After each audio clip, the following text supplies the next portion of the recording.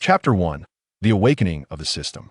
Seated in the third-floor attic, leaning against the window, Li Yin gazed at the bustling streets below. Passers-by clad in ancient attire hurriedly traversed his line of sight. The azure sky, devoid of any haze, the majestic palace, and the charming maidservant by his side, all of this could not possibly be an illusion. Indeed, he had traversed through time. Li Yin, once a model youth of the 21st century, found himself here after a night spent binge-watching dramas. He could not help but feel a twinge of admiration for the beautiful and bashful Hinata from the show. Somehow, upon awakening, he discovered himself in this ancient world. But how was it that he, an ardent fan of Naruto, had ended up in such a bygone era? Through days of keen observation, Li Yin discerned the world he had entered the realm of the renowned Detective Renjia. Just days prior, Jiang Zhen had come to warn him, mentioning the current magistrate of Pangu County, Renjia. Li Yin now bore the title of a royal relation of the Li Tang dynasty, his great-grandfather being the illustrious Emperor Taizong, Li Shimin.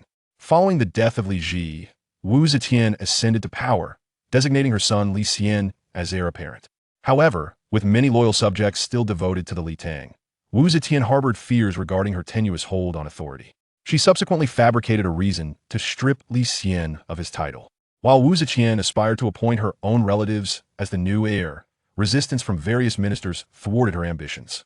In this tumultuous climate, Li Yin, bearing the bloodline of the Li Tang, orphaned and devoid of power, emerged as the most convenient choice for the throne. Thus, he found himself bestowed with the title of Crown Prince. Yet, despite being a prince, Li Yin found himself overlooked. When Jiang Zhen had visited, it was twofold: to announce Wu Zetian's decree and to caution him against harboring any delusions of grandeur. Although Li Xian had been deposed, the throne still symbolized his legacy in the eyes of many. Li Yin, powerless and without influence, had only one cousin in the court, named Li Qingxia. They shared a close bond, yet he could not discern whether Wu Zetian had ulterior motives concerning him. Recent news from the court revealed that Li Qingxia had been conferred the title of Princess Yang and was to marry a Turkic prince in 3 days. Li Yin recalled his cousin's true identity: the mastermind behind the first case in the world of Renjia, also known as Jean Mulan.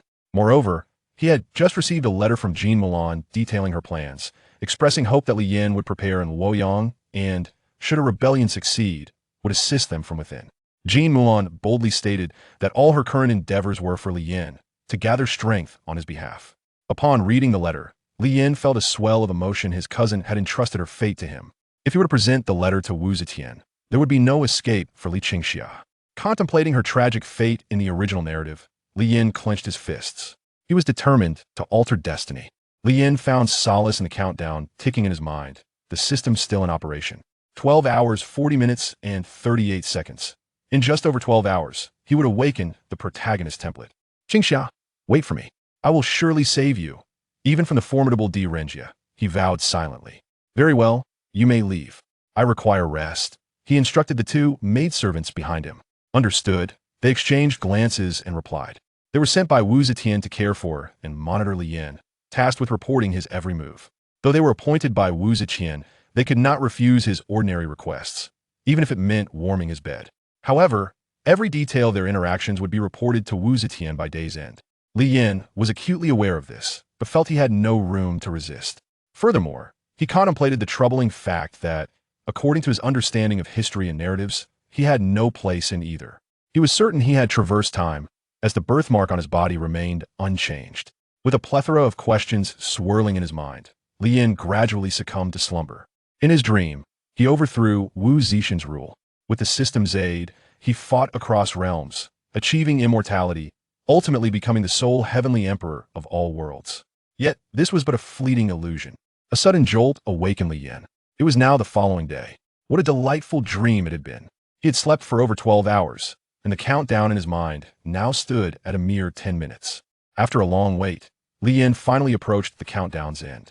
The thrill he felt surpassed even that of staying awake for New Year's Eve. 5, 4, 3, 2, 1. Ding. The multiverse system is now activated. Hearing the cold mechanical voice, Li Yin was overwhelmed with excitement. This was his singular opportunity to realize his dreams. System, are you truly a system? He queried eagerly. Ding. System initializing. Ding. Scanning. Ding. Current world. The world of Detective Renjia. Ding. Reward. 20 points have been granted to the host. Please proceed to the marketplace for consumption. A series of cold notifications echoed, revealing that the system seemed rather unintelligent, unable to engage in meaningful dialogue with Li Yin, merely following its program directives. He had considered whether the system was a ploy by others, but that thought was quickly dismissed. It was not that it was impossible, rather, he felt utterly powerless to resist. In his current predicament, Wu Zetian exploited him, while the Li Tang faction held no affection for him. He was surrounded by spies monitoring his every move. Aside from this room, all his actions were under scrutiny. Ding. Opening host template. Name, Li Yin. Martial strength. Inferior ranked from low to high. Inferior, third rate, second rate, first rate, top tier, peerless. Wisdom, third rate. Administrative skill, third rate. Leadership, inferior. Special skills, none. Evaluation, a disgraceful attribute. The system feels embarrassed to have a host like you. Li Yin. His face fell. System, do you dare to claim my transmigration has nothing to do with you? Were it not for you, would I even be here? And disgrace feelist that a term you should be using? If I had not traversed time, would you have had the opportunity to mock me? Ding. Reminder to the host. You currently possess 20 points. Would you like to access the system marketplace? Let's proceed. Chapter 2. The Attempted Assassination. Ding. The system marketplace is now open. The items available in the system marketplace were rather limited. 4-point items. Giguzi, Jiang Zhen, Jinui, Haibingtai, Dongchong, Shichong, Lu Bowen attribute template, Xiangyu attribute template, Han Xian attribute template, Xiaohe attribute template. 2-point items. Bai Qi, Han Xen, Li Jing, Yufei Li Tsun Xiao, Ran Min Mo, Su, Wang Shoren, Shan Yang, Confucius, Laozi, Xiangyu, Zhuge Liang, Shuerengde, Sun Wu, Sun Bin, Peng Wan, Bian Ke, Hua Ta, Zhang Liang, Yuan Qingdu, Li Yuanba, Shi Shi Diao Chan, Wang Zhaojun, Yang Yuhuan, Peng Wan. 1-point items. Qi Jiguang, Li Si, Yang Lian, Su De, Chang Yuchen, Lu Xiangxing Yiqian, Su Qin, Zhang Yidong Zhongshu, Lian Palimu Wu Zishu, Chu Yuan, Fan Li, Fan Zeng, Zhang Jiujing, Yang Lin, Li Qingzhao, Zhuo Wenjun, Kai Wenji, Xiao Qiao. Damn it, why do I only have 20 points? Li Yin exclaimed in frustration. He truly wished to acquire those beautiful figures after all. In his 2 decades of life, he had yet to discover how soft a girl's hand could be. However, recalling his current circumstances, he forcibly suppressed his desires, reminding himself that true strength comes from within. He needed to select a template to enhance his own capabilities. After deliberation, he opted for the Xiangyu template. Next, he needed to choose a faction, and he settled on the Shichong. The phrase, what the Dongchong can manage, I shall oversee what the Dongchong cannot manage. I shall take on even more so. With imperial authority bestowed, I shall act first and report later, resonated with him deeply. That left him with 12 points. Giguzi and Jiang Zhen were both worthy choices, being 4-point items. They must possess extraordinary qualities. He decided on Giguzi. Now, he had 8 points remaining. Yu Fei, Zhuge Liang, Suhi had 2 points left to spend. He concluded that he would choose Qi Jiguang and Fan Li. Having expended all 20 points, Li Yin selected the following purchases. Xiangyu template, Giguzi, Shichong, Zhuge Liang, Yu Fei, Su, Qi Jiguang, and Fan Li. Ding. Purchase complete. Processing. Ding. Processing successful. The Shichong has been established in Luoyang as a newly emerging force of the Wuzhou, led by Yu Huatian, with a banner of 3,000 men, all possessing second-rate martial strength. Ding. Xiangyu template successfully integrated. The host may now review their attributes. Ding. Giguzi, Zhuge Liang, Su, Qi Jiguang, and Fan Li have been successfully integrated as the host retainers. Ding. Yu Fei has been deployed as the captain of the West Gate of Luoyang, commanding 3,000 soldiers. Note, product from the system will be entirely loyal to the host. System, please check my current attributes. Ding. Name, Li Yin. Martial power, exceptional. Wisdom, mediocre. Leadership, first rate. Politics, third rate. Skill, Overlord Spear. Evaluation, a peerless general, unmatched in valor. Li Yin gazed at his attributes, feeling the immense power surging within him, and nodded gently. System, can you check the attributes of others? Ding. Scanning function activated. Ding. Name, Wang Su Giguzi. Martial power, exceptional. Wisdom, exceptional. Leadership, exceptional. Politics, exceptional. Skills, Zongheng, swordsmanship, alliance strategies, Gu manipulation. Evaluation, a rare talent throughout history. Impressive. No wonder he is a 4-point asset. Not only are all his dimensions exceptional, but he also possesses 3 skills. I wonder what the other 4-point asset, Jiang Zhen, is like. Ding. Name, Mosey. Martial power, mediocre. Wisdom, top tier. Leadership, first rate. Politics, second rate. Skill, mahist mechanisms. Evaluation, a master of ingenious mechanisms, capable of making a car run without gasoline. Ding name, Yufei. Martial power, top tier. Leadership, exceptional. Wisdom, mediocre. Politics, third rate. Skills, Beihui military training method, Li Chuan spear technique. Evaluation, a supreme commander. Ding name, Zhuge Liang. Martial power, unremarkable. Wisdom, exceptional. Leadership, first rate. Politics, exceptional. Skills, Bagua formation, knowing the will of heaven weather prediction. Evaluation, a brilliant statesman and military genius of the ages. Ding name, Qi Jiguang. Martial power, first rate. Wisdom, mediocre. Leadership, top tier. Politics, second rate. Skill, Mandarin duck formation. Evaluation, a renowned general against the Japanese pirates. Ding name, family. Martial power, unremarkable. Wisdom, top tier. Leadership, second rate. Politics, first rate. Skill, sage of commerce. Evaluation, the saint among merchants, the progenitor of trade. Ding name, Yu Huatian. Martial power, top tier. Wisdom, first rate. Leadership, second rate. Politics, second rate. Skills, deciphering sacred intent, torture. Evaluation, the demon in everyone's heart, the dog before the monarch. With the assistance of a system, the sudden appearance of a few individuals in Li Yan's residence did not attract the attention of spies from various factions. That evening, Li Yan was feigning sleep. Suddenly, a dazzling white light flashed. In an instant, Li Yan recognized it as the reflection of a dagger. With a swift motion, he sprang up like a carp. Seizing a nearby stool, he hurled it forward. However, the assassin seemed to have anticipated Li Yan's action, halting just in time to evade the attack. Seizing the moment of Li Yan's frozen stance, the assassin lunged forward with the dagger. Li Yan had no time to defend himself and could only muster all his strength to dodge to the side.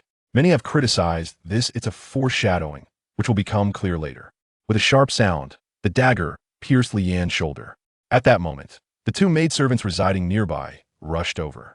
Who dares to assassinate His Highness the Crown Prince? They reprimanded. They were sent by Wu Zetian to monitor Li Yan. Without her permission, no one could harm him. Both were skilled in martial arts and soon engaged the assassin in combat. System, scan their attributes. Thing name, Xiao Tao. Martial power, first rate. Wisdom, mediocre. Leadership, third rate. Politics, third rate. Skill, assassination. Evaluation, an internal guard assassin of Wu Zetian, responsible for monitoring Crown Prince Li Yan.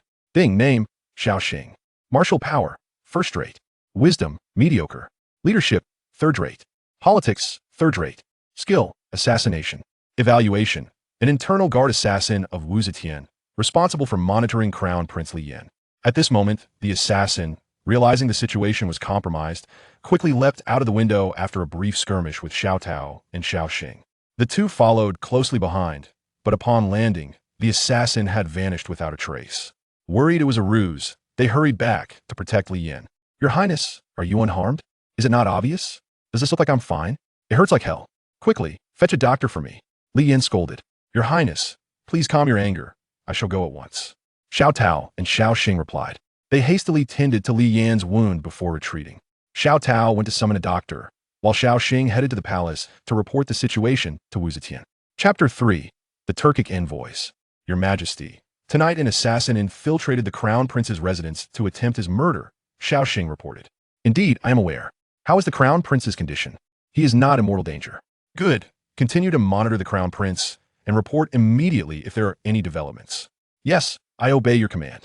After Xiao Xing left, Wu Zetian's expression darkened, her eyes revealing an inscrutable emotion. Who could it be? Wu Sanxi or the Li Tang faction? Or perhaps the former Crown Prince Li Xian?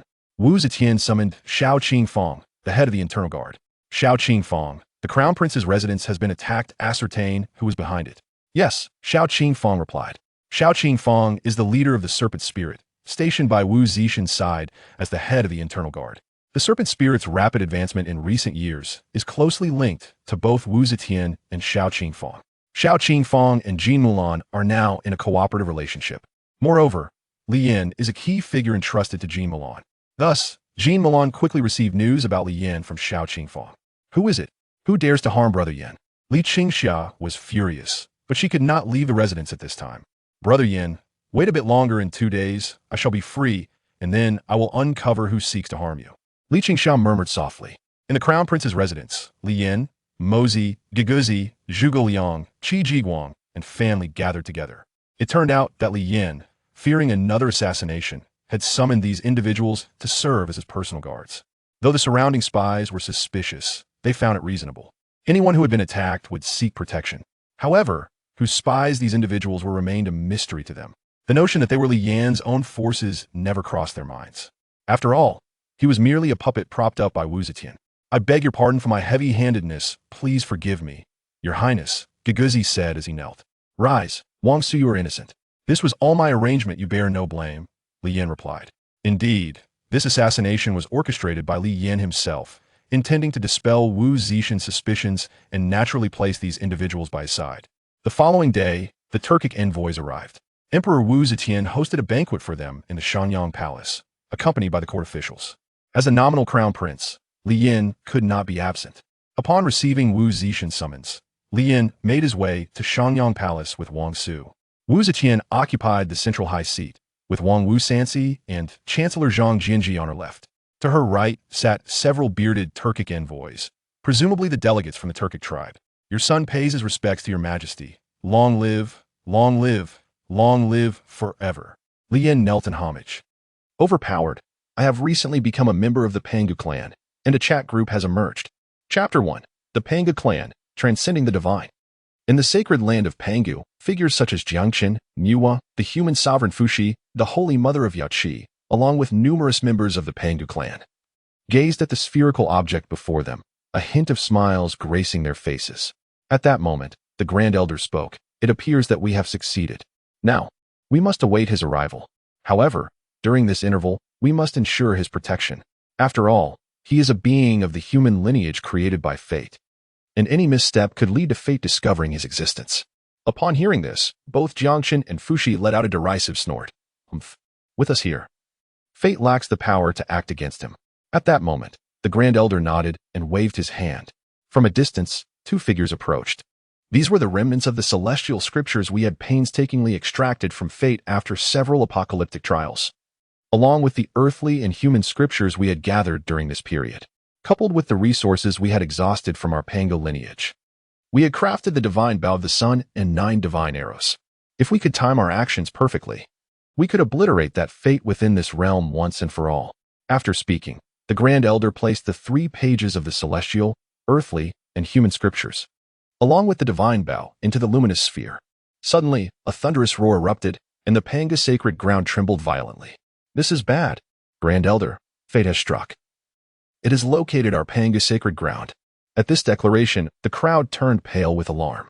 Yet, at that moment, Jiang Chen and Fuxi spoke in unison. Leave fate to us.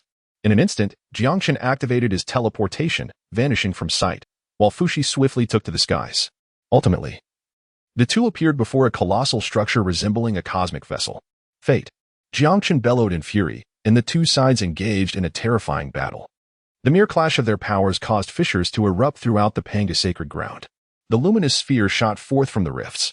Observing this, the Pangu clan members attempted to intervene, only to be thwarted by fate. Witnessing this, King of Humanity Fuxi was filled with wrath. He drew the Pangu bow, and the Holy Mother of Yaoqi emerged alongside him, unleashing 6 arrows in unison. The catastrophic collision tore the fabric of space as Jiang Chen summoned his full strength.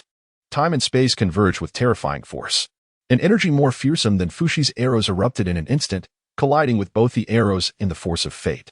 A cataclysmic clash ensued, unleashing apocalyptic devastation as the overwhelming and terrifying powers of both sides shattered the bodies of King Fuxi and the Holy Mother of Yaoqi, leaving even the Pangu war god Jiang Chen severely wounded. Fate, too, was struck with trepidation by the terrifying power unleashed by the Pangu tribe.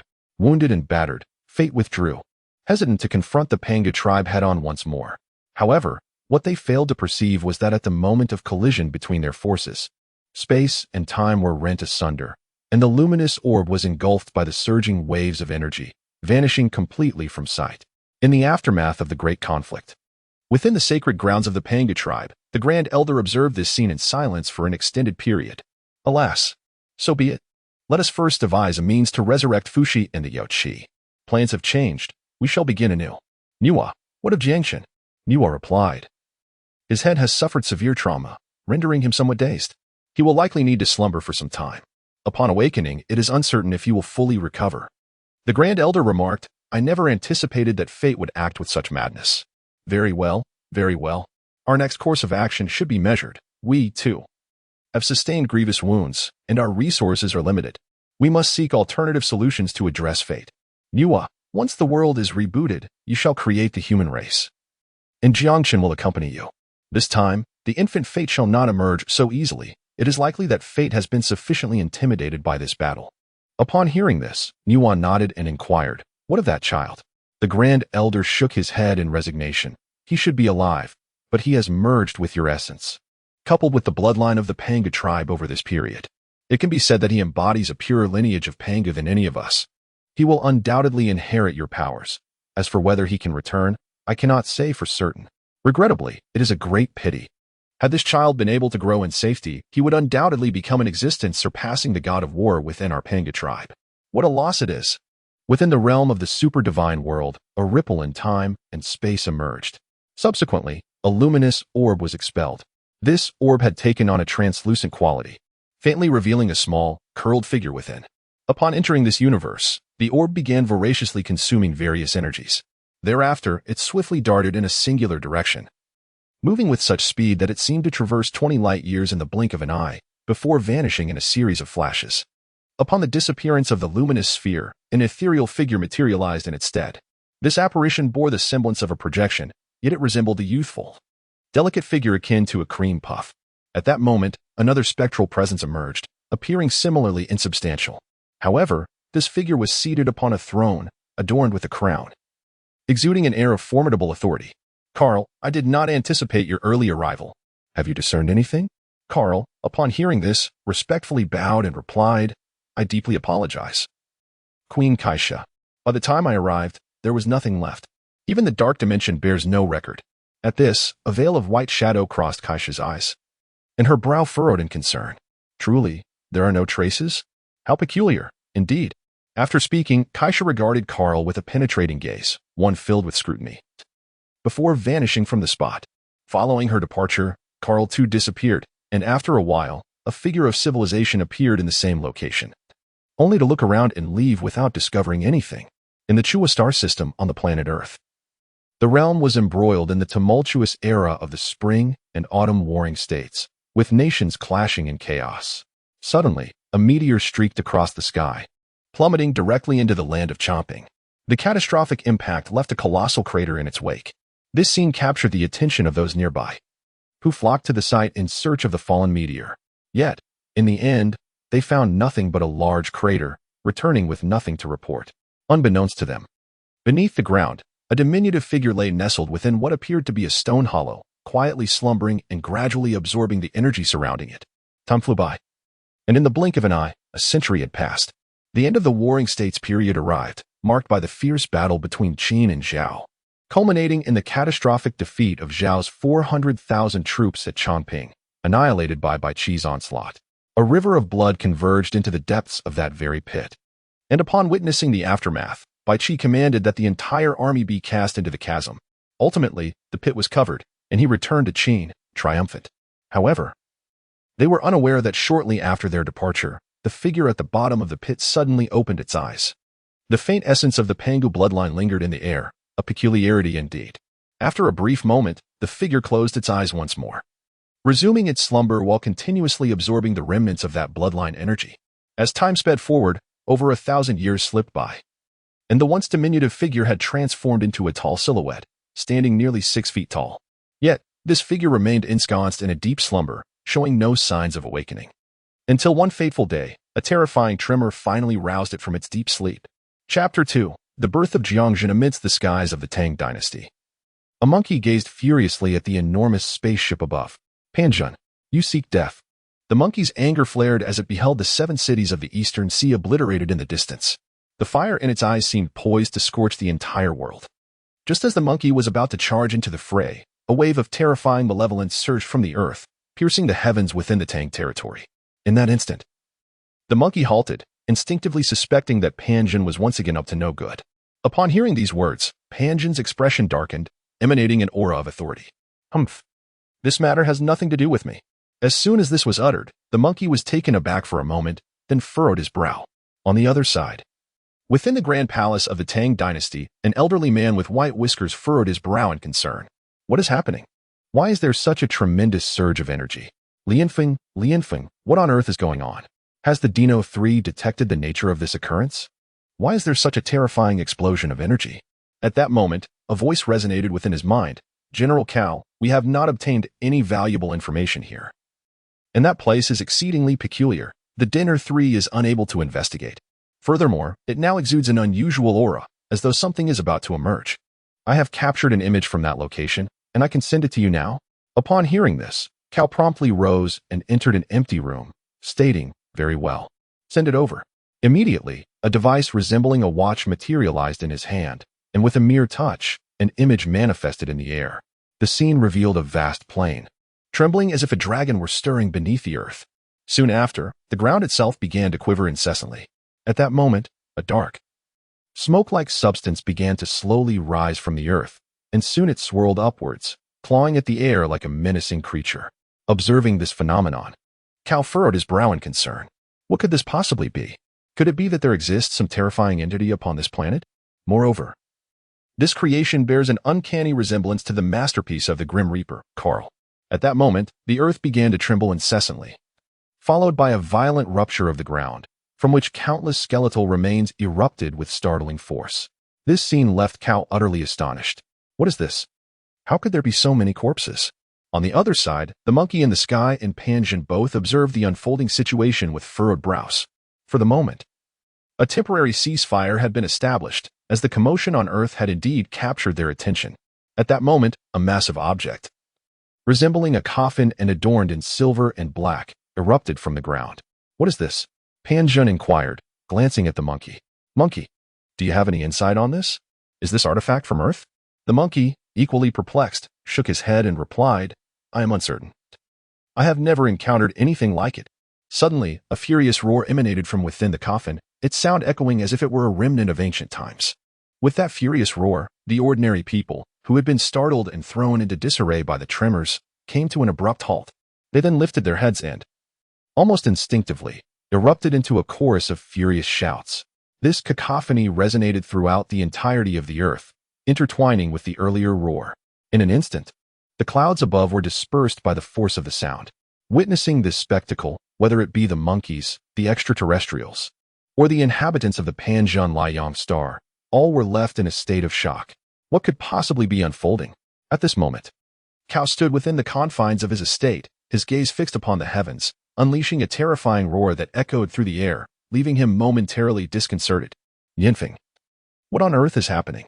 What is that entity, and what connection does it bear with the natives of the Central Plains on Earth? General Cao. Even the Dinner 3 is at a loss regarding this matter. However, it has detected a surge of energy boiling within the bodies of those ordinary people. This force appears to be linked to the coffin that has manifested in the sky, as if it were the very source of this power. Upon hearing this, a shadow of concern crossed Cao's face. Lianfeng, is it possible to ascertain the nature of this phenomenon, even if just a fragment? Lianfeng responded. According to the analysis from Dinner 3, the origin of this power seems to lie within their bloodlines. Cao was taken aback by this revelation. Gazing at the attendants around him, a sense of incredulity swelling within his heart. Just then, the coffin abruptly swung open, and a figure emerged, tall and clad in black, with striking features. As he soared from the coffin, he waved his hand, causing the coffin to shrink and vanish into his grasp. At that moment, the figure glanced at the unearthed skeletal remains below and shook his head. With a casual wave of his hand, the earth stirred, and in an instant, all the bones were buried once more. The figure then turned his gaze towards the eastern sea.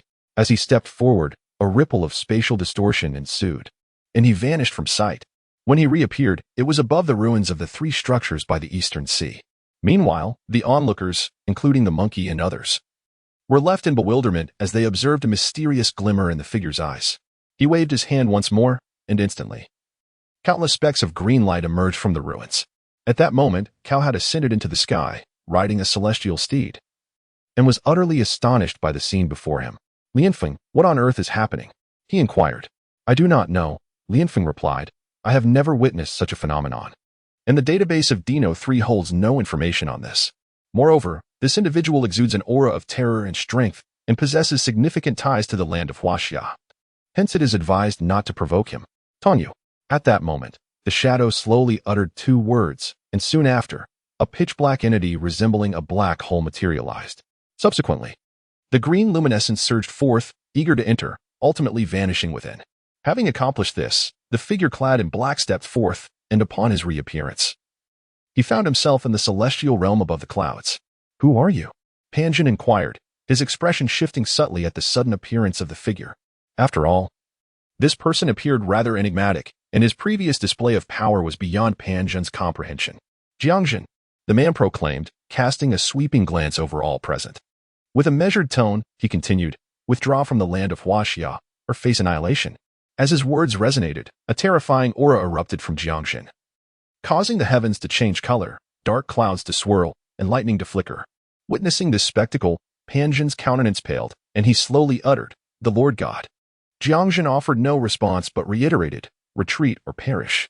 At this juncture, Panjin found himself at a loss, particularly with the watchful presence of Sun Wukong beside him, prompting him to exclaim, "Withdraw." Jiang Zhen remained suspended in the air, quietly observing the unfolding scene. He then glanced at Sun Wukong, furrowing his brow, after which the space around him rippled, and he vanished from sight. "Hey, wait, don't go. I still have words to share." Alas, Jiang Zhen's figure showed no sign of hesitation, disappearing entirely. Just then, Du Kao arrived, riding a celestial steed. "Wukong, what transpired just now?" Sun Wukong shook his head in response, stating, "I do not know. I am still quite perplexed, so please refrain from questioning me. Furthermore, old Du, why did you not intervene to stop Panjin from destroying the city? Those are the lives of countless citizens from 7 cities. Upon hearing this, Du Kao's eyes sparkled. Yet he replied, "Alas, Wukong, it is you who acted impulsively." Chapter 3. 9 arrows shot at the Sun Wukong, after hearing Du Kao's remarks, fell into silence. Gazing at the vanished East Sea 7 cities and then at the disappeared celestial realm, ultimately revealing a bitter smile, shaking his head without uttering a word. Upon witnessing this scene, Du Kao's eyes sparkled with brilliance as he smiled and remarked, "Well, Goku, since the incident has already transpired, let us put it behind us and look towards the future. Our primary concern now is to ascertain the true identity of that enigmatic figure in black." The terrifying aura detected by the Dino 3 unequivocally indicates a power akin to that of a supreme deity. We must uncover who he is and his intentions for Earth. If he shares a connection with the fierce sun, we will need to devise a solution to address this matter. Upon hearing these words, Sun Wukong gazed intently at Du Kao and replied, "He is not an extraterrestrial. If my instincts are correct, he is most likely a native of Earth. I can sense that after his ferocious roar, it stirred the very blood of the Huaxia people on this planet. Moreover, the genes within me resonate subtly. They are the essence of a deity born upon the terrestrial sphere." Yet, as these words lingered in the air, 3 golden energy arrows suddenly pierced the void from a nameless mountain afar. Whoosh, whoosh, boom, boom. In an instant, the starry sky was illuminated by 3 orbs of light resembling miniature suns born from explosions. At that very moment, 6 more arrows of light surged forth, followed by the emergence of another 6 miniature suns. This spectacle left Sun Wukong and Du Kao, both present on the terrestrial sphere, utterly astounded. "What is this?" Just then, Jiang Zhen's voice echoed, "Begone, depart, watchers, perish." At this juncture, high above in the heavenly court, the sight of 9 top-tier warships of the blazing sun star disintegrating in a cataclysmic explosion profoundly shocked Panjin. How could this be? These vessels are second only to my esteemed heavenly court of the blazing sun. In the vast cosmos, they are among the rarest of their kind. How could they be so effortlessly obliterated by an energy arrow? Who on earth is this individual? At that moment, a figure entered and inquired, "General, what shall we do next?" Panjin replied, "No need for further surveillance. Everyone return. This deity of the terrestrial sphere is formidable, rivaling even our solar deity. Moreover, that arrow-shaped energy projectile seems to subtly counter our stellar energy. Let us refrain from further dealings with the terrestrial sphere until we ascertain the situation." "Understood, General." Meanwhile, on the terrestrial sphere, Sun Wukong beheld this scene and erupted into hearty laughter. "Ha! I never imagined that Panjin would truly dig his own grave this time. He was so frightened that he fled in disgrace, yet he still dares to send someone to spy, truly a foolhardy endeavor. But who is that great deity? Such terrifying power. To obliterate the blazing sun worship with a single shot, indeed impressive. However, at that moment, Ducao felt a surge of panic within him. How could such an entity exist on the terrestrial sphere? This cannot be. If this continues, my plans will be thwarted. The strength of Dinner is insufficient to contend with a being of divine caliber, possibly even a supreme deity. It seems that plan must be shelved, if all else fails.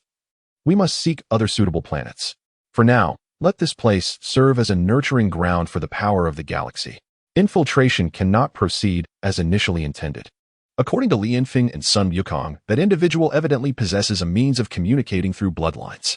Thus, exposure would be far too easy. I must return swiftly to inform them. To alter our strategy, there is still time. Upon reflecting on this, Ducao turned to Sun Wukong with a smile and remarked, Wukong, the next steps lie with you. You are, after all, a deity of the Earth Star, and it is unlikely that the god of that realm will harbor any animosity towards you. However, I cannot guarantee the same for myself, as I must assist the Tang Emperor with certain matters. In particular, I must lend my aid in resolving the issues concerning the 7 cities of the Eastern Sea.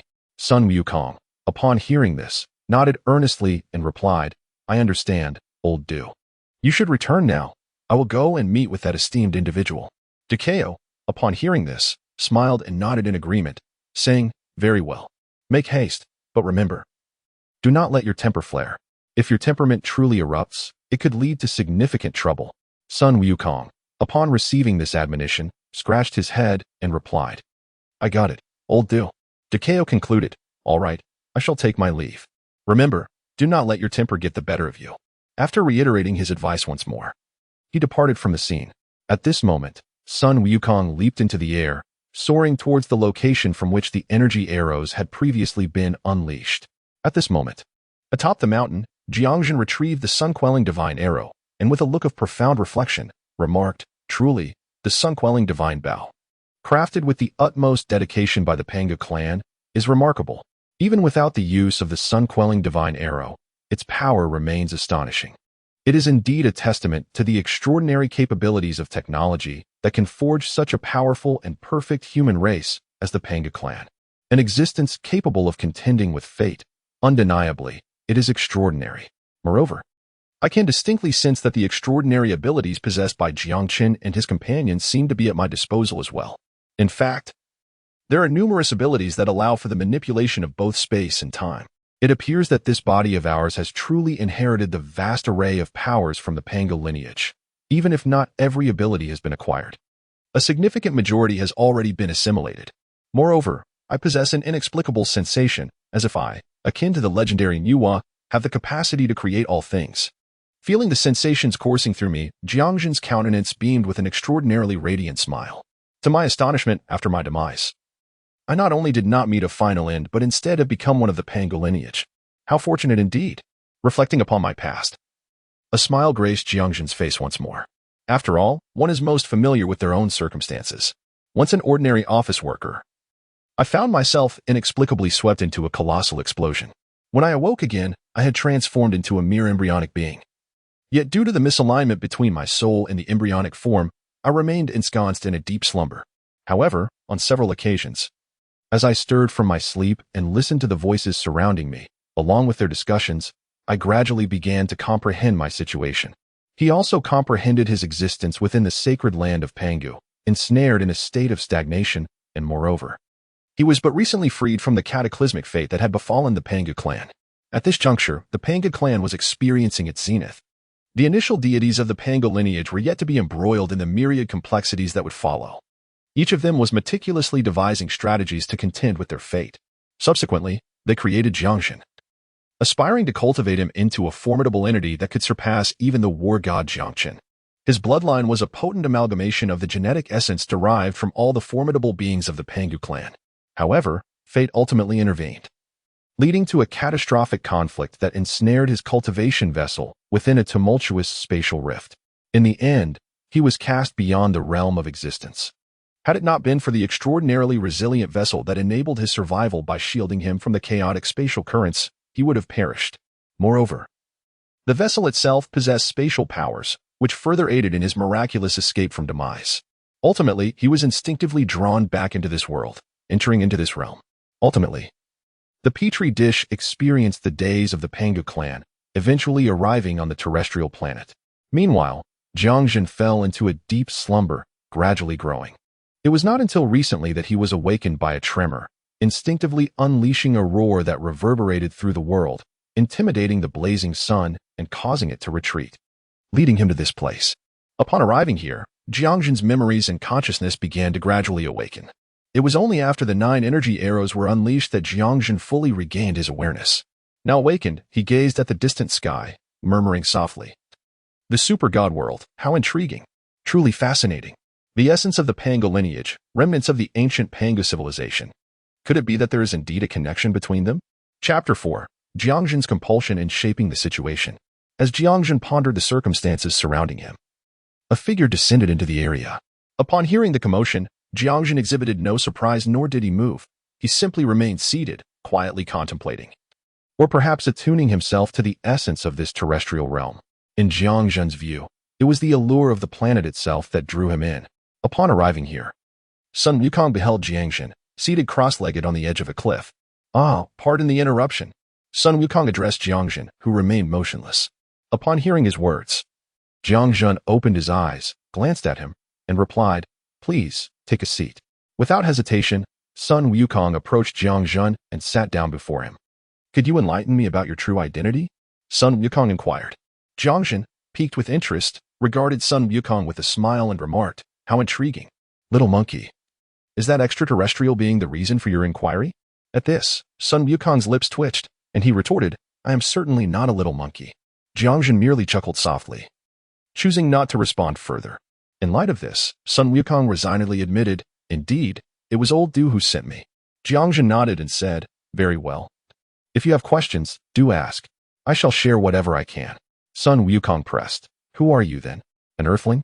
Jiang Zhen replied, "An earthling, one might say. My origins are a mystery even to me. The last time I regained consciousness was an eternity ago, during a time I recall as the primeval era. In the sky hung 9 colossal fireballs, and it was from their intense heat that I emerged. Subsequently, I shattered those fireballs and returned to slumber." Sun Wukong's eyes widened in disbelief upon hearing this. "You cannot be serious. Are you referring to the legendary archer, shooting down the suns?" Jiang Zhen shook his head, responding, "I cannot say for certain. I truly do not know." As Sun Wukong contemplated Jiang Zhen, he recalled the previous scene where 9 energy arrows had obliterated a blazing warship, and he felt a flicker of belief stir within him. Meanwhile, Jiang Zhen, observing Sun Wukong's expression, quietly chuckled to himself, thinking, "Ha, this monkey is indeed easy to deceive. Whatever I say becomes truth for him. How amusing." Yet, he pondered further, calculating that he might soon become one of the ancestral figures of this world. With this thought in mind, Jiang Zhen continued nonchalantly, however, during this time, "I did awaken once more, though it was unlike my previous experiences. I did not manifest, yet I heard the sounds of fierce battles resonating above. In the end, rivers of blood flowed, countless lives converging at my location. Ultimately, bodies were cast where I lay, leading to the burial of over 40,000 souls. The ominous aura that once filled the air had some connection to those departed." Upon hearing this, Sun Wukong's eyes widened, and an overwhelming shock surged within him. This Jiang Zhen, though uncertain whether he was the legendary archer who shot down 9 suns, hailed from a place that, according to old Du, was the battlefield of Chongping. The corpses scattered there belonged to the 400,000 soldiers of Zhao, who had been slain by the valiant General Bai Qi during the historic conflict between Qin and Zhao. By this reckoning, it could be inferred that this individual was, at the very least, considerably older than myself. Moreover, his strength appears to be even more terrifying. Contemplating this, Sun Wukong gazed seriously at Jiang Zhen and inquired, "Will you protect this world?" Jiang Zhen, looking at him as if he were a fool, replied, "I am not a caretaker. Unless there is a calamity that annihilates entire clans, their lives and deaths are of no concern to me. Perhaps when those entities descend and I fully regain my power, I might intervene. Now, monkey, it is time for you to leave. Do not return here casually." With that, Jiang Zhen focused his thoughts, and the forces of space and time were instantaneously unleashed. Before Sun Wukong could react, he was immobilized by the power of time, and in the next moment, the monkey vanished from his spot. When he regained his senses, he found himself suspended over Chang'an, 1,000 miles away. Gasping in astonishment, Sun Wukong was filled with awe at Jiang Zhen's capabilities. On the other side, Du Cao returned to the Tang dynasty and briefed the emperor on the resolution strategies, assisting him in managing the affairs at hand. Ultimately, he vanished from the scene and made his way to the Nuwa III. Within Nuwa III, Lian Feng regarded Du Cao and said, "General Du." Du Cao nodded and asked, "Lian Feng, how fare you? Have you gleaned any insights?" Lian Feng shook his head in resignation. There are no records of him within the Super God Academy. However, many mentors at the Academy have formed some conjectures regarding his circumstances. Upon hearing this, Du Cao's eyes brightened. "Do elaborate." Lian Feng responded. "This matter traces back to Sun Wukong. Are you aware of his origins?" Du Cao frowned slightly and replied, "I have heard that Teacher Wu from the Super God Academy obtained a unique genetic code here on Earth. Ultimately, with the aid of the Great Clock's power, he barely managed to create the existence known as Sun Wukong. Moreover, the research on Sun Wukong remains inconclusive." However, upon hearing this, Lianfeng shook his head and remarked, "It is not entirely devoid of findings. The invincible body of the galactic force has indeed evolved from Sun Wukong's indestructible form. Yet, when compared to the true indestructibility of Sun Wukong, it still falls considerably short. The genetic legacy of Sun Wukong was discovered here, leading Professor Wu and his colleagues to speculate that the enigmatic Pangu civilization may have originated from the very planet beneath our feet." Upon hearing this, Du Cao was taken aback and exclaimed, "Does the Pangu civilization truly exist?" Lian Feng shook his head and replied, "The truth remains uncertain. However, after encountering the even more mysterious Jiang Zhen, I find myself inclined to believe that it could indeed be authentic. That Jiang Zhen may very well be a remnant of the terrifying deities from the Pangu civilization. Moreover, the monkey stated that he would not interfere in the affairs of the earth unless it involved the annihilation of a race. Moreover, according to his words, it seems he has not yet fully recovered. As for the entities he mentioned, we remain in ignorance of their true nature. Perhaps we could surmise that they embody the very void we have long feared. In any case, his current strength is already comparable to that of a deity, and he is likely at the level of a fourth-generation god. Therefore, my counsel is to avoid provoking him. Rather than seeking an alliance, we should abandon all previous plans." After a brief silence, Dekeo responded, "I understand. I will inform the others from dinner and direct them to seek out suitable planets. However, we have already introduced our genes into some of the inhabitants of this planet. Thus, I shall coordinate to gather all the bearers of genetic traits, such as the galactic power and the war god of Nox, into a single city. This will facilitate our management and ensure we do not encroach upon his boundaries. What do you think?" Lianfeng nodded in agreement. "Let it be so. I shall communicate this to the Super God Academy." Dekeo replied, "I will notify the others from dinner." With that, the two parted ways, each heading towards their respective destinations. However, what Jiang Zhen was unaware of was that his emergence had rapidly accelerated the formation of the Super God Academy's future landscape. Yet, Jiang Zhen was wholly indifferent to these developments. At that moment, he was engrossed in contemplating his own situation. Seated cross-legged, Jiang Zhen mused. According to the stipulations within the contract, members of the Pangu clan with richer emotions ultimately wield greater destructive power. However, this method is not suitable for me, and such power is inherently limited. It would be far more advantageous to harness technology or focus on cultivation. In my current situation, the most effective method of cultivation seems to lie within my physical prowess. Perhaps I can harness energy akin to that which devours the cosmos, as depicted in swallowing the stars and star transformation, or perhaps a technique reminiscent of spiritual energy. Should this be the case, I might not need to undertake solitary scientific inquiries, which would be rather cumbersome. With this thought in mind, Zhang's gaze turned toward the esteemed families, various sects, and numerous tombs. I hope you shall not disappoint me. Chapter 5. Comprehending the path of cultivation on the sunlit planet of Liang, within the Tower of Heavenly Tao. Panjin entered alone. I pay my respects to the divine. At that moment, a rune resembling flames materialized within the Tower of Heavenly Tao. You have returned. How fared your endeavors? Panjin responded. I report to the divine that the majority of our objectives have been accomplished. However, an unforeseen incident occurred at the end, resulting in the obliteration of my 9 supreme battleships. On Earth, aside from that monkey, what other surprises did you encounter? Panjin replied, Divine One. After we detonated 7 cities, a terrifying entity of divine caliber emerged on Earth. I sensed that this individual's strength may rival that of the angelic king, the Holy Kesha. Upon hearing this, the tower of heavenly Tao fell into silence. After a considerable pause, the voice of the ancient sun god resonated. I see. I did not anticipate such mystery to exist there. You need not concern yourself with this matter. Instead, take good care of young Reina. It is not yet her time to emerge. The grand era has not yet descended. From today forth, our principle in Liang shall be national peace and prosperity. Do you understand? Panjin promptly replied, Yes, I understand. You're divine. Very well. You may go. Ensure the safety of Liang. Furthermore, do not disclose this information. Yes, I understand. I take my leave. With that, Panjin respectfully exited the tower of heavenly Tao. Meanwhile, the rune flickered uncertainly, and a sigh gradually echoed. Alas, who would have thought such matters would arise? Is Earth truly so enigmatic? No wonder the Super Divine Academy has been tirelessly researching and exploring this place. A new existence of divine caliber, not inferior to Kesha? This indeed piques my interest. On the other hand, the majority of the Denoran civilization had departed from Earth, taking all the Denorans with them to distant lands. Only a small contingent remained as researchers, assisting Takeo in the construction and maintenance of Denora 3. However, Jiang Zhen was entirely unaware of these developments. At that moment, he was exploring and observing various sects, including those capable of cultivation. His inherent super-learning ability allowed him to absorb knowledge at an astonishing pace. His reading speed rendered him capable of comprehending entire texts with just a fleeting glance, effortlessly storing the wisdom contained within the books into his mind. In such a short span of merely 1 or 2 months, Jiang Zhen managed to peruse all the knowledge pertaining to cultivation across the vast expanse of the Central Plains.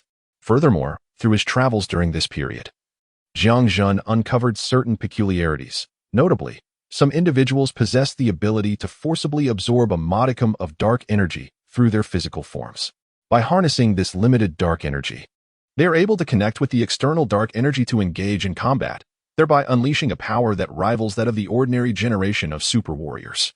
However, the number of those who can attain this level is exceedingly rare, and it necessitates both a unique constitution and innate talent. Those of this ilk are referred to as cultivators or alchemists. Observing the situation, Jiang Zhen chose not to reveal himself. He merely scrutinized their methods of cultivation before departing. It was not until 3 months later, when Jiang Zhen reappeared atop the nameless peak, that he had committed to memory an untold number of ancient texts and classics. He gazed at the heavens and, in a measured tone, proclaimed, "What remains now is for me to address it at my own pace. I aspire to genuinely forge a method of cultivation that permits continual advancement. Otherwise, scientific inquiry lags, particularly when I am alone." With that, Jiang Zhen activated his spatial and temporal abilities, subsequently erecting a barrier upon the mountain. In an instant, the entire peak vanished from the Earth's surface, without causing the slightest disturbance. It was only when Takeo and Sun Wukong ventured forth to visit Jiang Zhen that they discovered the mountain had inexplicably disappeared.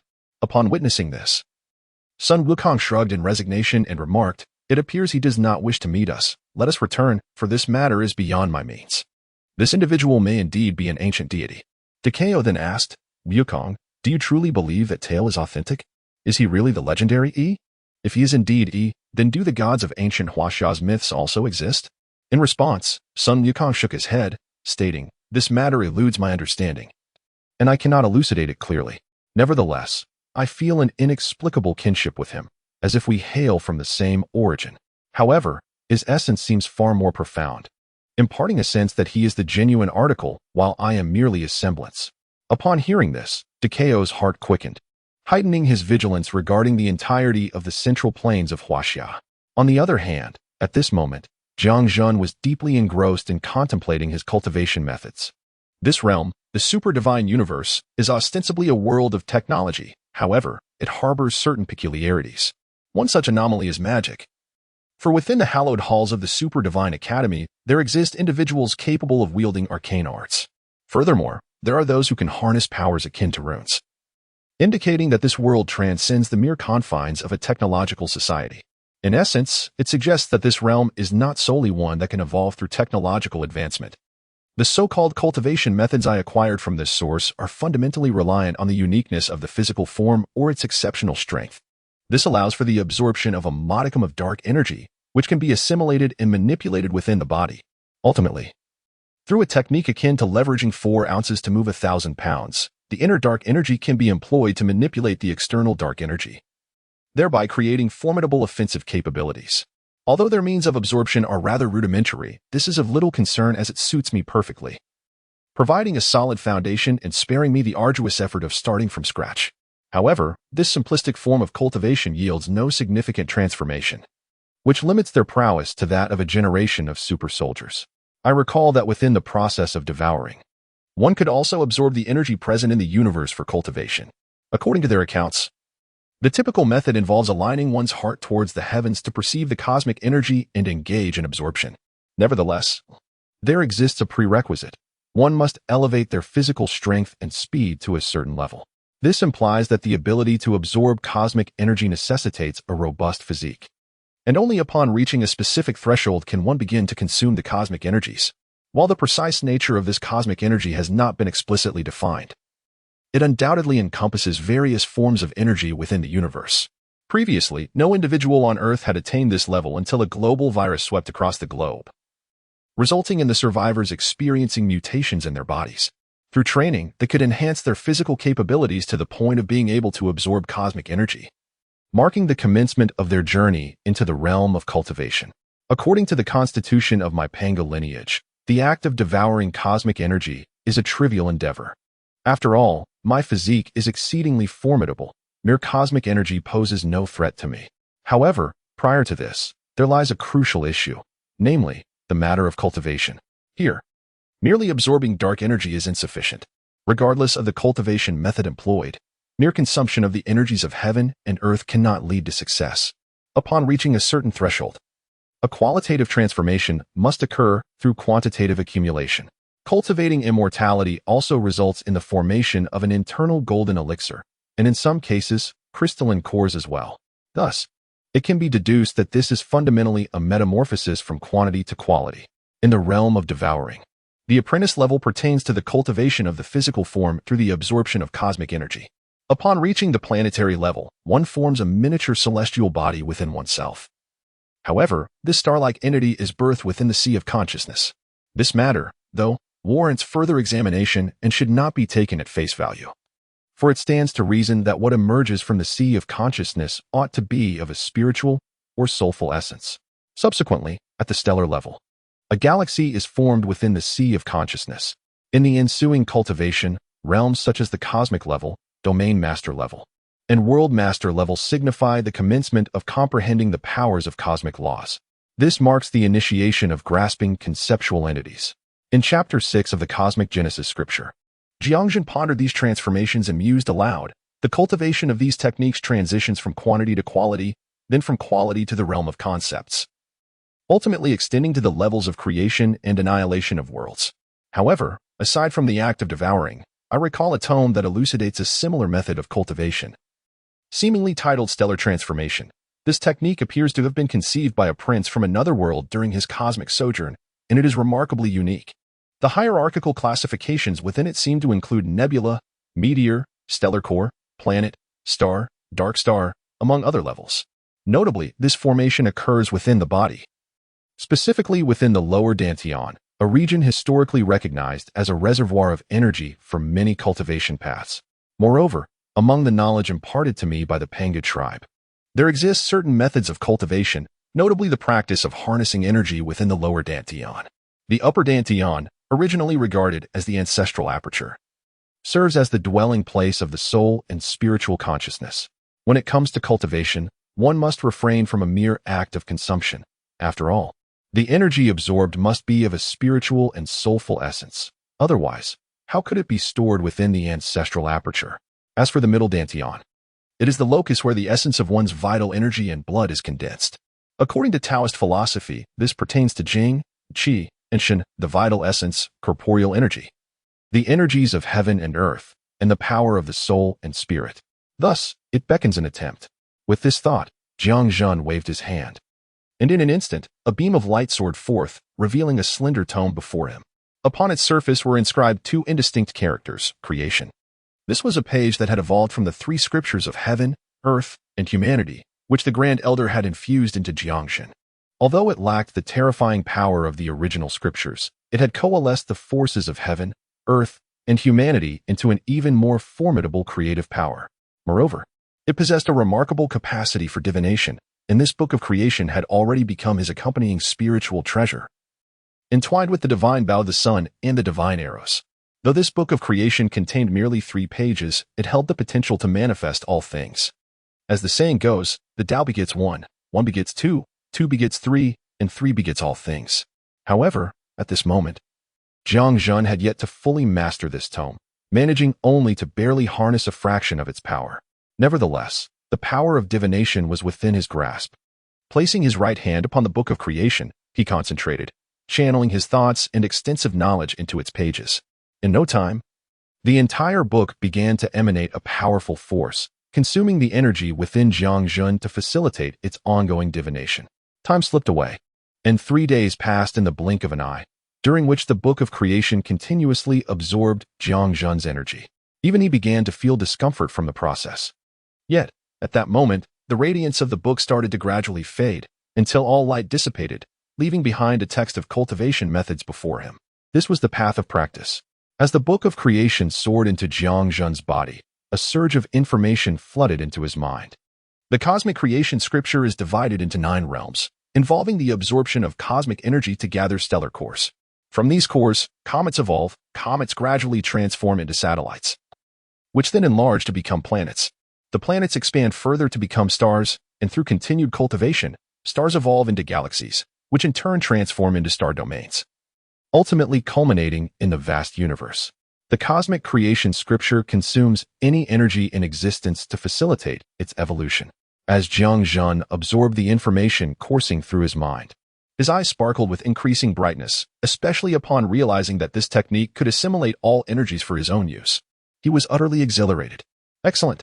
With this newfound technique, I am no longer required to rely on the relentless accumulation of time or unleash emotional vigor to augment my strength, as was the tradition of the ancient Pangu clan.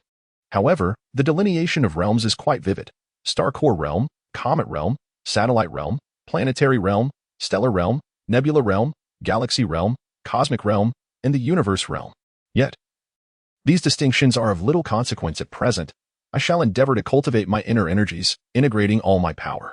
For, although I am formidable now, my approach resembles using a cannon to swat a mosquito, excessively wasteful. With that thought, Jiang Zhen settled into a lotus position, palms facing the heavens, silently reciting sacred verses.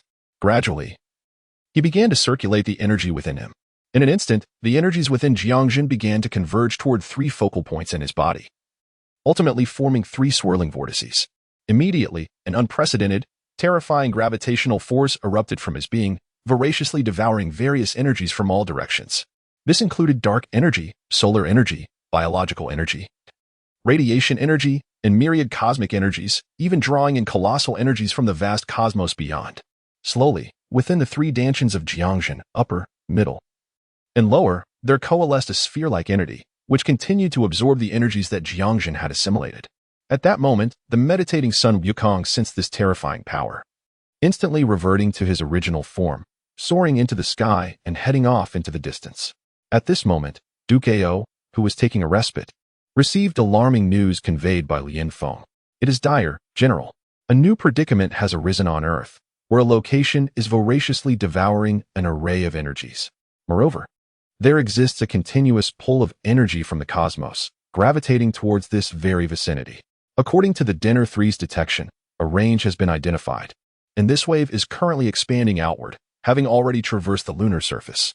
Upon hearing this, Dekao's expression changed dramatically as he inquired, Lianfeng, what on earth is happening?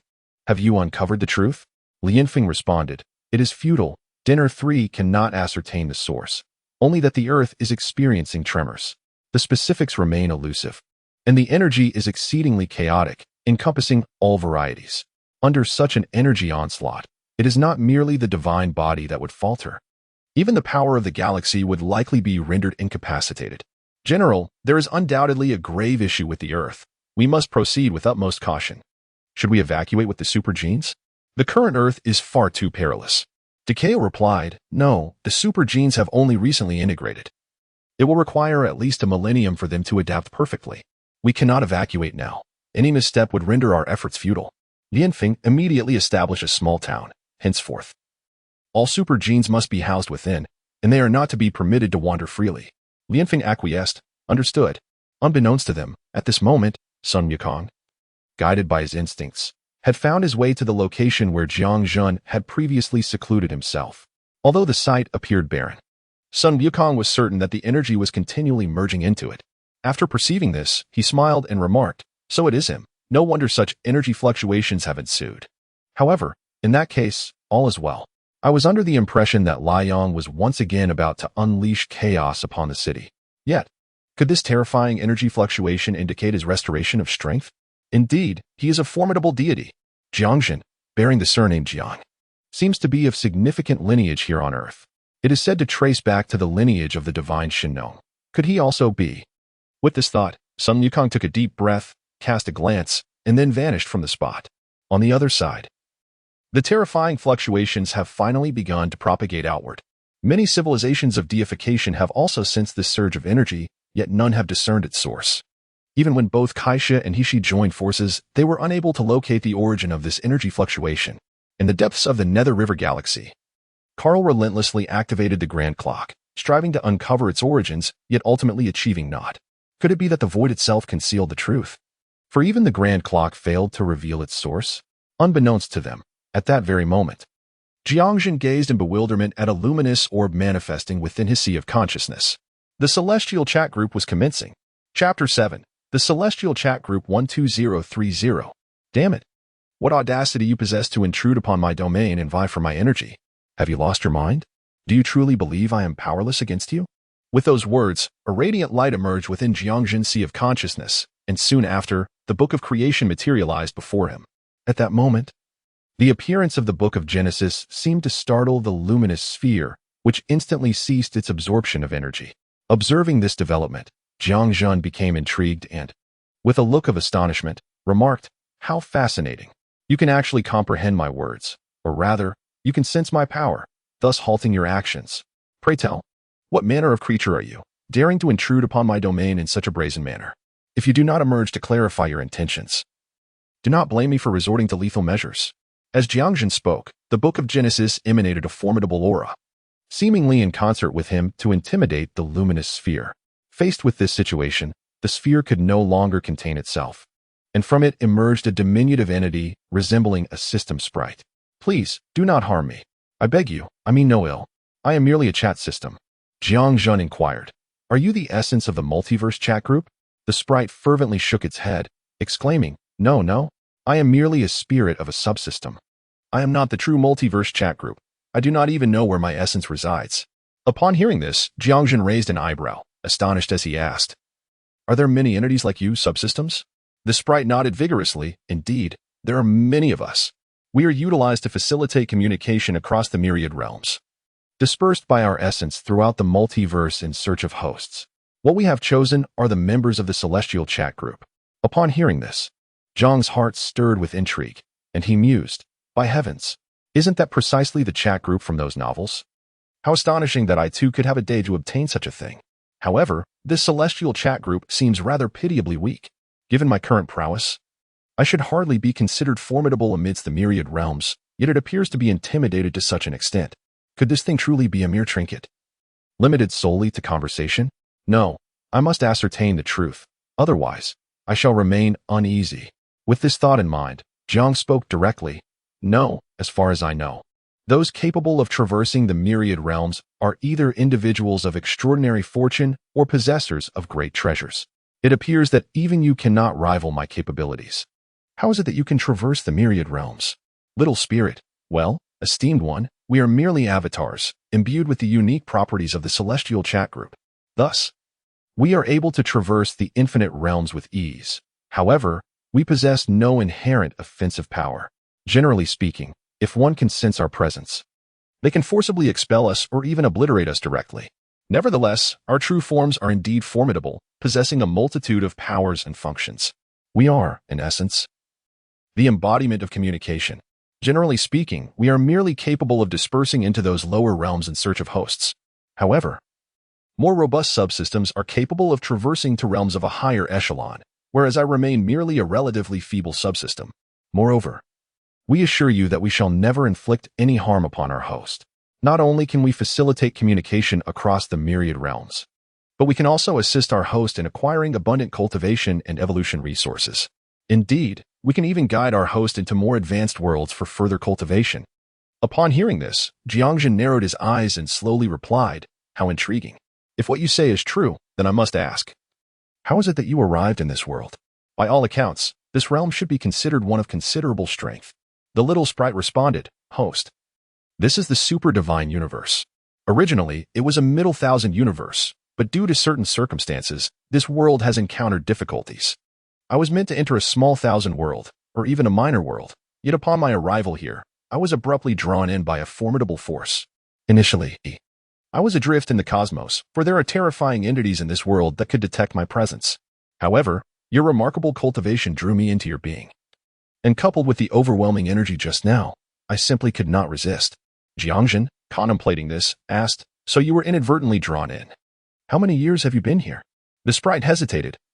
I can't recall exactly, but it must be at least 1,000 years." At this revelation, Jiang Zhen, who had previously been indifferent, felt a stir within, as if a realization was dawning. 1,000 years? Drawn in? Could it be because of me? After all, I too was drawn in under similar circumstances. If that is the case, then this creature's predicament is likely my doing. Having come to this conclusion, Jiang Zhen inquired directly, "What exactly is your chat group, and what purpose does it serve?" The little sprite, now animated with excitement, exclaimed, "Oh, I know. Our chat group exists to maintain the balance of the myriad realms. Moreover, our essence is a manifestation of the consciousness created by the myriad realms. Thus, we can traverse these infinite worlds without encountering difficulties. Our primary function is to communicate with formidable entities, urging them to address unforeseen circumstances that should not arise. Upon successfully fulfilling our tasks, we are rewarded abundantly, and we, as subsystems, are also eligible for upgrades. Typically, our activation requires a certain amount of energy, after which we gradually absorb energy in our daily existence until we are fully restored. Consequently, many systems awaken only after considerable time. However, the host possesses ample energy. Coupled with the host's formidable strength, it is likely that after completing specific tasks, I shall attain an upgrade, enabling us to join powerful chat groups. From there, we can accept tasks, significantly enhancing the host's capabilities in due course." Upon hearing this, Jiang Zhen raised an eyebrow and remarked, "How intriguing. This implies that, for now, you can only connect with those weaker chat groups?" To this, the sprite shyly responded, "Host, I have just emerged, thus I am the most basic subsystem of chat groups. Ordinarily, I can only engage with chat groups formed at my level." Upon hearing this, Jiang Zhen gazed intently at his sprite and waved his hand. Instantly, boundless energy surged into the luminous sphere. The energy bar of the sphere began to escalate dramatically, while Jiang Zhen fervently absorbed all energy present in the cosmos, devouring it at a terrifying pace. Within a brief period, a stellar core formed within Jiang Zhen, integrating various divine powers and laws into it. Subsequently, the stellar core expanded, transforming into a comet. As the comet continued to grow, it gradually evolved into a satellite. 1 month later, Jiang Zhen gradually ceased his energy absorption. By this time, the chat groups of the myriad realms were brimming with energy, actively connecting with other systems across the infinite realms.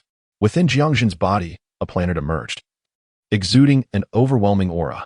However, with a mere thought from Jiang Zhen, this formidable presence vanished without a trace. Subsequently, Jiang Zhen's consciousness arrived at the chat group. "So, have you made contact?" The little spirit appeared. "Host, I have already established contact with the main body, but reaching out to the other systems will require more time. Moreover, I have become the creator of this chat group." As it spoke, the little spirit puffed out its chest proudly. Seeing this, Jiang Zhen could only shake his head in bemusement and gently pat the little creature's head. Chapter 8. Newcomers in the group.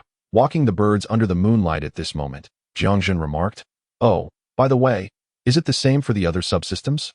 The little spirit nodded vigorously, saying, "Indeed. Each subsystem has its own spirit, but we do not reveal ourselves. We guide each host from the shadows. Our appearance consumes considerable energy, and if it weren't for the host's ample energy, I would not be able to do this." With that, the little creature beamed with a radiant smile. Jiang Zhen glanced at the chat group, noting that he was the sole member, and raised an eyebrow. There's no group leader?" The little spirit replied, "Host, our chat group across the realms is not like those special systems. We do not establish a group leader or any similar entity. This would contradict our purpose of existence. However, rest assured, we are all guided by the will of the main body, which is the great will of the myriad realms. There will absolutely be no issues. Upon hearing this, Jiang Zhen nodded thoughtfully, then inquired, how is our strength categorized? The little spirit hesitated before responding. Well, generally speaking, we classify it into 9 levels. We do not delve into overly intricate divisions. The first level is the mortal realm. This category includes ordinary people with some martial prowess or internal energy, whose lifespan will never exceed 200 years. We collectively refer to this as the mortal realm. The second level is the transcendent mortal realm. This category signifies the beginning of the extraordinary path, akin to those practitioners who have reached the golden core stage in their cultivation towards becoming immortals. The third level is the transcendent realm, sometimes referred to as immortals or divine beings. This group barely enters the domain of extended longevity. The fourth level can be perceived as the celestial immortal or divine level, possessing the ability to manipulate certain laws, and the host currently resides at this fourth level. The fifth level, according to the path of immortality, is the golden immortal, regarded by many as the supreme god for wielding a fragment of the power of laws. The sixth level can be likened to the Tai of the immortal path, though it has not yet achieved the freedom to traverse the myriad realms at will. However, one can indeed dominate their own realm. At the seventh level, the host can be regarded as an existence akin to the great Tao of the celestial realm, eternally free, capable of traversing the myriad worlds with mere thought, albeit unable to stray too far. At the eighth level, one possesses the ability to traverse the myriad realms as a formidable entity. The ninth level signifies a terrifying existence that can rival the consciousness of the Tao in the vast universe. Upon hearing this, Jiang Zhen stroked his chin and remarked, I see. Your classification is rather intriguing. However, in the context of my world, how far can those powerful beings ascend? The little sprite responded, in your realm, the most powerful beings are at the sixth level. However, that formidable entity seems to be resisting something and cannot reveal itself. Even those at the fifth and fourth levels are unable to manifest. Aside from you, the fourth level host, the strongest I can locate are merely at the third level. Moreover, the exceptionally specialized technological deities seem to have strayed quite significantly from the norm. Upon hearing this, Jiang Zhen's lips twitched, and he instantly comprehended the underlying meaning of the little sprite's words. Indeed, the technology of this super-divine universe has become peculiarly specialized to an extraordinary degree. The so-called deities crafted from it resemble characters in a video game, reliant on an extensive system for support. Otherwise, they merely present as formidable physical entities. It can be said that these technological deities, once targeted by others, reveal their vulnerabilities quite starkly, becoming alarmingly frail when under scrutiny. At this moment, Jiang Zhen stroked his chin and suddenly inquired, by the way, what is the general level of the other chat group subsystems you can currently contact? The little sprite replied, host, my current level is insufficient, allowing me to connect only with entities of the first or second tier. They typically inhabit minor planes of existence, though some may belong to lesser small thousand worlds. Upon hearing this, Jiang Zhen glanced at his chat group and the names within it. Little sprite, must these be displayed under real names? The little sprite responded, not necessarily, host. You can also choose other titles for yourself. Moreover, it is generally observed that other little spirits do not bestow their true names upon their hosts. Thus, should the host select a name? Upon hearing this, Jiang Zhen's lips curled into a slight smile as he remarked, of course. Otherwise, it would be utterly dull. Let us adopt the name Pangu Human Clan. As soon as these words left his mouth, the little spirit promptly nodded in agreement, and instantly, the information within the chat group underwent a transformation. The previously displayed characters Jiang Zhen were replaced by the 4 characters Pangu Human Clan. Ding! Moonlit Birdstroll has joined the chat group. Just as Jiang Zhen was contemplating the chat group, a sudden voice resonated, prompting him to look over. He beheld an account named Moonlit Birdstroll appearing within the chat group. At that moment, in a solitary world, a college student making his way toward his dormitory suddenly froze in his tracks. Who on earth is that? Come out. As these words escaped his lips, several couples nearby cast puzzled glances at the young man. The young boy cast a fleeting glance around, met with the bewildered stares of his companions, who regarded him as though he were a fool. Instantly, a look of embarrassment washed over him, and he scratched his head awkwardly before swiftly dashing back to the dormitory, his face flushed with crimson. Upon witnessing the scene, others exclaimed, "What the heck? Are they out of their minds?" The young man returned to his dormitory, swiftly making his way to his bed, where he lay quietly. What on earth is happening? Could it be that my recent studies have worn me out, leaving me in a state of mental strain? At that moment, a panel unexpectedly materialized before the youth. The Pangu human clan inquired, "Newcomer, what is the matter? Why the silence? Are you feeling shy?" The boy, initially taken aback by the scene, found himself momentarily at a loss for words. Just then, a surge of information flooded into his mind. Observing this spectacle, his astonishment rapidly transformed into exhilaration. Goodness, I have obtained something like this. From now on, I shall be the chosen one, he exclaimed with glee. At that moment, the dormitory door was suddenly flung open, and two individuals entered. What's going on? Jiang Chulan.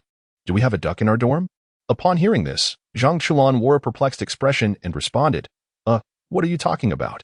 Duck? What duck? The man replied, Did I just mishear? Never mind, Jiang Chulan. We need to prepare to strengthen our bond with the girls' dormitory. Are you coming along? This is a great opportunity. Bosley has already reserved the table. Upon hearing this, Jiang Chulan shook his head and replied, Forget it. I won't be going. I have other matters to attend to. You all know I'm an orphan. If I don't work, I might not have food to eat. Hearing this, the two exchanged glances and nodded in agreement, choosing not to say anything further. All right then, we shall take our leave. With that, they exited the dormitory, leaving Jiang Chulan to delve into the chat group. As Jiang Chulan read a message from Jiang Zhen, his eyes lit up, exclaiming, Pangu human clan. Wow, Pangu. This person is definitely a big shot. Absolutely a big shot. I must seize this opportunity. Moonlit Birdwalk. Greetings, esteemed one. I am Zhang Lan. May I inquire about your identity? Upon reading this, Jiang Zhen raised an eyebrow, a smirk spreading across his face as he thought, this fellow is truly cunning. Moonlit Birdwalk, what a memorable name. If I were to forget this, it would be quite the blunder. As for Zhang Lan, Jiang Chulan is more fitting. Lies in this realm? TSK, no wonder he was raised by that crafty fellow. Pangu human clan. I'm no big shot, but as for you, TSK, your name seems inconsequential. What matters now is your account. Although it is just the two of us for now this. Jiang Chulan, Moonlit Birdwalk. Is there something wrong with this account? Chapter 9. Jiang Zhen's caution. Moonlit Birdwalk. Esteemed one. Is there an issue with this name? I find it quite appealing. Upon hearing this, Jiang Zhen blinked in confusion, but in an instant, he considered a possibility. Pangu human clan. Moonlit Birdwalk. How old are you? Have you started college? Moonlit Birdwalk. I just began college a few days ago. What's up? At this, Jiang Zhen immediately understood. The mystery is solved. This fellow has yet to experience the events of Longhu Mountain. With this thought, Jiang Zhen shook his head in resignation. Pangu clan member. Never mind. You may not comprehend now, but you will in due time. I have matters to attend to, so I shall take my leave. Take some time to familiarize yourself with your chat group. With that, Jiang Zhen ceased to concern himself with the matter, as the group was currently too small. Moreover, their assistance is rather insignificant, unless a special task arises. Thus, Jiang Zhen does not intend to stir up trouble within the group at this moment. By the way, little sprite, I noticed that Chulan has adopted the name Moonlit Birdwalk. This implies that the subsystem across the way is aware of future occurrences, correct? Little sprite, host. Generally speaking, the places we visit have been predetermined. The objectives are arranged well in advance. Therefore, we are cognizant of certain peculiarities within that world. However, there are occasional unforeseen events, though their probability is quite low, much like the current situation. At this point, the little sprite glanced at Jiang Zhen. Upon witnessing this, Jiang Zhen grasped the situation. So that's it. I've inadvertently intercepted the opportunity. Nevertheless, what abilities do you currently possess? Are they of any benefit to me? Or can you access those advanced groups? Little sprite. Please hold on, host. I will now check our regulations. It seems there have been changes on the main body S side.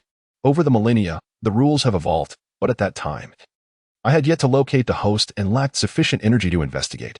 Now, with certain rules having altered, let me see if I can directly enter those larger groups. Upon hearing this, Jiang Zhen nodded and said, Very well, please expedite your search. I shall wait here. In truth, Jiang Zhen is quite anxious to enhance his strength, as he has now reached the 4th realm. To ascend to the 5th realm, one must continuously accumulate time, for the stellar realm necessitates an immense reservoir of energy to attain. Given his current prowess, the only feasible means for rapid advancement would be to recklessly consume the energy of the entire known universe. Previously, Jiang Zhen had undertaken such actions without a shred of concern or trepidation. However, the circumstances have shifted. Having learned from the chat group that this world indeed harbors 6 levels of existence, along with a significant number of 5th-level beings, he now perceives that they are resisting certain forces. In Jiang Zhen's estimation, it is highly probable that these forces are the void. Under these conditions, should he inadvertently disrupt his rear guard, it is likely that those formidable deities would emerge to deliver a swift reprimand. At that juncture, he would have little confidence in his ability to withstand their might. Conversely, if he were to absorb energy at a gradual pace, although this realm's energy would perpetually regenerate, the ascent to the stellar realm would require no less than a millennium to gather sufficient power. Yet, according to the circumstances in the super-divine world, a millennium hence would herald the onset of Death God Karl's machinations as he seeks to usher in the arrival of the void. As the void descends, it heralds the commencement of a great conflict. In the eyes of others, this 4th-tier powerhouse may very well be perceived as a 5th or even 6th-generation divine entity, destined to become a thorn in the side of those entities from the void. After all, they have painstakingly driven a wedge into their adversary's rear, allowing their own forces to launch covert assaults on the hinterlands. However, the presence of a formidable deity lurking in the rear cannot possibly go unnoticed. At such a critical juncture, Jiang Zhen harbors no illusions about his ability to withstand the relentless onslaught of the void's creatures. Contemplating this reality, he yearns to rapidly elevate his strength, aspiring to ascend to the 5th-tier stellar level within the span of a millennium. According to the revelations from the Book of Creation, the stellar level signifies a realm of power capable of radiating throughout an entire star system. One's strength would shine forth like a star, illuminating the cosmos. With a mere gesture, one could pluck stars from the heavens and seize the moon, and such feats would be genuine, not mere boasts. Unlike those divine beings who claim the capacity to obliterate planets, their actual capabilities do not extend to the direct destruction of a celestial body. Instead, they resort to external means, wielding immense energy to pierce through a planet's core, thus inducing its annihilation. The sun god in question is often referred to as a harbinger of calamity. However, he does not possess the innate capability to cause a star's explosion. Instead, he channels the power of the sun, manipulating it to induce rapid changes that culminate in its detonation. This is the origin of his infamous reputation, yet fundamentally, he merely exacerbates certain transformations of the sun, without truly annihilating it. In stark contrast, Jiang Zhen, possessing the realm of stellar mastery, is capable of directly manipulating energy, capable of shattering stars with a mere strike, obliterating suns, and even eradicating entire stellar systems. This delineates the fundamental difference between the two. One operates through manipulation, while the other wields the power of destruction. Should manipulation be the focus, Jiang Zhen, at his stellar pinnacle, could exploit unique laws to annihilate a nebula or even an entire galaxy. Moreover, in Jiang Zhen's view, these so-called deities, apart from the previously mentioned Nox Star War God, are rather unimpressive. Even the Nox Star War God, despite cleaving the blazing sun in twain with his axe, employed all of his energy, sacrificing much of Nox's power, and ultimately his own life to achieve this feat. This bears little distinction from utilizing a warship to unleash high-powered energy to shatter a planet. Nonetheless, Jiang Zhen considers this approach, at the very least, superior to those who employ unconventional methods to slightly alter rules for large-scale assaults. Has the little sprite uncovered any insights? Is there a feasible solution? At that moment, a little sprite emerged, gazing at Jiang Zhen with eager eyes, and spoke. Well, I've looked into it, and indeed, there have been some alterations. However, these changes have both advantages and disadvantages. Jiang Zhen raised an eyebrow upon hearing this and inquired, "Oh? How intriguing, do elaborate." The sprite nodded and continued. The downside is that the previous methods devised for the host are no longer viable. From now on, we can only remain within a single group. Jiang Zhen furrowed his brow at this revelation and asked, "What do you mean? Are we restricted to just one group? Meaning we can no longer join other larger groups?" The sprite affirmed, "Yes, indeed, it is now a stringent rule, one person, one group, and it shall remain thus." After a brief moment of contemplation, Jiang Zhen inquired, "And what of the benefits? Surely there must be some advantages?" The sprite nodded once more, stating, "There are indeed benefits. In our current group, future members will no longer be limited to those from lower-tier worlds. It is possible to attract members from more formidable realms, albeit the probability remains quite low. However, our chat group is capable of upgrading. Once more than half of the members attain second-level prowess, we can advance. At that point, the likelihood of welcoming members from powerful worlds will significantly increase. Moreover, as the chat group continues to evolve, the strength of incoming members will also rise, until we reach level 9, or even the rumored level 10. Thus, the host's fortune is paramount at this juncture, albeit the current likelihood is rather slim, as weaker members venturing into advanced worlds face considerable peril. Nevertheless, the main body has provided some unique enhancements. Now, in addition to the previous traversal capability, a new feature has been introduced, a daily sign-in function, rewarding 1 to 100 chat points each day. The chat feature enables me to connect with the marketplace of my entity to purchase various items. The benefit I speak of is this: the host can procure items for cultivation from the marketplace. Within this marketplace, there exists a plethora of valuable items. However, it requires the accumulation of chat points over time. Of course, one can also acquire chat points through tasks which yield the most points. Furthermore, the system includes Chapter 10, where he/she has arrived at Earthstar, and an additional member has joined the chat group. Jiang Zhen said, "Little sprite, I entrust this group to you. Take good care of it and ensure daily check-ins. Keep an eye on it, and should any valuable items become available for purchase that can enhance my strength, please acquire them for me. Also, if any tasks arise, summon me." As for the group members whose strength is around level 1, there is no need to call for me unless a level 2 or higher appears. Do you understand? Upon hearing this, Little Sprite nodded earnestly and replied, "Rest assured, host. I will take care of everything and assist you as needed." With this, Jiang Zhen felt reassured and commenced his seclusion. Meanwhile, on the sunlit planet, the angelic King Tianji had also descended upon the realm, eager to learn about stellar technology. Through Panjun of the sunlit planet, he discovered that one individual had single-handedly repelled their Sun Wukong. Curious about the circumstances on Earthstar, he ventured there to observe Sun Wukong's situation and began to surreptitiously study the techniques of Sun Wukong's clones. It was not until he/she, while on the Nuwa 3, stumbled upon records concerning Jiang Zhen that her curiosity was piqued. Following the records, she made her way to the location of Jiang Zhen's seclusion. However, upon arrival, he/she found nothing amiss and furrowed her brow in confusion. Strange. According to that rascal Ducao's records, there should be mountains here. Yet, now there is nothing, no signs of relocation or destruction. This implies that the mountain has been concealed. The thought only intensified her curiosity, especially as her insightful eye revealed nothing. How could this be? Mobilizing the celestial computing network, she initiated a comprehensive scan of the nearby mountainous area. Suddenly, he/she's eyes glazed over, and at that moment, Kaisha, who was busy managing affairs in the melodic heaven, felt a drastic decline in stellar energy. "He/she, what are you doing? Why is there such a terrifying consumption of energy? Just now, do you know that we have extinguished more than 10 stars?" Upon hearing this, he/she, who was deeply engrossed in her scanning, was momentarily taken aback and retorted, "What? This is impossible. Kaisha, you must be mistaken. I was merely scanning a location. How could that be?" At that moment, Kesha's voice resonated once more. "No, he/she. You must cease immediately. The consumption is escalating, and if you continue in this manner, our stored energy will be entirely depleted." Just while we were conversing, 2 stars have already extinguished. No, now another is beginning to deplete rapidly. Upon hearing this, even he/she was taken aback and promptly halted. It is not entirely surprising, for in the past, such extensive energy consumption occurred only during extraordinary research endeavors.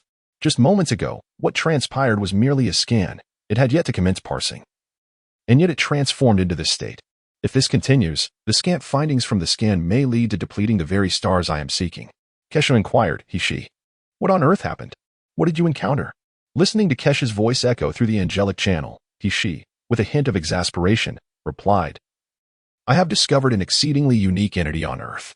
It is highly likely that this individual belongs to the enigmatic Pangu civilization chronicled in the records of the Super God Academy. However, the technological prowess of this person is quite formidable. Just a moment ago, I intended to locate him using the Eye of Insight, but to my astonishment, merely attempting to scan for his whereabouts proved to be so energy-consuming. Kesha, this individual likely possesses technology far superior to our own." Upon hearing this, Kesha, seated upon the throne, furrowed her brow and remarked, "A member of the Pangu civilization? Are you certain, he/she? This matter is no jest. While the Super God Academy has long documented the existence of the Pangu civilization, it has remained speculative, with scant evidence. The sudden emergence of an individual from the Pangu civilization is indeed troubling." After a brief silence, he/she responded, "Whether true or false can be discerned through testing. However, this person's concealment methods are remarkably advanced, I have been unable to ascertain his location. Kesha, I intend to remain on Earth for a while. I wish to meet this individual. After a moment of contemplation, Kesha cautioned, exercise caution. Some matters are best left untouched. Return swiftly, our angelic lineage fears no challenge. She smiled at her words. Understood. Rest assured, Kesha, should I acquire any information, I will inform you. Subsequently, she approached the vanished mountain and began his meticulous research. Meanwhile, Jiang Zhen remained completely unaware of these developments. After all, the methods he employed previously incorporated both spatial and temporal forces, effectively concealing the entire peak. This manipulation of spatial power is unlike a wormhole. It is not something that can be easily researched in a short span, and the wormhole merely touches upon a fraction of spatial power. Within the concealed techniques of Jiang Zhen lies the profound essence of temporal power, a realm far beyond the current grasp of He. At this moment, in the chat group, Zhang Chulan found himself unable to rouse Jiang Zhen from his silence, forced to navigate the conversation alone. It was not until several weeks later, during a lecture, that Zhang Chulan suddenly heard a voice resonate within his mind.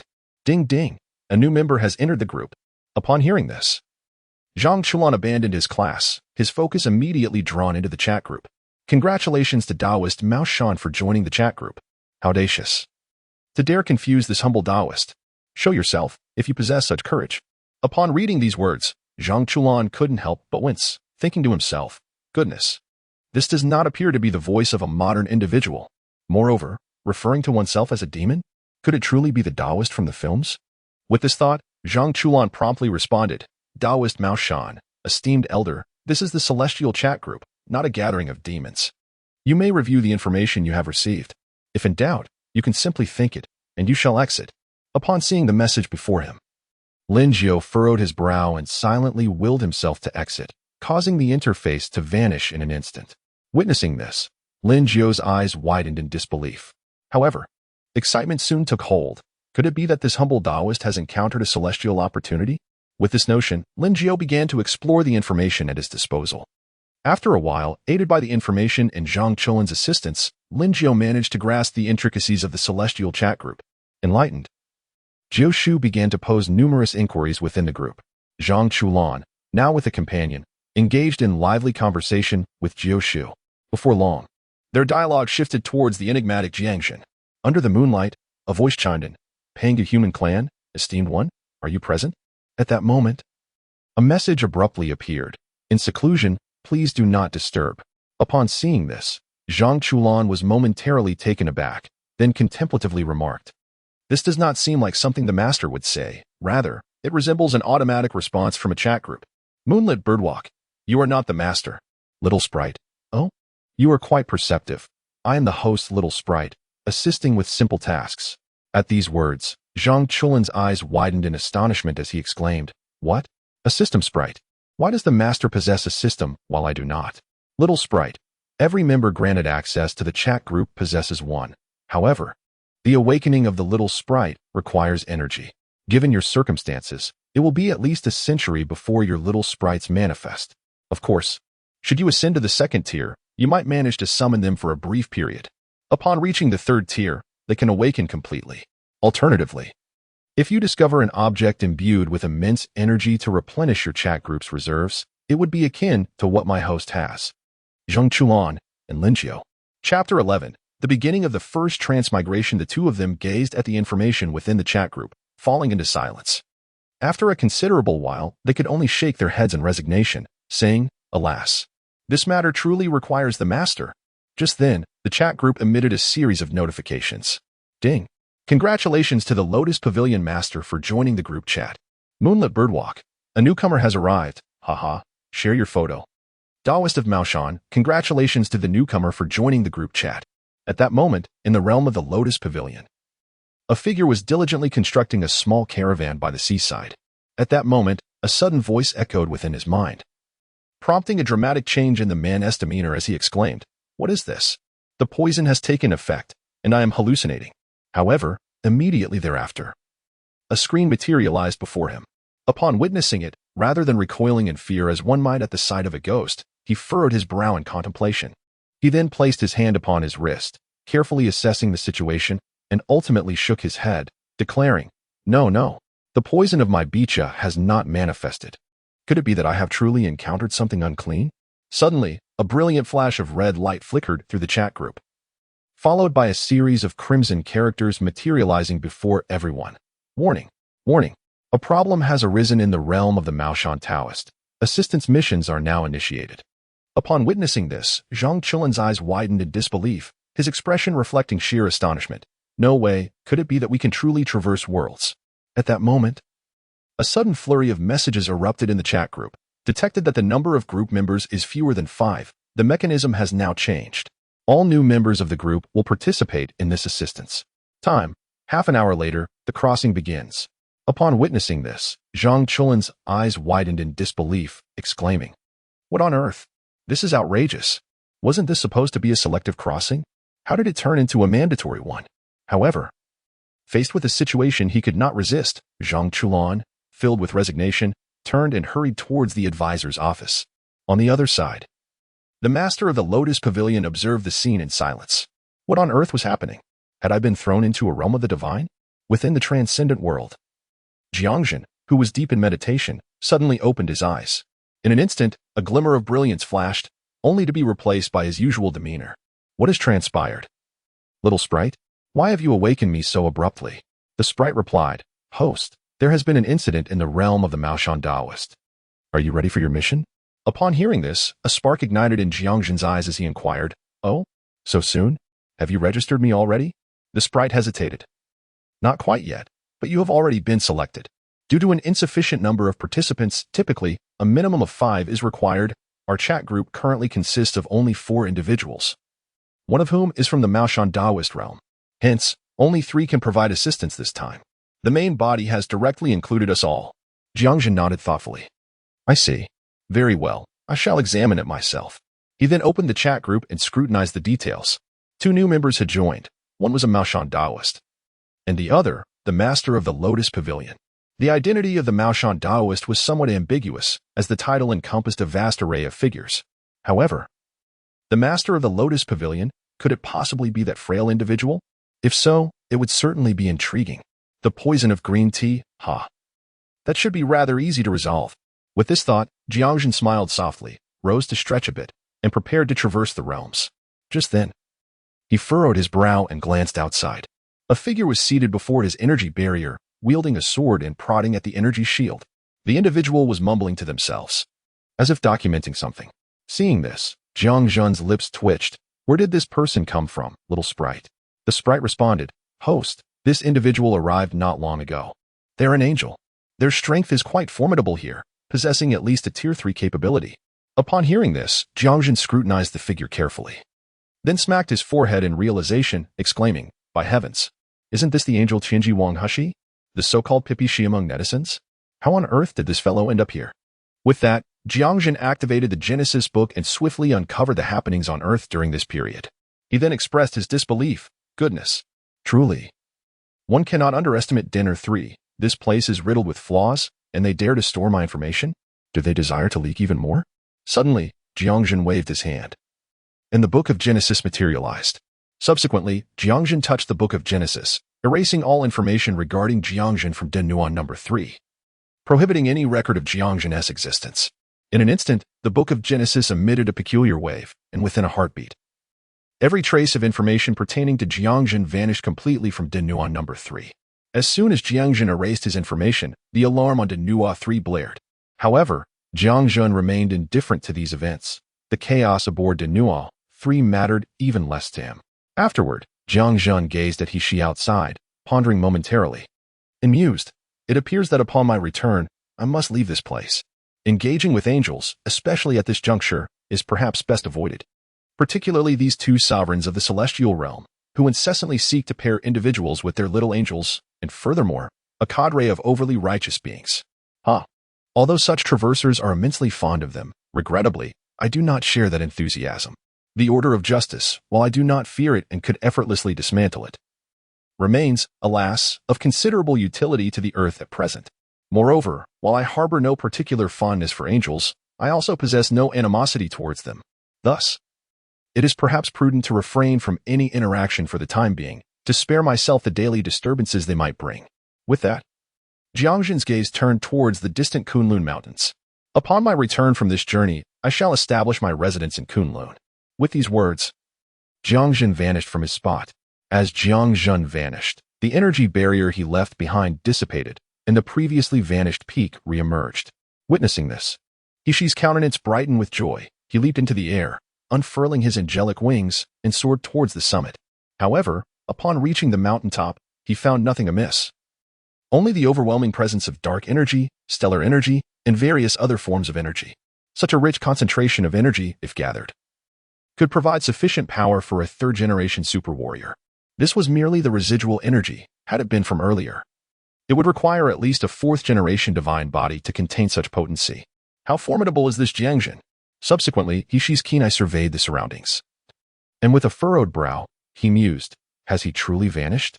It seems he wishes to avoid me. Intriguing, while you may wish to evade my presence. I find you exceedingly captivating. He gazed at the spot where Jiang Zhen had previously sat, his eyes glimmering with intent. Kaisa, mobilize some resources for me. I wish to create a doppelganger. Meanwhile, in the world where Lin Jiao resided, Uncle Jiao was instructing his two disciples to tidy up the ancestral hall in preparation for the arrival of their members. Master, which senior uncle is coming that requires us to clean the hall? It's already in this state. No amount of tidying will make it much better. When Kai interjected, Indeed, Master, when Kai speaks the truth, our hall is cleaned daily and is quite tidy. As for these items, isn't this how an ancestral hall is meant to appear? Uncle Jiao, hearing this, felt a flush of embarrassment and irritation. Why concern yourselves with such matters? Hurry up and clean it properly. If guests arrive and you are unprepared, do not blame me.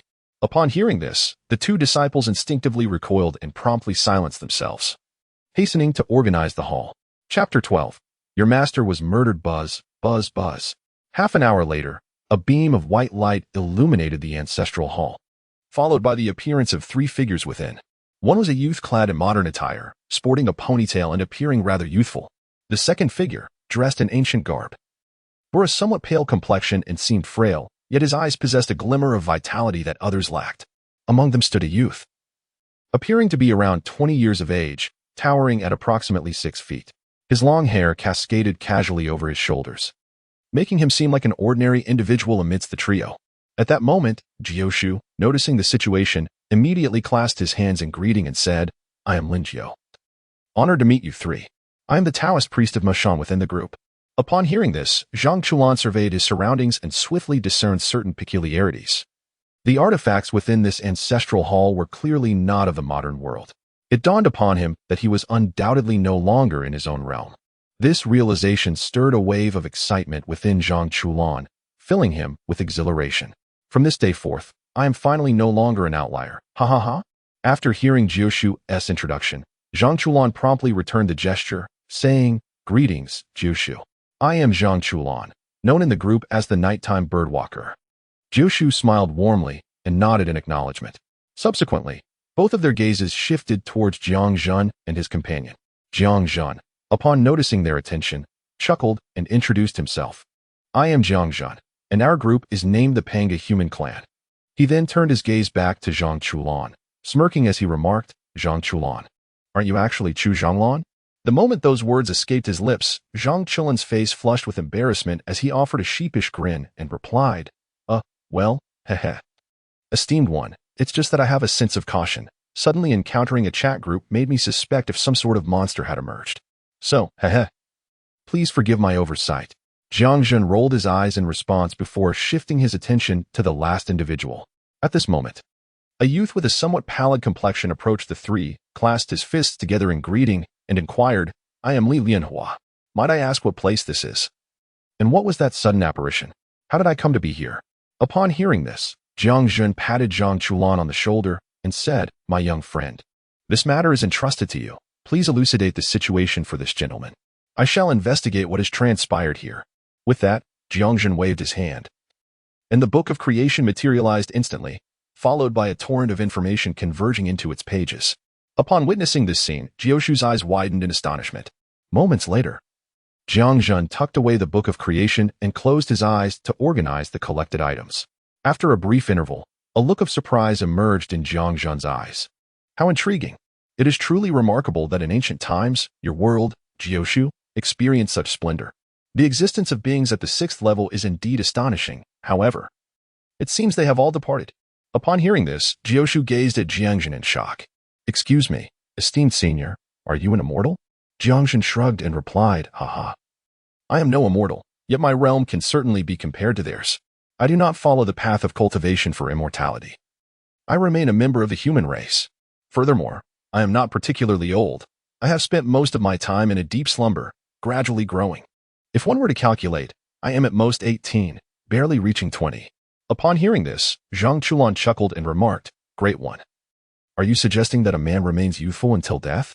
Jiang Zhen, slightly annoyed, retorted, Haha, little Zhang, do not come here to jest with me. I must inform you. In due time, you will understand the origin of your moonlit strolls. I hope that by then, you will still resemble your present self. With that, Jiang Zhen turned his attention to Li Lianhua and smiled. Li Lianhua, do you now comprehend the existence of our chat group? Li Lianhua nodded, her face reflecting a sense of awe as she replied, I understand, but I never anticipated that other worlds truly exist. This has truly broadened my horizons. Jiang Zhen, hearing this, smirked and said, What is this? Every world is distinct. The cycle of death and rebirth is not impossible. Now, let us not dwell on the excess. I shall share with you the matters concerning our arrival and the significance of our chat group's existence. Subsequently, Jiang Zhen recounted everything he knew about the chat group. Upon hearing this, the three were left in a state of astonishment. Goodness, are you serious, esteemed one? Are we, in essence, working for the heavenly paths of the myriad realms? Jiang Zhen replied, More or less. There are indeed advantages and disadvantages. After all, danger is ever present. Just like this time. Due to insufficient numbers, we had to gather everyone here. Primarily, it is due to an unexpected occurrence in the world of Jioshu. Certain anomalies have arisen, causing shifts in the narrative, hence our arrival. Furthermore, Zhang Chulan, do you not find it peculiar? Jioshu, Lin Jiao, zombies, and the Taoist priests of Maoshan? As Jiang Zhen finished speaking, Zhang Chulan's eyes widened in disbelief. Wait, esteemed one, are you suggesting that this is a cinematic world? That this Maoshan priest is Jioshu? Jiang Zhen nodded and said, Quite so. Although you've got the sequence wrong, it should not be termed merely a cinematic world. You ought to perceive it as follows. With this world, Jioshu came into being, which subsequently led to the creation of zombie films. Upon hearing this, Zhang Chulan furrowed his brow, his mind racing. Gradually, he lifted his head and remarked, Esteemed one, are you implying that the world existed prior to the films? Jiang Zhen nodded, astute observation. What we see in those films is merely the result of individuals receiving fragments of information, which inspired them to create novels, films, and television series. In the future, should you encounter such situations, strive to avoid appearing so naive. Furthermore, you, like Li Lianhua, are perceived by some as mere characters from television dramas or animations. Oh, I almost forgot. The world I currently inhabit is also an animated realm. I merely traversed into it. Upon hearing this, Zhang Chulan appeared utterly stunned. Shortly thereafter, as though struck by a revelation, he abruptly lifted his head and gazed at Jiang Zhen. Wait, esteemed one, since you claim I am a character from an animation, does that imply you have witnessed my exploits? Does my recent escapade under the moonlight hold any significance? Jiang Zhen, upon hearing this, immediately raised his thumb in approval, chuckling. Clever. You are indeed perceptive. You guessed correctly. However, I cannot divulge the specifics. In any case, events are on the verge of unfolding, and your tranquil existence is about to be disrupted. Therefore, I suggest you seize this opportunity to diligently hone your skills. Otherwise, in the future, oh dear, a cascade of troubles awaits you, all left behind by your venerable ancestor. Upon uttering those words, Zhang Chulan was instantly reminded of his constant relocations, and his expression grew exceedingly grim.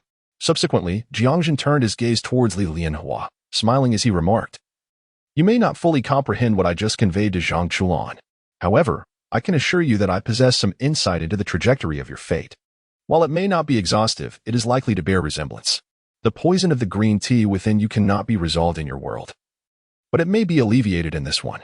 At the very least, the golden light charm that Zhang Chulan practices, along with the Yang Five Thunder, should prove beneficial to you.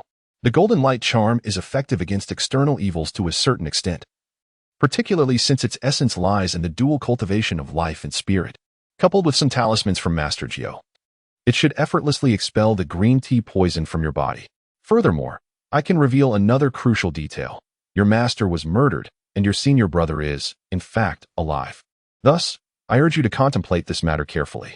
Upon concluding, Jiang Zhen cast a glance at Zhang Chulan and said, Old Zhang. Li Lianhua possesses formidable strength and exceptional skills, especially in his Yangzhou Slow and Xiangyi Tai sword. They are truly powerful. Reflect on this. For your own skills are not merely inherited. Chapter 13. I am a member of the Pangu clan. Both Zhang Chulan and Li Lianhua are astute individuals. Although Jiang Zhen spoke sparingly, his words directly conveyed their underlying meaning, particularly for Li Lianhua, whose intelligence was remarkable. Had it not been for his deep emotional ties, he might have unraveled the truth long ago. After hearing Jiang Zhen's words, Li Lianhua instantly understood the meaning behind them. At that moment, her mind was buzzing. Observing this scene, Jiang Zhen said nothing but gently patted Zhang Chulan and addressed Uncle Jiao, saying, Uncle Jiao, let us retreat to the room. Li Lianhua will need some time to adjust. Upon hearing this, both nodded in agreement. Once inside the room, Uncle Jiao spoke up, Senior. You, Jiang Zhen waved his hand dismissively, replying casually, No need to call me senior, I am no such thing. As for the questions you wish to ask, I will provide answers once Li Lianhua arrives. However, you should be aware of the chat points that can be used to purchase items from the store, correct? They both nodded, and Jiang Zhen continued, Good. As long as you know, the next part is quite simple. These chat points can not only be used to buy items, but also assist you in swiftly grasping certain techniques. While they may not grant you immediate mastery or immense power, they will enable you to reach a higher realm in your practice. Of course, this will require a substantial amount of chat points. Nevertheless, this means you will have effectively learned the technique. The remaining task will be diligent practice, eliminating any potential obstacles. This method will allow you to quickly familiarize yourselves with the techniques you need, serving as an excellent means to enhance your strength rapidly. As for the items in the store, I believe you have already seen that techniques are quite expensive and cannot be passed on to others. In other words, once purchased, you cannot share them. This restriction poses considerable limitations and can be rather inconvenient. However, if you possess your own techniques, the situation changes. While you cannot transmit them to others within this world, sharing them with individuals from beyond this realm poses no issue. Ideally, it would be best if they were self-created techniques, given the vastness of the multiverse and the existence of powerful deities. As for you, Zhang Chulan, your techniques may not be self-created, yet sharing them is not particularly problematic as long as you refrain from speaking carelessly. And Uncle Jiao, the same applies to you. As long as you do not share indiscriminately, there are no concerns. I can assure you that exchanging techniques and utilizing chat points for cultivation is the most convenient and swiftest method available. Upon hearing this, Zhang Chulan did not respond immediately. Instead, he gazed at Jiang Zhen and inquired, Why? Why do you wish to help us grow stronger so quickly? To this, Jiang Zhen replied with a hint of exasperation. Isn't it obvious? I require a substantial amount of cultivation resources and time. Zhang Chulan, I wonder if you have heard of a certain anime called Super God Academy in the world I come from? As soon as those words were spoken, Zhang Chulan's eyes widened in disbelief as he exclaimed, The Super God Academy? Are you referring to the game adaptation? The one where the gods engage in chaotic battles on Earth? Jiang Zhen, a bit helpless, nodded in affirmation. Upon hearing this, Zhang Chulan gasped in astonishment, his gaze towards Jiang Zhen undergoing a profound transformation. However, shortly thereafter, Zhang Chulan seemed to recall something, looking at Jiang Zhen in shock and saying, Master, I remember your name is from the Pangu human race, right? Could it be that you are one of the legendary figures from the Pangu civilization? Upon hearing this, Jiang Zhen furrowed his brow and shook his head, responding, I am not entirely certain about that. As far as I know, my journey to this world seems to have been facilitated by that realm. Furthermore, while on this earth, I can faintly sense the essence of the Pangu bloodline within numerous individuals of the Huaxia ethnicity, albeit very faintly. However, I do not belong to that world. For this marks my third traversal. The first world I traversed was that of the Jiangyu, where I had yet to fully awaken and grow up. It was there that I encountered the calamity striking the sacred land of Pangu. What I know is that the god of war Jiang Chen, along with Inwa, Fushi, and the Holy Mother of Yuqi united to battle against fate. In the end, fate was severely wounded, but ultimately, both Fushi and the Holy Mother of Yaoqi perished in battle. The minister suffered a severe blow, though the specifics elude me. However, that battle was undeniably terrifying. It directly tore asunder the barriers of the world. At that time, I was merely an infant gestating within the Pangu's sacred land, caught in the tumult. Had it not been for the pinnacle of technological marvels that sheltered me, I would have been lost in the void beyond the world. Ultimately, I transcended into the realm of the divine, and thereafter, I slumbered for a millennium, awakening only recently. Yet, by that time, the Tang dynasty had already emerged. Thus, you should comprehend that many matters are now beyond my control. Moreover, this is not the most crucial aspect. The most significant matter lies in the fact that in a millennium, it will be the time when that old rascal Carl stirs up trouble. Frankly speaking, my prowess indeed instills fear in all beings within the known universe. However, beyond the confines of the known universe, I fear I would hardly make a mark. Upon hearing these words, Jiang Chen's eyes widened in disbelief, and he hastily waved his hands, saying, Wait. Esteemed one, please hold on for a moment while I gather my thoughts. If I understand correctly, as you claim to be a member of the Pangu tribe, does that imply you are akin to the likes of the zombie king Jiang Chen from the Tales of the Undead? Jiang Zhen nodded and replied, Indeed. Though Jiang Chen has suffered significant injuries, if I am not mistaken, the reason he is now wrapped in bandages and his mind is in a state of confusion is likely related to that battle. Furthermore, the king of humanity, Fuxi, and the holy mother of the Yaoqi, after their demise, were resurrected by the Pangu tribe through extraordinary means, yet their power is no longer what it once was, thus rendering them mere pawns against fate. At that moment, Jioshu gazed incredulously at Jiang Zhen and exclaimed, Wait, Brother Chulan, are you suggesting that he is akin to a king of zombies, a zombie himself? Upon hearing this, Jiang Chulan instantly grasped the situation and, with fervor, seized the excited Jioshu, saying, Uncle Ji, please remain calm. The esteemed figure is not a zombie in the traditional sense. Rather, it is more accurate to say that his descendants might bear such a title. Upon hearing these words, Jioshu furrowed his brow, casting a puzzled glance at Jiang Chulan. With a sense of resignation, Jiang Chulan remarked, Previously, I had always believed that the elder was of the Pangu bloodline. However, I now finally comprehend the truth. Uncle Jiao, the Pangu lineage actually belongs to beings from an exceedingly terrifying realm. In that world, destiny births sentience, thus managing affairs according to its whims and emotions. Ultimately, following a world reset, a human race was forged, one that possessed extraordinary talents and, through sheer technological prowess, succeeded in creating the Pangu clan, this very group to which the elder belongs. The Pangu clan, utilizing their inherent abilities, evaded the cataclysm wrought by destiny and uncovered the truth of that realm. Consequently, they sought to capture destiny itself, engaging in an arduous and protracted struggle against it. Fate, in this context, can be perceived as the conscious embodiment of the heavenly principles possessing its own distinct thoughts. However, the bloodline and physique of the Pangu people enable them to transcend the three realms, exist beyond the five elements, and rise above the six paths. Yet, this formidable bloodline is beyond the capacity of any but themselves, the primordial Pangu race. Consequently, those who have been bitten by them inherit the genetic legacy of the Pangu lineage. However, our bodies lack the ability to endure such bloodline traits, leading to the emergence of the zombie legend. Although they may attain immortality and possess unique supernatural abilities, they can only sustain themselves through the consumption of blood, unable to partake in any other sustenance. Unlike the great beings, who are not confined in such a manner, the zombies within the lore cannot truly be classified as zombies. Rather, they should be viewed as incomplete Pangu beings. In Chapter 14, Jiang Chulan exchanges martial arts techniques with Li Lianhua.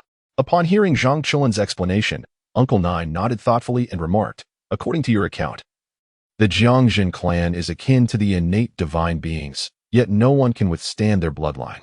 Ultimately, this leads to their transformation into blood-drinking monsters. Becoming the zombies of that world?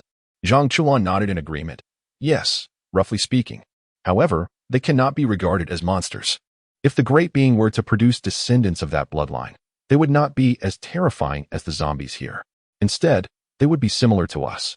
As long as they do not reveal their true nature, no one would discern their identity. Apart from their need for blood, they could indeed be considered perfect members of humanity. To be honest, I would even wish for a taste from the great being. With that, I could leap to the level of an ordinary immortal. Jiang Zhen, upon hearing this, rolled his eyes in exasperation and retorted, Get lost. I have no interest in men. And furthermore, I have no intention of cultivating bloodline descendants. What is essential is not the trivialities of lineage, but rather the fact that I currently reside in a transcendent world, which conceals a sixth-level great being behind it. According to the discussions in the chat group, he is merely a top-tier existence beneath the Deluo Golden Immortal.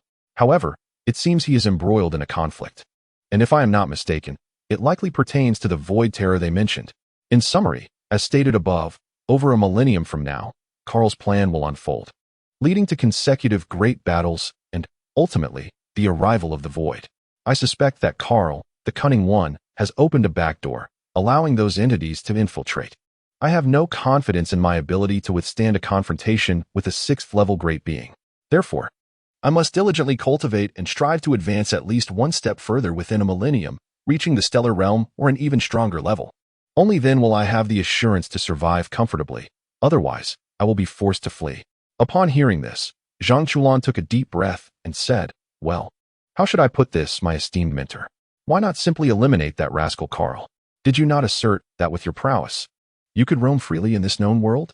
Jiang Zhen replied with a chuckle, "If you were in my position, would you directly dispose of Carl?" Zhang Chulan immediately shook his head, saying, "What a joke. Killing him would only invite trouble, wouldn't it? Setting aside the fact that we have come to possess knowledge of future events, how could we possibly allow chaos to ensue now? If Carl were to vanish, who knows what other unforeseen issues might arise? It would be far wiser to retain Carl. At least this way, we can remain informed and vigilant." Jiang Zhen looked at Zhang Chulan and remarked, "You are fully aware of the reasons and still suggest I eliminate him? Are you not merely complicating matters for me?" Zhang Chulan, appearing somewhat embarrassed, replied, I just momentarily forgot, especially considering your formidable strength." He then inquired, "Oh, by the way, esteemed mentor, what is your actual power level?" Jiang Zhen responded, "Level 4. In terms of cultivation ranks, it lies beneath the realm of celestial beings and golden immortals." At this revelation, both Zhang Chulan and Jiao Shu exchanged glances and exclaimed, "With such strength, what is there to fear?" Jiang Zhen shook his head in resignation, saying, "Let me put it this way. If I were to be reborn during the era of the three kings of angels, I would indeed have no reason for trepidation. Given the millennia available for accumulation, do you know how far the final battle I mentioned earlier reached?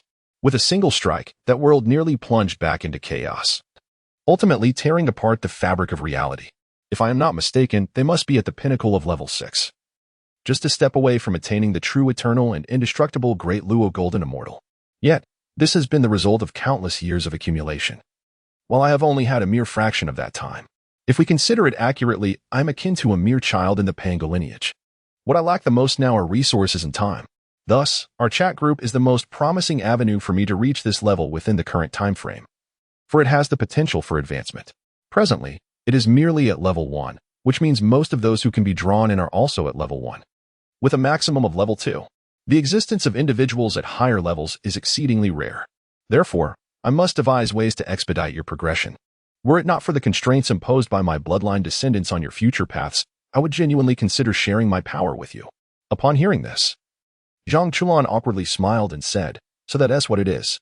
You should have mentioned it earlier. Rest assured, we shall diligently cultivate in the future. You can count on us." Upon hearing this, Jiang Zhen rolled her eyes and remarked, I cannot speak for others, but Zhang Chulan, your words will soon entangle you in a formidable vortex. Within merely a year or two, your time will run out. This is your most crucial period. Do not be deceived by Li Lianhua's ailing state. His innate talent is, among you, undeniably the most terrifying. Debuting at the tender age of 16, armed with naught but a sword, he roamed the realm with unmatched prowess, ultimately, in a mere 2 years, ascending to the pinnacle of the world, earning the title of Sword God. Subsequently, despite being afflicted by the lethal poison of the green tea, he managed, through his self-created internal cultivation technique, to endure for an entire decade. Moreover, the self-created Xiangyi Taijian and the elegant Posa step are undeniably formidable. Had he not been poisoned, I venture to say that with a decade of dedication, he could have reached the pinnacle of level 1 and embarked upon the second realm, initiating a transformation. Yet, despite this potential, he currently operates at merely 2 or 3/10 of his full capacity due to the necessity of suppressing the toxin. Remarkably, he managed to slay his elder brother, who had withstood decades of his master-s assaults, showcasing extraordinary talent. Cough, cough. Brother Jiang, you flatter me. I am but an ordinary person, certainly not as formidable as you suggest. Upon hearing this, Jiang Zhen chuckled and remarked, it seems you have come to a realization? Li Lianhua nodded and responded, yes, I understand. I shall investigate the matter concerning my elder brother. However, is the resurrection you speak of genuine or mere illusion? Jiang Zhen replied, in the myriad realms of existence, there are indeed ways to revive the dead. If you harbor doubts, you may consult Zhang Chuan. At this juncture, Zhang Chuan interjected, indeed, it is true. Reviving an individual can be quite simple in certain worlds. Upon hearing this, Li Lianhua turned to Jiang Zhen and inquired, Brother Jiang, do you possess any means to counteract the poison of my Baicha? Jiang Zhen frowned slightly and replied, I do have a solution, which involves transforming you into my bloodline descendant. In such a case, the so-called Baicha poison would be rendered ineffective. However, this approach would impose limitations on your innate talents. As for alternative methods, I must confess that my solutions are rather crude and domineering. Your body may not withstand them. Nevertheless, you might consider exchanging techniques with Zhang Chuan and Jiu Shu. To my knowledge, cultivating the golden light spell to a certain level allows one to infuse golden light into the body to protect the meridians and even the internal organs. Furthermore, the golden light can transform into the Yang Five Thunders, which embodies the utmost strength and vitality, likely proving beneficial against your Baicha poison. Your Yangzhou Slow, though pure and harmonious, possesses the ability to heal and detoxify. However, this is merely a supplementary effect and does not render you immune to all poisons. On the other hand, Master Jiu possesses the profound lineage of the Maoshan tradition and wields talismans that may very well hold the key to antidotes. As for myself, I am willing to assist you in swiftly mastering spells akin to the Golden Light incantation. Although the poison coursing through your veins is formidable, I can forcibly suppress it, alleviating your concerns of its backlash for a considerable duration. Upon hearing these words, all present fell into a deep silence. At that moment, Zhang Chuan suddenly spoke up, saying, Enough. I trust in Brother Jiang Zhen's words. Li Lianhua, if you believe in me, I can impart my techniques to you. The Golden Light incantation and the Yang Five Thunder can both be passed on to you. Upon hearing these words, Li Lianhua smiled and said, Then I can also pass on my Yangzhou Slow, Xiangyi Sword, and Boza Step to you. Jushu replied, My techniques are not easily transmitted. I must consult the ancestral master first. However, when it comes to detoxification, I do possess certain skills and have some talismans for that purpose. Chapter 15. Cultivation and Detoxification within the Righteous Hall of Jiushu. Zhang Chuan presented the cultivation methods for the Golden Light spell and the Yang Five Thunder to Li Lianhua.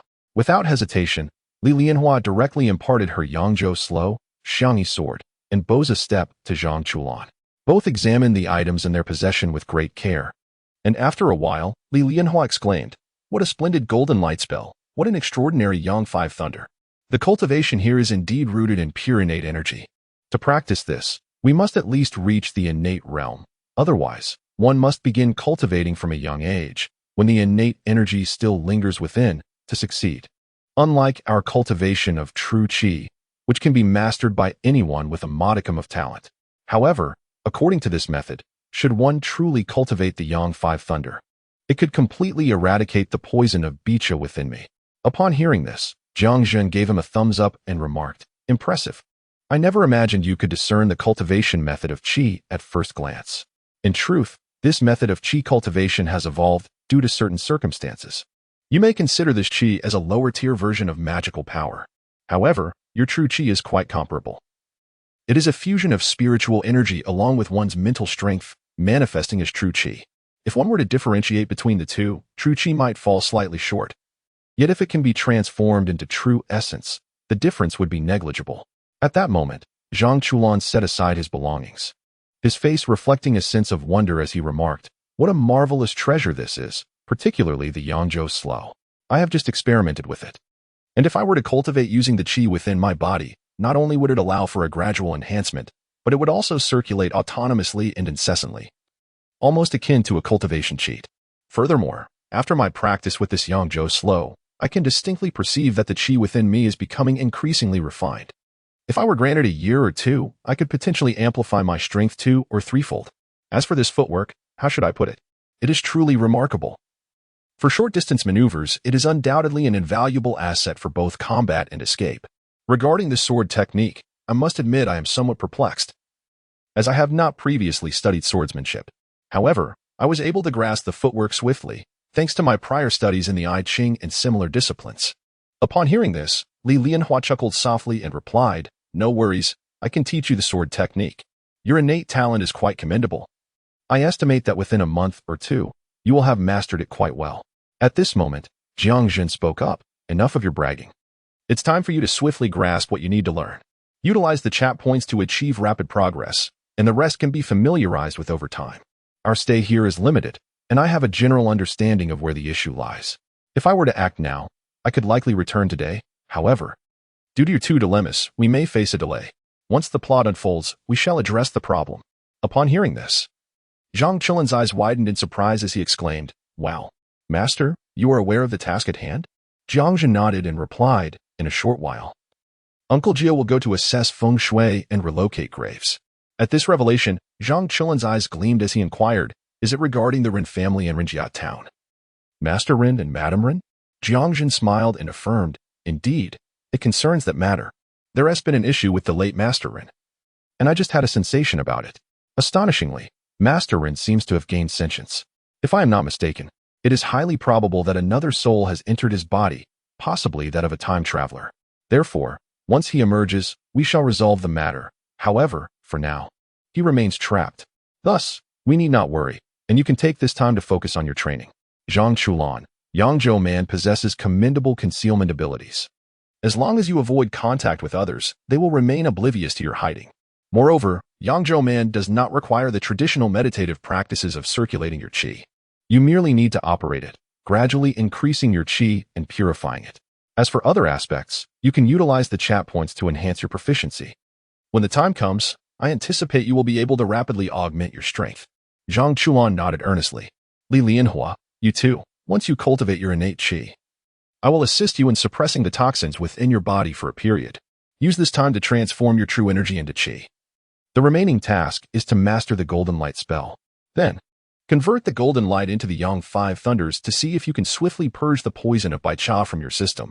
Once you return, I suspect trouble will arise frequently, and it won't be long before issues emerge. Oh, by the way, I almost forgot. How long has it been since the East Sea battle?" Li Lianhua, puzzled, responded, "It has been over a year since the East Sea battle. During this time, I plan to transform the fragments from that ship into a walking small building to venture out." Upon hearing this, Zhang Chuan's eyes bulged in disbelief as he exclaimed, "Wow, that is impressive. Are you trying to create an ancient version of a mobile home?" Upon hearing these words, Li Lianhua, perplexed, inquired, "Brother Chulan, what manner of vehicle is this? Is it truly a mobile dwelling, akin to a diminutive house that can traverse the world?" After contemplating this, Li Lianhua remarked, "A mobile home, indeed. Your nomenclature is quite fitting." At that moment, Jiao Shu approached, several talismans in hand, and said, "Young friendly, here, give this a try. I believe these talismans should hold some efficacy for you." Observing Jiao Shu's hurried demeanor, a warmth surged within Li Lianhua. Yet it was swiftly followed by a wave of melancholy. It struck him that this recently acquainted individual was willing to assist him, while those he considered brothers and disciples regarded him with indifference. This thought brought a profound sadness to his heart. Just then, Jiang Zhen clapped Li Lianhua on the shoulder, chuckling, "Haha, old Li, do not dwell too much on it. Those individuals are merely envious of your talents. It is not your fault, after all. You never commanded them to act. Their grievances are entirely one-sided. When calamity strikes, they blame you, yet in times of fortune, they gladly claim the accolades for themselves. Such individuals are not worthy of deep connections. You are simply too sentimental, and few among them are genuinely sincere toward you. Worry not, when time permits, we shall visit your world and teach those fools a lesson." Li Lianhua, upon hearing this, nodded with a smile. Jiang Zhen continued, "Now, prepare yourself. I shall first help you suppress the poison of the green tea within your body, allowing Jiao Shu to attempt to neutralize it with his talismans. After all, these talismans can counteract corpse poison, and perhaps they may also work on your green tea poison." Li Lianhua, with an easy laugh, responded, "Ha ha ha, let it come. I am already in such a state, it cannot worsen." Hearing this, Jiang Zhen hesitated no longer, channeling his energy directly into Li Lianhua's body. In an instant, Li Lianhua felt a terrifying force surge through him, fiercely suppressing the green tea poison within, as he experienced this overwhelming, tumultuous, and dominating energy. He instantly understood why Jiang Zhen had refrained from directly neutralizing the poison. It was clear that only through his own strength could he contain such toxins. In mere moments, Li Lianhua sensed that this ferocious power had thoroughly subdued the green tea poison. How delightful! This sensation is utterly rejuvenating. I have not felt such relief in ages. Chapter 16. Why do you reveal your identity? Observing Li Lianhua in such a state, Jiang Zhen spoke directly. Do not rejoice too soon. You must understand that the energy I possess is unlike any other. It is cosmic energy, encompassing a myriad of forms, including radiation energy. Although I have only utilized a modicum of biological energy, the prolonged presence of such energy within me has inevitably contaminated me with radiation. While it may not lead to immediate demise, over time, the effects of radiation will imperil your health. In fact, this is far more terrifying than the so-called poison of green tea. I sense that you have but 3 days left. Within this brief span, you must transform your qi and master the golden light spell. Thereafter, it will depend upon your own capabilities. However, for now, let us allow Master Jiao to give it a try. With that, Master Jiao produced a talisman and affixed it to Li Lianhua's dantian. In an instant, the talisman transformed, taking on a vibrant emerald hue. Witnessing this, Master Jiao's eyes brightened as he exclaimed, "It has succeeded, it is effective." However, this poison appears to be quite formidable, and it will undoubtedly require a significant amount of time to counteract. Moreover, such talismans are not easily drawn. If I were to fully detoxify you, it would require some time. After listening, Li Lianhua carefully sensed the poison of the green tea within her body and smiled, saying, "Indeed, Uncle Jiao's talismans are formidable. I can distinctly feel that a portion of the green tea poison within me has been extracted." In the ensuing days, Uncle Jiao diligently continued to draw talismans, while Li Lianhua devoted herself to practicing the golden light spell and the Yang Five Thunder. Jiang Chen engaged in transformation, familiarizing himself with the graceful movements of Yang Zhou's slow and refining the Posa step, as well as the Xiangyi Tai sword.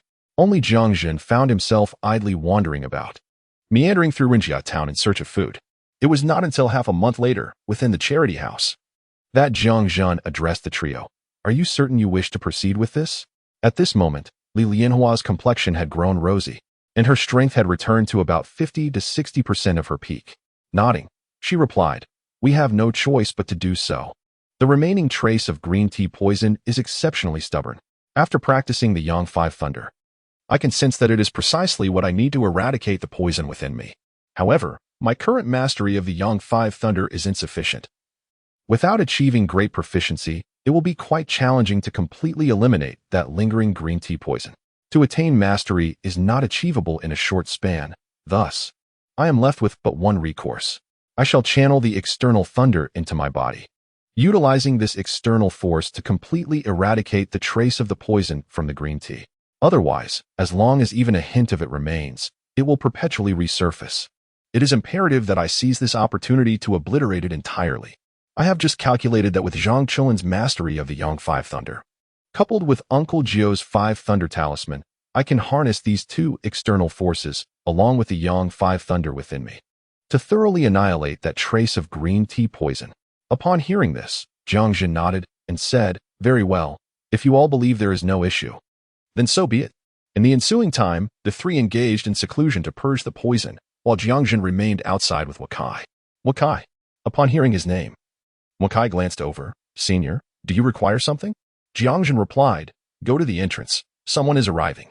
Oh, and remember, if that person inquires, inform them that your master is in seclusion and cannot be disturbed. If they insist on meeting, ask them to specify a time. Do not allow them to enter." Wakai nodded vigorously and hurried off to the door. Shortly thereafter, a voice, aged and frail, could be heard outside alongside one's size. Moments later, when Kai returned after closing the door. "Senior, how did you know someone was coming?" Jiang Zhen chuckled. It is merely a gift of intuition." "Now, is it old Master Ren from Rinjia Town?" When Kai responded. "Indeed, Senior, it is the steward of old Master Ren. He wishes to consult my master regarding relocating his father's grave. However, Senior, is it truly appropriate for us to deny him entry?" Jiang Zhen replied with a smirk, "Hehe, we are currently at a critical juncture. If we are interrupted, I suspect your master might take it out on you. Do you believe that?" At this, Wen Kai shivered slightly, then grinned foolishly and hurried off to tidy up the courtyard. Observing this, Jiang Zhen chuckled softly, choosing not to elaborate further. As time passed, a day and night slipped by. The next morning, Jiang Zhen beheld the three emerging. Particularly Li Lianhua, whose complexion, though pale, radiated a significantly enhanced vigor. Haha, it seems you have succeeded. Perfect, since you have achieved your goal. We can now prepare to commence the next task. Uncle Jiao, old Master Rin is seeking you. He wishes to discuss the relocation of his father's grave. Uncle Jiao paused, momentarily taken aback. Are you saying that the matter you previously mentioned is commencing? Jiang Zhen nodded. Indeed, your troubles have arrived. Uncle Jiao chuckled resignedly, while Zhang Chulan, grinning broadly, leaned in and asked, Wen Kai, do you know where they have invited Uncle Jiao for further discussion? In the quaint town, within the confines of the Western-style tea restaurant, the conversation unfolded. Upon hearing this, Zhang Chulan's eyes sparkled with curiosity as he proposed, Uncle Jiao, would you like me to accompany you this time? I possess a modicum of knowledge regarding Western tea. Although my understanding is not extensive, I know that coffee is generally enhanced with milk and sugar. Most of it I am quite familiar with. At these words, Uncle Jiao, who had been somewhat troubled about how to proceed alone, instantly broke into a smile. Haha, splendid. Then the day after tomorrow, you shall accompany me to pay a visit. Upon hearing this, Zhang Chulan nodded vigorously, pondering to himself, darn, this time, I must see for myself what Rin Tingting, the one who can captivate the hearts of all time travelers just like Uncle Jiao, truly looks like. Jiang Zhen discerned Zhang Chulan's thoughts but chose not to shatter the silence. A day later, Jiao Shu departed from this place, accompanied by Zhang Chulan and Wen Kai. As they made their way towards the town, in the ancestral hall, Jiang Zhen and Li Lianhua sat together, sipping tea. Suddenly, Li Lianhua spoke up, Jiang Zhen. May I ask you a question? Jiang Zhen replied, Oh, what question do you have?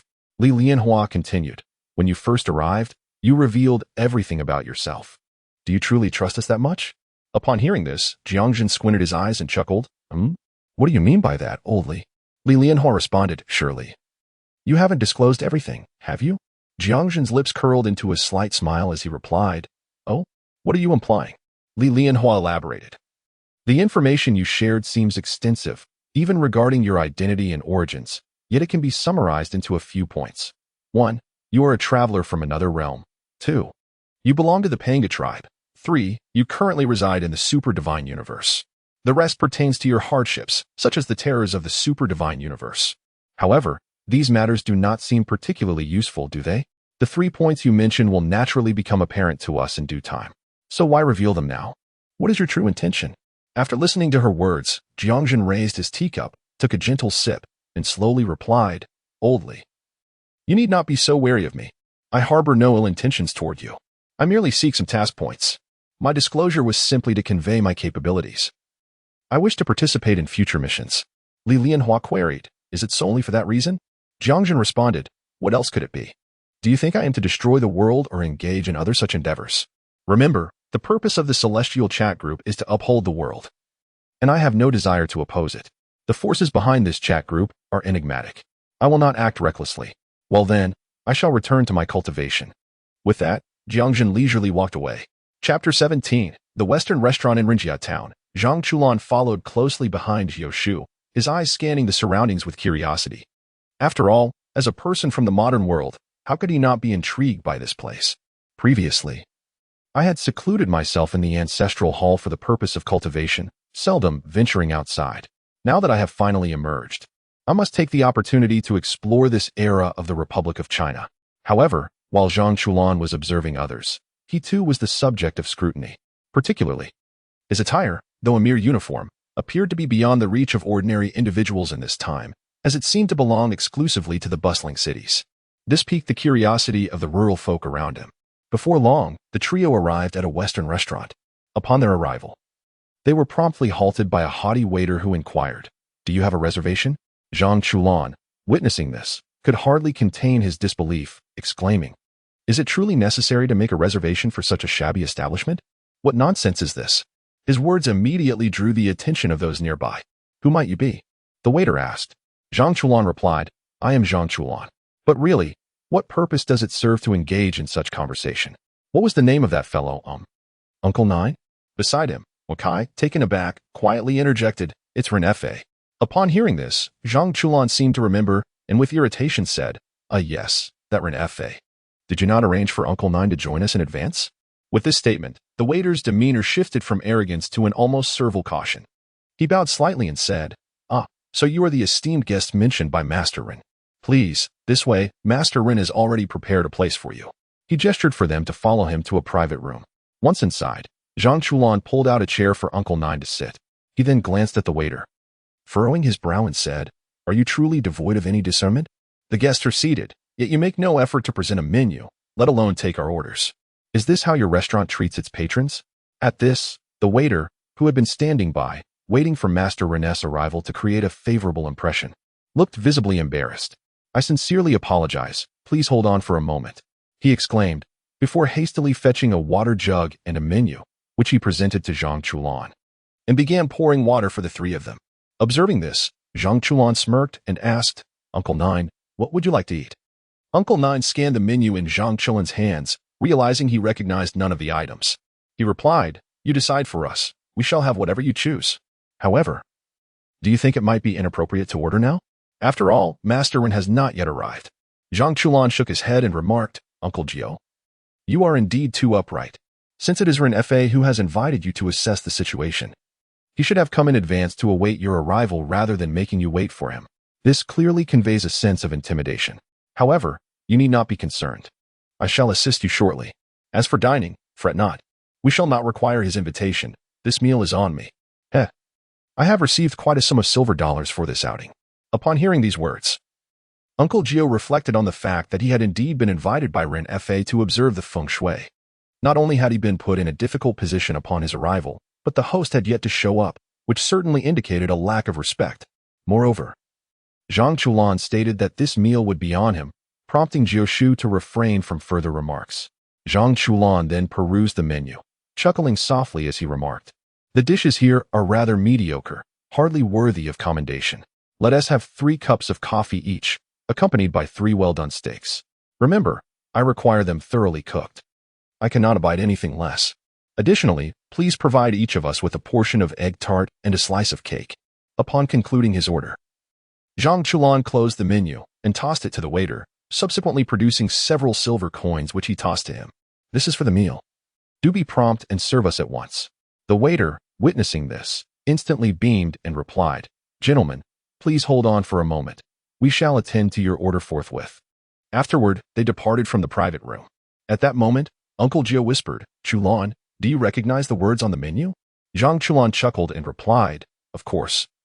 We people of the future have studied numerous foreign languages. Such trivial matters are easily comprehensible. Moreover, there are plenty of Western restaurants in our time. Although I have not had the opportunity to dine there, I have certainly observed them." She added, "Once the food arrives, you need not worry, Uncle Gio. I shall handle it." Turning to Brother Wentai, she continued, "Just watch how I do it, and you shall do the same." Wentai, still looking bewildered, prompted a frustrated Uncle Gio to give him a gentle kick, saying, "Did you hear what Chulan just said?" Upon hearing this, Wentai finally broke into a silly grin and nodded. Soon, the waiter approached, carrying coffee and several egg tarts. "Sir, here is your coffee and egg tarts. The small cake and steak will require a bit more time." After hearing this, Zhang Chulan paid no mind, simply nodding and saying, "All right, I understand. You may go now." Quickly, Uncle Gio gazed at the coffee before him, his expression one of utter confusion. At that moment, Zhang Chulan stood up with a cheerful smile and said, "Uncle Gio, allow me to assist you. You need not worry." As he spoke, he approached, picking up a cup of coffee along with some milk. Gradually, he poured the milk into the coffee and, casting a glance around, inquired, "Waiter, do you only have white sugar here?" Upon hearing this, the waiter appeared perplexed and replied, "Sir, is there an issue with our coffee?" Zhang Chulan placed the coffee before Uncle Gio and reiterated, "Is it true that you only have white sugar?" The waiter nodded and responded, "Yes, sir. Is there a problem with that?" Zhang Chulan furrowed his brow, then waved his hand in annoyance, saying, "Never mind. White sugar will suffice. Uncle Gio, please add the white sugar to your coffee yourself, as I am uncertain of your taste preferences. If it were sugar cubes, 1 or 2 would be quite adequate. Sugar cubes, being compressed and shaped, are far more convenient to incorporate than this white sugar, and their quantity is easier to control. With white sugar, I cannot ascertain. You may add 1 or 2 spoonfuls and taste it. If it is insufficient, you can always add more. But do refrain from adding too much." The nearby waiter, upon overhearing, inquired with a curious expression, "Sir, What kind of sugar are you referring to? Is it the same type that children consume? Zhang Chulan, upon hearing this, promptly shook his head and replied, certainly not. The sugar cubes I mentioned are composed of crystallized sugar, formed into solid blocks. They are not easily shattered. However, they dissolve in water and possess an exquisite delicacy. Furthermore, due to their compressed nature, they tend to be a touch sweeter, allowing for precise control when adding to beverages. If you do not have them here, then so be it. With that, Zhang Chulan, feeling a surge of irritation, resumed tending to his coffee. On the other side, Wen Kai, upon observing Zhang Chulan's actions, commenced his own. Once ready, Zhang Chulan cheerfully remarked, Uncle Gio, do give this egg tart a try. I wonder how it compares to the ones I had before, which were utterly dreadful. Hearing this, Uncle Gio nodded with a smile, and, mimicking Zhang Chulan, picked up an egg tart and took a bite. It's passable, though nothing extraordinary. At least it's edible. I, standing at a distance, noted the server at the entrance who, upon hearing this, silently mused about the discerning nature of this young master. Before long, the server appeared with a plate of steak and a small cake. After placing the steak down, Zhang Chulan waved his hand dismissively, saying, Really, a mere ordinary steak? Never mind. Could you please slice it for us? Oh, and bring me a salad as well, if you would. Certainly, sir. Chapter 18. Zhang Chulan's discourse. Just as Uncle Gio, Zhang Chulan, and Wen Kai were halfway through their meal, a middle-aged man, appearing somewhat like a landlord, entered the room. Upon seeing the trio enjoying their meal, Ren Fa frowned, revealing his displeasure. However, as a businessman, he concealed his feelings and jovially remarked, Haha, Uncle Gio, I didn't expect you to dine so early. Uncle Gio, upon hearing this, looked up and replied with a smile, Lord Ren, you've arrived. Would you care to join us? Zhang Chulan squinted slightly and, with a playful grin, said, So you are Ren Fa. Not particularly impressive, are you? A true country landlord. At this proclamation, an awkward silence enveloped the room. Nevertheless, Ren Fa, upon observing Zhang Chulan and his attire, coupled with his previous tone, refrained from immediate retort, merely chuckling, Ha ha ha, this young friend is jesting. I am but a humble merchant. Zhang Chulan casually stated, I just returned from outside with my elder brothers. I'm merely staying here at Uncle Gio's for a few days. He then added, All right, server. Please clear the table. We've nearly finished. The cake was a tad too sweet, and it doesn't pair well with coffee. Kindly bring us each a cup of black tea. Oh, by the way, do you serve black tea here? The server replied, Indeed, sir. Zhang Chulan casually flicked a silver dollar towards him, saying, Bring the tea first, if it's insufficient. Seeing this, the server quickly responded, No need to worry. Sir, what you provided earlier is ample, and with this, it exceeds our needs considerably. Zhang Chulan, consider the excess as your tip. Hurry, bring us the black tea. Waiter, certainly, sir. Please hold on for a moment. It will be ready shortly. At that moment, Zhang Chulan turned to Lord Ren with a smile and said, I sincerely apologize, Lord Ren. We haven't eaten this morning, and, having arrived here, we find ourselves rather hungry. We just treated Uncle Gio to a meal. If you would like to eat as well, we can certainly order something for you. Upon hearing this, Ren Fa immediately waved his hand with a look of embarrassment and replied, No, it's quite unnecessary. I have already dined. I will simply ask them to bring me a cup of coffee later. Zhang Chulan responded, Oh, so Lord Ren had already eaten before coming here. Very well then. The insinuation in Zhang Chulan's words regarding Ren Fa's earlier arrival only intensified Ren Fa's sense of awkwardness. Meanwhile, Uncle Gio observed this scene with a suppressed smile, yet chose to remain silent. After all, it was indeed rather excessive of Ren Fa to summon him only to delay his arrival until such a late hour. Ren Fa understood that his actions might have provoked someone, and therefore chose to remain silent. Subsequently, the four of them engaged in their respective refreshments. Some sipped water. Others savored tea, while a few indulged in cake. At that moment, Ren Fa smiled and remarked, Ninth uncle, my daughter has arrived. I shall go to greet her. Upon hearing this, Ninth uncle nodded with a smile. At that moment, Zhang Chulan turned to Wen Kai and whispered, Uncle Gio, please don't let Wen Kai speak later. Although Uncle Gio did not understand the reason behind this, he nodded in agreement. Just then, Ren Fa entered with a girl dressed in Western attire. Upon witnessing this, everyone present displayed expressions of astonishment. Zhang Chulan, upon seeing her, silently mused, Wow, she truly is quite beautiful. Alas, my stay here is fleeting. After contemplating this, Zhang Chulan quickly steadied his emotions, while Wen Kai, on the other hand, wore a foolish grin, leaving Zhang Chulan speechless. Indeed, some scenes from the movies were quite accurate. Subsequently, Zhang Chulan nudged Uncle Jiao, who, realizing the situation, cast a disapproving glance at Wakai, his expression darkening. He promptly kicked Wakai, who yelped in surprise. But under Uncle Jiao's fierce gaze, he instantly fell silent. Observing this, Rin Tingting stifled a laugh. After both parties exchanged greetings, Old Master Rin finally spoke up, saying, "Uncle Jiao, the reason I sought you out this time is to discuss a matter. I wish to relocate a grave. I wonder if you could assist?" Upon hearing this, Uncle Jiao frowned and replied, "Old Master Rin, regarding ancestral graves, it is better to leave them undisturbed. This matter is not to be taken lightly. Are you truly intent on moving a grave?" Old Master Rin nodded and explained, "Indeed, this was foretold by a feng shui master 20 years ago. He indicated that this site could only last for 2 decades. After 20 years, the coffin must be exhumed and reburied." Hearing this, Zhang Chuan interjected, "Old Master Rin, I am quite curious.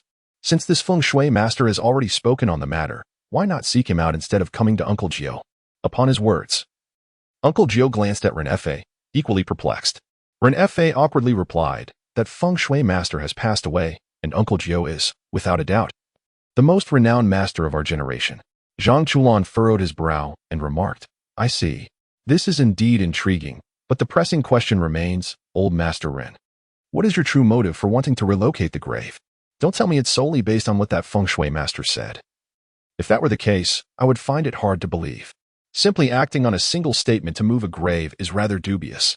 After all, everyone knows that relocating a grave is a significant matter. A grave represents a home for the deceased. Moving it is akin to demolishing a house and relocating. Such actions must be approached with caution. In reality, your intentions seem rather excessive. Moreover, it has only been 2 decades. Upon hearing this, Ren Fa fell into silence. Yet, Zhang Chulan continued, "This matter is of great significance, for there are certain truths that must be clarified. Otherwise, your father may come seeking you in the night." At this remark, Ren Fa shuddered, followed by an awkward smile as he said, "Alas, I shall speak candidly. In truth, I have been indifferent to the matter of the grave relocation until now. However, in recent years, my business has been steadily declining, thus, the relocation of the grave has become an unavoidable necessity for me." Upon hearing this, Jiushu nodded thoughtfully. At this moment, Zhang Chulan comprehended why Ren Fa in the film resolutely refused to engage in arson. This individual was an insatiably avaricious character, wholly consumed with the desire for wealth, even invoking the name of his long-deceased father. Reflecting on this, Zhang Chulan recalled the fate of Ren Fa, who met his demise later, and a look of disdain flickered in his eyes. Indeed, it was a classic case of reaping what one sows.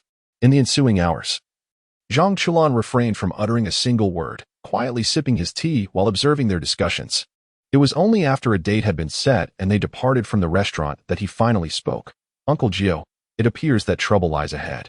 According to the esteemed individual, the one who disrupts this realm has likely entered the body of Old Master Rin. Therefore, in the end, we must decisively eliminate Old Master Rin. At that juncture, your mediation will be imperative, Uncle Jiao. Rest assured, it will not pose any issues for you. Moreover, with a formidable figure present, there is no need for us to harbor any concerns regarding this individual." Upon hearing this, although Jiao Shu felt a sense of reassurance, a flicker of uncertainty lingered in his heart. Upon returning to the ancestral hall, Jiao Shu promptly recounted the events. After listening to the account, Jiang Zhen chuckled heartily and said, "Rest assured, these matters are merely trifles. There will be no issues whatsoever. Now then, proceed with your tasks without fear of complications. Besides, that fellow below will eventually emerge. When the time comes, we shall address it. There's no need for concern." Chapter 19. A sudden turn of events. Time swiftly passed, and the day for relocating Old Master Rin's grave arrived. On this day, Jiao Shu, accompanied by Zhang Chulan, the fully recovered Li Lianhua, Jiang Zhen, and his 2 disciples, stood before the grave of Old Master Rin. Upon their arrival, Jiang Zhen immediately sensed an overwhelming aura of malevolence permeating the vicinity. In his eyes, the tomb of Old Master Rin appeared to be the very source of this sinister energy. Observing this, Jiang Zhen raised an eyebrow and remarked, "How intriguing. Indeed, Old Master Rin harbors significant issues. The level of this malevolent aura is quite remarkable. I wonder what lies beneath." Contemplating this, Jiang Zhen took a deep breath, and a playful smile danced upon his lips. I hope it does not disappoint. What Jiang Zhen did not notice was that Rintingting, not far away, was curiously observing the scene. Especially upon seeing Li Lianhua and Jiang Zhen, her eyes sparkled with intrigue. After all, the attire of both individuals was markedly distinct from that of others. Jiang Zhen and Li Lianhua presented themselves in a manner reminiscent of ancient times. While Li Lianhua's garb was difficult to pinpoint to a specific dynasty, Jiang Zhen's appearance bore a striking resemblance to the fashion of the Tang dynasty, invoking a sense of joy upon first glance.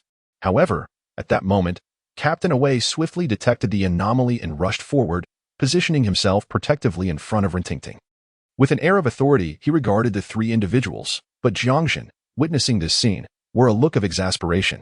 Instead, he addressed the two others, saying, Li Lianhua, Zhang Chulan, are you not sensing the ominous and terrifying aura that permeates this place?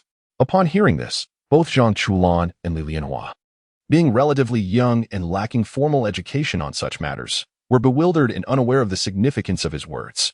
Li Lianhua, hailing from a martial arts background, although now embarking on the cultivation of qi, remains unfamiliar with the essence of Insha energy. However, despite their lack of understanding in certain aspects, there is one thing both of them grasp with utmost clarity. Upon their arrival in this place, they were enveloped by a subtle yet chilling force of Yin, which pervaded their entire beings. Brother Jiang Zhen, could the Insha energy you mentioned be akin to this piercingly cold sensation? Upon hearing Zhang Chulan's inquiry, Jiang Zhen nodded and replied solemnly, Indeed, it is this very chill. It embodies the Insha energy. In due course, as you gain more experience, you will come to comprehend it. I have been attuned to this sensation for over a millennium, even absorbing its essence for 1,000 years. I once descended upon the very site where Bai Qi executed the massacre of 400,000 troops from the Zhao kingdom. Moreover, that scoundrel Bai Qi has audaciously transformed the massive pit I once excavated into his own burial ground. In a bid for convenience, he ruthlessly slaughtered the 400,000 troops right within my pit, shrouding the place in a thick atmosphere of malevolence. What a treachery! Upon hearing this, Zhang Chulan, who was well aware of Bai Qi's deeds, immediately gave Jiang Zhen a thumbs up, exclaiming, You're truly remarkable. No wonder you hail from the same lineage as the zombie king, Jiang Chen. To be able to sleep amidst the dead above, you can slumber for a millennium. Jiang Zhen replied with a chuckle, Oh, this is nothing. When you reach my level in the future, you shall understand. Meanwhile, as the three engaged in their discourse, the excavation of the grave had commenced. Before long, the entire tomb was unearthed with a resounding clamor. However, just at that moment, the previously clear and calm sky was suddenly besieged by fierce winds, followed by torrential rain. Oh no, it's raining, run for cover. The onlookers immediately scrambled to seek shelter. And Lord Rune was no exception. Only Uncle Gio gazed solemnly at the unfolding scene. This was troubling. The contents within had yet to emerge. And such chaos had already ensued, even accompanied by thunder and lightning. It was evident that the heavens were intent on intervening with whatever lay beneath. Could it be that the entity had truly become a force of nature? Just as everyone prepared to take cover, Jiang Zhen let out a cold snort. The sound reverberated like thunder through the air, instantly dispersing the dark clouds above, and subsequently, the fierce wind subsided. Yet others were rendered unable to open their eyes, blinded by the tempestuous winds and torrential rains, thus missing this scene entirely. They could only hear a voice resound, and then, the winds ceased, the rains abated, and the clouds dispersed. At this moment, Zhang Chulan and Li Lianhua, who were beside Jiang Zhen, both raised their thumbs in admiration. Zhang Chulan, particularly exhilarated, exclaimed to Jiang Zhen, Wow, brother Jiang Zhen, you are truly remarkable. With just a cold snort, the clouds disperse and the rain halts. Your skills are simply extraordinary. Upon hearing this, Jiang Zhen directed his gaze towards the now thoroughly cleansed coffin of old Master Ren and replied, Come now, this is hardly anything significant. The real trouble is yet to arrive. Just wait and see. The forthcoming events will undoubtedly be intriguing. What lies below, if my intuition serves me correctly, has already transformed into a flying corpse. In a moment, you may attempt to engage it. I shall suppress its formidable power. Li Lianhua, you should manage well, but Chulan, given your lack of combat experience, this will provide you a perfect opportunity to test your mettle against this flying corpse. The strength of such entities is regarded as terrifying among zombies. Not only can they siphon blood from a distance, but they can also devour souls and traverse the skies. Shortly, I will seal its ability to drain blood from afar, leaving only its capacity to soar, thereby granting you some invaluable experience. In a little while, you three can join forces with Uncle Gio to contend with this flying corpse. Rest assured, with me present, no harm will come to you." As these words were spoken, both individuals felt an unprecedented sense of security wash over them. They nodded emphatically, affirming, "We understand." At this juncture, Jiang Zhen communicated with his little sprite. "Little sprite, you should be able to sense the entity within the flying corpse, correct? Can you capture it?" "I can detect its presence, but I cannot guarantee that I can intercept it," the sprite replied. "Fear not, host. With me here, it cannot escape. This is a vile creation designed by those beings to absorb the essence of the heavens. Once I identify its essence, I can easily resolve it using a fraction of my power. However, this necessitates that you defeat the host first." Jiang Zhen chuckled. "There is no need for such complexity. I can sense that it is not particularly powerful. Once I make my move, it will undoubtedly manifest fear and flee. Just be prepared to intercept it. As for everything else, you need not worry. This flying corpse will be dealt with by the three of them. Uncle Gio's current strength is commendable. Although he may struggle in melee combat with a zombie, he is capable of countering the flying corpse. Jiang Chen's lightning technique, the golden light spell, is particularly effective against that entity. Moreover, during this period, Jiang Chulan has been studying the martial arts of Li Lianhua, resulting in an unprecedented enhancement of his prowess. As for Li Lianhua, he has fully recovered, his abilities having reached an extraordinary level of advancement, embodying the phrase breaking through and standing tall. His strength rivals that of a grandmaster in martial arts, and combined with the lightning technique he has recently acquired, I surmise he could easily breach the defenses of the flying corpse with a single strike. Upon hearing this, the little sprite nodded and said, "Very well, in that case, I shall communicate with the main body to prepare for the interception of the item." Jiang Zhen nodded in response, choosing to remain silent. Meanwhile, Li Lianhua and Jiang Chulan had arrived beside Uncle Gio, who bore an incredibly serious expression. "This is troublesome. We are genuinely in deep water." The terrifying aura of Insha emanating from below indicates that Old Master Run is undoubtedly more formidable than ever before. Upon hearing these words, Li Lianhua gently patted Jiao Shu's shoulder and reassured him. "Do not worry, Jiao Shu, for we are still here.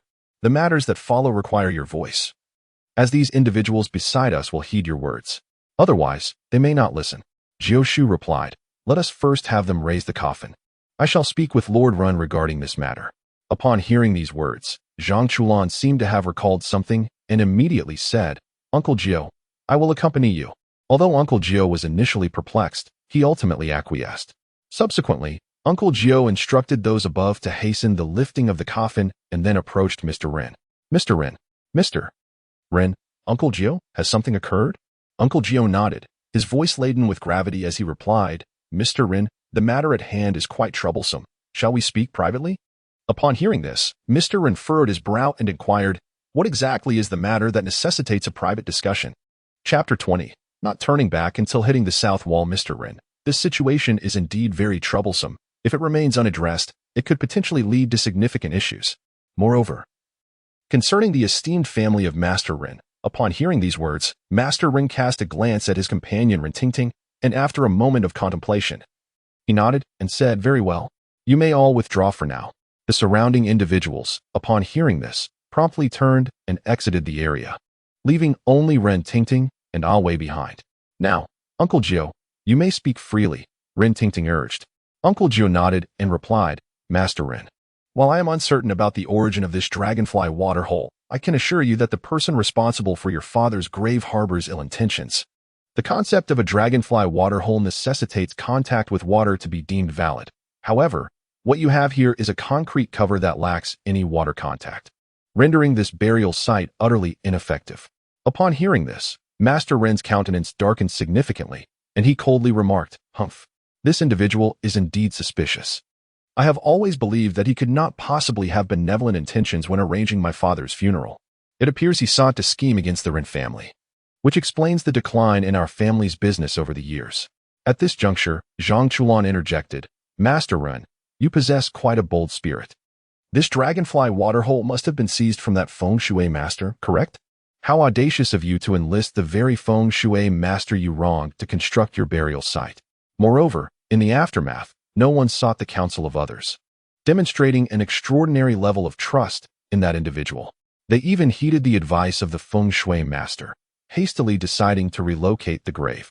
Had they not considered the potential ramifications? Upon hearing these words, Lord Ren felt a jolt of alarm and turned to the two men, inquiring, Jiao Shu, is there not only this issue concerning my father's tomb, but others as well? Jiao Shu, with a grave demeanor, nodded and replied, Lord Ren, upon your father's remains arrival, I advise against opening the coffin. It would be prudent to cremate him on site. Instantly, Lord Ren vehemently objected, shaking his head. Absolutely not, Jiao Shu. I cannot agree to this. My father had a fear of fire in life. It is inconceivable that I would subject him to cremation. This matter is not open for discussion. Upon hearing this, Zhang Chulan let out a cold chuckle, remarking, if cremation is off the table, then shortly we shall have the pleasure of cremating your entire family. In response, Oe swiftly drew his handgun, aiming it at Zhang Chulan, exclaiming, You audacious brat. How dare you threaten my uncle? At that moment, Zhang Chulan's eyes sparkled with a flash of electricity. Immediately, Oe let out a cry of pain, as his right hand became charred and blackened. At that moment, Zhang Chulan coldly remarked, Next time, do not aim that object at me. I fear it may discharge unintentionally. After speaking, he turned to Uncle Jiao and said, There is no need for you to shield him any longer. You are concerned that the Ren family, due to this incident, might cause the townsfolk to turn against them. However, the issue has escalated significantly. Within lies a flying corpse. If mishandled, the entire town could become a graveyard. If you remain silent, I shall speak. Master Ren, do you not wish to know the truth? Your father has been manipulated by that geomancer, and through this dragonfly-pointing water cave, he has been transformed into a zombie. Moreover, for reasons inexplicable, it has become a flying corpse capable of traversing the skies and earth. Once this entity emerges, it will wreak havoc, leaving no survivors. Thus, it was wise of Uncle Jiao to advise you to hasten the incineration of this flying corpse. However, I must caution you that it can potentially be burned before the coffin is opened. Yet, once the coffin is unsealed, the ghastly creature will sense human presence, particularly the direct bloodline of you two, and it will inevitably retaliate. At that juncture, the unfolding events may spiral beyond our control. After all, this is a flying corpse. Unless a master of celestial rank intervenes, vanquishing it is a formidable challenge. This implies that your lives may be in jeopardy here. Upon hearing this, Rintingting could no longer restrain herself and retorted, Do you seek monetary gain? Do not engage in fearmongering here. What is this nonsense about zombies? Are you even aware of what science entails? In response, Zhang Chulan regarded Ren Tingting with a look of incredulity, saying, Science. I possess a deeper understanding of what constitutes science than you might think. Anything that can be elucidated falls under the realm of science. Ultimately, believe it or not, Mr. Ren, we are merely here to offer a word of caution. Should you disregard our advice, we cannot guarantee your safety in the events that follow. We are merely preemptively informing you. If calamity does ensue, do not blame us for failing to forewarn you. Mr. Ren furrowed his brow and replied, This matter is none of your concern. You need only arrange for my father's relocation. Upon hearing this, Zhang Chulan cast a profound glance at Mr. Ren and remarked, Uncle Jiao, let us proceed to prepare for the coffin opening. Uncle Jiao, upon hearing this, nodded with resignation and returned to the task at hand, saying, Chulan, why do you not persist in your persuasion? Zhang Chulan, with a wry smile, responded, Uncle Jiao, it is difficult to counsel the unrepentant. Compassion often meets with futility. We have said all that needed to be said. Furthermore, that Mr. Ren is evidently a man of avarice, placing great value on wealth. He clearly desires to enter his father in a grave of equal or greater stature, ensuring the perpetuation of his lineage. Therefore, any further counsel would be in vain. It is best to refrain from intervening any further. Upon hearing this, Uncle Jiao merely sighed and nodded gently. You are right. Zhang Chulan, observing his demeanor, smiled and said, Uncle Jiao, I understand your sentiments. Yet sometimes, certain individuals will not shed tears until they behold the coffin. Nor will they turn back until they collide with the southern wall. We have spoken sufficiently. Any further discourse may lead to enmity. Do you comprehend, Uncle Jiao? In truth, I have long been feigning. My grandfather once imparted to me that we, are remarkable beings. However, others may isolate and even suppress you. If one is perceived as too weak, they will be bullied. Only by aligning oneself closely with them can one avoid trouble. Thus, for all these years, I have maintained this facade, fearing the emergence of complications. Yet, despite this prolonged charade, I have discerned certain truths in life. One need not be overly concerned with trivial matters. Is it not preferable to live with a clearer perspective? Come, Uncle Jiao, if we can save them, let us do so. If not, it is of little consequence, for it is their own chosen path, one we cannot interfere with, is it not? Soon, at Uncle Jiao's command, the coffin was brought forth. At that moment, Lord Ren and his entourage approached. Lord Ren, must we truly open the coffin? Lord Ren cast a displeased glance at Uncle Jiao and replied, open it. I wish to see my father. Immediately, those nearby sprang into action, extracting the coffin nails. And before long, the coffin was fully unveiled. As it opened, a surge of black mist ascended skyward. The previously clear sky quickly became shrouded in ominous clouds. Observing this, Jiang Zhen's expression darkened. Show no respect, begone. With Jiang Zhen's exclamation, the gathering clouds dissipated instantly, leaving the onlookers in astonishment as they gazed at him. Jiang Zhen, however, remained silent and approached the coffin. At that moment, Lord Ren also drew near. Just as he leaned in for a glimpse of his father, intending to speak, the former Lord Ren suddenly opened his eyes wide, his fingernails elongating swiftly, and he grasped Lord Ren firmly. The ordinary bystanders, witnessing this spectacle, erupted in terror, fleeing without a second thought, leaving everything behind. Upon hearing a sudden cry, Ren Tingting was so frightened that she fainted. Chapter 21. The Justice of Collective Retribution. You wretched beast! How dare you confront me, a humble Taoist, and still seek to punish the wicked? As the words fell, Jiao Shu brandished his peachwood sword. With a swift motion of his left hand, he traced a line above the sword, and in an instant, the entire blade radiated an aura of unparalleled strength and vitality. Without hesitation, Jiao Shu thrust the sword directly into the hands of the old Master Ren. Sizzle! The moment the blade made contact, the spot it pierced reacted as if it had been touched by acid, emitting a plume of black smoke. A furious roar erupted from the old Master Ren. Yet he instinctively released his grip. At that moment, Jiao Shu seized Ren Fa, dragging him backward, and soon two figures, one in front and the other behind, appeared before the old Master Ren with ethereal grace. Clang! Suddenly, a beam of sword light sliced through the air. As a figure clad in ancient robes drew forth a soft sword radiating a faint blue glow from his waist. With a swift motion, the sword was unleashed, sparks flying in all directions, yet the old Master Ren remained unscathed. Observing this, Li Lianhua's expression shifted dramatically, especially upon witnessing the old Master Ren's dark claws advancing toward her storefront, her face betraying shock. So formidable, but fortunately, I can still fight. As the words left her lips, a golden light suddenly enveloped Li Lianhua, shielding her within. Boom! Instantly, Li Lianhua was sent flying. At that moment, a radiant golden sword pierced through the air with a swift motion. With a resounding crack, the golden blade struck the seemingly indestructible figure of the old master, leaving a profound gash upon its iron-like surface. As the venerable Ren realized the gravity of the situation, he emitted a furious roar, preparing to unleash his innate ability to siphon the essence and souls of others from afar. Upon witnessing this, Jiao Shu's expression shifted dramatically as he warned, beware. This fiend intends to utilize his powers. Yet, at that moment, Jiang Zhen's voice resonated with calm authority. Humph. To employ such tactics in my presence is a grave miscalculation on your part. I hereby nullify your wretched talent. With a mere wave of his hand, Jiang Zhen rendered Ren's abilities dormant, leaving the entire scene in utter disbelief. Within Ren's being, a slightly distorted soul was left in a state of shock. What on earth? System, did you not inform me that I was nearing the realm of the zombie master? This is merely a composite world. Shouldn't Jiao Shu be the one to exorcise demons? Why have two sword wielders suddenly appeared? Especially that one with the golden blade, capable of breaching my defenses. Who is he? And that earlier presence, what kind of terrifying entity was that to seal my talents? Ding. The Jiangchen system is at your service. Please hold while I conduct a scan. What in the world? Why are beings from the Pangu clan emerging? Goodness, have those lunatics lost their minds? This place is anything but safe. I must flee, immediately. At that moment, the distorted soul heard a mechanical voice declare, warning. Host encountered an insurmountable opponent, exceeding system assistance parameters. System disengagement successful. Wishing the host a pleasant life. With despair and disbelief etched on his face, Ren witnessed the Jiangchen system vanish into thin air. What? My system has abandoned me.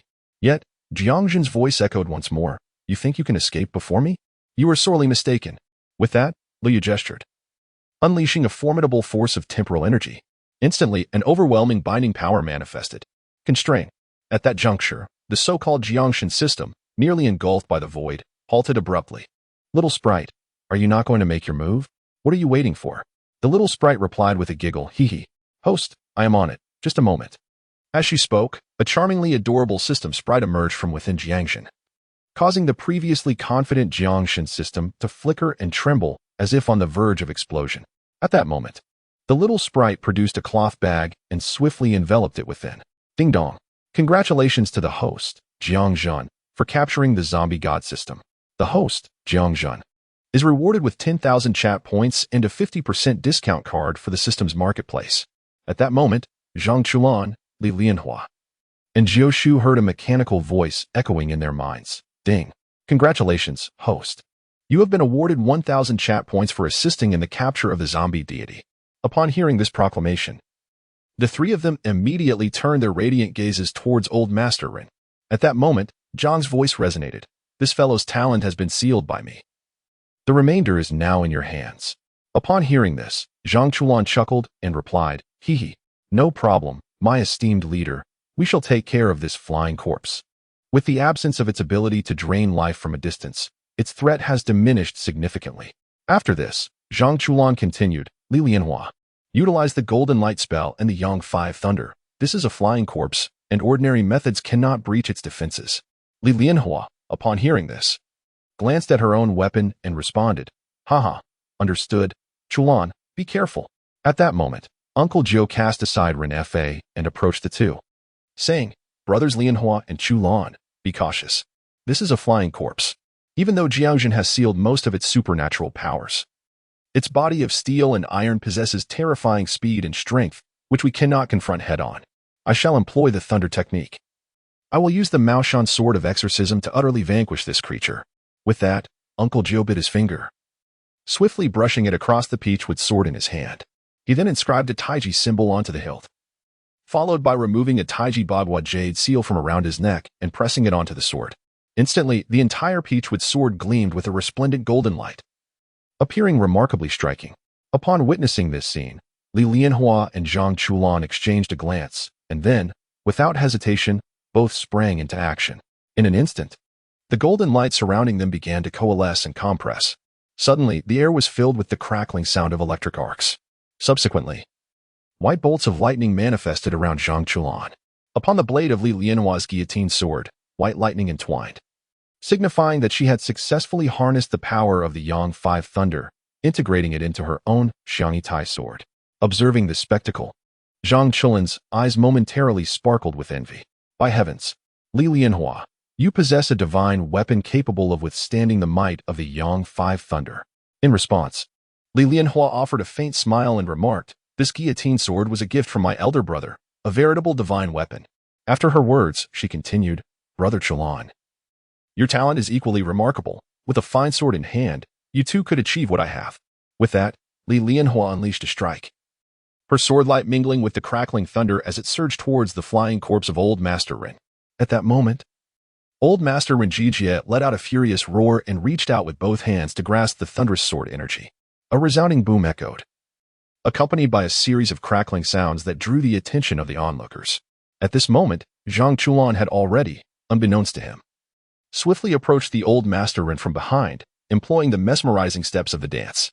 Thunderous might of the palm thunder technique. Suddenly, a torrent of domineering white lightning surged forth from behind him. At that instant, the flying corpse was forcefully struck, emitting a plume of ghastly energy from its mouth.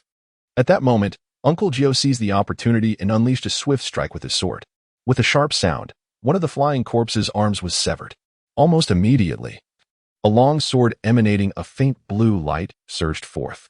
With a swift motion, the blade, infused with the essence of Yang 5 Thunder, sliced through the air as effortlessly as a hot knife through butter, instantly severing the creature's other arm. Chapter 22, Return. Suddenly, the flying corpse emitted a hoarse shriek, its already fearsome visage contorting into an even more terrifying expression. What in the world is this? Has it become a spirit? Zhang Chulan exclaimed, startled, and transformed into a streak of lightning, appearing beside Jiang Zhen. This scene left Jiang Zhen momentarily speechless. Come on, you really are far too timid. Upon hearing this, Zhang Chulan awkwardly scratched his head, a sheepish grin on his face. At that moment, Uncle Gio gazed gravely at the flying corpse before him. Just as he was about to utter a word, he felt a reassuring pat on his shoulder from Jiang Zhen, who said with a chuckle, "Haha, Uncle Gio. No need to speak. This creature harbors a soul within. It was brought here by the very system we encountered earlier, merging with the current patriarch's essence. Thus, this patriarch possesses his own intelligence. Furthermore, having been transformed into a flying corpse by that peculiar system, it is likely that his ability to articulate has been enhanced. Initially, he was incapable of such expression, which explains his current state. Your earlier strikes were perhaps a tad too fierce, provoking that roar." Upon hearing this, Uncle Gio finally comprehended the situation. No wonder, he mused. Although the flying corpse appeared formidable, it shouldn't have been capable of speech unless it had surpassed its former limitations. So it was indeed the influence of that system. Jiang Zhen, upon hearing this, refrained from further comment, merely laughing heartily before adding, "All right. Let us refrain from any further confrontation for now. I have a few inquiries to make." Upon hearing this, Jiang Chen's eyes flickered as he gradually comprehended Jiang Zhen's intent. As Li Lianhua contemplated something, he sheathed the Yang Wulei while gripping the blade of his neck. Meanwhile, his gaze shifted towards Jiang Zhen. Jiang Zhen looked at the aged Ren patriarch before him and offered a gentle smile, which was swiftly followed by an overwhelming aura erupting forth. In an instant, the Ren patriarch felt as if he were in the presence of a king, rendered utterly immobile. Even the thought of escape was swiftly quelled. "Do not entertain notions of fleeing. Do you truly believe you can evade me?" Jiang Zhen mused. "Initially, I considered probing your soul to uncover your memories since you seemed incapable of speech. However, since you can converse, let us engage in a dialogue. Pray tell, who are you? Or rather, how did you encounter that system? And who were you in your previous life? Do not attempt to deceive me, for the consequences shall be dire." Upon hearing these words, a sinister expression crossed the Ren patriarch's face as his eyes darted about. In a hoarse voice, he queried, "And who are you? Why do you seek to kill me?" Jiang Zhen, upon hearing this, could not suppress a chuckle, his eyes glinting with cold light. "Ah, it appears you are one who does not weep until faced with the grave. Very well, if you insist on courting trouble, allow me to assist you."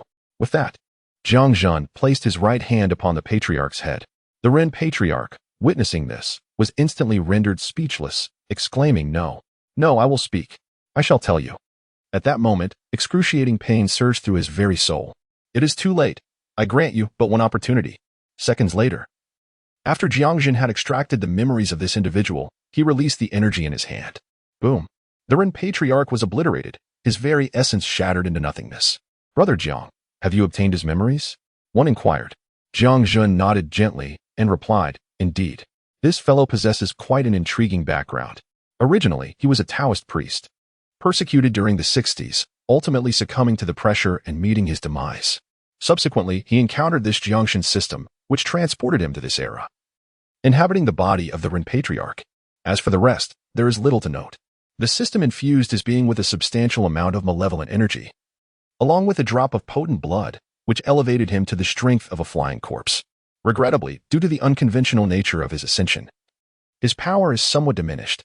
Compared to a typical flying corpse, he falls significantly short. Given sufficient time, he might have been able to restore his strength. Alas, he lacked that capacity. Hence, we easily dispatched him. Moreover, with the three of you possessing considerable strength, your recent interactions in the chat group have bolstered your abilities significantly. Dealing with this half-baked flying corpse has proven to be quite effortless. Is that so? A person from the 60s? Truly unfortunate. Zhang Chuan nodded thoughtfully. Ding. Congratulations, host. You have completed the assistance task, and you are awarded 3,000 chat points. Half an hour later, the host will return to their respective worlds. So please make the necessary preparations. Upon hearing these words, the four exchanged glances, and smiles spread across their faces. Haha, it seems our time has come. We must prepare to return. If anything arises, we can connect through the chat group. Jiang Zhen also smiled and added, as you all know my situation. If you cannot reach me, feel free to contact my system sprite to relay a message. The three nodded in agreement. For Jiang Zhen was undoubtedly the most formidable figure in their group. Suddenly, Jiang Zhen seemed to recall something and said, "Oh, by the way, Chulan, I remember you don't possess much wealth, do you? However, in this world, we are currently in the Republican era, and many items, especially antiques, are not particularly valuable." Upon hearing this, Zhang Chulan's eyes lit up instantly. and he exclaimed, "Haha, thank you, Brother Jiang. I will head to the town now." With that, Zhang Chulan transformed into a streak of lightning and sped towards the town. Witnessing this, Li Lianhua merely smiled softly before shaking her head. At this moment, Jiang Zhen smiled and remarked, "Your situation will soon become as troublesome as Zhang Chulan's. If you encounter anything truly formidable, do not hesitate to inform me. Your world is not as simple as it seems. Considering you can summon such terrifying insects as the infernal firebug, there must be some formidable existence from the ancient times. However, I am uncertain of the current state of affairs. Once you return, exercise caution. Furthermore, allow me to remind you of a matter. You actually have an elder brother, a biological sibling who has long since passed away. You may wish to inquire about these matters with your master's wife. Additionally, your identity is noteworthy. Being of royal blood from two nations may prove advantageous for you in the future." Upon hearing this, Li Lianhua's pupils widened in astonishment, and she nodded in understanding. "I comprehend now. Thank you. Lastly, regarding you, Uncle Gio, I shall refrain from further comments. Your situation is unique. Merely keep a watchful eye on your two rather troublesome disciples. To be candid, while we may set aside their talents for the moment, their temperament leaves much to be desired. Uncle Gio, it would be prudent to observe them closely to avoid any potential issues, particularly in the chat group. Be sure not to disclose anything to them. Your two disciples are indeed capable of causing a ruckus." Upon reflecting on his own rather unreliable disciples, Uncle Gio nodded in agreement. "Very well, I shall take my leave. Contact me should anything arise." With that, Jiang Zhen summoned the chat group to transport him back to the super god world. As Li Lianhua watched Jiang Zhen depart, he clasped his fist toward Jiao Shu and remarked, "Jiao Shu, I cannot express my gratitude adequately.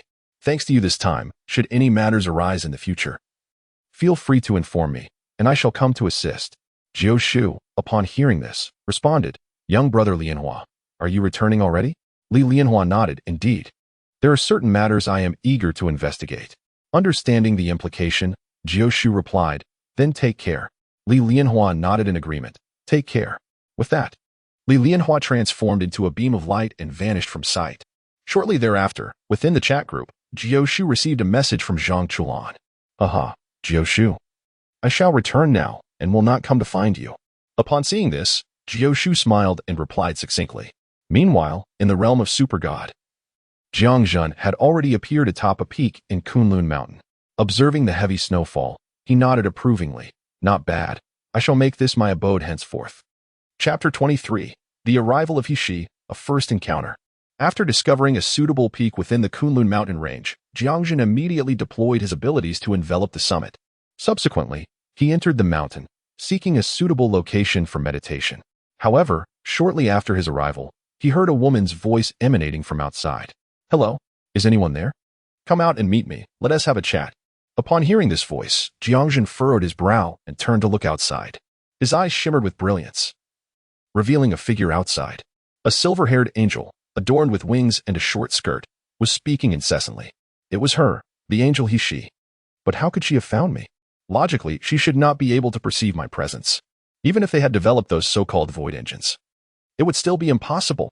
The void engine, after all, merely allows for a rudimentary manipulation of certain laws, utterly incomparable to my capabilities. Yet, how did she discover my location? This is indeed perplexing. I must ascertain the truth. With that thought, Jiang Zhen waved his hand, causing the energy shield to vanish instantly, revealing the peak before Hishi. Percy beheld Jiang Zhen, who stood majestically atop the mountain peak.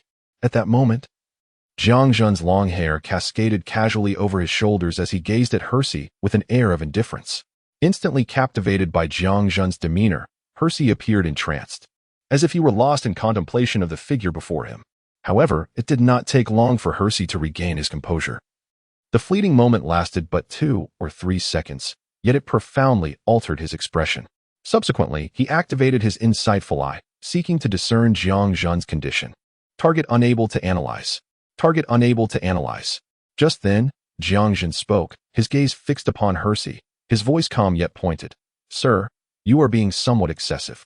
To attempt to scrutinize my information without my consent, do all angels behave in such a domineering manner? Or do you wish to engage me in battle?" Upon uttering these words, a glimmer sparked in Jiang Zhen's eyes, and an overwhelming aura erupted forth. In an instant, the earth was enveloped in an unprecedented, terrifying presence.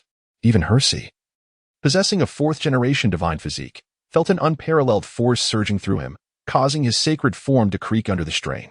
Faced with this overwhelming pressure, Percy struggled to articulate his thoughts. I apologize. It was my rudeness. I beseech your forgiveness. I meant no ill will. After a moment of silence, Jiang Zhen withdrew his formidable aura, reverting to a seemingly harmless demeanor. Witnessing this transformation, Percy was taken aback, reflecting to himself. The aura this person exuded was truly fearsome, and he wielded the ability to retract it at will. This is unlike us. While we can exert some control over our own presence, we cannot achieve such finesse. He, however, possesses the extraordinary ability to perfectly conceal himself, without the need to rely on armor or similar means to mask his presence. Could it be that he has truly ascended to the realm of the fifth-generation deity, or perhaps an even more formidable existence? Contemplating this, He soared to the mountain peak, standing beside Jiang Zhen, and declared, I am He of the angelic clan, at your service. Although Jiang Zhen had initially hesitated to engage with this extraterrestrial race, concerned about unforeseen complications, the current circumstances rendered his apprehensions moot. After all, during his recent excursion, he had amassed an impressive number of chat points, allowing him to procure various resources. If such opportunities continued to arise, he would undoubtedly ascend to the stellar realm or even the nebula realm before the arrival of the void. Thus, whether to engage or not had become a trivial matter. Once one's power reached a level capable of overwhelming all, there was little cause for concern. Jiang Zhen performed a gesture reminiscent of the Tang dynasty, stating, I am Jiang Zhen of the Earth Star of the human race. Upon hearing this, she smiled broadly and exclaimed, So your name is Jiang Zhen? Jiang Zhen nodded and replied, Follow me. This is not an appropriate place for conversation. With that, he led Ishi to a sheltered area of the mountain. Soon, they arrived before a quaint courtyard. Upon seeing it, Hishi's eyes widened in disbelief, a look of incredulity washing over his face. How is this possible? My eye of insight scanned the entire mountain. Logically, I should have been able to detect this courtyard. Why is it like this? Jiang Zhen, however, remained silent and simply opened the door, stepping inside. He, undeterred by the lack of response, understood that it was natural for someone to withhold such knowledge. After all, technology is rarely easily shared. Upon entering, He was astonished by the stark contrast within. From the outside, the courtyard appeared ravaged by wind and snow, a desolate sight. Yet, once inside, He realized that it was, in fact, a paradise beyond the mundane world. The atmosphere was reminiscent of spring, with a temperate climate and a variety of flowers blooming vibrantly in the nearby corners, creating a breathtakingly beautiful scene. On the other side, there stood a variety of fruit trees, each laden with ripe fruit, exuding an enticing aroma that appeared utterly delectable. Additionally, a gentle stream meandered through the courtyard. Observing this scene, He slowly remarked, Indeed, this place is a veritable paradise. However, a query lingered in his mind, and he continued, May I inquire about something? Jiang Zhen approached, carrying a platter of fruit, and placed it on the table in the courtyard pavilion. He invited, Please, sample the fruits grown here. Upon hearing this, He cast a thoughtful glance at Jiang Zhen and, without hesitation, picked up a plump, red apple and took a bite. Crunch. After savoring the first bite, Hishi's eyes lit up as he exclaimed, It's sweet and crisp, with a subtle fragrance, delicious. Jiang Zhen smiled and replied, Is that so? It seems the seeds I gathered have produced splendid fruit after all. Now, Angel Hishi, it's your turn to speak. What brings you here? You lingered outside my home for quite some time. Even after I departed, you pursued me. What is it that you seek? Hishi, upon hearing this, set down the half-eaten apple and gazed at Jiang Zhen, saying, Initially, I was merely curious. However, I soon realized I could not discern your technology, which sparked a desire for dialogue. Jiang Zhen nodded in understanding, replying, I see. If that is the case, I must apologize. I can assure you this is not technology. Thus, we cannot engage in a meaningful exchange. Upon hearing this, Hishi's eyes widened in disbelief. Not technology? How could that be? Please, do not jest. If this is not technology, then what is it? Could it possibly be the so-called cultivation from your planet? At this, Jiang Zhen remained silent, instead fixing Hishi with a serious gaze. A thought began to stir within Hishi's mind. Could it be that he truly practices cultivation? Jiang Zhen nodded and stated plainly, Indeed. In my view, whether it is technology or cultivation, they ultimately converge towards the same goal. The essence remains, the pursuit of life's transcendence, the quest for immortality and eternal existence. Upon hearing these words, He fell into a long silence before finally speaking. Jiang Zhen, you are not jesting with me, are you? We have witnessed the path of cultivation. It is not solely found on Earth but also on other planets. Yet, those who follow this path can barely match the prowess of second-generation super warriors. Moreover, the energy utilized is merely biological. It is hardly remarkable. How could such an entity as yourself possibly come into existence? Furthermore, how could an ordinary human body endure such an evolution? Additionally, regarding your energy consumption, is your intrinsic computational power sufficient? Without the support of a computer, how have you achieved this feat? Chapter 24. He, is this truly the only path available? Listening to He's continuous inquiries, Jiang Zhen shook his head and, with a serious expression, replied, how can you be so certain it is impossible without having practiced? He responded, we have conducted simulations using computers, and it simply does not work. To reach the second generation of super soldiers is already an extraordinary breakthrough. Moreover, this necessitates the existence of exceptionally gifted beings. Upon hearing this, Jiang Zhen gently smiled and addressed He, Your Excellency He. I have a question I would like to pose to you. He replied, please, go ahead. Jiang Zhen continued, in my previous sojourn, I explored the circumstances of this universe and uncovered certain truths. It appears that your angelic race was once governed by male angels. Am I correct? The moment these words left his lips, He's expression shifted noticeably, yet he merely nodded without offering a reply. Observing this, Jiang Zhen chose not to press further. Instead, continuing with a smile, at that time, you lacked the technological support that exists today. Moreover, the male angels possessed a formidable computer at their disposal. Given such circumstances, why were they unable to foresee their own defeat and adjust their strategies accordingly? Do you believe the male angels of that era were incapable of predicting the tides of battle? Upon hearing this, He fell silent. No, they were indeed capable. They simply did not possess technology as advanced or precise as ours today. Jiang Zhen nodded in response. If that is the case, then the male angels should not have succumbed to your kind. So, why did they falter? What did your female angels rely upon at that time? Was it this so-called computational power, the celestial computer, or perhaps an unrivaled technological prowess? He immediately shook his head, declaring, no, it was none of those. We fought with our very lives, and the battlefield was ever-changing. Mere calculations could not account for the shifts in human sentiment. Hearing this, Jiang Zhen nodded with a smile, affirming, indeed, technology cannot quantify the depths of human emotion, for the direction of the heart knows no limits. If that is the case, then why do you believe the path of cultivation is finite, merely because your computers have computed it as such? He hesitated. This. Jiang Zhen interjected. In your perspective, the human body possesses limits. However, from our viewpoint, what limits exist within the human form? What exists are merely inadequacies in talent or comprehension, or perhaps a lack of ambition. You speak of limits in terms of physicality and intellect, yet why assume that the human mind cannot rival that of your celestial computer? Upon hearing this, He's eyes widened in disbelief. What do you mean? Are you suggesting that the human mind could compare to a celestial computer? Jiang Zhen erupted into hearty laughter, then pointed at He, Your Excellency He, according to your calculations, to what extent has your brain been developed? Though He harbored some doubts, he nonetheless spoke. At this stage, within the known universe, according to our calculations, the development of our angelic brains has reached its pinnacle, achieving 45%. Upon hearing this, Jiang Zhen nodded and remarked, indeed, this figure, as per your assertions or the computations of what you term the known universe, stands at 45%. However, how did you derive this data? Is it based on your existing metrics? Yet, if your development level is merely 45%, how is that figure attained? Through your so-called celestial computing device? Are you truly confident that such a mechanism can accurately gauge development? Or are you merely speculating about the unknown with your limited understanding, attempting to define what remains uncharted? At this moment, He found himself at a loss for a rebuttal, having recalled the methods Jiang Zhen had just employed. Observing this, Jiang Zhen continued, you claim the human brain has its limits. But are you certain that this is an absolute boundary and not merely your own constraints? The limits beyond which further development cannot proceed. And you assert that the human body cannot endure.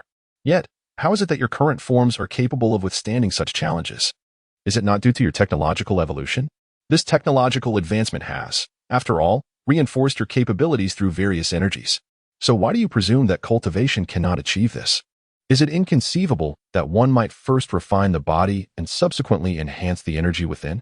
Regarding your so-called super warriors, their bodies invariably harbor radiation. Do you not believe that an ordinary individual, having cultivated to withstand radiation, could endure the shock of dark energy? If so, what would be the extent of dark energy or similar forces they could absorb once a certain threshold is reached? Could one not engage in further cultivation to bolster the body and facilitate evolution? You are all capable of continuous advancement through technology. Is cultivation not akin to this? While you perceive certain aspects as esoteric, is not the void you speak of equally fantastical? With these words, she fell into silence. At this moment, Jiang Zhen continued, moreover, there is one crucial matter that perplexes me. She inquired, what is it? Jiang Zhen replied, given the vastness of the known universe, why is there only a singular path of technology? She questioned, what kind of technology? What singular path? Jiang Zhen elaborated. You angels are focused on the research of super warriors and divine bodies. The blazing sun studies stellar energy, yet in essence, it still revolves around the creation of super warriors and divine bodies. Then there is the Grim Reaper Carl, along with your adversary, the Demon Morgana. Even numerous spacefaring civilizations are evolving towards this so-called divine body. I find myself in confusion. Why is it that only the path of divine bodies and celestial computers exists? Are there truly no alternatives? Or have you perhaps constrained all other avenues, as if to say that the path of genes is the only route? Must we truly rely solely on computers? Moreover, should you choose to delve into the study of weaponry, it would not be an insurmountable task. The pursuit of eternal life should pose no significant issues. It appears as though your paths have been predetermined by external forces. With the entirety of this universe seemingly following a singular trajectory, you resemble characters within a game, wielding a controller to navigate your battles. However, should this controller malfunction, would you not face utter ruin? This glaring flaw, why do you choose to overlook it? Or has it become so commonplace that it no longer captures your attention? Upon hearing these words, she felt as though struck by a bolt of lightning, rendered speechless in his seat. Indeed, why is there but one path for the divine body, so readily accepted, so routinely acknowledged? Yes, it is indeed a matter of routine. The Super God Academy is simply the Super God Academy. At that moment, Jiang Zhen continued, one of your angels, known as Angel Yin, possesses an innate ability to command thunder. This power is inherent to her, yet there lies a question. Why do you not further develop her thunderous genes? Surely, you do not consider thunder to be weak. As his words fell, Jiang Zhen gestured with a wave of his hand. Thunder roared, and in an instant, a pitch-black bolt of lightning erupted, causing the entire space to fracture. Witnessing this, she was equally astonished, grappling with disbelief. At this moment, Jiang Zhen continued, fire, when its temperature reaches an extreme high, can incinerate everything. If the air can be distorted by flames, then is it not possible for space to be affected? If it is not, that can only indicate that the temperature of your flames is insufficient. Furthermore, consider ice, gravity, repulsion, and so forth. Why are these capabilities within the universe so rudimentary? Have you not researched what might occur if such abilities were integrated into the essence of eternal life? As for the void you speak of, I possess a fragment of knowledge about it, claiming to be a rewriting of concepts. But is it truly a rewriting of concepts? If flames can create a vacuum, then when flames burn in a vacuum, what do you think they are igniting? Space or concept? Do not confine your vision to such a limited perspective. That is rather inadequate. Technology should flourish in a myriad of forms, even if the energy is lacking. Do so many civilizations truly lack that energy? Chapter 25. The seeds of doubt planted by Jiang Zhen and she. Are you suggesting that the Super God Academy is stifling our development? Jiang Zhen looked at she, shaking his head earnestly as he replied, no, that is not my intention at all. The purpose of the Super God Academy remains unknown to me. Perhaps this situation is an inadvertent result of the Super God Academy and the people of the Divine River civilization disseminating their technological path. Or perhaps it is deliberate, as they seek to explore the depths of the void through other civilizations. However, we are left in the dark regarding these matters. For whether it be your technology or my methods, neither can penetrate the depths of a person's heart. Even if one could perceive it, it would merely be a fleeting glimpse. The heart is fickle. This is no jest. Even you, the angels, can you truly guarantee that the faith you espouse remains unchanged? Perhaps, in the next moment, the beliefs of some of your little angels may undergo a subtle transformation. Subsequently, that slight change could blossom into an entirely new branch. With that, Jiang Zhen waved his hand, and from the apple that she was eating, a single seed flew out. Jiang Zhen smiled and asked, what do you think this apple tree will become? Oh, by the way, you could use your so-called celestial computer to calculate that. She, upon hearing this, did not hesitate. Employing his insightful eye to scan, he waved his hand, and an image appeared. The seed sprouted, broke through the soil, grew, blossomed, bore fruit, shed leaves, and withered. The entire growth process evolved before He-Shi's eyes. At this moment, He-Shi turned his gaze towards Jiang Zhen. Yet Jiang Zhen merely smiled faintly. Then with a wave of his hand, the seeds appeared in the courtyard. "Observe closely," he declared, and with a pointed gesture, the seeds immediately broke their shells, sprouting and taking root, growing at an astonishingly visible pace. Upon witnessing this, He-Shi refrained from comment, for he too could achieve such results. However, his method relied solely on a specially developed energy, vastly different from Jiang Zhen's approach. "Look, the growth cycle is precisely as I hypothesized." Yet Jiang Zhen did not respond to the box's words. Instead, he approached with a pair of scissors and snipped several branches of the fruit tree with crisp, decisive cuts. "You are cheating," He-Shi exclaimed, his eyes wide with disbelief. Nevertheless, after tending to the apple tree, Jiang Zhen turned to He-Shi and remarked, "Your words are quite amusing, my dear He-Shi. When have I ever cheated? Pruning the fruit tree is a standard practice. Without it, how could one produce delectable apples? The human heart resembles an apple tree. You may dictate the time of its blossoming and its appearance, yet you cannot genuinely govern its growth. Just as in the recent moment, you believed you had everything calculated, yet did not foresee my decisive action. Moreover, even if I were to prune it, it remains exceedingly challenging to ensure it grows into the form I desire. Human hearts are akin to this. One can never truly predict their nature, otherwise they would cease to be human and instead resemble machines. Thus, I maintain a skeptical stance towards the existence of entities like the Super God Academy. Yet I refrain from hastily reaching conclusions. After listening, He-Shi fell silent for a moment, finally nodding thoughtfully. "Your Excellency He-Shi, I am uncertain why your angels behave in such a manner, lacking other forms of technology. In my view, this technological tree, although it may demand considerable resources from you, should, when you dedicate a little time to contemplate, suffice to lead you towards an alternative path in genetic research. Well then, we have spoken enough for this occasion. I have no desire to elaborate further. You must take your leave, and importantly, do not disclose my existence. Particularly regarding this planet, do not reveal my whereabouts to others." Upon hearing this, He-Shi stood, casting a deep glance at Jiang Zhen, who gently nodded before speaking. "Engaging in discussion with Your Excellency Jiang Zhen has been immensely enlightening. Might you consider visiting my Milu Ocean Palace? Our queen would extend a most cordial welcome."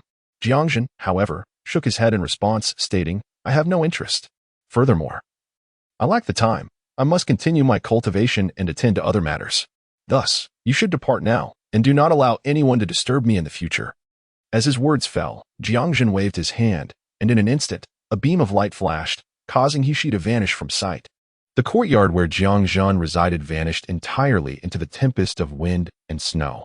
He-Shi, standing outside, employed numerous methods of detection, yet could uncover not a trace of anything.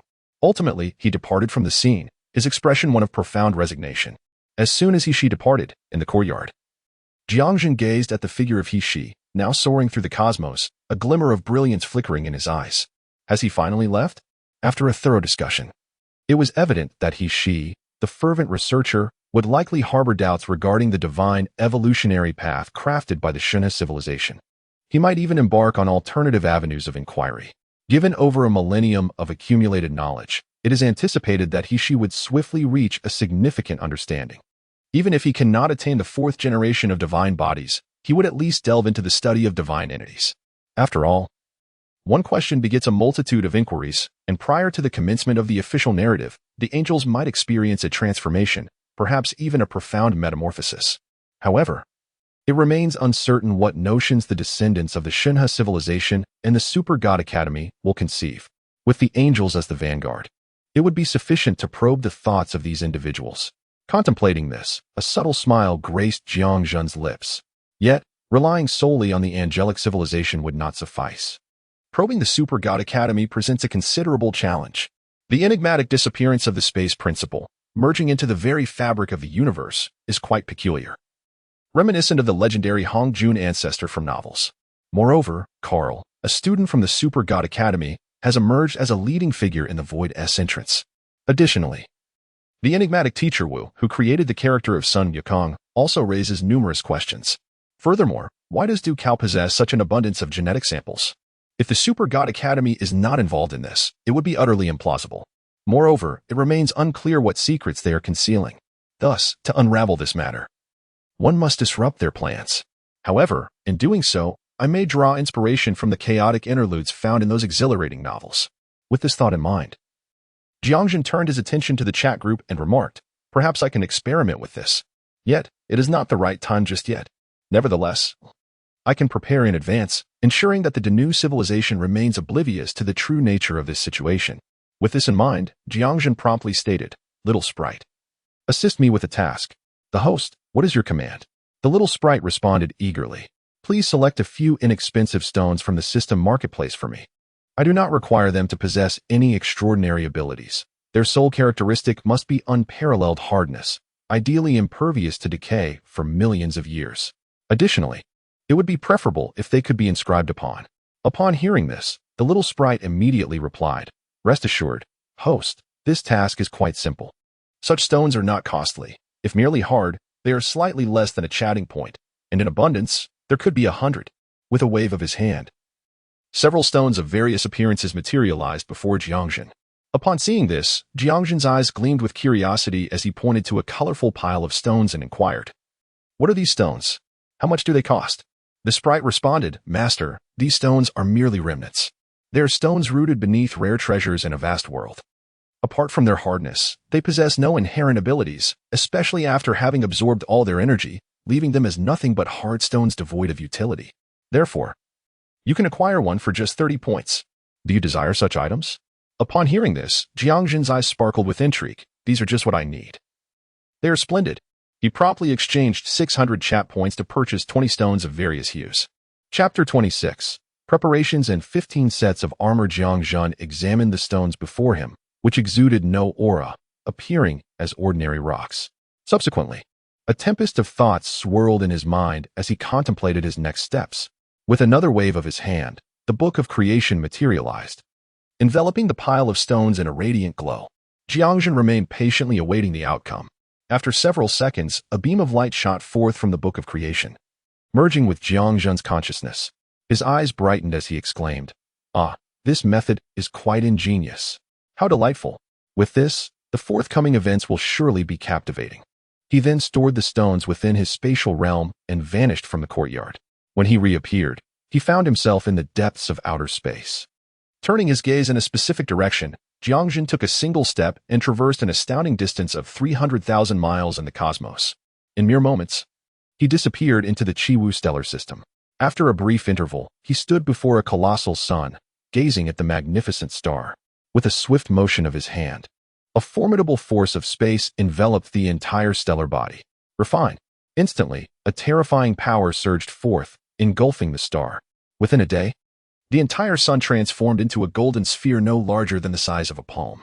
At that moment, Jiang Zhen retrieved a piece of golden yellow stone and subsequently infused the entire refined star into it. A small star, indeed sufficient, coupled with the specially constructed magical array within the star, would ensure its prolonged existence. In the time that followed, Jiang Zhen traversed the vast, uninhabited expanses of the universe, seeking an array of extraordinary energy planets.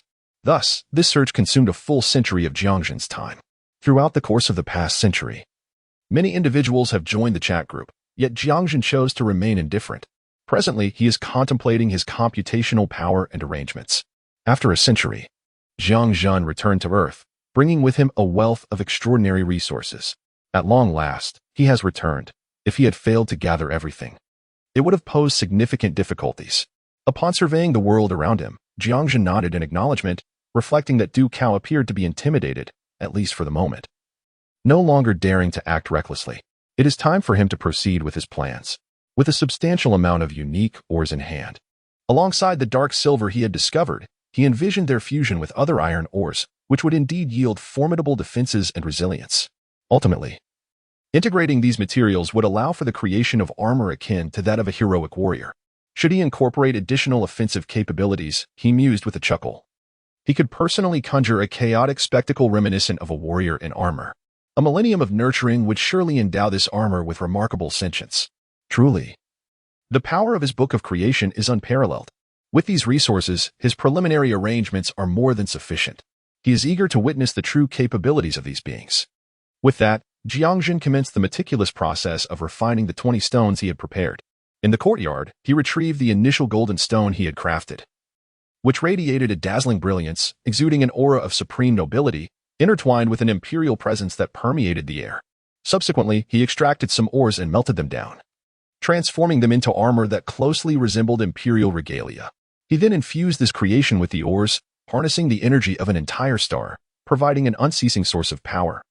Combined with the indomitable armor and the offensive and sealing techniques he had integrated, this would ultimately become the imperial armor of the super divine universe, as well as the imperial armor of Earth. He instructed that it would be nurtured within, awaiting the emergence of a suitable inheritor of the Central Plains bloodline. With that, Jiang Zhen cast the armor into the void. In an instant, the stone vanished, and upon re-emergence, it had transformed into an ordinary crystalline form. Even the Dinner Three could not detect the immense energy concealed within.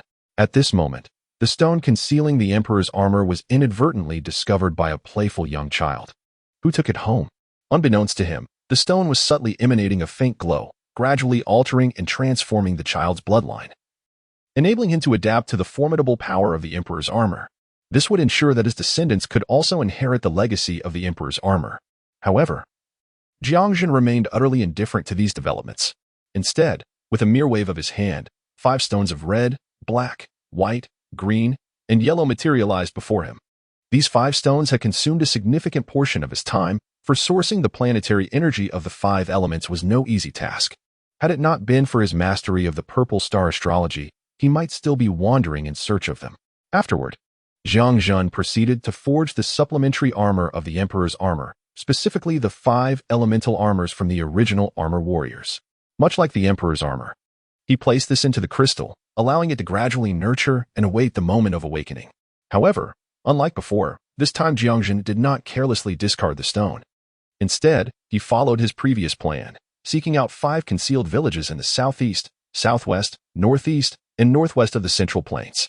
Subsequently, he placed the crystal within their ancestral halls and employed a few special techniques to ensure that the surrounding flames of war would instinctively avoid this place, remaining undetected by outsiders. The 5 elemental crystals continually transformed the bloodlines of the villagers. With the imperial armor and the elemental armor already established, it is only fitting that the King's armor and the Azura armor emerge, accompanied by the corresponding triad armor of heaven, earth, and humanity. However, these 4 sets of armor must not be treated like the others. They must be entrusted to 4 distinct families to ensure their legacy is preserved through generations. With this realization, Jiang Zhen embarked on the swift creation of the armors. In just a day, 4 sets were freshly crafted, resembling the formidable Azura armor, as well as the Xingtian armor, the Feiying armor, and the Vidra armor. Jiang Zhen wore a satisfied expression as he incorporated various combat skills into these armors before placing them into their appropriate crystals. Yet, these 4 stones were distinct from the rest. The stone designated for the Azura armor was a deep crimson hue, exuding a formidable aura and a faint sense of murderous intent. The armor of Xingtian, however, is a striking crimson stone, upon which the character for Xingtian subtly and faintly emerges. On the other hand, the blue and white piece is the shadow armor. The final segment, a blend of yellow and white, represents the stone of the diamond armor. Shortly thereafter, Jiang Zhen extracted 5 more stones, one of a vibrant purple hue, which he infused with the might of thunder, placing it into the formidable armor that symbolizes thunder. He then crafted an armor representing the elemental forces of earth, fire, wind, and water, with a stone of red and black, reminiscent of molten lava, within the elemental forces of earth. The armor embodying the power of the land is a purple and yellow crystal. Lastly, the armor that signifies the power of the wind is embedded within a light green crystal. The final gem, however, symbolizes the elemental forces of earth, fire, wind, and water. Yet it has been infused by Jiang Zhen with the essence of the ocean, taking the form of a deep blue-black crystal. The 5 crystal stones, however, were placed by Jiang Zhen in the Death Valley of Kunlun Mountain, a region frequently struck by thunder. They were also hidden deep within the ocean, amidst volcanic lava, on cliffs where fierce winds howl year-round, and beneath the earth at the foot of Mount Tai. Having accomplished this, Jiang Zhen had indeed expended 15 stones, while the remaining 5 were inscribed with special characters using unique methods. These inscriptions, crafted from oracle bone script intermingled with particular symbols of his Pangu clan, formed a coherent message. Ultimately, they were strategically positioned in 5 distinct locations across the Central Plains. With these arrangements finalized, Jiang Zhen felt that he had successfully set everything in order. Chapter 27. The Movements of Angels in the Courtyard of Kunlun. Jiang Zhen reclined upon a chaise lounge. His eyes closed as he perused the recent happenings within a chat group. Unbeknownst to him, a fervent discussion was unfolding in the celestial realm of Milo Ocean, where he and Kaisa were deeply engaged. Are you certain that Jiang Zhen actually said that? You have spent over a century traveling and observing the trajectories of various civilizations, Kaisa remarked with a grave expression. With a serious demeanor, replied, Kaisa. Perhaps our technology has indeed been influenced by the Super God Academy, or rather, by the science of the Divine River. Initially, upon hearing Jiang Zhen's words on Earth, I did not perceive any issues. However, the more I reflected on our journey back, the more I sensed something amiss. Consequently, I devised a plan to personally observe several civilizations. Over this period, I have visited more than 10 civilizations, ranging from the Stone Age and Iron Age to the technological era and pre-nuclear civilizations. Yet, Kaisa, do you realize that these civilizations share a common characteristic? They're all marked by diversity. Their developmental trajectories are multifaceted. Even among the tribes of the Stone Age, each exhibits its own uniqueness. During the era of feudal dynasties, a plethora of changes began to emerge. Along the coastlines, they cultivated the fishing industry. On the mainland, agriculture flourished, and in the vast grasslands, pastoralism took root. However, their martial pursuits diverged significantly. Naval battles thrived by the sea, infantry warfare flourished on land, and cavalry dominance prevailed on the plains. As time progressed, they embarked on a journey of technological advancement, transitioning from rudimentary firearms to artillery, continually evolving in their methodologies. Leading up to the pre-nuclear civilization, they commenced research into genetic technology, initially driven by the quest for longevity. Upon attaining immortality, they began to incessantly augment their martial prowess. Subsequently, they turned their attention to the vigorous development of weaponry, leading to the emergence of a nascent space-faring civilization. Moreover, they commenced experiments to incorporate various distinctive genes into their own, such as those embodying thunder, flames, frost, wind, and an array of other diverse powers. And were we not, in times past, akin to angels? Yet, as time progressed, everything transformed. Upon the advent of civilizations that achieved cosmic exploration, the first to awaken were the super soldiers, divine entities, and God-creating civilizations. Thus, they embarked on an unceasing quest to assimilate the essence of the God-creating civilization. On the foundation of myriad discoveries, they gravitated towards the genetic technologies we now possess, discarding their ancestral genetic knowledge as if it were flawed. It is as though the genetic science we currently employ is deemed the correct path. Upon hearing this, Kaisa blurted out, "Is it not so?" The moment those words escaped her lips, Kaisa was taken aback, and after a few moments, her expression darkened. Why was this so? As she spoke, she prepared to access the divine repository of knowledge. However, at that moment, she interjected, "Kaisa, do not resort to the repository. It is futile. This is a matter of habit, not of error. Moreover, the sacred repository of knowledge has been meticulously crafted in alignment with our thoughts. While it possesses formidable computational power, it is, to some extent, profoundly attuned to our ideals, rendering it imperceptible to your scrutiny." Upon hearing these words, Keisha fell silent instantly. At this moment, she sighed and continued, "Upon discovering this matter, I became acutely aware of the gravity of the situation, especially following the emergence of the Divine River civilization. All entities resembling us are referred to as Divine River bodies. Kesha, the origin of this nomenclature stems from the Super Divine Academy. Gradually, it seems we have grown accustomed to it. We, all of us, the majority of civilizations in the known universe, have become the inheritors of the once vanquished Divine River civilization. Kesha, do you know what my initial feeling was upon contemplating this? It was sheer terror, unfathomable terror. The Super Divine Academy, indeed, is frightfully formidable. Do you recall how we, the angels, embarked on this path? It was the Angel King of the previous generation, after our angelic civilization ventured beyond our original planet. The Super Divine Academy emerged.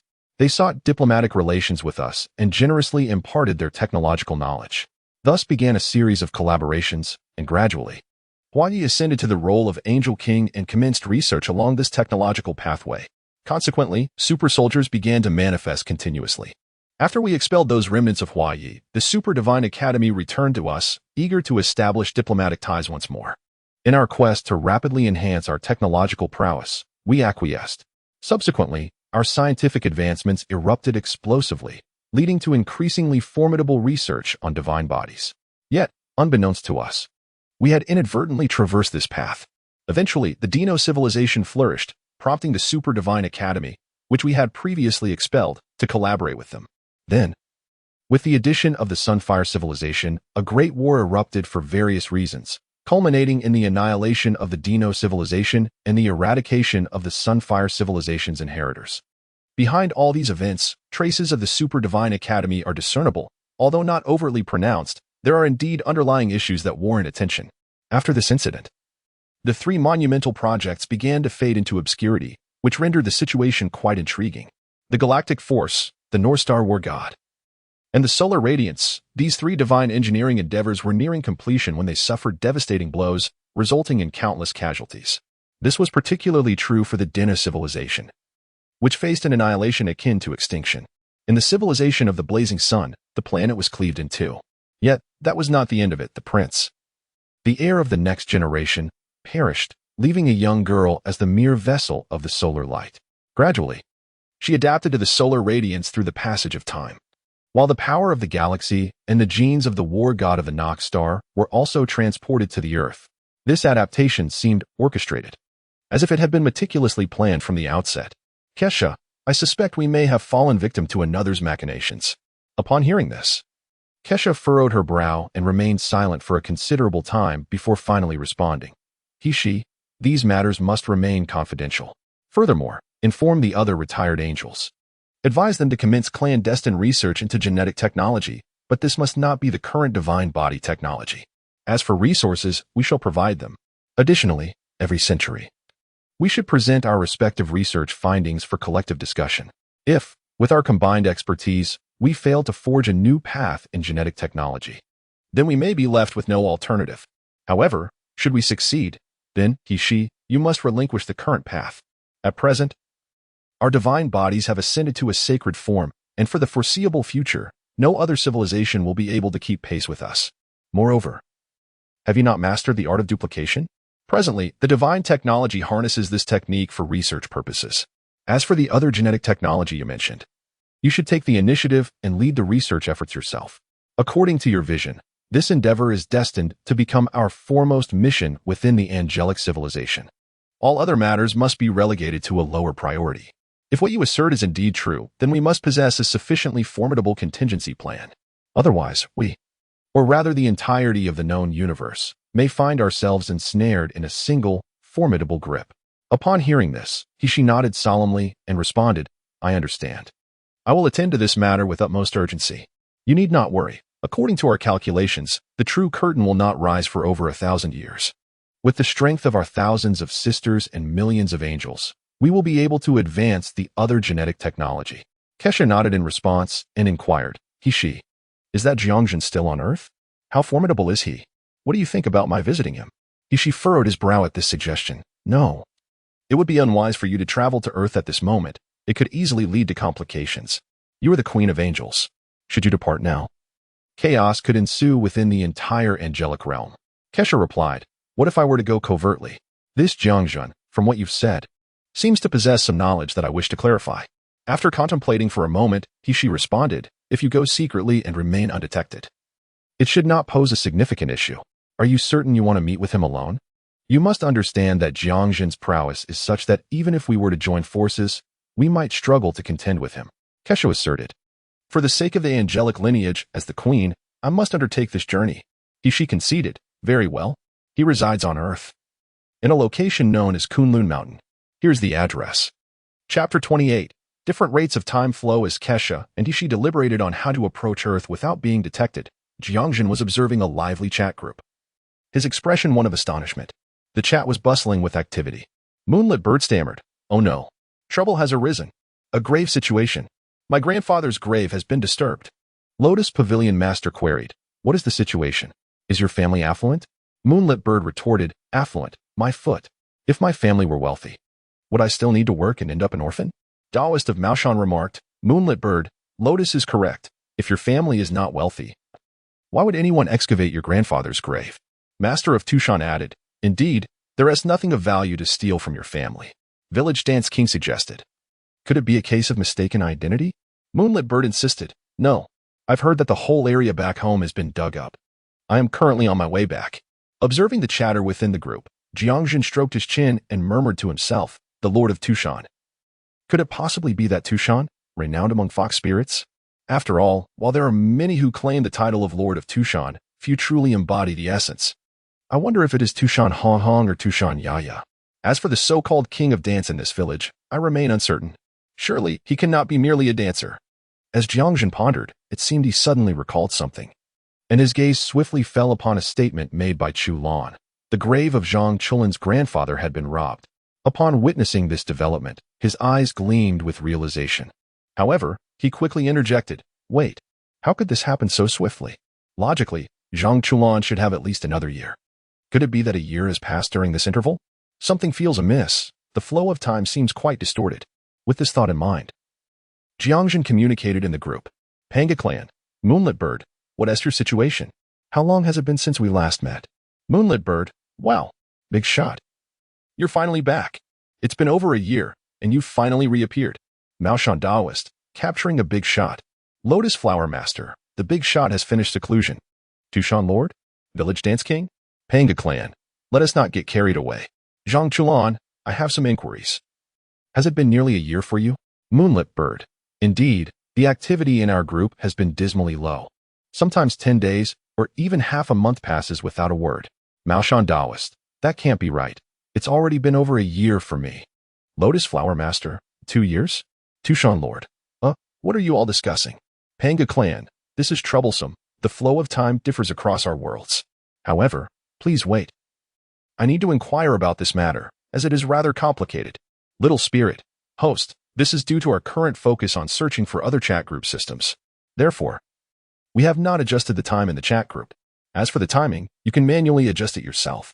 You can sync the time, which will prevent instances where 10 days, half a month, or even several years pass before a single message appears. Upon hearing this, Jiang Zhen felt somewhat exasperated. So that is how it is. You should have said so earlier. All right, I'll handle this. You continue with your tasks.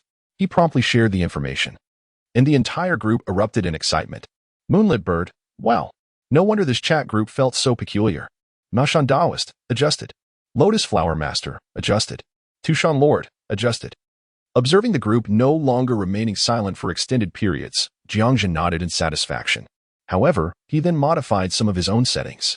Jiang Zhen muttered to himself, now this is more like it. He then addressed the group.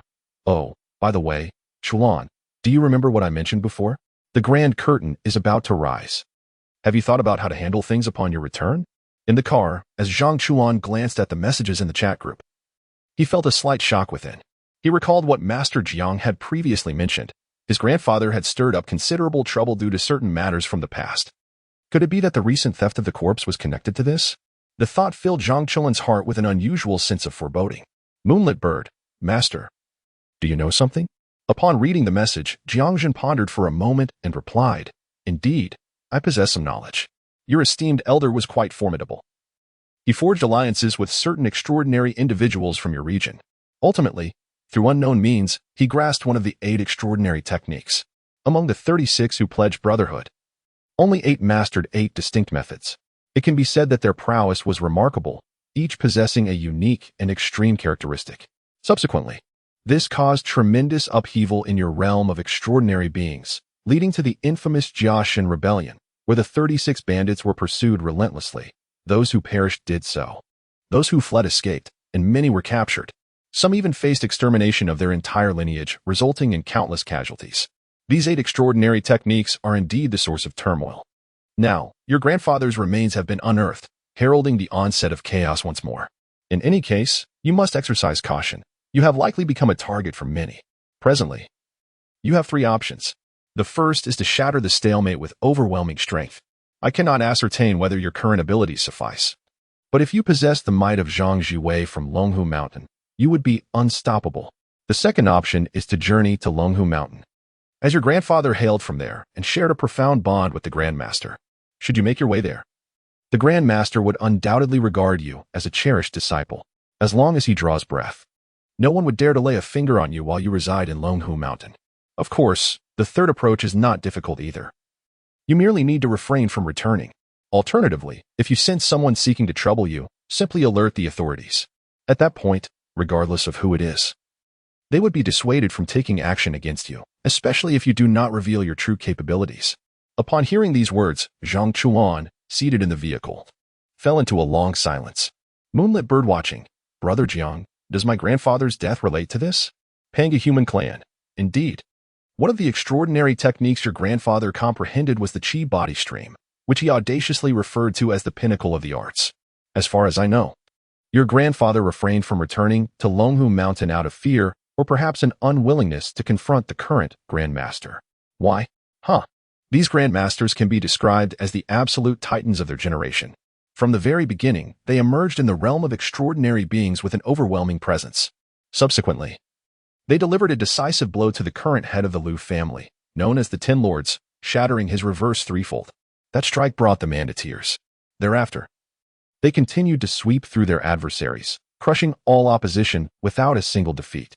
Ultimately, to temper his arrogance, the previous Grandmaster covertly imparted the Yang 5 Thunder technique to your grandfather and dedicated considerable time to his training.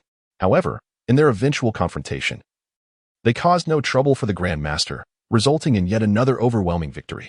Your grandfather, driven by an unwavering desire to vanquish the old master, descended the mountain to cultivate his skills, ultimately giving rise to this so-called chi body source. However, he dared not return, likely out of fear of the old master's wrath.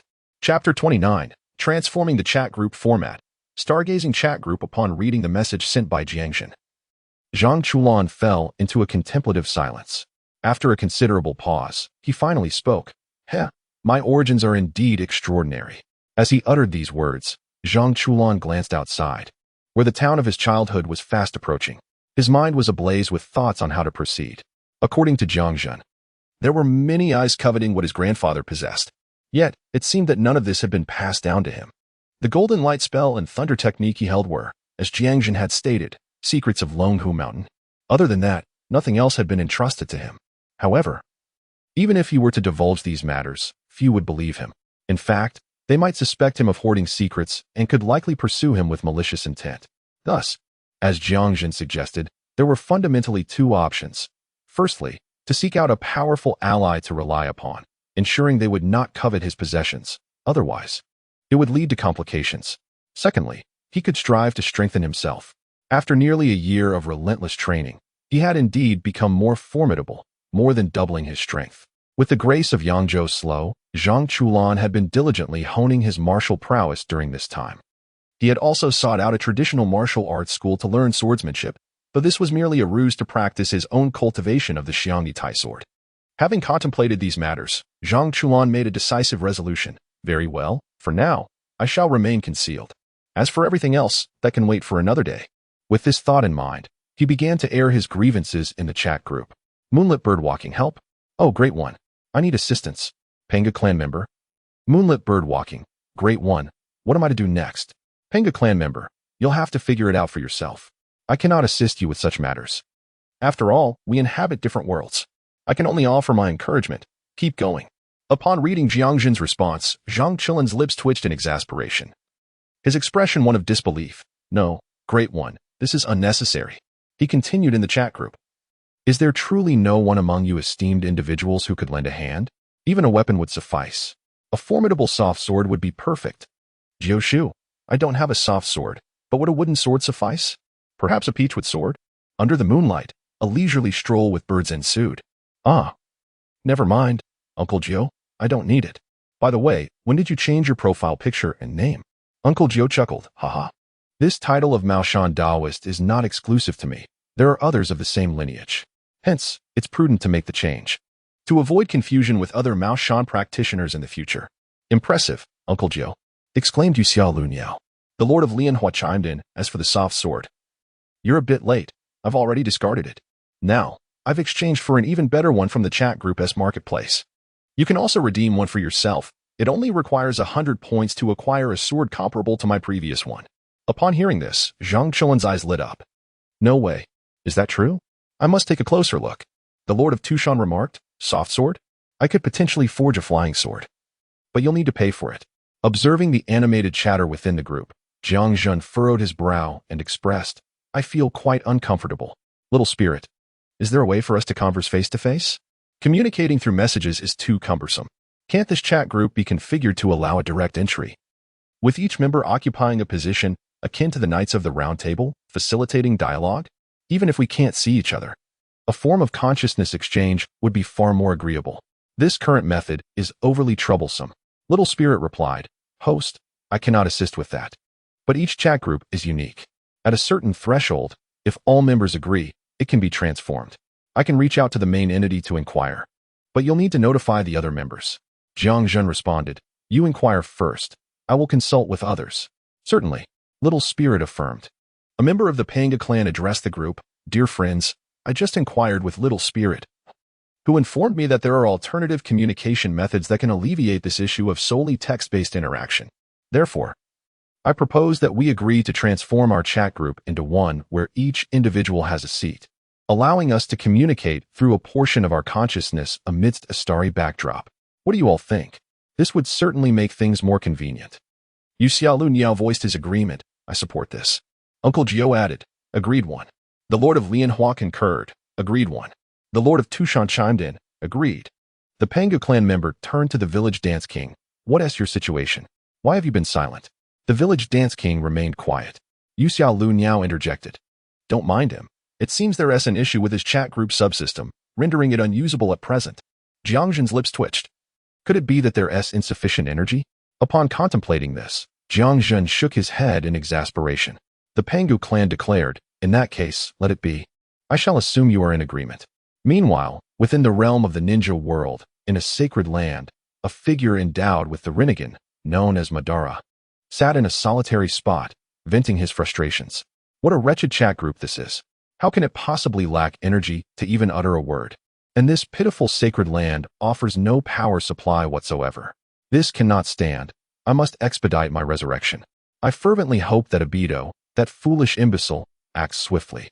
Otherwise, being confined to this group, unable to articulate anything, is sheer torment.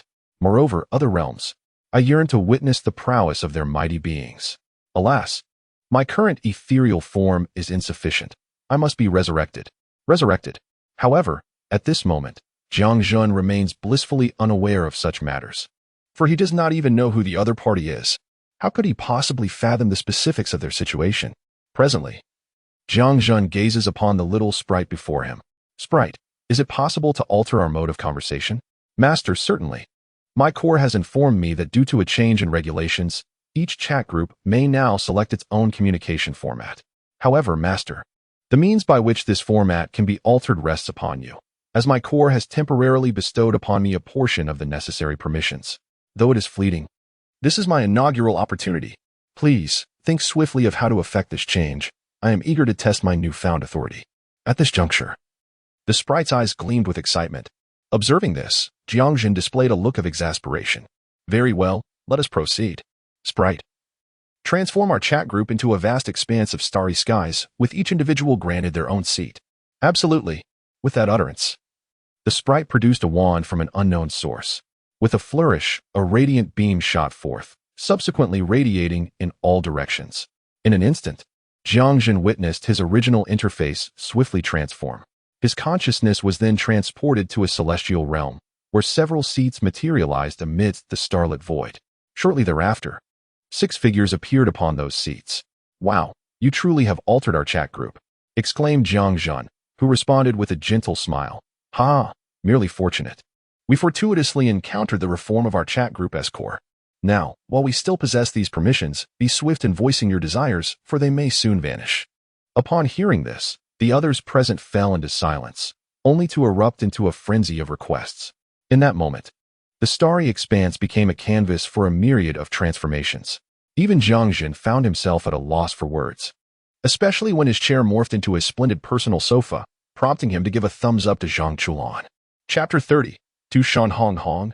Then at last, after a flurry of chaotic activities within the starry chat group, everything came to a halt. The chat group remained enveloped in the celestial tapestry of stars. exuding an air of profound mystery. On the other side, before each individual stood an exquisite little table adorned with elegance, while behind them lay a splendidly comfortable sofa, one that could be folded down into a reclining position. Upon sitting, one would feel enveloped in a cocoon of comfort. Centrally positioned was a vast screen, providing them with a visual feast. In the distance, countless celestial bodies shimmered, suggesting a myriad of transformations. Observing the surrounding changes, Jiang Zhen glanced at the group and remarked, "All right, it seems we are nearly ready. Let us each change our names to our own. It will save us trouble later. Furthermore, time is of the essence, and this privilege may not last long. Is there anything else you wish to modify?" Upon hearing this, everyone shook their heads in unison. Jiang Zhen then turned to the sprite and said, "You should create a little seat for yourself, just beside me. Additionally, please arrange one next to each seat. Although I am uncertain if they can summon their system sprites, it should not pose a significant issue. Once everything is prepared, kindly return the privileges, otherwise, we may encounter complications." After hearing this, the sprites nodded in agreement. Once all arrangements were made, Jiang Zhen settled onto the sofa, propping his legs upon the table in a relaxed manner, and exclaimed, "Ha ha ha, among us, it appears that only the two of you are meeting for the first time. Let us get acquainted. I am Jiang Zhen. As for my abilities, they are decent, nothing extraordinary." At that moment, a striking young maiden with vibrant orange hair and elegantly folded ears, reminiscent of a fox's, declared, "I am the current leader of the Tushan clan, Tushan Hong Hong." Upon hearing this, Jiang Zhen's eyes sparkled with recognition as he turned to the stern-faced Tushan Hong Hong and remarked, "Ah, so it is you, Tushan Hong Hong. It seems you have yet to encounter Dongfang Yuechu." At this, Zhang Chulan also shifted his gaze, his eyes lighting up as he inquired, "Do you know this enchanting lady?" Jiang Zhen replied, "Uncle Jiao, although you may not be familiar with her, I have a feeling you could surmise something from this." Uncle Jiao's eyes gleamed with insight as he slowly articulated, "Tushan Hong Hong, of the Tushan lineage, is rumored to belong to the Fox Demon clan, and specifically, to the legendary bloodline of the nine-tailed celestial fox. Notably, the Tushan lineage can trace its ancestry back to our forebears. The wife of King Yu is indeed a fox demon from the Tushan clan. Might you be from this esteemed lineage of Tushan fox demons?" Tushan Hong Hong nodded slightly, then shook her head, saying, "While I am indeed a Tushan fox demon, our world is quite different from what you speak of. We inhabit a realm where human and demon coexist in constant conflict, with daily occurrences of demons slaying humans and vice versa." Upon hearing this, Uncle Jiao furrowed his brow and replied, "Such matters are also prevalent in our world. However, we typically do not engage with ordinary fox demons. The fox demon clan is further divided into four main bloodlines: Tushan, Qingqiu, Yusu, and Pure Fox. These four branches of fox demons are formidable, renowned as powerful beings in ancient times. Moreover, during that time, it was still the auspicious beast of my human race. It is a pity, however, that later events unfolded differently." At that moment, Jiang Zhen suddenly spoke up, saying, "Ninth uncle, the lineage of Miss Hong Hong is quite remarkable. They belong to the world of the Tushan Fox Demon Clan, which specializes in emotional prowess, a formidable group indeed. However, I might have some insights into your future. Miss Tushan Hong Hong, would you be interested in glimpsing it? This could prove beneficial to you." Upon hearing this, Hong Hong turned her gaze towards him, while Zhang Chulan's eyes sparkled with intrigue as he inquired, "Great one, do you happen to know whether the world of Miss Tushan Hong Hong is from an anime, a movie, or perhaps a television series?" Jiang Zhen replied with a smile, "It is indeed an anime, but when I traversed into that realm, it was not yet complete. I only grasped a portion of it. Moreover, within this segment, it is likely that a considerable number of events are fabricated by them. Therefore, Miss Hong Hong, you may only place faith in a small portion of these occurrences. Nevertheless, the general trajectory should be as follows. What do you think? Would you like to take a look, Miss Hong Hong? Perhaps you might uncover something that could unravel the knots in your heart." Upon hearing this, Tushan Hong Hong fell into a long silence, and after a while, she slowly replied, "I need to return home first. Let us discuss this upon my return." Jiang Zhen chuckled, "Haha, no problem. Please take your time, Miss Hong Hong." Immediately thereafter, Tushan Hong Hong vanished from the spot. At that moment, all eyes turned to the last individual, who had been unable to speak until now. Upon seeing this person's visage, Jiang Zhen was taken aback, particularly by the striking red of his eyes. Upon witnessing this, Zhang Chulan exclaimed, "Wow, the eyes of the Uchiha clan, the king of dance in the village. Wait, you cannot possibly be Uchiha Madara, can you?" At that moment, Madara, observing the astonished expressions of the two, inquired, "You know me?" Though Uchiha Madara was arrogant and proud, he was not a fool, especially after encountering formidable beings from other realms. He would not act recklessly. Jiang Zhen and Zhang Chulan exchanged glances and shared a smile.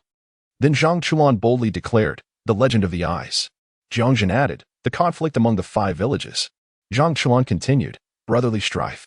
Their banner left Madara utterly perplexed. At this moment, Jiang Zhen spoke directly, "What is your situation? Why couldn't you speak before?" Upon hearing these words, Uchiha Madara's expression darkened instantly. The Pure Land possesses scant energy. Once this statement was uttered, Jiang Zhen immediately grasped the situation.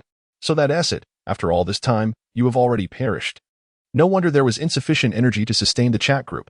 Fortunately, you can still modify it now by directly transmitting a fragment of consciousness from the group members. One can engage in face-to-face conversation without disturbing the original body. Otherwise, you would have to wait for resurrection to communicate. However, it seems that in your current state, you might not be of much assistance. Nevertheless, we do possess some insights regarding the development of your world. What do you say? Are you interested in taking a look? It is quite lively, and once you have seen it, you will understand the meaning behind our earlier words." Upon hearing this, Madara's interest was piqued, and he replied, "Oh, this sounds intriguing. Do tell me more about the matters concerning our world."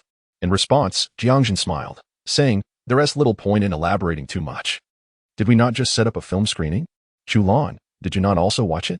Come, let us play it, so they can all witness the legendary anime that was once hailed as a spectacle of eyes."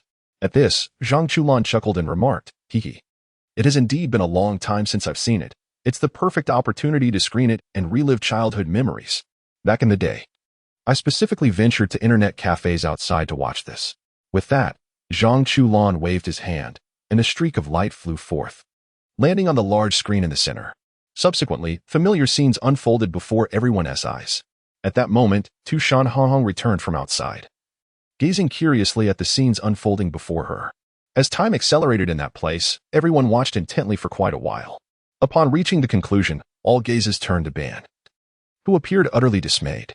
In a fit of rage, he cursed vehemently, exclaiming, "Damn it! That black Zetsu dared to deceive me.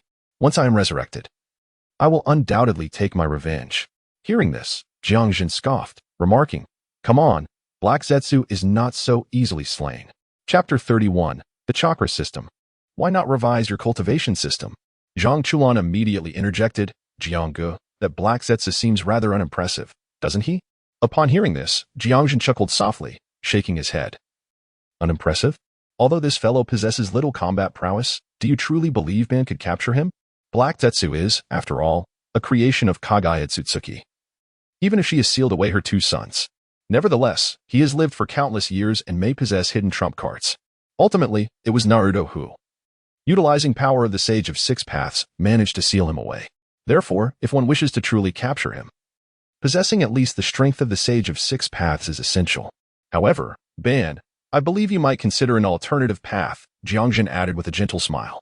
Ben furrowed his brow and inquired, "What alternative path?" Jiang Zhen replied, "In truth, your chakra and the way of ninjas are, in my view, insufficiently potent. The strength you possess is largely tied to the world's rules. Your realm, while referred to as a world, is more accurately described as a dimensional world. It scarcely qualifies as a small thousand realms. If your power were to be transported to other worlds, although it would retain some effectiveness, it would be significantly diminished. However, your world does have an advantage. It possesses a fair amount of spiritual energy. If I am not mistaken, your world may have once been a spiritually rich small thousand realm. Otherwise, the existence of summoning beasts would not have arisen. Your old rival, Senja Hashirama's Sage Mode, and Uzumaki Naruto's Sage Mode are both derived from the absorption of natural energy. Yet, in my eyes, that energy is simply the spiritual energy of heaven and earth. The method you employ, however, is to immerse oneself in chakra, thereby manifesting a unique Sage Mode. Intriguingly, this Sage Mode possesses the remarkable ability to transcend the 6 paths and unveil the essence of yin and yang. The colossal tree, too, thrives on the absorption of natural energy. It is evident that this natural energy is, in fact, a form of energy that surpasses chakra, and is even slightly more potent than the power of the 6 paths. Upon hearing this, Uchiha Madara's eyes glimmered with contemplation as he remarked, "Are you suggesting that I harness this power?" Jiang Zhen nodded and replied, "Astute observation. Indeed, among us, while your strength is not the weakest upon your resurrection. You are merely slightly stronger than Chulan and Li Lianhua. However, this is a temporary state, for your cultivation energy is somewhat inferior, even feeble. And now they have begun their relentless advancement. I estimate that it will not be long before they completely surpass you. As for Jushu, to be frank, he can be regarded as an authentic practitioner of Taoism, cultivating his mystical powers. Had it not been for the onset of the age of no magic in his world, it is likely that Jioshu would have emerged as a formidable master. Now, with the resources acquired from the chat group, I can discern that Uncle Jio's strength is rapidly increasing. Upon hearing this, Uncle Jio smiled and remarked, Jiang Zhen, your discernment is remarkable. I have only just broken through. And you have already noticed. Zhang Chulan responded, Uncle Jio, you've broken through? Uncle Jio nodded with a smile, saying, I practice the most traditional path of cultivation. I have now reached the pinnacle of chi refinement and spirit transformation, and I only need an opportunity to advance to the realm of spirit return to void. Upon hearing this, Zhang Chulan displayed a look of astonishment, for he was well aware of the levels of cultivation within this path. Chi refinement and spirit transformation is already considerable strength, with the cultivation levels documented as follows: refining essence into chi, refining chi into spirit, returning spirit to void, and merging with the Tao. Beyond this lies the legendary immortals, and the stage of chi refinement and spirit transformation signifies the commencement of cultivating spiritual and soul powers. Contemplating this, Zhang Chulan couldn't help but give Uncle Jio a thumbs up, exclaiming, Uncle Jio, impressive. At this moment, Jiang Zhen continued, in your world, ninjas, particularly that sage of six paths, are referred to as immortals. In my view, reaching Uncle Jio's realm of spirit return to void is already an extraordinary achievement. This is because spirit return to void involves the cultivation of the primordial spirit, and that sage of six paths ultimately manifests a remnant soul and can employ certain techniques. However, his strength is not exceptionally formidable, so I surmise that he is likely a flawed version of spirit return to void. In fact, his combat capabilities may even be inferior to those at the pinnacle of chi refinement and spirit transformation. Therefore, it would be prudent for you to refrain from further pursuing your ninja system.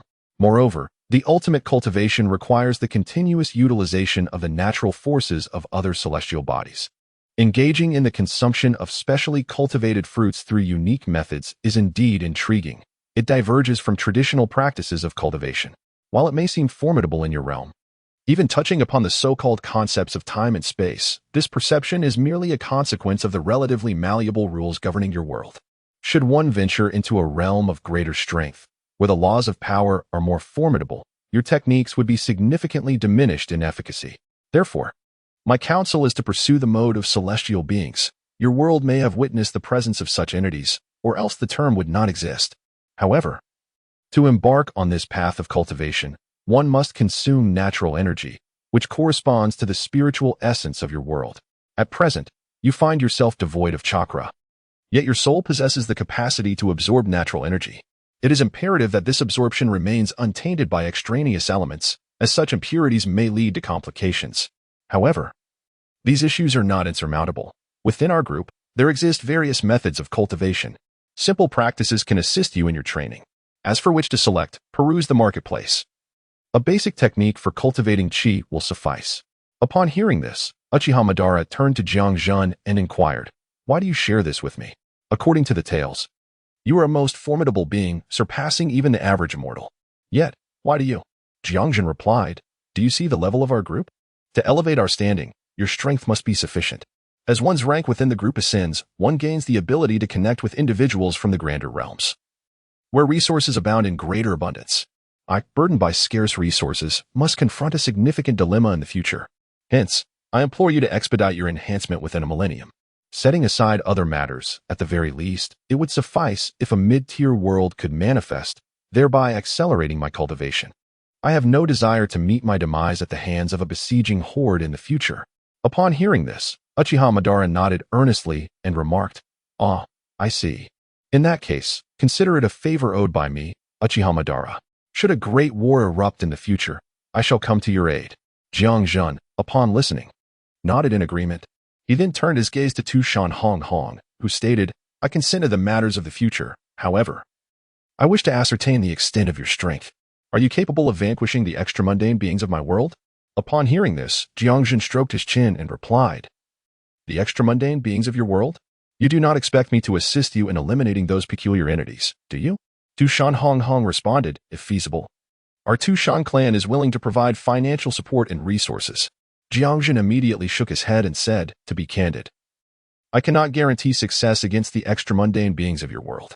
Although I possess some knowledge of your realm's circumstances, it is merely a fraction. As for your world's extramundane beings, they are not truly of your world. Rather, they originate from beyond it. To my understanding, your world initially birthed 4 primordial spirit monkeys, who frolicked freely between heaven and earth. However, these 4 beings, unable to endure solitude, embarked on explorations. Among them, the eldest possessed an extraordinary talent that allowed him to breach spatial barriers. Once, in pursuit of exploration, they inadvertently pierced the barriers of worlds. At this revelation, Tushan Hong's eyes widened in astonishment. Could this be the origin of those extramundane entities? Chapter 32. Tushan's plea in the origins of the extramundane beings. Jiang Zhen shook his head and waved his hand, conjuring an image. He continued, Behold, this is what you commonly refer to as an extramundane being. As he spoke, the fallen individuals and creatures outside began to undergo continuous transformation. The deceased bodies began to decay, ultimately leaving behind only a remnant of their will, lingering in place.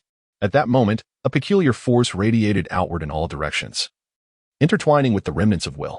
Eventually, this culminated in the formation of an extraordinarily peculiar extramundane being. Upon witnessing this, Tushan Hong's eyes widened in shock. Is this truly how extramundane beings come into existence? However, Jiang Zhen continued, Not at all. This is not the genuine essence of an extramundane being. The true beings from beyond the realm are indeed genuine entities. Subsequently, Jiang Zhen waved his hand, and in an instant, a beam of golden light emerged. The scene shifted to reveal a golden figure suspended upside down, appearing to possess a pair of wings. The Golden Dawn. Tushan Hong furrowed her brow and remarked. Jiang Zhen nodded and replied, Indeed, it is the Golden Dawn. This is something you have witnessed before. However, she is merely the artificially resurrected corpse of the Golden Dawn. The true Golden Dawn is far more terrifying than this. Let us return to our previous discussion. The young master from the proud nation of Ally encountered significant issues upon opening the portal, for he did not anticipate that what awaited him on the other side was a being from beyond the realm. The proud young master of the Ally kingdom met his demise, overwhelmed by the countless creatures from beyond the realm. Witnessing this harrowing spectacle, the other 3 monkeys sprang into action, engaging in a fierce battle against the monstrous adversaries. It is said that this clash endured for an eternity.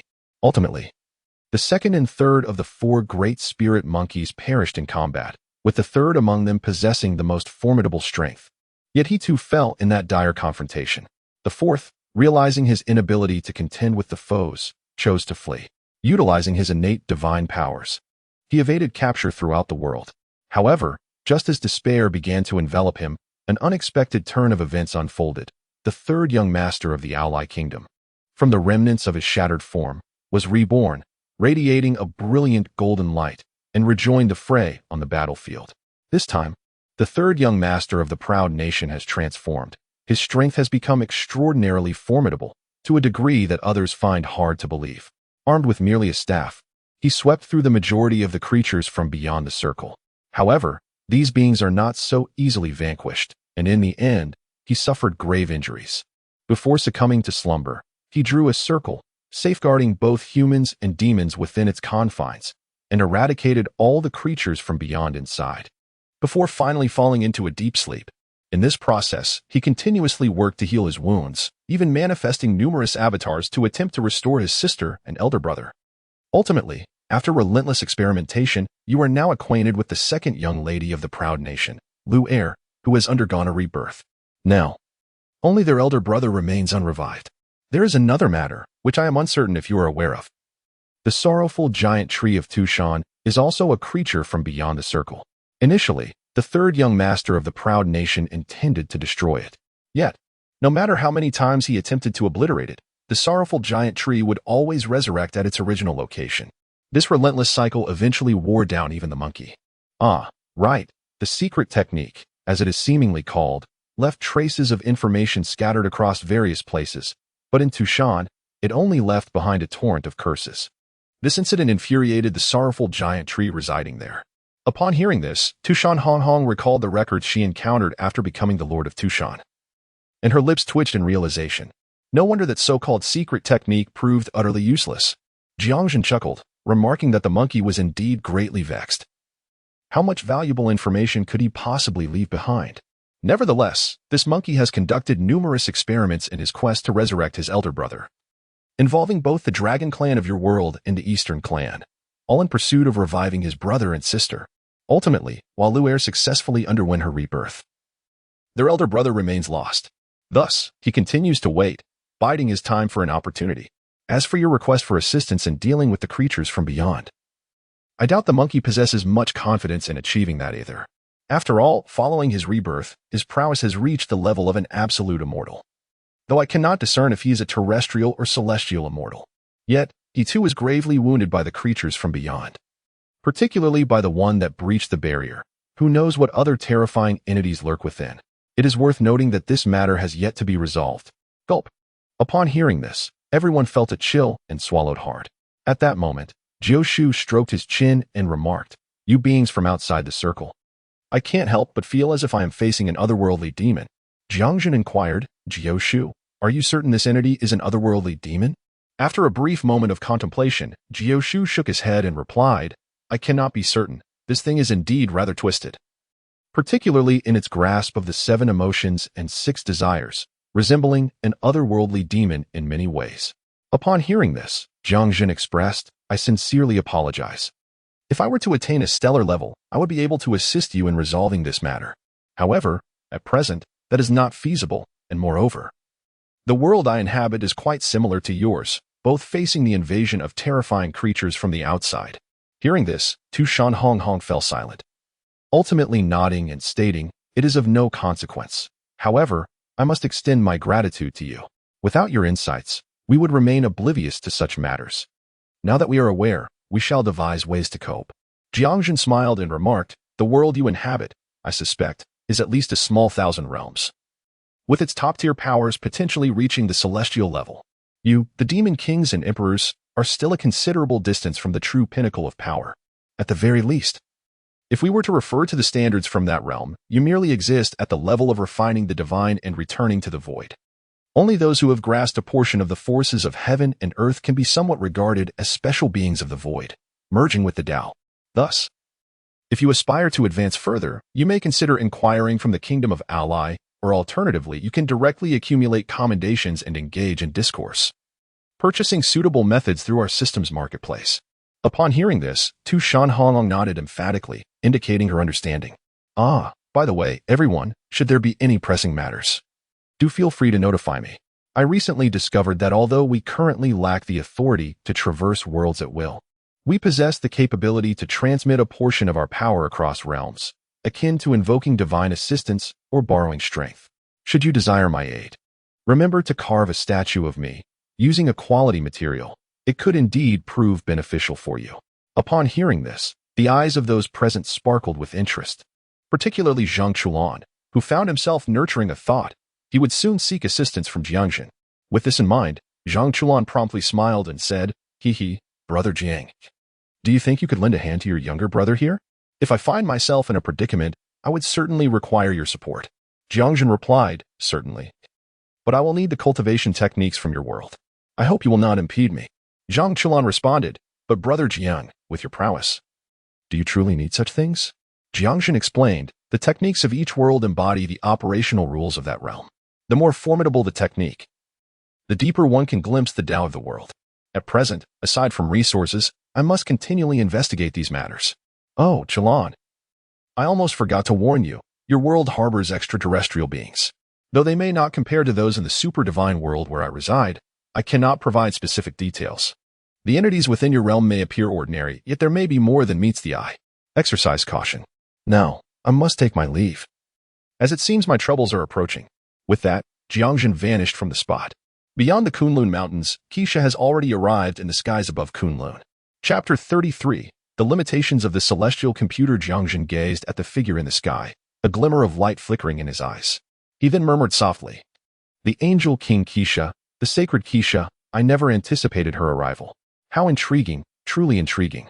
It seems that she shared quite a bit upon returning. Otherwise, Keisha would not have ventured here alone." With a contemplative touch to his chin, Jiang Zhen pondered quietly, should I meet her or not? After all, the seed has already been sown. If I choose not to meet her, it feels somewhat inappropriate. Yet, if I do, who knows what this individual might do? As Jiang Zhen pondered whether to meet her, the voice of Kesha resonated around the peak where Liu resided. Angel Kesha has come to pay a visit to Lord Jiang Zhen. Upon hearing this, Jiang Zhen raised an eyebrow, revealing a look of astonishment. So, Angel Kesha has come in her own capacity? How intriguing, indeed. He then glanced at Kesha, who hovered in the air, and without uttering a word, waved his hand. Instantly, a ripple of spatial fluctuation emerged.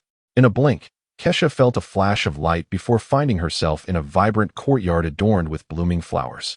At that moment, under a vine of grapes, Jiang Zhen sat before a round stone table, upon which rested 2 cups of tea. Angel Kesha, how delightful. Please have a seat. Jiang Zhen invited. Kesha, upon hearing this, sat directly across from him and gently sipped from her teacup. Excellent tea, Jiang Zhen remarked, also taking a sip before setting down his cup and refilling Kesha's. Do you have an appreciation for tea? Kesha shook her head, replying, she enjoys it. And I have accompanied her in singing about it a bit. I wouldn't say I truly understand it, but I have tasted quite a variety. So I know a little. Jiang Zhen smiled and nodded, then looked at her and said, Angel Kesha, how fascinating. I did not expect it to be you who came. Rather than Divine Kesha or the Angelic King. Kesha chuckled softly in response and said, Divine Kesha is not suited to appear at this time. It would only invite unnecessary troubles. The King of Angels, accompanied by other lesser angels, is perhaps not suited to meet you, is it not? Jiang Zhen chuckled and remarked. Haha, you seem rather intriguing. Angel Kesha, do enlighten me. What brings you here? Since you have come in a personal capacity, it must be to inquire about matters that are not easily articulated, correct?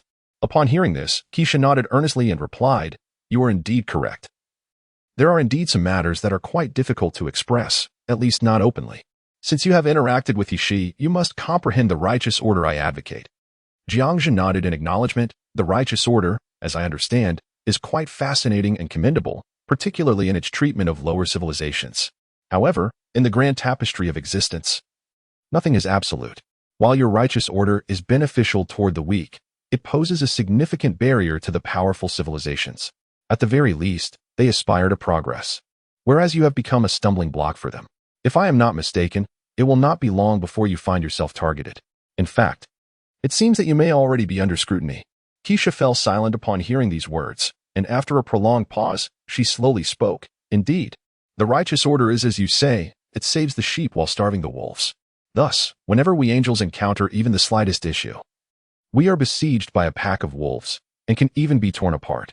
Jiang Zhen raised an eyebrow and promptly stated, If you are aware of this flaw, why not simply dismantle your own order? Kesha immediately shook her head and responded, Haha, I am the architect of the righteous order, the very faith of the current angelic beings. If I were to overthrow the righteous order, it would undoubtedly plunge our kind into chaos. My little angels are currently too innocent. They fight solely for the sake of righteousness and little else. At this point, a faint smile of irony crossed Kesha's face, as if mocking her own predicament. Observing this, Jiang Zhen shook his head and said, Haha, Kesha, why do you believe that dismantling your righteous order would lead to chaos among the angels? Kesha replied, You do not understand. The entire faith of the angels rests upon my shoulders. If I were to dismantle the righteous order, it would signify that I was wrong, and that all my past actions were also erroneous. This matter encompasses an overwhelming array of elements. There is absolutely no way I could possibly undertake such a task. Jiang Zhen, no. I believe you still fail to comprehend your position, don't you? Kesha, let me ask you, is the righteous order of your angels established in a day, a few days, or even a year? Kesha, how could that be? The righteous order of our angels is the result of millennia of accumulation, culminating in the current state of justice. Jiang Zhen, indeed. May I infer that your righteous order has continuously evolved through modifications to become what it is today? Kesha nodded in affirmation.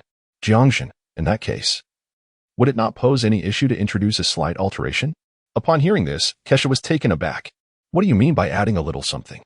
Jiang Zhen chuckled and replied, Yes, merely a small addition, nothing excessive, just a touch will suffice. Since your little angels trust your political assembly, there is no need for a complete overhaul, is there? A gentle nudge to guide their thoughts and beliefs, subtly influencing them.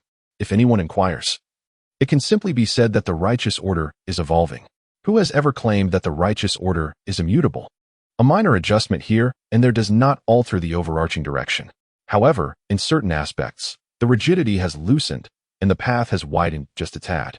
Moreover, as time progresses, this situation will undergo continuous transformations, ultimately giving rise to an entirely new order of justice.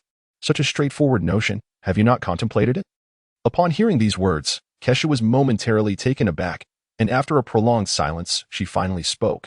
Is this truly feasible? To alter the order of justice without overthrowing it? Jiang Zhen remarked, I recall that you deities possess that extraordinary contraption. Yes, the celestial computer. Perhaps you could compute this. Upon hearing this, Kesha promptly nodded and commenced her calculations. Before long, the sacred repository of knowledge completed the computation of this proposal. The results indicated a feasibility of 90% and a success rate of 95%. Upon witnessing this, Kesha stood in stunned silence. How could this be? Was the problem resolved so effortlessly? Observing Kesha's bewildered expression, Jiang Zhen smiled faintly and inquired, What? Is it hard to believe? Kesha took a deep breath and replied, Why? How were you able to conceive such a solution? After an extensive period of deliberation with the celestial computer, I concluded that only by disconnecting myself could I alter the existing order. Jiang Zhen inquired, Why? I too was compelled to question why such a straightforward solution necessitated computational analysis. Upon hearing this, Kesha was momentarily taken aback before retorting, Isn't this common knowledge? Jiang Zhen responded, What common knowledge? The notion that one cannot grasp the nuances of change through mere calculations? Kesha, I find it perplexing how you have all devolved to this state. You have relegated the use of your intellect entirely to the machines. Do you genuinely believe that the computations of a computer can rival the capabilities of the human mind? It is imperative to understand that while computers may excel in speed in certain tasks, they can never supplant the human brain unless they possess their own consciousness and the ability to think independently. Only then could computers transcend their inherent limitations. Kesha countered. But this is a celestial computer. The results it produces are undeniably accurate. Moreover, our numerous conflicts have underscored the accuracy of the celestial computer. Upon hearing this, Jiang Zhen could only shake his head in resignation and replied, I cannot refute your assertion. However, have you considered one crucial point? The human mind is limitless, whereas machines are bound by their constraints. Regardless of the calculations performed, the celestial computer remains merely a cold mechanism. Its formidable computational power is a result of the capabilities bestowed upon it by you. Moreover, the foundation of their computational power lies in the myriad of elements you have contributed knowledge. However, this knowledge is merely that which you have come to understand subsequently. In other words, this celestial calculator is ultimately confined within the limits of your comprehension. Chapter 34. The Mind of God? Is it your mind? Kesha sat in a daze, continuously reflecting on Jiang Zhen's words. The limitations of the celestial computer are rooted in our intellect. Jiang Zhen smiled and nodded, saying, Indeed, Kesha, there are certain aspects that may elude your understanding. In fact, you have tirelessly endeavored to input into your treasury of knowledge all that you have come to know. After thousands of years, this has culminated in the creation of such a formidable celestial computer. The celestial computer appears omnipotent in your eyes because our minds tend to forget certain matters. Perhaps it is not mere forgetfulness, but rather that these thoughts are relegated to the depths of our consciousness, chosen to be selectively obscured. Even if you have developed 45% of your cerebral potential, this remains true. After all, you have yet to fully harness the entirety of your brain's capacity. In contrast to computers, once they are set in motion, they integrate all information seamlessly. This is precisely why celestial computers, or rather, all computers, can derive suitable methodologies. However, if you were to task them with extrapolating the existence of the unknown, devoid of any reference to this unknown entity, could your celestial computer truly deduce it? I recall that you all harbor a profound dread of the void, do you not? Prior to the annihilation of the divine river civilization, they encountered a glimpse of the void's existence. Thus, they commenced their computations, attempting to extrapolate the void. But is the reality truly as such? Before their encounter, they had not utilized their grand chronometer to engage with the void. It was only after their contact with the void, having gleaned a modicum of knowledge, that they began their calculations with the grand chronometer. Subsequently, unbeknownst to them, they encountered something that led to their utter obliteration. And you, angels, have imbued your repository of knowledge solely with the principles of justice and order. If you wish to utilize it to deduce how to dismantle this just order, the conclusion is singular. It is to overthrow the Creator, just as the celestial order of your past was upended with the fall of Huaye. The celestial order ceased to exist. You have enshrined this matter within the repository of knowledge. Thus, the ultimate calculation yields this outcome. The creator of the celestial order, Huaye, has been toppled, and consequently, the celestial order has vanished. And you have toppled me, Kesha, the architect of the righteous order. Thus, the righteous order will inevitably fade away. This is the conclusion derived from your celestial computer. Upon hearing this, Kesha instantly comprehended the essence of Jiang Zhen's words. She remained seated in silence for a considerable time before slowly responding, "Indeed, it is so. It turns out that the limitations of the celestial computer truly lie within us. Or perhaps, as you have suggested, only when the celestial computer possesses wisdom akin to that of humanity can such outcomes be possible." Jiang Zhen took a sip of tea and remarked, "It seems you have grasped the situation. So, what do you intend to do next? Do you wish to continue your descent?" At this, Kesha turned her gaze toward Jiang Zhen, exclaiming, "How did you know my thoughts?" Jiang Zhen smiled gently. "Am I a fool? From your previous conclusion, it is evident that you wish to shatter the shackles of the righteous order through your own demise. So, do you still desire to pursue that path?" Kesha remained silent for a moment before replying, "I do not know. I truly do not know. I am somewhat weary. Sitting upon that throne is exhausting, profoundly exhausting." Jiang Zhen replied, "Is that so? If so, it merely indicates that your spiritual realm is still lacking."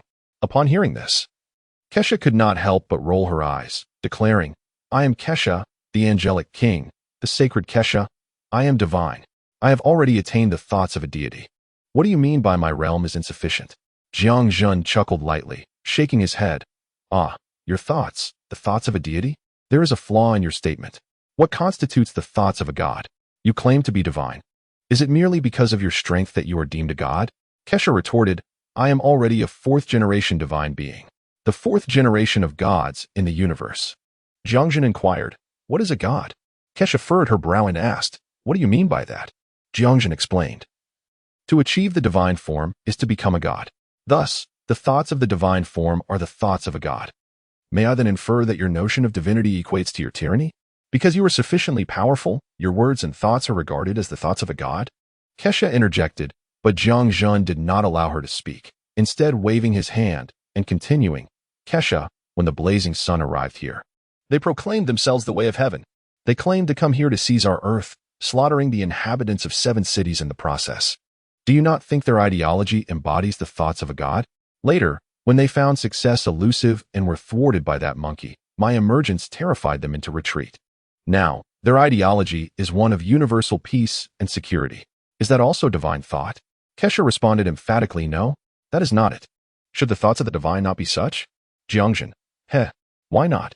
This is the ideology of the god of the blazing sun. Is there anything amiss with it? And then there is Morgana, the demon king, who advocates for the freedom of corruption, such a philosophy. Now he too is a deity.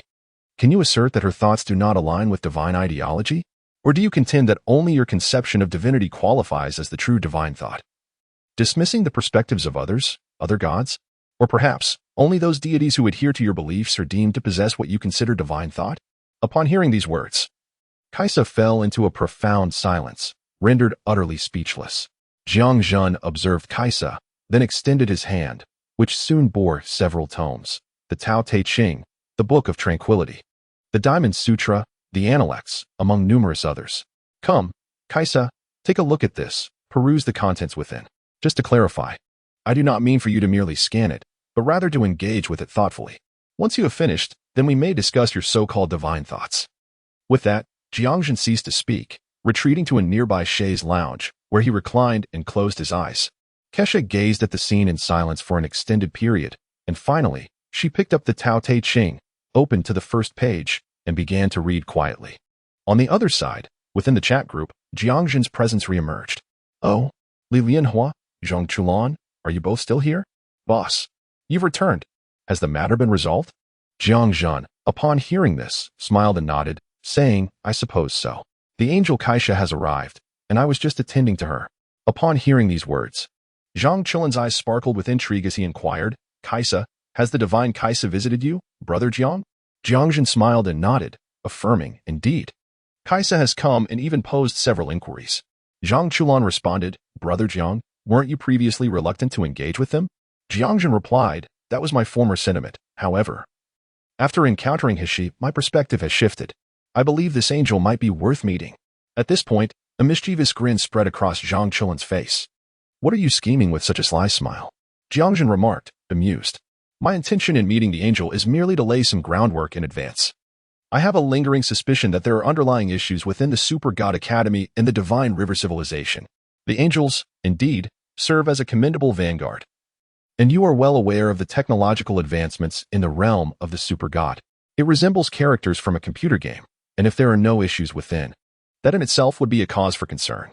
Imagine, a millennium hence, when the angels descend, and the individuals from the Super God Academy suddenly discover that the technological framework of angel civilization has transformed. No longer are they mere game characters.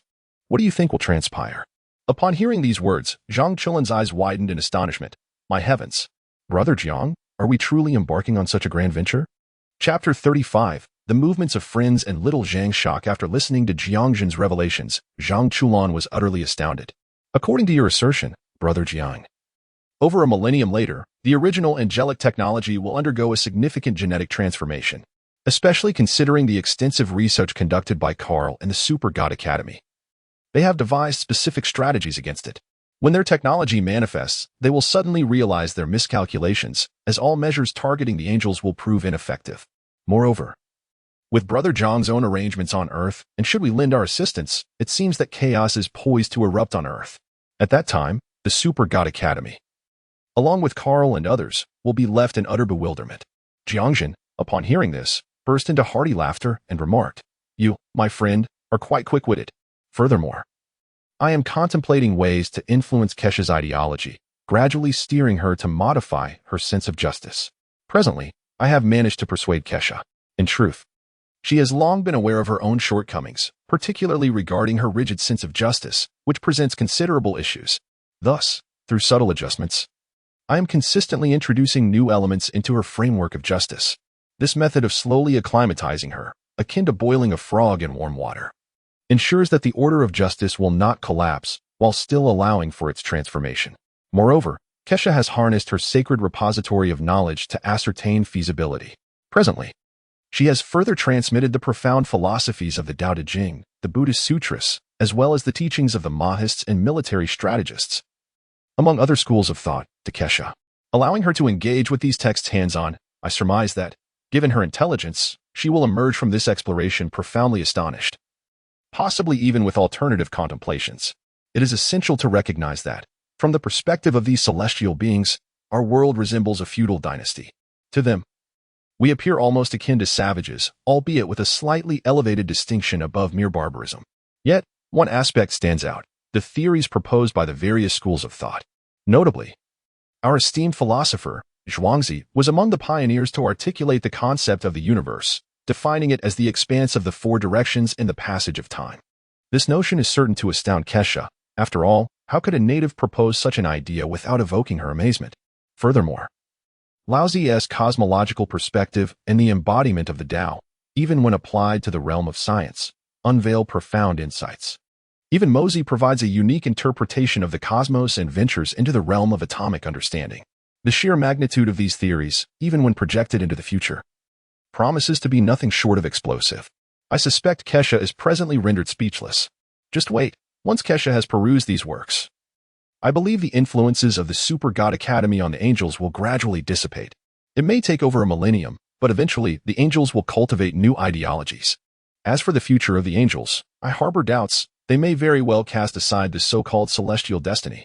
Upon hearing this, Zhang Chulan smirked and gave Jiang Zhen a thumbs up, exclaiming, When it comes to cunning tactics, you truly excel, Brother Jiang.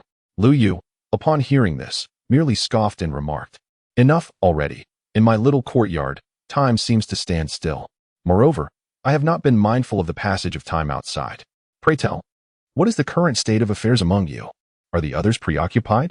Zhang Chulan, all is well. Uncle Jiao is in seclusion, diligently cultivating in preparation for an attempt to transcend to the realm of spiritual refinement and return to the void. Since Uchiha Madara learned from you that their natural energy may indeed be spiritual energy, which surpasses his own chakra, he has seldom visited. On one occasion, He mentioned that he was diligently training and requested not to be disturbed as he sought to restore his full strength. As for Tushan Honghong, she occasionally drops by but departs swiftly. It is rumored that the human tribes from her region often cause disturbances at her place. Thus, it seems that we are left with just the three of us for now. Jiang Zhen, what about you too? What's the situation? Surely, you are not idly twiddling your thumbs? Zhang Chuan, how could that be? Brother Jiang, I have now joined the all-pervading sect. Lu Yu, you truly joined? Why not return to Longhu Mountain? Upon hearing this, Zhang Chuan shook his head and replied, I have come to realize that I am now at the eye of the storm. One misstep could unleash a tremendous tempest. Although the old celestial master of Longhu Mountain is formidable, he is, after all, merely human. However, the situation with Na Dutong is markedly different, as it is backed by the national apparatus. If things escalate, it could lead to severe consequences. Thus, after much contemplation, I concluded that aligning with Na Dutong is the preferable choice, especially since they are quite supportive of my investigation into my grandfather's affairs. Upon hearing this, Jiang Zhen nodded and remarked, All right, if you feel comfortable with it, then so be it. Oh, by the way, I almost forgot. Have you managed to procure what I asked for? If you encounter any issues, do not hesitate to call upon me for assistance. Zhang Chuan, upon hearing this, chuckled and replied, Rest assured, Brother Jiang, I have already taken care of it using only the finest materials. After entering Na Dutong, I successfully acquired a batch of exquisite jade stones and have carved several pieces. So, just wait a bit. I anticipate that it won't be long before I might need your help. Jiang Zhen then inquired, Is the grand ritual about to commence? Zhang Chuan's eyes widened in surprise as he responded, How do you know, Brother Jiang? Jiang Zhen replied, How could I not? Do not forget what I mentioned previously. This upcoming grand ritual is far from simple. It involves some rather unhinged individuals and the probing of others. In summary, once your abilities are revealed, you may very well become a target. Even with the backing of Na Dutong and assistance from the Grand Master, you will still lack a sufficiently powerful deterrent. Remember, I should make a few appearances during the proceedings. It does not necessarily need to be a competition, as I believe you can handle that. However, should you encounter those 10 rascals, particularly those 2 shameless old fellows, do not forget to call for me. I hold a particular interest in that rotund Wang fellow, especially when it comes to dealing with portly individuals. Zhang Chuan, quick-witted as ever, immediately discerned the underlying issue in Jiang Zhen's words, especially concerning the Wang family, which ignited a sense of caution within him. I understand now, Brother Jiang. Thank you. Jiang Zhen replied, Hold on. All you need to do is focus on your training. If you can reach the level of the Grand Master, you will be quite close to transcending. As for your mentor, if it weren't for certain constraints imposed by the Celestial Master's residence, I would suspect he might just emulate Zhang Sanfeng and ascend directly. Unfortunately, he has been hindered by the Celestial Master's residence and the responsibilities therein. What should have been your grandfather's domain has instead fallen into the hands of the Grand Master. It is truly hard to articulate how I feel about this. Had the Grand Master not taken over, perhaps a being on the verge of ascension would have already emerged in your world. Zhang Chuan was left utterly astonished by this revelation, staring at Jiang Zhen in disbelief. Is it true, Brother Jiang? Is my yet-to-be-met mentor truly that formidable? Jiang Zhen, what do you think?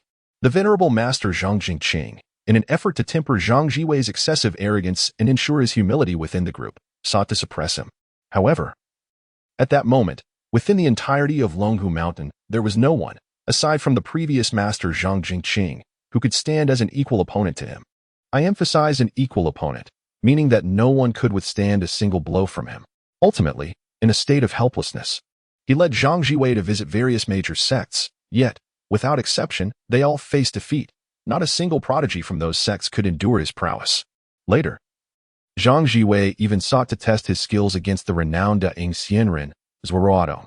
However, he was thwarted by Zhang Jingqing, who I suspect intervened out of concern that Zhuoruodong might encounter unforeseen troubles, given the complications in his cultivation.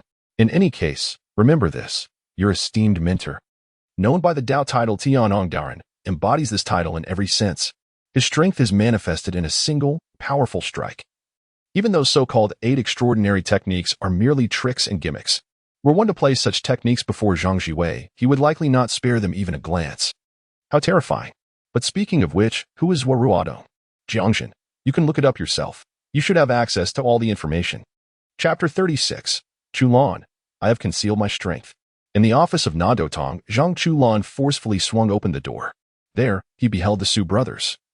Su San and Su Si engaged in discussion. "Oh, Chulan, what brings you here? Aren't you supposed to be training?" At this moment, Zhang Chulan had yet to reveal his true capabilities. "Zhang Chulan, third brother, fourth brother, I wish to investigate the background of a certain individual." Upon hearing this, both brothers were momentarily taken aback, then curiously inquired, "Chulan, whose background do you wish to examine?" "Zhang Chulan, the De Xianren, Zhuoruada." Upon this revelation, Su San and Su Si exchanged glances, with furrowed brows, and Su San remarked, "That name sounds somewhat familiar, but I doubt he belongs to our era. Could he possibly be from the previous generation? I have not heard of this De Xianren." Subsequently, Su San turned to Zhang Chulan and said, "Wait a moment. Chulan, let me look this up for you." At that moment, Su Si approached Zhang Chulan, wrapping his arm around Zhang's neck and teasingly said, "You rascal. What made you think of investigating this individual? Isn't there a connection between him and your grandfather?"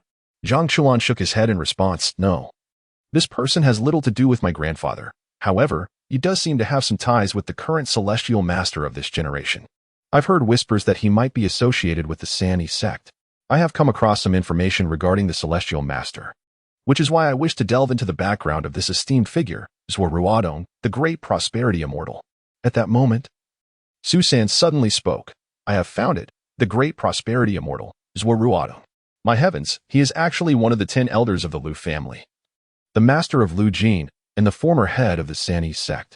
According to records, this esteemed head of the Zhua sect has elevated the Sani sect to great heights and has mastered the reverse birth technique to its utmost perfection, allowing him to maintain a perpetual state of reverse birth. Thus, he appears ethereal, earning him the title of the great prosperity immortal. His cultivation is unfathomable, and he was renowned throughout the realm of extraordinary beings at that time. Moreover, and most importantly, during that period, Zhuoruadong led the Sani sect to its pinnacle, achieving an extraordinary level of prestige. Consequently, it became renowned, attracting numerous disciples eager to learn. Furthermore, Zhuoruadong's exceptional status was widely recognized as the most promising path to transcendence. Subsequently, the then leader of the Chuanqing sect, Wu Gensheng, instigated chaos within the Sani sect, shattering the myth of the reverse birth triple and bringing it to an abrupt conclusion. From that moment onward, word spread that the reverse birth triple could never lead to transcendence. Following Zhuoruadong's demise, the Sani sect pursued Wu Gensheng and his followers with relentless fervor. Akin to mad dogs, under the leadership of Lu Jin, they recklessly collided with all forms of sexuality, ultimately leaving only Lu Jin alive among the once thriving Sani sect. This incident stirred quite a commotion at the time. Upon reading this, Su San and Su Si exchanged glances, expressing their astonishment. What a formidable faction indeed. Their audacity is truly remarkable. However, it appears that this has little to do with any signals regarding the weather, does it? In response, Zhang Chulan shook his head, stating, "So it was the formidable faction after all? Nevertheless, having learned of the prowess of the great prosperity immortal, I have come to a general understanding. I have received word that during that period, the great prosperity immortal was still quite alive and well. At the Lu family, the old master had once engaged in a contest with Lu Jin, one of the 10 elders. One slap, merely a single slap. What do you mean by one slap?" Su San adjusted his glasses, perplexed. Zhang Chulan continued, "My esteemed mentor, with one slap, sent Lu Jin reeling back from the third rebirth. Moreover, according to the information I gathered, the old master had even intended to engage the great prosperity immortal in combat. Yet, he was halted by the previous generation's old master. Based on what I have learned, the prior old master feared that the great prosperity immortal might not be able to defeat the old master in the short term. Or perhaps even at all. How could this be possible?" The two men's expressions shifted dramatically. Zhang Chulan shook his head and remarked, "The truth of the matter is unknown to me, yet I can assert one thing with certainty. Decades ago, the old master's capabilities were already comparable to those of the elder generation's methods. Decades have passed, and the old master has been quietly cultivating on the mountain all this time. Given his extraordinary talent and strength, where do you think the old master stands now in terms of power?" Upon hearing this, the two immediately inhaled sharply. "What are you implying?" Zhang Chulan responded, "The old master's strength is unfathomable. Do you think there's a possibility he has reached that legendary level?" With this statement, the two, who had been puzzled, suddenly felt a chill run down their spines. "What do you mean?" Jiang Chen continued. The old master possesses such formidable strength, yet was compelled to alter the rules of the Luotian grand ceremony by a few powerful individuals. Do you believe they could have coerced him if he had refused? Susi interjected, impossible, absolutely impossible. Jiang Chen nodded, saying, indeed, it seems implausible. Yet, the old master acquiesced. This raises significant questions. Why did he agree, especially since the Luotian grand ceremony appeared right after my arrival? I can't shake the feeling that the ceremony is a trap, perhaps designed for me, or for something left behind by my grandfather, or even something I carry unknowingly within me. Upon hearing this, the two fell silent. Initially, they had hoped to seize this opportunity to glean information about Bao Bao. But after listening to Jiang Chen, they suddenly found a certain comfort in the situation. Do you have something in mind? Susi asked Jiang Chen. He nodded gravely and said, I once knew a brother, quite some time ago, with whom I had a good relationship. He imparted to me a technique that allows me to summon a portion of his strength, power, and consciousness to assist in battle. This time, I believe I can bring him along. Should any issues arise with him by our side, we need not fear anyone. Upon hearing this, Susan and Susi were momentarily taken aback. Before Susi finally spoke, are you absolutely certain? Is there truly such a powerful person? Jiang Chen affirmed. In any case, my brother is immensely strong, so strong that it defies belief. With him here, even if 10 formidable foes converge, we shall be safeguarded. The statement left the two in profound silence. Susi cautioned, Chulan, do not speak so recklessly. Such matters are no jest. If mishandled, they could lead to grave consequences. Jiang Chulan chuckled. You don't genuinely believe I possess only this level of strength, do you? In fact, that brother also entrusted me with a few other things. I simply have not yet utilized them. After all, sometimes it is wise to keep a few trump cards up one's sleeve. Now, my trump card is no longer a mere tactic, but rather my esteemed elder brother. However, there is one matter that requires your consensus. From this point forward, I shall refer to my methods as divine descent. Upon hearing this, Susan and Susi exchanged puzzled glances, yet Susi turned to Jiang Chen and remarked, what you propose is acceptable, but we must ascertain the true extent of your abilities. Jiang Chen replied, no problem, let us proceed to the villa. This location is not conducive for demonstration. Very soon, they arrived at the villa, where Feng Baobao was engrossed in a game.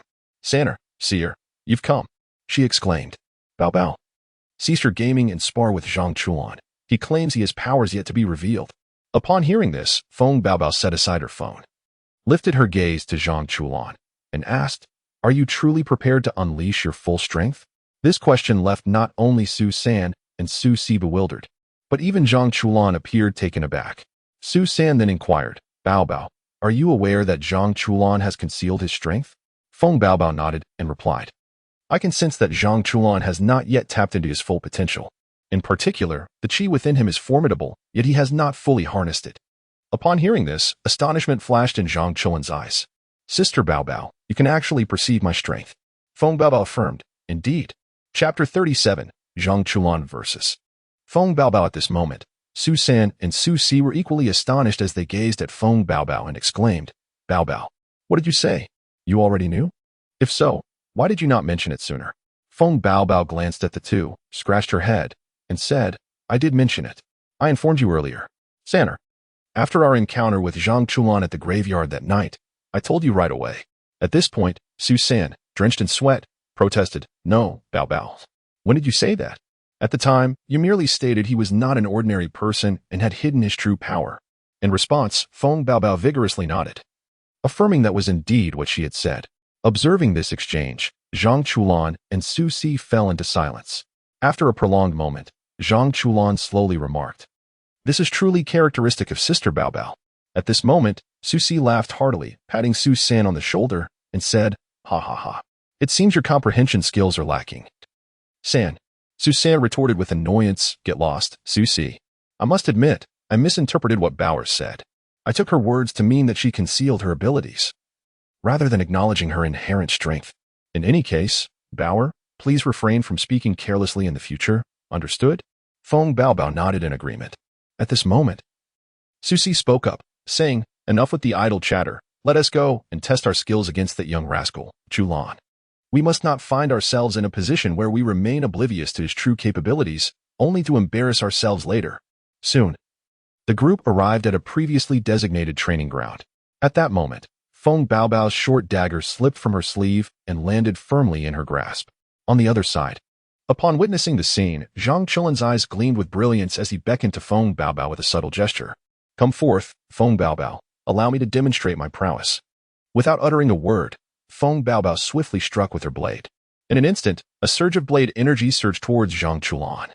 However, Jiang Chen chose not to confront it head-on. Instead, he deftly stepped aside, resembling a wraith, and evaded the strike with remarkable agility. Upon observing this, Feng Baobao charged towards Jiang Chen with determination. Meanwhile, under the watchful gaze of the two spectators, Jiang Chen exhibited a dazzling display of evasive maneuvers, darting left and right, even leaping into the air, skillfully dodging every attack. For a moment, Feng Baobao's blade failed to inflict any harm upon him. In fact, Jiang Chen appeared utterly unfazed, effortlessly ascending a tall tree with a grace that surpassed even that of a mischievous monkey. Witnessing this, Su San and Su Si were left agape in astonishment. After a prolonged silence, Su Si turned to Su San and remarked, "Pray tell, Su San, how is it that after extensive investigation, you remain oblivious to such remarkable skills possessed by Jiang Chen? How could you be so uninformed?" Upon hearing this, Su San remained silent, his expression one of sheer astonishment as he observed the scene before him. "Truly, I am at a loss." Jiang Chen's identity as an extraordinary individual had not been unveiled. Over the years, there had been no discernible activities, and those adept in such lightness of foot could typically detect some semblance of skill.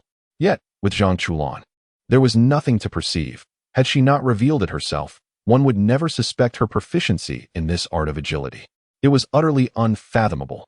Were Jiang Zhen to overhear the discourse between these two brothers, he would undoubtedly respond with a bemused and mocking expression. After all, he possessed some knowledge regarding Jiang Chen's graceful movements. This technique, akin to the languid elegance of Yangzhou slow, would remain imperceptible to the untrained eye. Perhaps the Yangzhou slow could hint at certain subtleties, yet the lightness of foot eludes such detection. Otherwise, how could Li Lianhua, having roamed the martial world for so long and encountered numerous masters, fail to discern any semblance of formidable agility from his steps? Even the internal force of Yangzhou slow went unnoticed, a fact attributable to his inability to harness such energy. However, it is not as if he had never been examined by others, who could not ascertain the specifics of his inner strength. This clearly indicates that Yangzhou slow possesses remarkable abilities of concealment. Su San and Su Si hoped to glean insights into Jiang Chen's circumstances from this situation. But such aspirations were futile. Only the peculiar Feng Baobao, with her heightened perceptive abilities, had managed to detect certain unusual aspects regarding Jiang Chen. This chase had persisted for over 10 minutes, yet Feng Baobao had not once laid a finger on the hem of Jiang Chen's garment. At that moment, from a distance, Su Si shouted, "Jiang Chen, come out from hiding. Do you intend to rely solely on evasion to secure victory in this contest?" Upon hearing these words, Jiang Chen executed a swift roll, narrowly dodging Feng Baobao's strike. In a heartbeat, he darted past her, ultimately taking refuge atop a distant tree behind her. Jiang Chen then spoke slowly, "Sister Baobao, you must be cautious. I am about to launch my attack." As his words echoed, he swept his right hand across his waist, producing a crisp sound. With a flourish, a resplendent purple soft sword was drawn from his belt, emanating a faint mist of violet from its blade. Su Si exclaimed, "Wow, a soft sword. You actually know swordplay." Jiang Chen grinned mischievously and addressed Feng Baobao, saying, "Sister Baobao, this sword is called the ZY Soft Sword. I acquired it from a friend. Be wary, for it is quite sharp." Of course, Jiang Chen was spinning a tale. He had purchased this sword from the system shop for 200 chat points. It was indeed the ZY Soft Sword mentioned in the Divine Eagle, a weapon not inferior to the Xian Tai Heavy Sword, and significantly sharper than Li Lianhua's TNW-IYNT. Upon hearing this, Feng Baobao's eyes sparkled with curiosity as she gazed at the sword in Jiang Chen's hand and nodded in acknowledgement. However, she then revealed, "This knife of mine was forged by Su Si. He claims it is exceptionally sharp and named it Okamoto 001. At this revelation, Jiang Chen's eyes widened in astonishment. "Wait, Sister Baobao, what did you say the knife is called?" Feng Baobao replied, "Su Si said it is called Okamoto 001. Jiang Chen's mouth twitched as he turned to the side, where Su San was fuming. "Su Si, what on earth did you give to Baobao?" Su Si, with a sheepish grin, waved his hands dismissively. "I was just joking." Who would have thought she would take it seriously? It was all in jest. Nonetheless, Feng Baobao continued. That's not all. Susi has also assigned numerous names to my techniques. Now, we can put them to the test. Jiang Chen's eyes gleamed with excitement. Is that true? Sister Baobao, that is splendid. My sword techniques are collectively known as Xiang Yitai Jian. This is the perfect opportunity for us to practice. With that, Zhang Chulan sprang into action, wielding the ZY soft sword, and in an instant, beams of light erupted as their weapons clashed, and a fierce battle ensued. At that moment, Zhang Chulan suddenly leaped into the air, and then shouted, "Bao Bao, be careful. Receive my move. The east wind blows again last night." As his words fell, Zhang Chulan swiftly navigated the surroundings, relentlessly launching attacks towards Feng Baobao. Upon witnessing this, Feng Baobao exhibited no fear, wielding her short blade with relentless precision. After parrying the strike, she imitated Zhang Chulan, exclaiming, "Zhang Chulan, behold my Guanyin sitting lotus and the indomitable dragon drill." For a moment, Zhang Chulan was utterly astonished by these two names, his sword hand trembling in disbelief as he stared at Feng Baobao, momentarily forgetting that he was engaged in battle at home. Nevertheless, he adeptly evaded her attack with a swift, graceful movement. Wait. Sister Baobao, hold on. Let us pause for a moment. I have some inquiries to make. At that moment, Su San approached with a grim expression, supporting Su Si, and said, "Indeed. I too have a question. Baoer, what are the names of your techniques?" Feng Baobao, in a state of bewilderment, replied, "The full name is Su Si's Away 18 Styles, as well as Yulong Drill."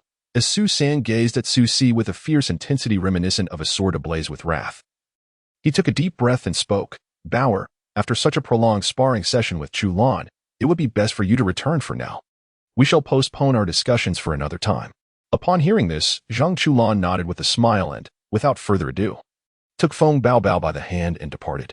Shortly after their exit, a voice filled with fury resounded, "Su Si."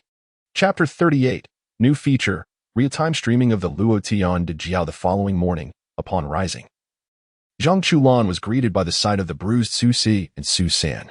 "Good morning, third brother, fourth brother." Su San responded with a smile, saying, "Morning.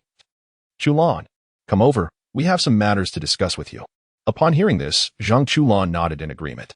The three of them deliberated for a considerable time before finally settling on a time to visit Longhu Mountain.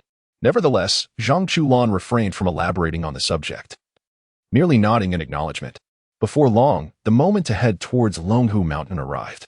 After a considerable effort, they boarded the plane, and Zhang Chulan finally closed his eyes to rest. However, his consciousness drifted into the chat group. Wow, why is everyone here today? Upon entering, Zhang Chulan noticed that everyone except him was present in the starry chat group. At that moment, Jiang Zhen smiled and said, "You rascal. Haven't you been keeping up with our Starry Sky chat group lately? We've unlocked a new feature that we are eager to explore." Upon hearing this, Zhang Chulan's interest was piqued, and he inquired, "A new feature, Brother Jiang? Pray, tell me more about it." Liu shrugged and gestured toward the large screen in the air, stating, "Behold, it's him." Zhang Chulan remarked, "Is this the projection screen we've created? What new feature does it possess?" Jiang Zhen replied, "We recently unlocked a live streaming function, allowing us to broadcast at any time and from anywhere. However, we are yet to ascertain the extent of this streaming capability. Since we find ourselves with little to do, I haven't decided who should initiate a trial." Upon hearing this, Zhang Chulan glanced at the others. Jiang Zhen continued, "I am just in the yard, with only Kaisha reading. There is nothing else happening. The live stream would likely only allow you to glimpse my home. However, I do not wish to raise Kaisha's suspicions over this matter, so I shall abstain." Jiao Shu remarked, "I have just concluded my seclusion and was having Wakai and Qiuxing tidy up. There is nothing worth broadcasting." Li Lianhua added, "I'm preparing to cook in the woods outside the city. Would you like to watch?" A chorus of no resounded from the group. Uchiha Madara, with a hint of resignation, said, "I am in the Pure Land, where there is nothing but souls, most of which are devoid of intelligence.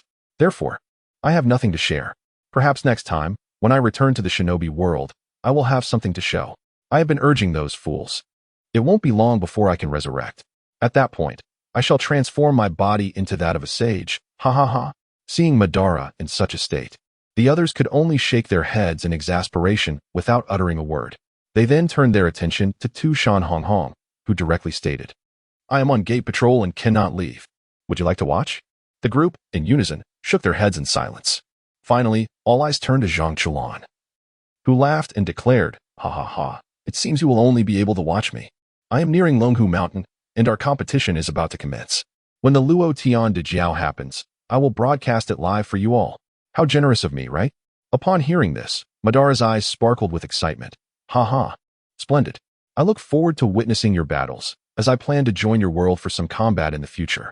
Jiang Chen, taken aback, retorted, "No, Brother Madara. You must be mistaken. That would be akin to a Gundam rampaging in our realm. Moreover, with your reputation, who wouldn't he recognize you? It would invite trouble from all nations, and that would spell significant complications." Upon hearing this, Uchiha Madara could not help but smirk disdainfully, remarking, "Humph. They are merely a handful of nations. I hold no regard for the daimyo of our land of fire." Before he could finish his sentence, Jiang Zhen interjected, "Enough of that, Madara. Do not act recklessly. These nations are not comparable to your so-called land of fire. Let me put it this way, your country's population surpasses that of an entire province in Chulan. Furthermore, the laws governing both realms differ significantly. While your prowess may reign supreme in the shinobi world, I surmise it would be considerably diminished under the constraints of Chu Lan's world laws. At that point, possessing even half of your abilities would be quite an achievement. Moreover, Chu Lan's Minor is no ordinary individual, should he choose to engage. A mere slap would likely shatter your Gundam." Upon hearing this, Ban was rendered speechless. How could this be possible? Jiang Zhen chuckled, stating, "Ah, the disparity in the levels of worlds is profound. If you were to enter the realm I inhabit, unless you can harness spiritual energy, you would merely be slightly stronger than an ordinary person, akin to a martial arts master. This exemplifies the differences between worlds.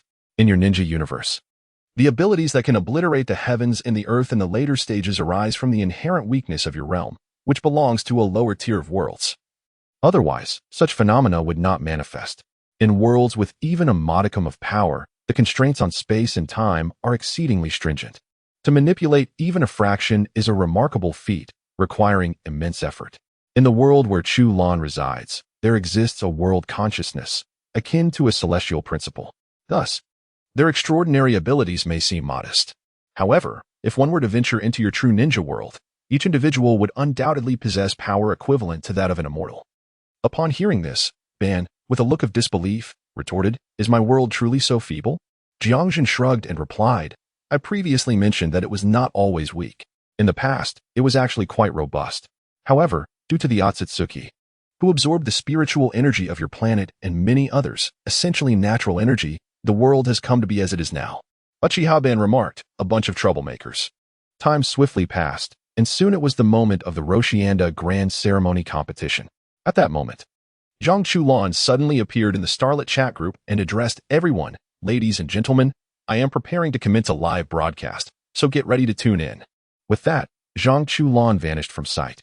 Upon witnessing this, Jiang Zhen burst into hearty laughter and waved his hand, proclaiming, "Ha! It appears that Chu Lan is fully prepared. Ladies and gentlemen, get ready to witness the spectacle." As these words left his lips, everyone turned their gaze upwards in eager anticipation. At that moment, Jiang Chen directly initiated a live broadcast. Instantly, the screen displayed the image of Jiang Chen alongside the competition venue. At that moment, a brilliant beam of light suddenly emanated from the projection.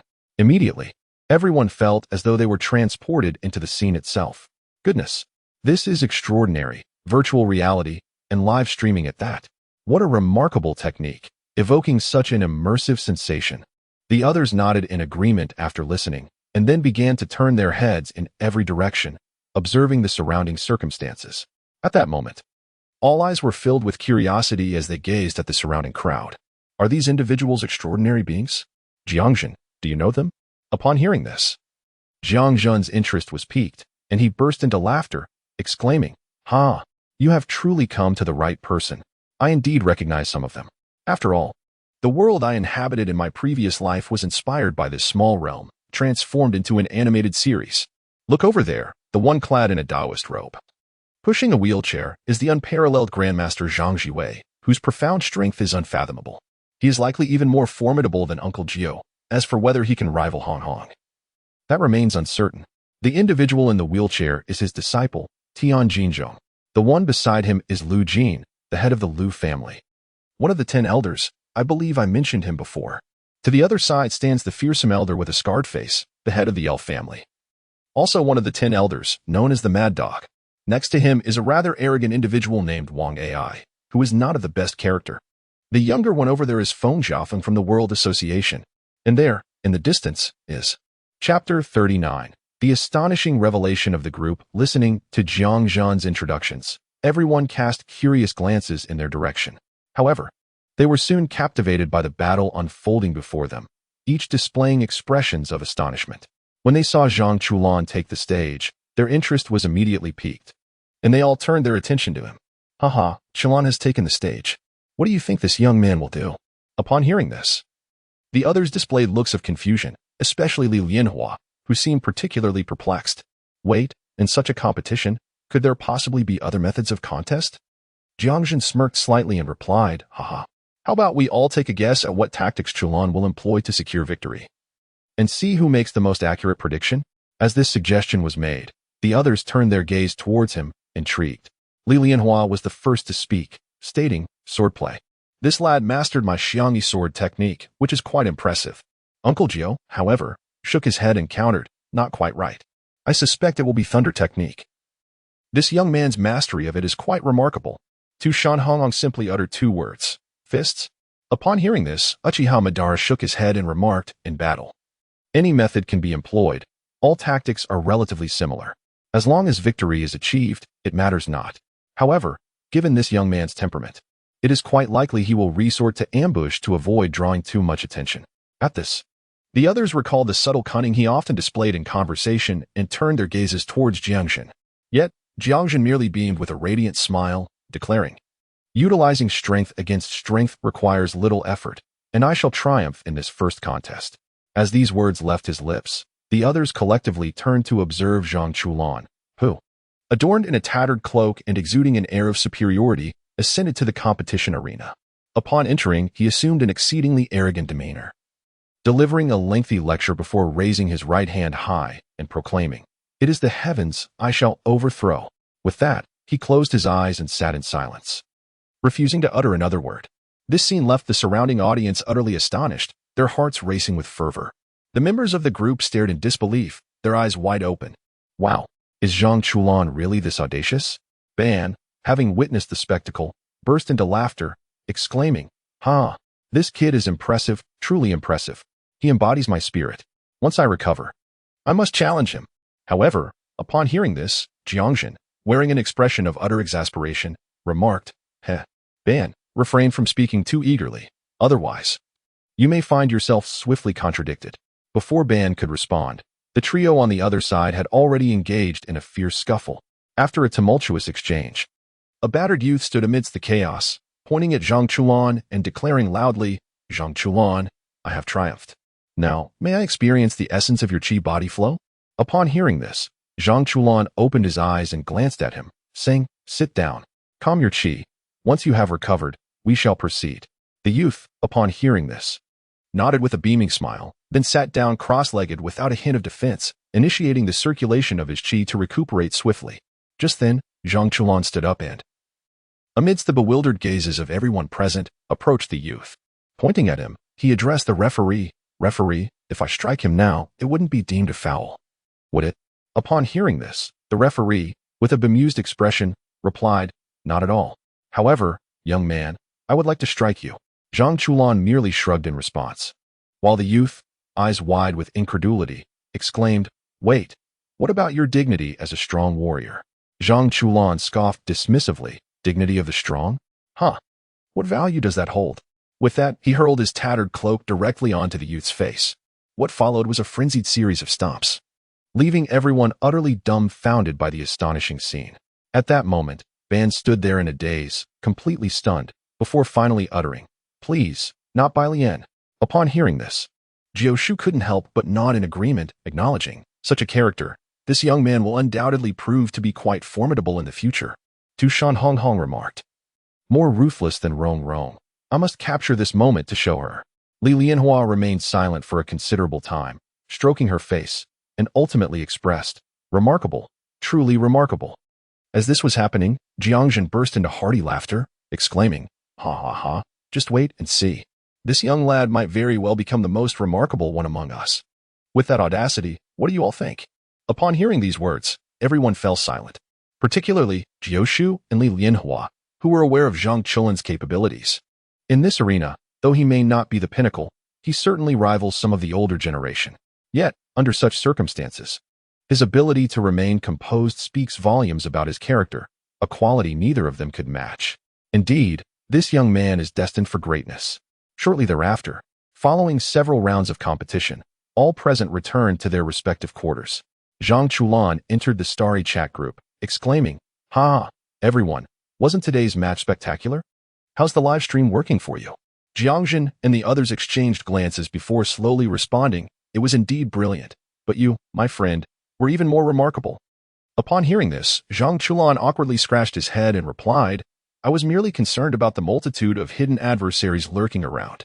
Concealing one's strength until it is time to unleash it prevents those individuals from obsessing over my mysterious chi body source flow, which I myself am uncertain about." This statement drew surprised looks from the crowd. However, Jiang Zhen chuckled and said, "Haha, well, if the live stream is satisfactory, it could be useful in the future whenever someone has a matter to discuss. After all, these streams can also earn chatting points. Now, I won't linger, I must return, as Kaisa is still waiting for me." The others, too, bid their farewells and departed. In the blink of an eye, the starry chat group became eerily quiet. In the super god world, at Kunlun, Jiang Zhen opened his eyes to find Kaisa engrossed in numerous books. He approached her with a smile and inquired, "How did you find it? Finished reading? Any thoughts?" Kaisa set down her book, gazing at Jiang Zhen with astonishment, her voice filled with disbelief as she exclaimed, "I am utterly shocked. It is hard to fathom that over 1,000 years ago, ancient natives, unaware they inhabited a planet, possessed such profound insights and thoughts. Some concepts, although simple, are remarkably accurate, even more so than predictions made by the core civilizations. Yet, through their observations of the workings of the universe, they discern these truths. It is truly astounding. Were they really just ordinary people?" Jiang Zhen smiled and replied, "Perhaps. Who can say for certain? After all, your interest in this planet stems from the secrets hidden within. You seek to uncover them, and to be honest, even I am not entirely certain about these matters. However, Kaisa, after reading all this, do you still believe the path you were previously following was correct? Is your current technological trajectory still sound?" Upon hearing this, Kaisa fell silent. After a long pause, she shook her head and said, "As for right or wrong, I cannot say. However, moving forward, I will endeavor to alter the current state of the angels." With that, Kaisa rose, bowed to Jiang Zhen, and expressed, on behalf of the entire angelic race, "I extend my gratitude for your assistance with our kind." Upon finishing her words, Kaisa produced a sword and handed it to Jiang Zhen, saying, "This sword symbolizes my angelic lineage. From this day forth, you shall be the dearest friend of my kind. Should you find yourself in need, you may wield this long sword and seek assistance from the angelic clan. Rest assured, all female angels will come to your aid. This promise is eternally binding." Jiang Zhen, upon hearing this, smiled and nodded, exclaiming, "Haha, in that case, I am most grateful." Without hesitation, he accepted the regal sword. Kaisa then inquired, "May I replicate these books to take back to the angelic realm?" Jiang Zhen responded with a hearty laugh, "Absolutely." Chapter 40. The emerging menace of Zhang Chulan atop the mountain peak. Jiang Zhen watched Kaisa depart, chuckling softly to himself. He mused, "Assistance? Perhaps. But it only counts as help if you can withstand the challenges. If you falter, it leads to a dead end." Upon returning to the courtyard, Jiang Zhen settled beside the tea table, his mind racing with thoughts of the forthcoming events. The seeds of the angelic clan had been sown, and a millennium had sufficed. Now, it was time to lay the groundwork for further developments. Since they sought to unravel the mysteries of Pangu civilization, one must delve deeper. Mere surface exploration would not suffice. The novels he had read about the descent of the myriad realms were splendid, truly captivating. It would be utterly mundane if only the human race participated. The emergence of various races, including demons and spirits, would make the narrative infinitely more intriguing. Would you not agree, Genesis? As he spoke, Jiang Zhen retrieved the book of Genesis and gently touched its surface. Instantly, a myriad of possibilities began to unfold, and diverse races began to emerge in an endless array.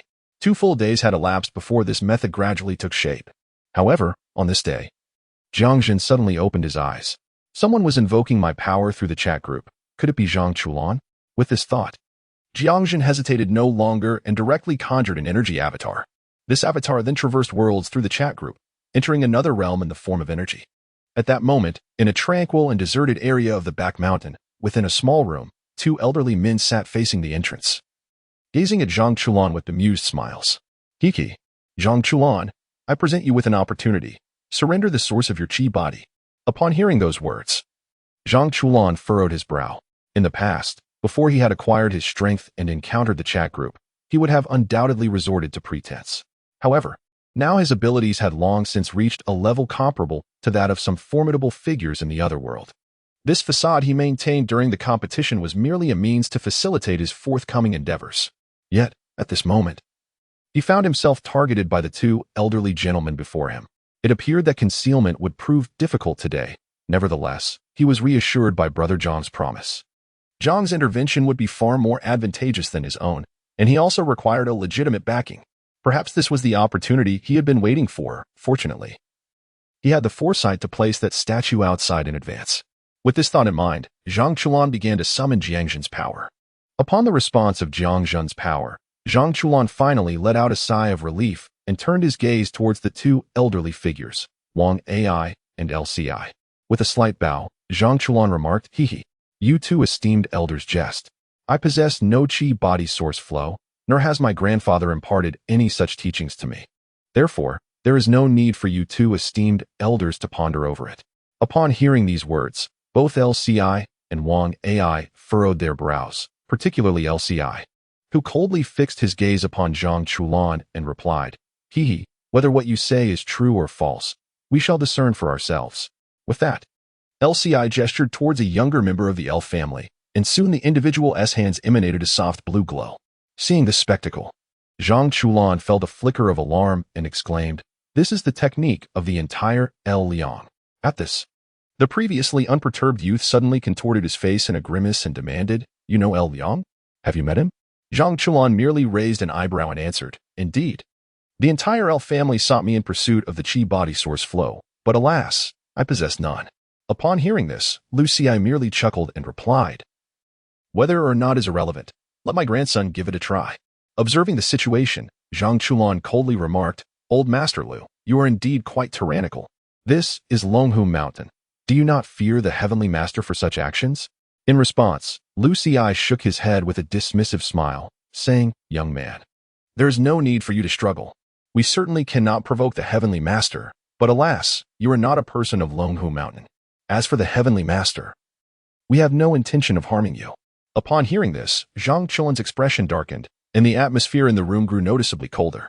For a moment, both Lucii and Wang Ai displayed expressions of astonishment. Yet, at that instant, Zhang Chulan spoke slowly, "Esteemed elders, as the saying goes, one should leave a thread for future encounters. Are you truly determined to sever all ties?" Suddenly, Lucii burst into laughter, but his demeanor quickly shifted to a cold glare at Zhang Chulan as he retorted, "You little rascal, who do you think you are?" Taking a deep breath, Zhang Chulan smiled and said, "Indeed, it is as my brother Jiang said. Those who refuse to die of old age are thieves, relying on age to bully others. A band of old rogues who genuinely believe they can manipulate me, Zhang Chulan." With that, Zhang Chulan swiftly struck out, his right hand seeming to pierce through the very fabric of space, landing directly on the chest of a member of the Lu family. The sound of a sharp gasp echoed as the Lu family member, caught completely off guard, spewed forth blood, followed by a cascade of internal organs. The individual appeared to be on the brink of death, struggling for breath. The onlookers were left in stunned silence. Even Lucii and Wang Ai were taken aback by Zhang Chulan's decisive action. He had brazenly taken a life right before their eyes. "Bang! You insolent wretch! How dare you lay hands on a member of the Lu family?" A chilling scream echoed from outside, though it lasted but a few seconds before fading into silence. At that moment, the door swung open abruptly, and a figure stepped inside. Upon seeing the visitor, Zhang Chulan was instantly filled with joy and hurried over, adopting a sycophantic demeanor. "Brother Jiang, you have finally arrived. Look, these two old fools shamelessly intend to lay hands on me. I have insisted that I possess no such chi body source flow. Yet they remain unconvinced and seek to probe my soul." Upon hearing these words, Jiang Zhen cast a glance at a deceased youth. Instantly, he chuckled and remarked, "Huh, You rascal, you have already taken the life of another. Jiang Chen replied, alas, was I not compelled to do so?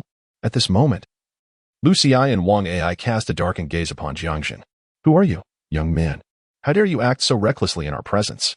However, Jiang Zhen paid them no heed. Instead, he turned to Jiang Chen and inquired, are the items you were to prepare ready?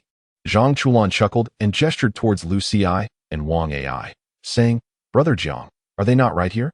The Lu family and the Wang family, two of the four great clans of the otherworld. During the tumultuous times of the past, they seized a considerable amount of valuable possessions. Within their families, there must be a wealth of treasures. Upon the utterance of Jiang Chen's words, an atmosphere of profound gloom enveloped the two individuals. LCI, with a cold snort, stamped his foot, and instantly, a surge of power surged forth from the ground towards Jiang Chen. However, with a gentle stomp of his left foot, Jiang Chen effortlessly shattered that force. Do not be hasty. Cannot you see we are engaged in conversation? At that moment, Jiang Zhen cast a glance around, declaring, Your strength is sufficient to contend with these two old fogies. The only hesitation lies in the fear of being discovered. Here is the plan. I shall shield you from prying eyes, and you can take the initiative to eliminate them. It's also a perfect opportunity for you to test the mettle of the so-called Ten Lords. Upon hearing this, Jiang Chen's eyes sparkled with excitement as he turned to Jiang Zhen. Is that true? Brother Jiang, can we truly proceed in such a manner? Jiang Zhen, with a smile, nodded and replied, Of course, one must face the consequences of their own actions. With these words, Jiang Zhen stamped his foot, and immediately, an invisible barrier of spatial power isolated them from all others within a radius of 500 meters. All set. You know what to do, Jiang Zhen remarked nonchalantly. Chapter 41. Jiang Chen versus Wang and El Erlao. After hearing Jiang Zhen's words, Jiang Chen turned to look, only to be taken aback. Before him stood what resembled a transparent screen, effectively blocking all those who had approached. They stood outside, incessantly reaching out to those objects, as if attempting to unlock some hidden secret, yet they never glanced this way. Jiang Zhen remarked, All right, Chulan, there's no need to look. They cannot perceive us. This spatial barrier, though casually arranged, is beyond their capacity to breach or comprehend the events within. He continued, Now it's your turn. I see that besides these two old fellows, there are a few younger ones as well. You can handle it, right? Upon hearing this, Jiang Chulan's eyes sparkled with excitement. Rest assured, Brother Jiang, what are a few more opponents to me? Just watch.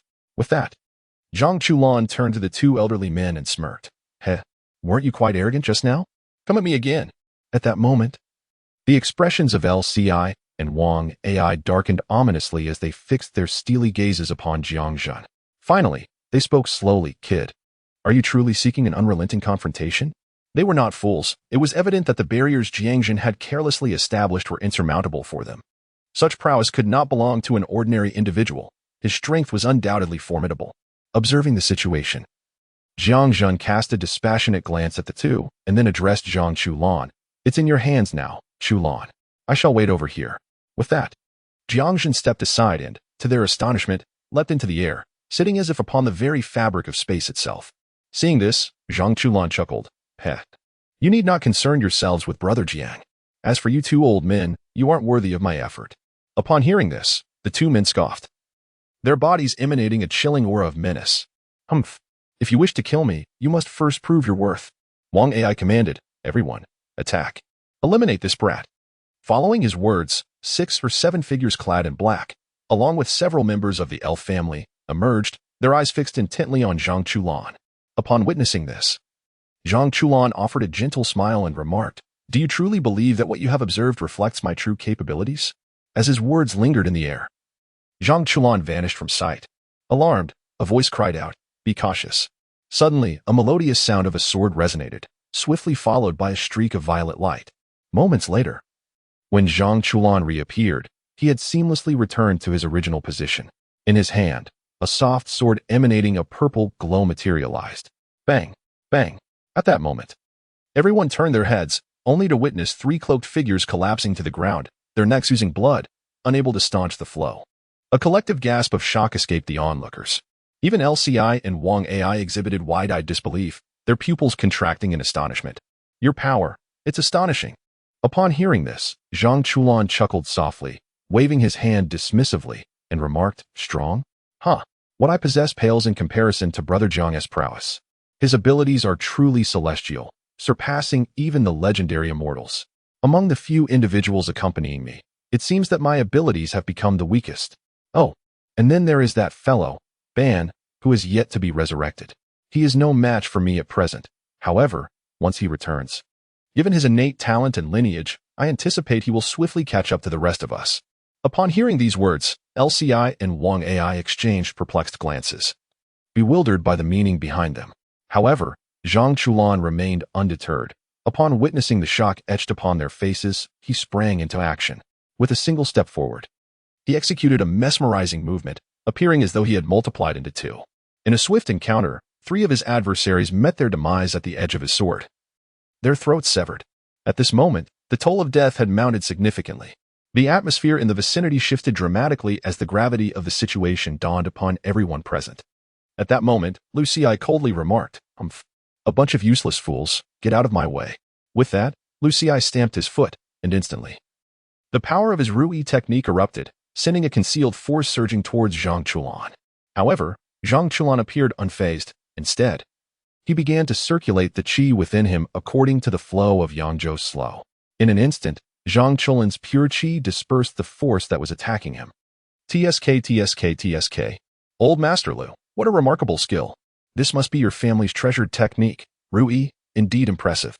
If it weren't for my own proficiency in internal force, I might have been struck directly in the organs.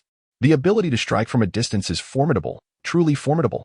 Yet, witnessing this, one of Lu Ci's eyes suddenly widened, and he slowly spoke.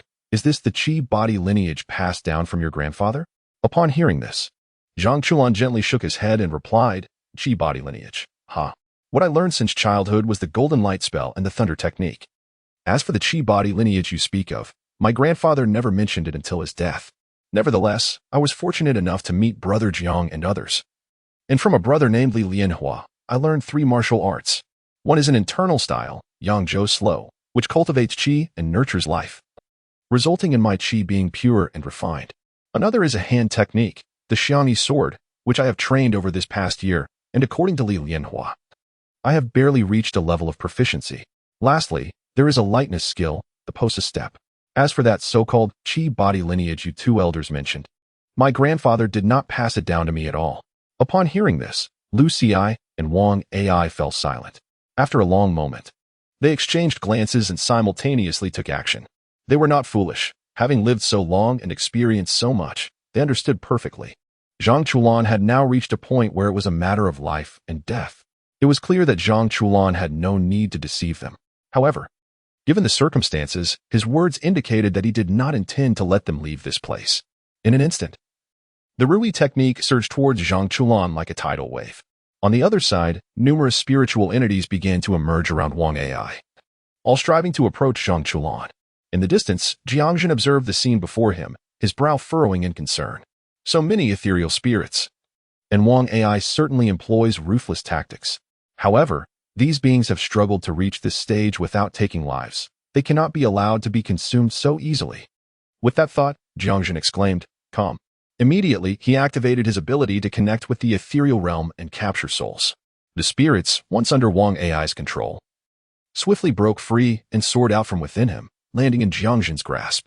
Gazing at the serpent spirit, the rodent spirit, the feline spirit, the wolf spirit, and even the sheep and tiger spirits he held, a slight smirk appeared at the corners of Jiang Zhen's mouth.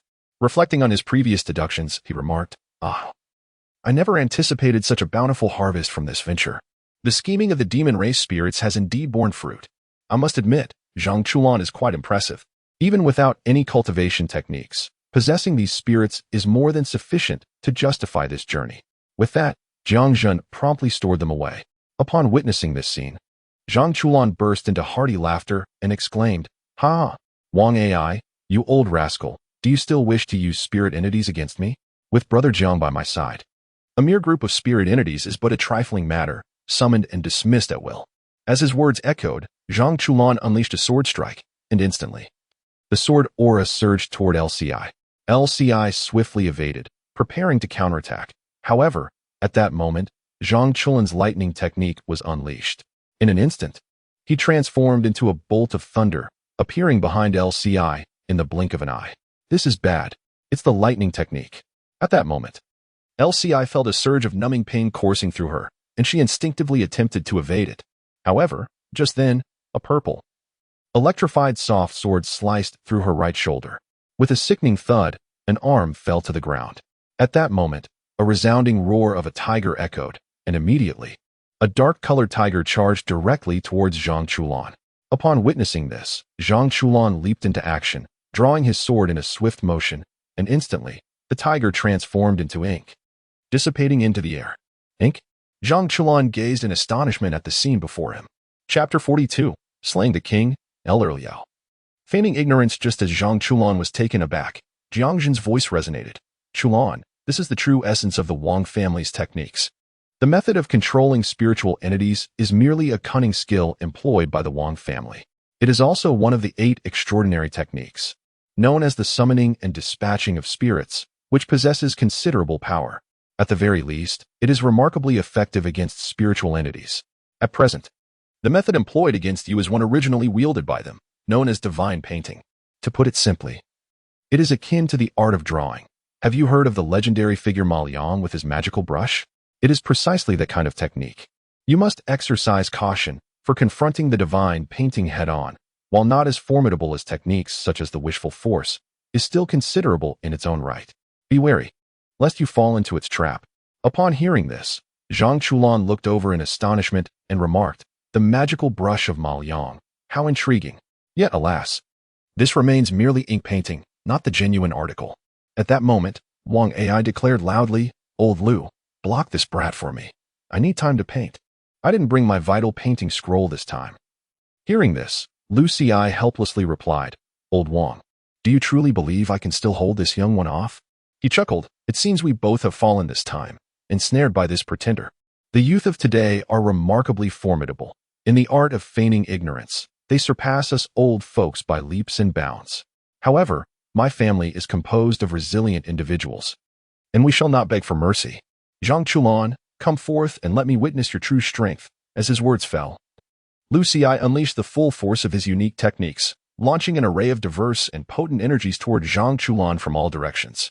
Observing the situation, Jiang Chen felt a surge of alarm and thought, what a formidable adversary. No wonder he is worthy of the title of 10 Elder. This technique is rather terrifying. However, it is still insufficient.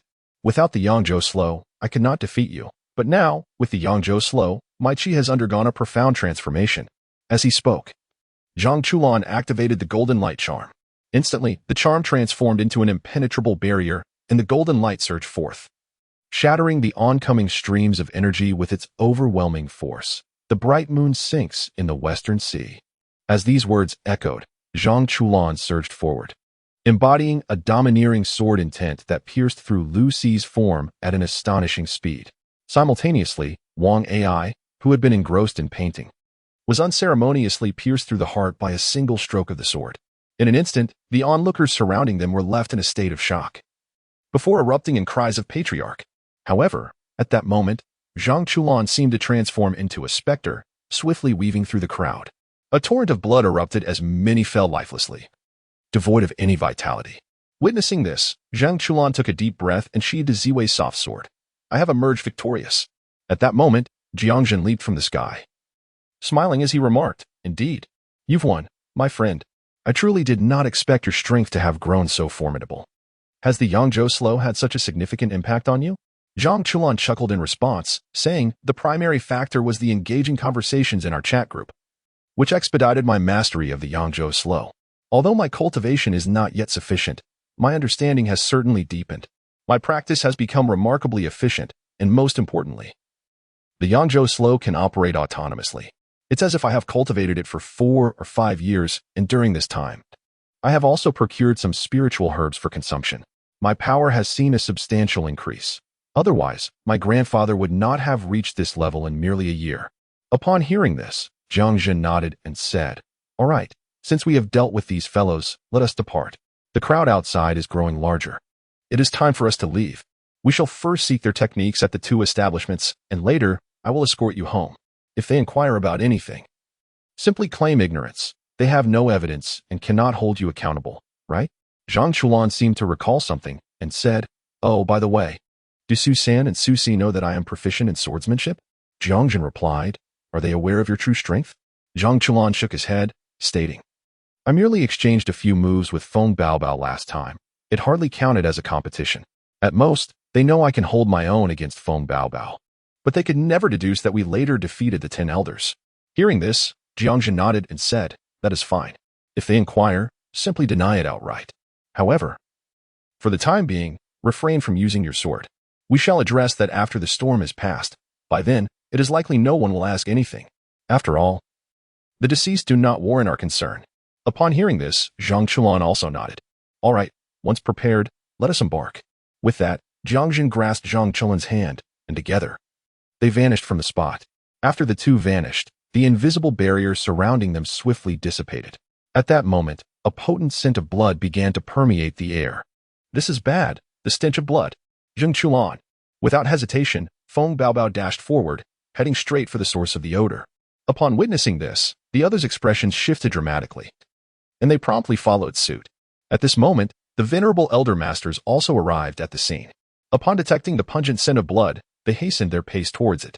As everyone rushed over, they stood frozen in place. Only Feng Baobao was persistently searching for others, calling out loudly, Zhang Chulan. Zhang Chulan. However, her efforts went unnoticed, as the others were transfixed by the lifeless bodies on the ground, enveloped in a heavy silence. Oh my heavens, it's Wang Ai and LVCI. The second and third of the 10 lords, they have both perished here. The moment those words escaped, the previously tranquil atmosphere erupted into chaos. In an instant, every face shifted in color. Even Su-san and Su-si were visibly shaken. This was troubling. This time, it was truly dire. At that moment, Su-si cast a glance at the deceased Lu Ci and Wang Ai before approaching the venerable celestial master. Master, I wonder if you can discern how the esteemed gentleman Lu and Wang met their demise. Zhang Jiwei, upon hearing this, narrowed his eyes and remarked.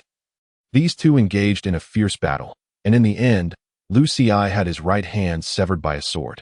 Subsequently, one by one, they were vanquished by the sword, while Wang Ai appeared to be engrossed in painting, seemingly intent on employing a divine technique. However, he was unable to manifest it before being swiftly eliminated. The assailant's mastery of the sword was undoubtedly on par with our seasoned veterans. Yet, the reason behind his assault on Wang Ai and Lu Ci remains a mystery. At this juncture, Lu Jin, who had been silent until now, suddenly interjected. It is precisely because these two old fools lack discernment, acting recklessly and likely provoking individuals they should not have crossed. Consequently, following this incident, the Wang and Lu families will undoubtedly find themselves in disarray. Upon witnessing this scene, Feng Zhenghao adjusted his spectacles and cast a glance at Wang Ai's lifeless body, his eyes gleaming with a cold light. The Wang family, how fortunate indeed. I wonder who orchestrated this. It has truly presented a splendid opportunity for the Tianxia Society. Having uttered these words, Feng Zhenghao stepped aside and made a phone call. He then turned to Feng Shan and instructed in a hushed tone, Shan, find Wang Bing. Remember, you must not let him escape. Keep a close watch on him, and if the moment is right, act swiftly. Upon hearing this, Feng Shan nodded earnestly and proceeded towards the exit. At that moment, a sudden voice echoed from outside. What on earth is happening here? Upon hearing this, everyone turned their heads to look. Zhang Chulan, what are you doing here?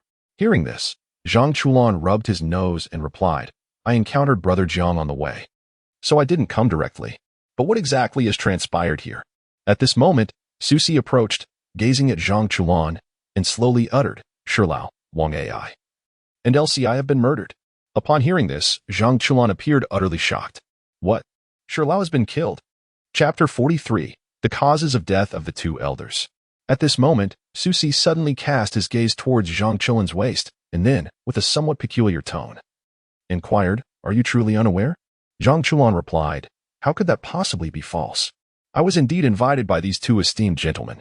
However, I did not arrive as intended. I happened to encounter Brother Jiang, which caused a delay. By the time I arrived, I realized it was no longer feasible to proceed. We waited at a distance for a while, and upon hearing commotion from this direction, we came over. Su-si pressed, Are you certain, Chulan? What you just said is entirely true. Upon hearing this, Zhang Chulan revealed a sheepish grin, scratching his head as he affirmed, Of course. I wasn't here just a moment ago, right, Brother Jiang? At this juncture, Su Si's attention shifted to Jiang Zhen. However, Jiang Zhen merely cast him a cursory glance, remaining silent as he moved aside, stating, "Chulan, if there's something to be done, hasten it. I have other matters to attend to." Upon hearing this, Zhang Chulan chuckled and replied, "Understood, understood, Brother Jiang. I shall resolve this promptly." With that, he turned to Su San and Su Si, saying, "You both witnessed the exchange, did you not?" The two nodded in response, and soon after, the trio moved aside amidst the puzzled gazes of others. It was then that Su Si directly asked, "You rascal, tell me the truth. Did you have a hand in the matter concerning Wang Lu and the others?" "What? Su Si, are you out of your mind?" Su San exclaimed, visibly shocked. Yet, upon hearing this, Zhang Chulan, with a knowing expression, replied to Su Si, "What is there left to discuss? I, Zhang Chulan, a mere university student, committing such a grave act, do you truly believe anyone else would accept that as credible? Moreover, I have mentioned that it was Wang Ai and LCI who sought me out, intending to take action against me. Unfortunately, I had preemptively employed my ultimate strategy, rendering their efforts unsuccessful. The recent events have revealed that Wang Ai and Lu Ci have met their demise. A deceased individual holds no value, wouldn't you agree?" Upon hearing this, Su Si fell into a deep silence, which lingered for quite some time before he finally spoke. I truly did not anticipate this. How unexpected it is. The most concealed truths were right beside me. This is indeed quite remarkable. However, you were correct. 1 or 2 dead bodies are of no consequence. Since they are gone, they serve no purpose. Nevertheless, you must refrain from reckless actions moving forward. Do you understand? In response, Zhang Chulan chuckled and replied, "Reckless actions. Brother Si, do you truly believe I would act impulsively?" Su Si, upon hearing this, cast a glance at Zhang Chulan and then at Jiang Zhen, before finally patting Zhang Chulan on the shoulder and departing from the scene. At this moment, Zhang Jiwei was not gazing at the deceased. Instead, his eyes were fixed intently on Jiang Zhen, filled with astonishment and disbelief. It was as if the energy within him was being tightly contained, poised to erupt at any moment. However, upon witnessing this, Jiang Zhen remained utterly unconcerned. He merely cast a fleeting glance before redirecting his attention. For although Zhang Jiwei was arguably the most formidable presence in this realm, to Jiang Zhen, he was nothing more than a larger ant, inconsequential in the grand scheme of things.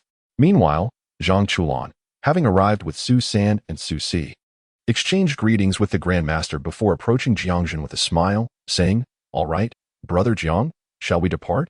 Jiang Zhen nodded in response, and together, they made their way towards the other side.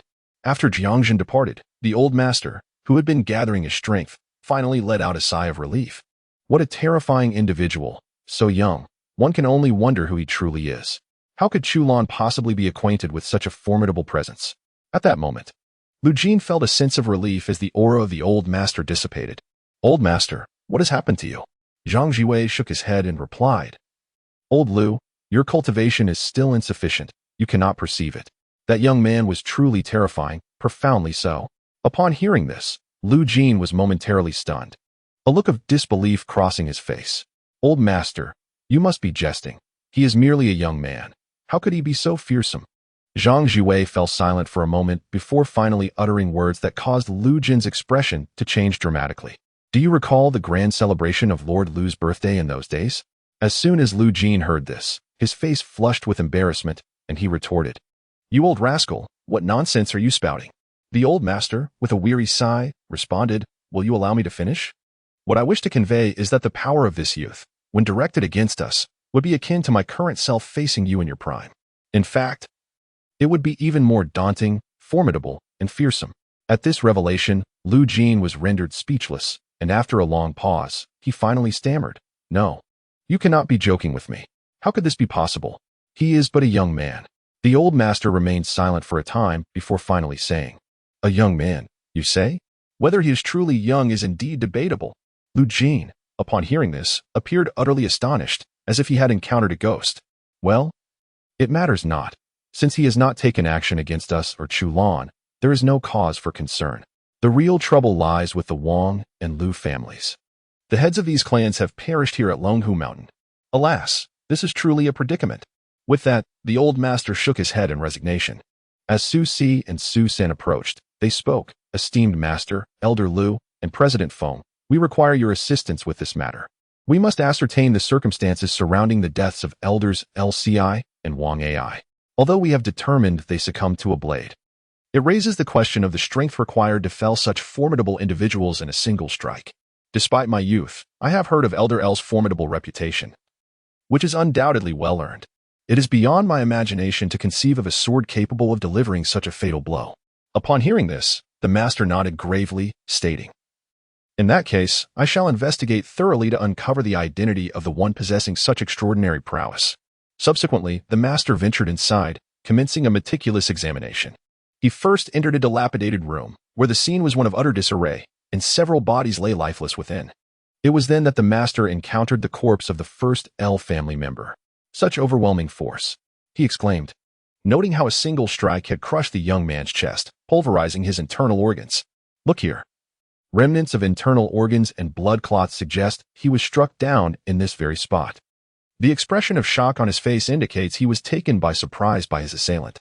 It is highly likely that this attack occurred in the presence of Wang AI and LCI, otherwise, he would not have been so astounded. Su Si pondered this for a moment, then glanced around before continuing, and over here, these individuals appear to have been silenced by a blade to the throat. This implies that the assailant wielded a sword, correct? Master, could it be that there were two attackers? Zhang Jiwei, surveying the ground, shook his head. That seems unlikely. Given the temperaments of Wang AI and LCI, they would never allow such a thing. They would have permitted only one assailant to enter. And it appears the door was not broken from the outside. Thus, the probability of your theory stands on shaky ground. Sisi interjected, "But what then?" "We implore your guidance, Master." The Master replied, "There are no traces of swordplay here, save for the bodies of the deceased. The ground outside is marred by countless sword marks, indicating a significant event. It suggests that a confrontation ensued, culminating in a collaboration between Wang AI and LCI. However, they were ultimately defeated and slain, and the intensity of this battle was truly astonishing. Wang AI is not one to excel in direct confrontation, yet his mystical arts are notoriously difficult to contend with. As evidenced by the mere splashes of ink on the ground, Wang AI indeed employed his supernatural abilities, albeit they were thwarted. In the end, he was directly slain while engaged in his artistic endeavors. This predicament presents a considerable challenge, as it involves numerous complexities. Susan remarked, "Master, I am curious about the complexities you refer to." The old master sighed, expressing his resignation. Wang AI, aside from his family's unique techniques, should possess no other means. Therefore, he must have emerged with his life as painting scroll, yet what we see is merely an ordinary canvas. This indicates that Wang AI did not bring forth his life as painting scroll. Their actions inevitably suggest that there must be ample insurance involved, which indicates one thing: Wang AI possesses other means. This method made him feel even more powerful and formidable than his own divine technique. However, in the end, he miscalculated. That tactic failed to exert any effective restraint on the perpetrator. In fact, it proved utterly ineffectual, compelling him to resort to his original divine mastery. Yet, as you can see, the consequences have led to the current predicament. The hastily drawn creation was swiftly shattered. Subsequently, he aspired to create an extraordinary masterpiece. Yet he ultimately failed, and perished in this very place. Just now, I sensed a chilling aura here, likely a manifestation of malevolent spirits.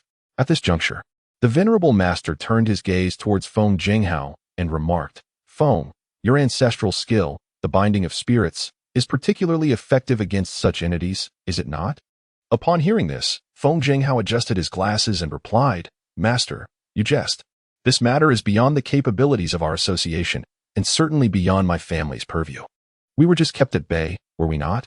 The master shook his head and replied, "That is not what I meant.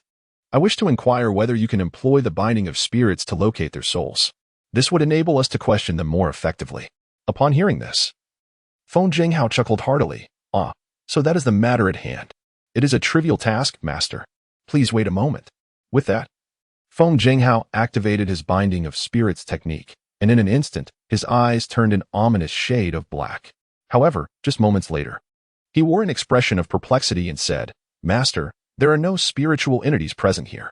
The master responded, "What? Feng, are you certain?" Feng Zhenghao nodded affirmatively, stating, "Indeed. I assure you, I would never deceive you, Master. Moreover, there are indeed several individuals here capable of achieving this, albeit with some difficulty. However, It should be relatively straightforward to investigate. Upon hearing this, the old master nodded and solemnly remarked, "If that is the case, then it truly seems that some have indeed acquired it. Can you discern what has happened to their souls?" Feng Jinghao inquired. "They are scattered, as one would typically say. Their souls have fled. Nevertheless, I have sensed the ethereal essence of the healer's spirit. Strangely, however, these essences have neither vanished nor dissipated. They are utterly elusive, as if they have been taken away by someone." Upon hearing this, the gathered individuals fell into a profound silence. At that moment, the old master shook his head and said, "Alas, it seems futile. Let us instead examine the issue on site.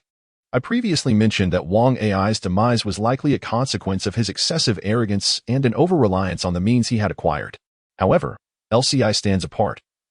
This venerable individual possesses remarkable prowess that undeniably ranks him among the elite. His combat capabilities are truly extraordinary. He has engaged in fierce battles against the Japanese invaders with remarkable tenacity, making him one of the finest among us. Do not be deceived by his advanced age. His agility and resilience render him nearly impervious to harm. This is even more astounding given the severity of his injuries. His right hand has been severed, a feat executed with a technique and skill that is almost unfathomable. The old master senses that the assailant bears resemblance to those who practice the ancient swordsmanship. These practitioners, the original sword cultivators, have seemingly declined over the ages. Ancient swordsmanship? Susi inquired, puzzled. The old master nodded and replied, "This ancient swordsmanship pertains to the true sword cultivators who have reached formidable heights. Unlike the artifact manipulation known to you from the Jia family, which fundamentally stems from the art of refining instruments, this is not about sword immortals but rather an exaggerated legacy embellished by later generations. The true sword immortals belong to the lineage of sword cultivators. Initially, these practitioners do not wield methods akin to flying swords. Instead, they traverse the world with their longswords in hand. However, as time progresses, transformations inevitably occur. They continually forge a sword within their very beings, a flying sword, as their own vital energy transmutes into sword chi. On the day the sword is completed, the sword chi soars through the heavens. Notably, the divine swords they forge themselves are formless and shapeless, capable of manifesting in the blink of an eye, even 1,000 miles away. Moreover, the ability to fly with a sword is astonishingly swift, almost terrifying. One can even transform into a beam of sword light during flight. This is the pinnacle of sword cultivation, yet the path of the sword cultivator is fraught with difficulty. The majority can only attain the level of wielding a long sword for combat, and those who progress further are exceedingly rare. Moreover, the vital energy within the body transforms into sword chi, a process fraught with excruciating agony. During this period, one undergoes relentless bodily metamorphosis, a veritable torment. Thus, true sword cultivators could be described as a band of lunatics. However, upon achieving success, they become entities of unparalleled terror. Nevertheless, due to the arduous nature of sword cultivation, by the time of the Ming Dynasty, such practitioners had become quite rare. In modern times, I have scarcely encountered any mention of this phenomenon. As for LCI, I perceive that the sword wounds upon him bear a resemblance to those inflicted by legendary sword cultivators. Observe here, a long and prominent scar, even now. It elicits a sharp sting upon touch. This serves as ample evidence that the wielder of such a blade possesses formidable prowess. If you genuinely contemplate provoking this individual, I would advise against it. As I previously stated, those who traverse the path known to sword cultivators are invariably madmen. The agony of sword chi residing within their bodies is akin to enduring the torment of 1,000 cuts over a prolonged period. Throughout this ordeal, the pain may not seem overwhelmingly fearsome, yet it is akin to the persistent prick of needles, unmistakably real. For an extended period, enduring such pain, one can imagine the character of those who succeed in their cultivation, resilient, even obsessive. Should your company insist on taking action against him, I reckon he is highly likely to retaliate indiscriminately against the personnel of the company. At that juncture, it could very well incite widespread turmoil. This is precisely why, throughout history, sword immortals have been regarded with such trepidation. Once they strike, it becomes a matter of life and death. So, what course of action shall your company take next? Su Si, upon hearing this, blinked and then burst into laughter, saying, "Master, shouldn't this matter be addressed collectively? After all, we are here for the sake of the collective." The collective, upon discovering our plans, retaliated by stealthily assassinating Wang Ai and LCI, 2 of the 10 masters. This is a provocation against our company, wouldn't you agree? Upon hearing this, the old master smiled broadly and replied, "Ha ha, you young lad are quite amusing, and indeed, you speak the truth. This is the collective's doing, were it not for them, who would dare to wreak havoc on my Longhu Mountain." Thus, in just a few exchanges, the two men effectively characterized the situation, completely oblivious to the nearby young acolyte, who wore an expression of disbelief and astonishment. Afterward, Su Si exchanged a few words before stepping aside to place a call to Zhao Fengxiu. Soon, he returned and announced, "It has been confirmed. This matter was orchestrated by Chuanqing, and the company has duly recorded it. Master, the personnel from the company will arrive shortly to tidy up this place. Therefore, I kindly ask everyone to take their leave." Before long, Feng Baobao approached, wielding a shovel. "Baobao, take a look at the sword energy here. Does it evoke any familiarity?" Feng Baobao merely glanced at it and replied, "You foolish child, how can you not recognize this? This is undoubtedly the sword energy of Zhang Chulan." Chapter 45, The New World. The Tangue world down the mountain. Jiang Zhen suddenly lifted his gaze towards Longhu Mountain. Observing Jiang Zhen's actions, Zhang Chulan inquired in confusion, "Brother Jiang, what is the matter?" With a smile that was both knowing and teasing, Jiang Zhen responded, "What could possibly be the matter? Ha, you, my dear boy, are inquiring about your own actions? Are you truly unaware that you have clashed with Feng Baobao and employed sword techniques?" Upon hearing this, Zhang Chulan was momentarily taken aback. And then, as if struck by a revelation, he abruptly lifted his head, displaying an expression of disbelief. "Did Sister Baobao notice?" Jiang Zhen nodded and remarked, "Indeed. You have been discovered. Your sword energy is far too conspicuous. Particularly for someone like Feng Baobao, who possesses an innocent heart, it is exceedingly easy for her to discern. However, this is not a major issue. Given your current rapport with Su Sand and Su Si, coupled with Feng Baobao's unique situation, as long as you do not act recklessly, you will face no problems. In fact, they may even covertly support you. For your current combat prowess is equivalent to that of a 10-master level.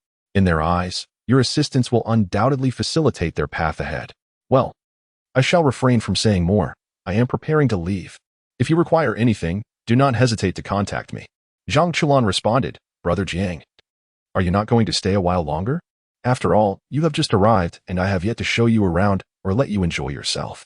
After listening, Jiang Zhen shook his head helplessly and said, "Let it be. Just now, I have gone through all the techniques practiced by people on Longhu Mountain.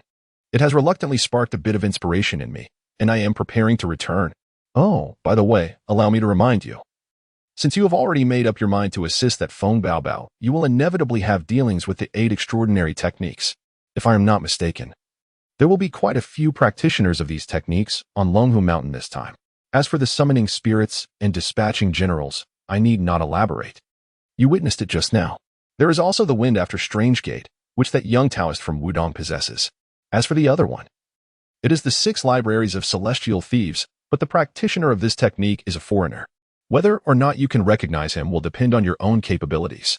Furthermore, there is the dual completion technique. It is quite intriguing, as you just saw, and you nearly encountered it."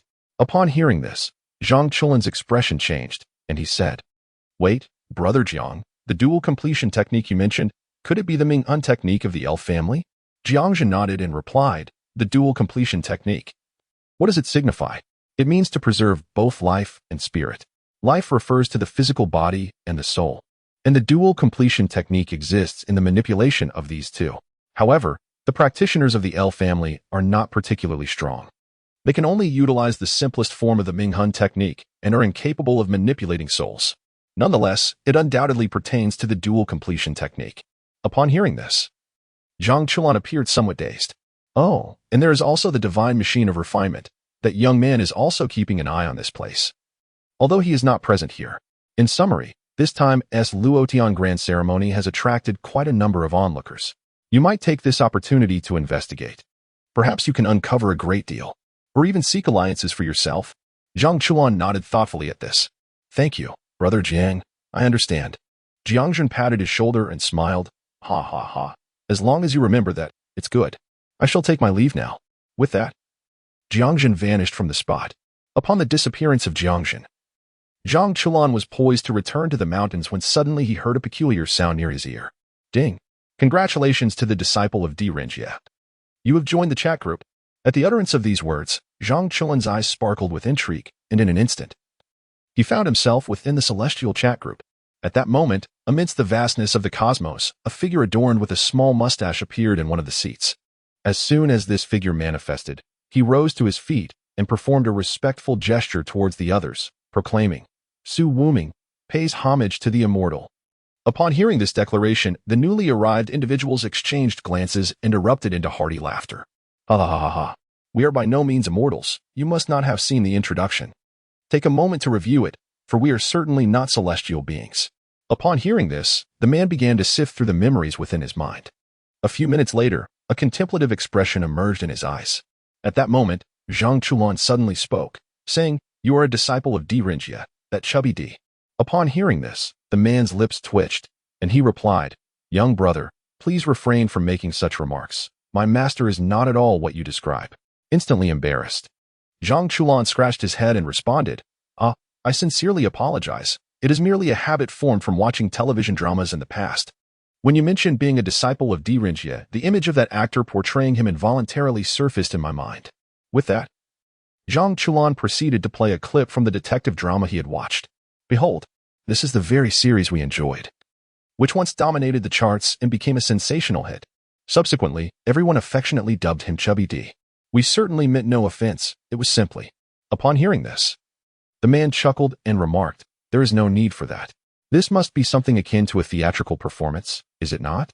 It appears that the individual performing in honor of my esteemed teacher has indeed taken on a few extra pounds. My mentor was never so corpulent." Jiang Chen merely smiled in response and said, By the way, you are a disciple of Dirinjia. Do you possess any remarkable skills?" Upon hearing this, the man shook his head with a hint of resignation and replied, "I have learned certain investigative techniques, yet I lack any extraordinary abilities. However, I am currently serving as a county magistrate in Chang'an." At this revelation, the others looked on in astonishment. "Wait, you hold an official position. Why are you merely a county magistrate?" Upon hearing Jusu's inquiry, Su Wuming's face revealed a bitter expression as he shook his head helplessly, saying, "How should I put it? It is not that I lack ability. I simply cannot match the prowess of my mentor." In response to this, Jiang Zhen suddenly interjected, "Su Wuming. Now I remember. It is you." At this exclamation, everyone's eyes brightened as they turned to Jiang Zhen. At that moment, Jiang Chen remarked, "Brother Jiang, you know Su Wuming. It makes sense, considering you also lived during the Tang dynasty. By the way, Brother Jiang, have you met Su Wuming? Is he also in the super god world?" Upon hearing these words, Jiang Zhen shook his head and replied, "No, you are overthinking it. I have never encountered Su Wuming. Nor is he from the Tang dynasty of the super divine world I inhabit. He is merely a somewhat enigmatic figure from the great Tang world, which does not transcend the boundaries of numerous minor realms."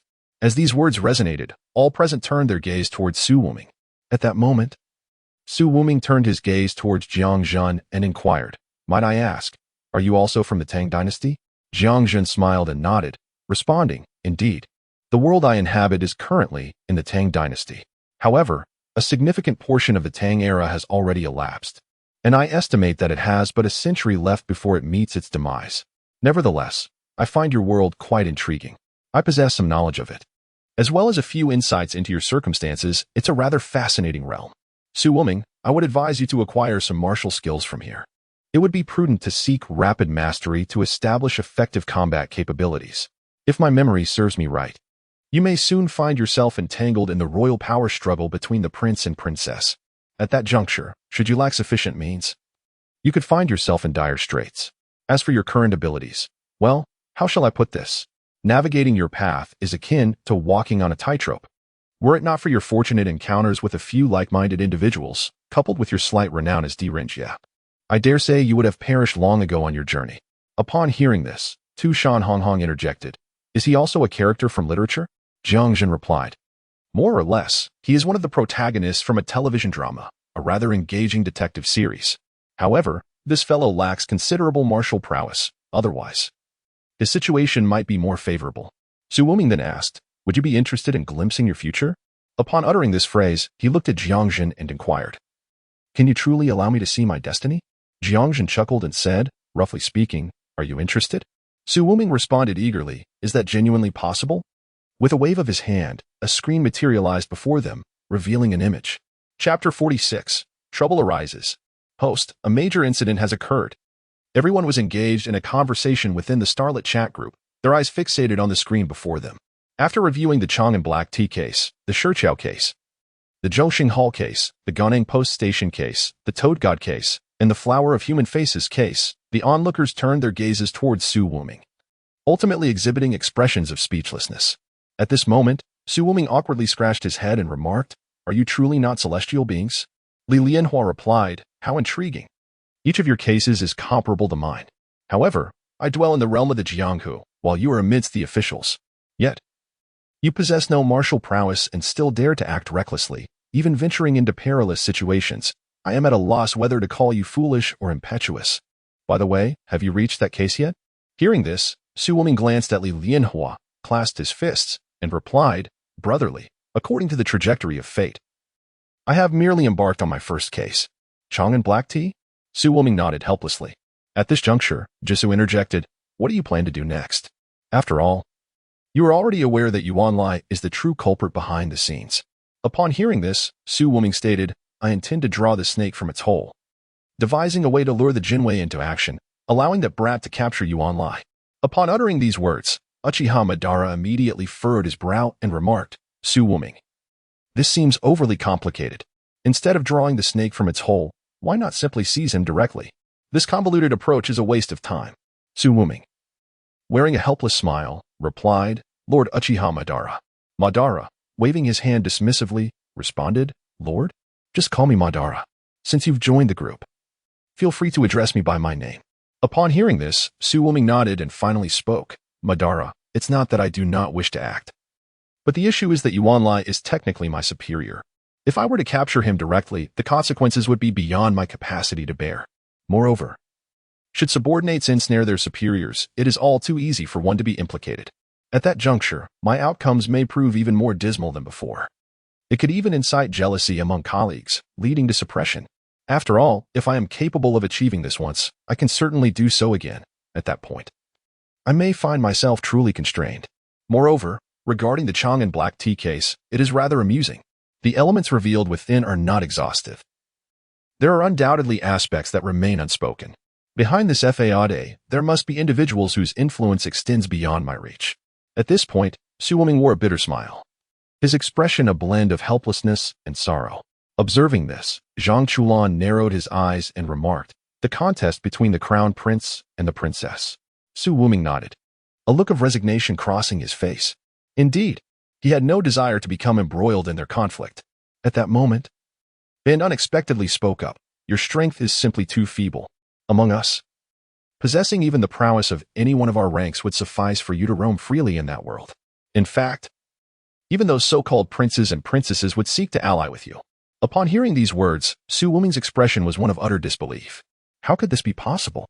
Upon hearing this, the individual curled their lips disdainfully, crossed their arms, and declared, "I perceive that your experience is rather limited.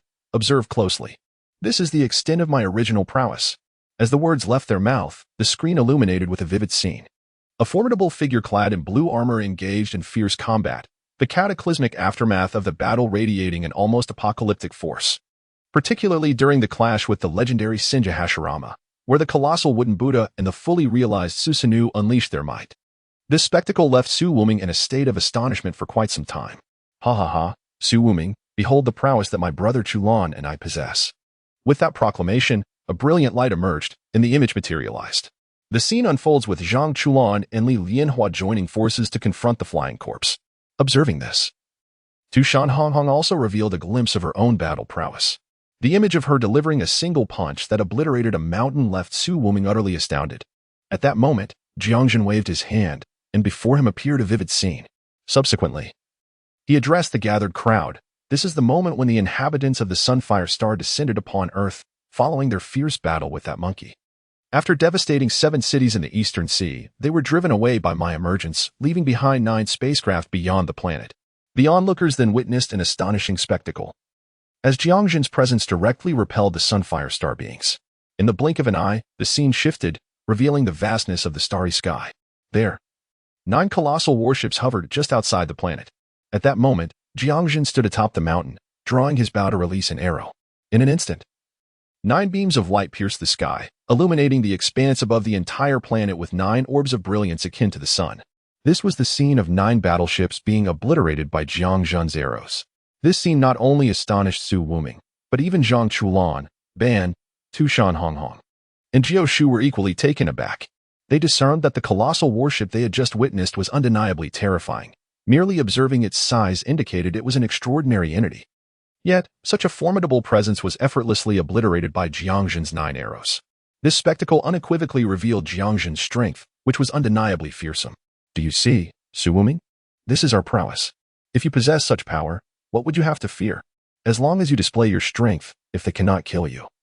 Their only option is to win you over. That is their sole recourse. Upon hearing this, Su Wuming could only manage a wry smile, shaking his head as he replied. If I possessed such qualifications, I would have long ventured into martial arts. Zhang Chulan then remarked, He, Su Wuming, things are different now. You have us in this celestial chat group. That changes everything. We can assist you, and with effort, you will surely attain strength that rivals ours. At that moment, a small sprite suddenly appeared beside Jiang Zhen. There has been a catastrophe, host. A grave incident has occurred. All members of a chat group have perished. This task has now fallen upon our Starry Sky chat group. Upon hearing these words, the expressions of those present changed dramatically. What could possibly have happened? Jiang Zhen's countenance also shifted slightly. The others also cast grave glances in this direction. At that moment, the little sprite waved its hand, and immediately, a scene unfolded before the spectators. It was a bizarre world teeming with peculiarities, resembling a secondary chat group in configuration. Most of the members had ascended to the 2nd tier, and there was even one expert at the 3rd tier. Ultimately, they met their demise here. Subsequently, the images within began to shift, revealing a gathering of individuals in a singular realm. The number was substantial, totaling no less than 20. Each person's attire varied remarkably. Some donned garments from ancient times, others sported modern clothing, while a few were clad in formidable iron armor. Among them were those riding flying swords, each exuding an air of undeniable pride. Immediately thereafter, they encountered a colossal creature, shrouded in a dark, ominous mist. In mere moments, this monstrous entity decimated almost all of the 20 individuals. Even the one who resembled an ethereal swordsman could merely sever one of the creature's hands before being seized and swallowed whole. As the scene faded away, Jiang Zhen pondered. What on earth is happening? That monster, the Transcender? The system nodded and replied, according to the last message transmitted from them, this monster is indeed the Transcender. A peculiar entity capable of incessantly devouring other anomalies to rapidly ascend in power. Moreover, the methods employed are enigmatic and unpredictable, nearing the pinnacle of the 3rd tier and approaching the 4th. However, due to certain circumstances, that world is merely a secondary tier realm. Thus, the higher echelons of chat groups will not receive this task at all. At long last, it was our turn, and our gaze turned towards Jiang Zhen. Chapter 47, The Moment of Shattered Mirrors, Jiang Zhen's Resolve. Jiang Zhen surveyed the members of the chat group, pondering for a moment before gradually speaking. Is there a stipulated number of participants for this undertaking, and who among us is required to partake? Upon hearing this, everyone's attention shifted towards him. After all, from this assignment, they had discerned the undeniable peril that lay ahead. The 2nd-tier chat group had faced complete annihilation, and even a member comparable to a 3rd-tier participant had perished in that realm. This was ample testament to the inherent dangers, which were indeed profoundly terrifying. Among them, only Tushan Honghong has achieved the prowess of a level 2. As for Jiao Shu, it can only be said that he has, with considerable assistance during this period, barely grazed the threshold of level 2. The others remain at level 1, or even possess the capabilities of an ordinary individual. How could one not be astonished and apprehensive? Yet, upon hearing this, the little spirit gazed earnestly at Jiang Zhen and said, Host, this matter is selective. Although a mission has been dispatched from our main body, we have the option to decline. This undertaking has surpassed the limits that a level 2 chat group can withstand. We are merely at the 1st level, and we may choose not to undertake this task. However, upon hearing this, Jiang Zhen waved his hand and stated, Little sprite, there's no need for you to elaborate. Just tell me who is required to go this time. The little sprite replied, It is a matter of free choice. The difficulty of this mission is substantial, hence, it is a matter of free choice. Upon hearing this, Jiang Zhen narrowed his eyes and remarked, I see, haha. It seems your true self has set its sights on me. Nevertheless, if that is the case, it wouldn't hurt to pay a visit. As soon as these words were spoken, others voiced their objections, eager to dissuade Jiang Zhen. Yet, he shook his head with a smile and said, "Enough. You need not say more. I have made my decision. I shall go. Moreover, given the current circumstances, this realm has essentially succumbed entirely, has it not?" The sprite, upon hearing this, nodded slightly and remarked, "Indeed, there are only a few humans still resisting. The majority have been transformed into those peculiar entities by the traveler. According to the information relayed from our main body, we must save those we can. Those we cannot, we must eliminate entirely." Upon hearing this, Jiang Zhen nodded in satisfaction and stated, "Excellent. I shall undertake this mission, but I require you to contact your main body on my behalf. I need its assistance in altering the flow of time in that world. Furthermore, I seek certain items to reconstruct my form, as well as seeds of unique abilities. I surmise that the traveler in that realm must possess strength comparable to that of a level 4. Or else your main body would not have set its sights on me." Upon this declaration, the sprite nodded and said, "Understood, host. I shall reach out to the main body immediately." With that, the sprite vanished from sight. Observing this development, the others began to urge Jiang Zhen to reconsider. Particularly Su Wuming, who directly implored, "Brother Jiang Zhen, this matter is far from simple. Judging by that creature we just encountered, it is undoubtedly a formidable existence. If you venture forth, you may very well encounter peril." Jiang Chen added, "Indeed. Jiang Ge, did you not say that a gentleman should not stand beneath a precarious wall?" You. The others also turned their gazes toward Jiang Zhen, for among their group, his prowess was the most formidable, the strongest capable of leading them onward. They were unwilling to see Jiang Zhen face misfortune at such a critical moment. Yet, Jiang Zhen shook his head and replied, "This matter is not as simple as you perceive. While danger exists, the potential rewards are far greater for me. Shulan, they remain unaware of my world. Do you not realize that? 1,000 years, truthfully, in that realm, 1,000 years pass in the blink of an eye. In this context, I find myself lacking the confidence to transcend my current state. The accumulation required to break through to the next realm is exceedingly vast. A millennium, it seems, is but a fleeting moment. Have you ever witnessed an individual whose 1,000 years of endeavor could harness the energy of a solar star? Moreover, what I possess is not merely pure energy. Were it pure energy, I could effortlessly consume a star. Thus, I must seize the moment. Once I attain my stellar level, I shall not only be invincible in that realm, but at the very least, I shall be fearless." Jiang Chen fell into silence upon hearing this. He was acutely aware of the void warriors conjured by the subsequent Karl, as well as those so-called anti-void warriors. Ultimately, they had redefined the very concept of the void. And the magnitude of what this heavy armor transcended was indeed colossal. However, Jiang Zhen continued, "This task is different. According to the information from the chat group, this is merely a secondary mission. Most participants exist within the secondary transcendent realm. Yet, unexpectedly, a traveler has emerged, more formidable than those of the tertiary level.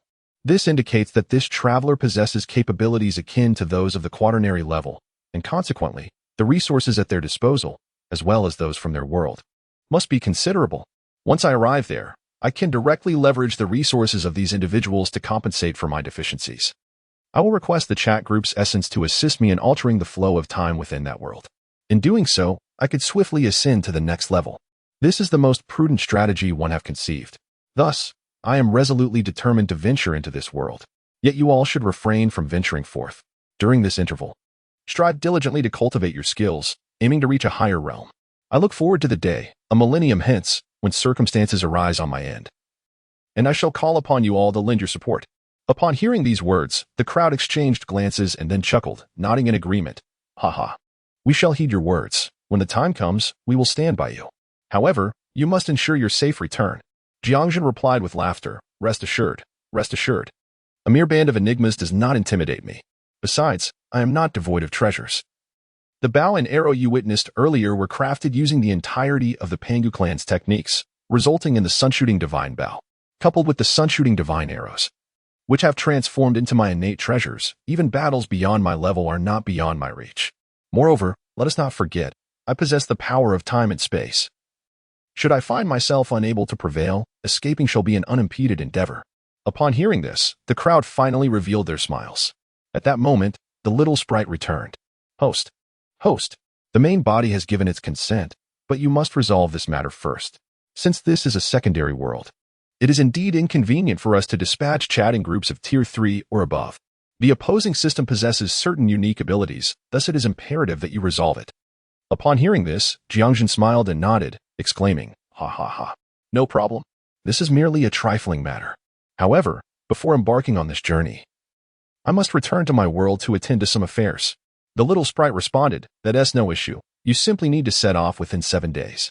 After considering this, Jiang Zhen nodded, and his consciousness returned. Within the realm of the super divine world, Jiang Zhen opened his eyes and spoke, "Little sprite, please exchange some items for me. Here's the list. Oh, and you can simply ask your main body for these. This is one of my conditions for assistance." The sprite glanced at the list and replied, "Is this all?" "No problem at all. It's quite simple. I will procure them for you without worry." Soon after, the sprite placed the resources into the system space, and Jiang Zhen vanished from his location. When he reappeared, he found himself outside the barriers, where he created the bodies of the fox, yellow, white, willow, and gray. Subsequently, Jiang Zhen implanted the seeds of qi into their bodies, merging them with the souls he had previously acquired and cleansed. As this step was completed, the little beings gradually regained consciousness. Next, Jiang Zhen imparted a portion of cultivation methods to them and established a special barrier in this outpost, allowing them to develop in seclusion, ensuring their existence remained undiscovered by others. After accomplishing this, Jiang Zhen arrived at the heavenly pool, retrieving the body of a dragon and merging it with the pure soul of a great serpent. Ultimately, he placed it beneath the heavenly pool to slumber slowly. Once these tasks were completed, Jiang Zhen glanced at the other souls in his possession and departed from the outpost. Chapter 48. The awakening of spiritual energy transforms into an eerie resurrection world. Having organized the demon clan, Jiang Zhen contemplated the cultivation seeds in his hand. These martial arts seeds and cultivation seeds could evolve into the power of bloodlines. As they continued to evolve, this would enable their descendants to gradually enhance their strength. With the passage of time, in a millennium, they could potentially create bloodlines comparable to third-generation super warriors. By that time, how intriguing it would be. However, before reaching that point, I must maintain a semblance of decorum. The Pangu civilization, how fortuitous. With that, Jiang Zhen vanished from his location once more. Upon reappearing, he found himself in a mountain village. As night fell, Jiang Zhen surveyed the village and nodded gently, remarking, "In the depths of the mountains and forests, where wild beasts abound, there exists a hint of familial heritage. Moreover, this surname, how delightful." Having spoken, Jiang Zhen waved his hand, and instantly, a myriad of luminous orbs descended into the bodies of these individuals. At this moment, Jiang Zhen directly invoked his divine power and entered their dreamscape. Within the village, many individuals experienced the same dream. In this dream, an immense figure loomed, seemingly reaching from heaven to earth, exuding an aura of terror. "I am of the Pangu lineage. You, as descendants of the Pangu civilization, bear the responsibility of preserving our cultural heritage. Today, I awaken the essence of your bloodline. I hope you shall harness the power of the Pangu lineage wisely and strive to cultivate the legacy of our great civilization. Remember, the Pangu bloodline must not intermingle with foreign tribes. Heed this warning. A millennium hence, when the world undergoes great upheaval and monstrous beasts and malevolent deities ravage our lands, you must safeguard the seeds of the Pangu lineage. The descendants of Yin and Huang, the common folk, must ensure that our legacy endures through the ages." On that very night, in many locations, whether inhabited by demons, spirits, or the seeds sown at the site where Jiang Zhen had originally laid his armor, this phrase echoed within dreams. Consequently, upon awakening from their slumber, numerous individuals found themselves abruptly opening their eyes, startled from their reverie. Upon sharing their dreams with those nearby, they instantly realized the profound truth of their visions. In an instant, a multitude sprang into action. Beyond the borders, in regions such as Miaojiang and Wuxing Village, a myriad of prearranged locations began to undergo notable transformations. Gradually, these areas were adorned with an abundance of trees, burgeoning into dense forests, where all these individuals concealed themselves. Unbeknownst to the likes of Takeo and the other denizens of the Dena civilization, there lay a myriad of intricate matters. Only Sun Wukong, that peculiar being, sensed the hint of something amiss, yet he could not decipher it and ultimately chose to disregard it. After all, this monkey might very well be connected to the esteemed great sage equal to heaven, likely a manifestation akin to a doppelganger. He possessed a modicum of awareness regarding matters reminiscent of fantastical cultivation tomes. However, he lacked any concrete memories, merely grasping vague notions of certain issues. Unable to ascertain their veracity, thus he opted to remain uninvolved. It was not until a millennium later that the extraterrestrial army descended upon Earth, unveiling a series of concealed contingencies that left everyone astounded. Yet, Even these events had not crossed Jiang Zhen's foresight. He was merely laying the groundwork, akin to planting a seed for future endeavors. The extent of future developments remained uncertain to him. Once everything was arranged, Jiang Zhen left behind some special contingencies and began to reach out to the chat group. Little sprite, could you elaborate on the plans concerning my original body that I mentioned earlier? The little sprite replied, Host, even the original body cannot arbitrarily manipulate time at this juncture. However, it can interchange timelines, provided you extract your timeline from this world. In that case, my original body can assist you in altering the timeline of another world. Jiang Zhen furrowed his brow. What do you mean? I don't quite understand. The little sprite explained, Well, what I mean is this. For instance, if you were to spend 100 years in that task world, you would need to extract 100 years from this world. This signifies that when you return, 100 years will have elapsed in this realm. Of course, this century would unfold normally for this world. It is merely that by the time you return, 100 years will have passed. In other worlds, time remains unchanged. Host, do you comprehend this? Upon hearing this, Jiang Zhen suddenly understood and responded, This means that, aside from the super divine world and the mission world I am heading to, all other worlds progress along their normal timelines. If, and I emphasize if, I were to spend over 1,000 years in that world, how many days would pass in the other worlds? The sprite replied, In the normal timeline of other worlds, it should be a little over 100 days. Hearing this, Jiang Zhen let out a slight sigh of relief. He did not wish to return only to find that his friends had perished or vanished, replaced by a host of unfamiliar faces. All right, I understand. If that is the case, let us prepare to depart. Oh, by the way, what kind of world is it? Its original name, or perhaps something else? The sprite answered, Host, that is a world where spiritual energy is reviving. According to the normal course, it should be the awakening of spiritual energy. With the first changes occurring in the heavens and earth, monsters and various legendary powers begin to emerge, followed by the appearance of a destined child to guide this world. Eventually, the consciousness of the world manifests itself after the emergence of some powerful beings, leading to the resurgence of the underworld, which develops gradually. However, this time, due to the presence of that traveler and the peculiar nature of the system in his possession, the world experienced tremendous changes. The power of the underworld revived first, causing an influx of ghosts and monsters. Subsequently, the system introduced unknown rules that transformed these entities into bizarre forms, making them far more difficult to eradicate than ordinary specters. This also suppressed the revival of other paths, rendering that world entirely a realm of eerie resurgence. The inhabitants of that world could only combat the anomalies with their own toxic elements, assimilating the bizarre forces within themselves to suppress the other anomalies. Yet, this is akin to drinking poison to quench thirst, and as time progresses, those individuals will also be assimilated, turning into anomalies themselves. Thus, upon your arrival, host, you must not only eradicate those peculiar entities but also realign the trajectory of that world. The difficulty is considerable, especially given the formidable nature of that system. Otherwise, the third-tier members would not have been so severely suppressed. It is worth noting that the individual in question was on the path of cultivation, ideally suited to counteract those entities. However, due to the incomplete revival of spiritual energy in that world, even the energy that has emerged is tainted with bizarre power. When they arrived there, their strength became one-time use, leading to their disastrous defeat and annihilation. Fortunately for you, host, I can sense that the path you tread is capable of embracing all things. Even the absorption of those bizarre powers would pose no issue. Perhaps this is indeed the reason your true self has sent you forth. Jiang Zhen squinted upon hearing this and said, All right, no need for further discussion, I understand. Let us depart for that world, and I will seek to uncover the mysterious depths before addressing anything else. The sprite replied, Very well, my master.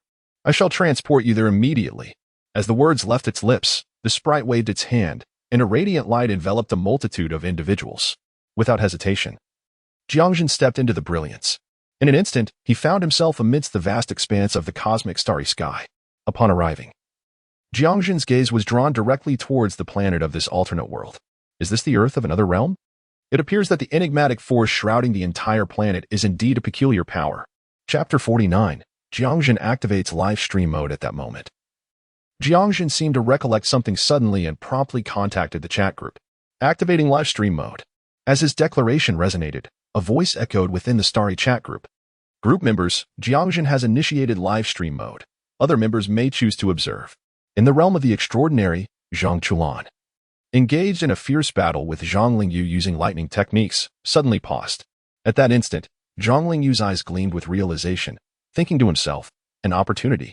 With that thought, a viscous black lightning enveloped him, and he struck out a palm towards Zhang Chulan. Boom. In an instant, Zhang Chulan was forcefully slammed to the ground. Excellent work. Brother Lingyu, press on and defeat Zhang Chulan. Go, Master Lingyu. Vanquish the unworthy billion. Hearing the supportive shouts surrounding him, Zhang Lingyu remained silent, his eyes vigilantly fixed on Zhang Chulan.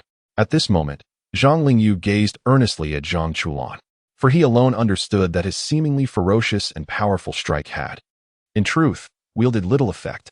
Just as that palm descended, Zhang Lingyu distinctly sensed that his Yin 5 thunder was forcibly obstructed by an overwhelming and pure force of qi. Had it not been for the absence of a countershock, that overwhelming force would likely have shattered Zhang Chulan's arm the very moment it struck. At that moment, Zhang Chulan suddenly lifted his head, gazing at Zhang Lingyu with a radiant smile. Apologies, my little master uncle, but I have matters to attend to. Let us settle this with a single decisive blow.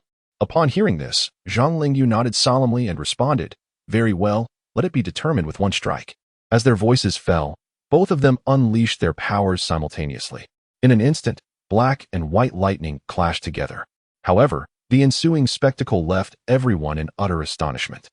Zhang Chulan's Yang 5 thunder surged forth like an emperor expanding his dominion, relentlessly pushing back Zhang Lingyu's Yin 5 thunder. Ultimately, when the white lightning approached Zhang Lingyu, it finally came to a halt. Little master uncle, shall we continue? Zhang Lingyu surveyed the surrounding Yang 5 thunder, revealing a bitter smile as he shook his head. Haha, no need. I did not anticipate your strength to be so formidable. But why did you act as you did earlier?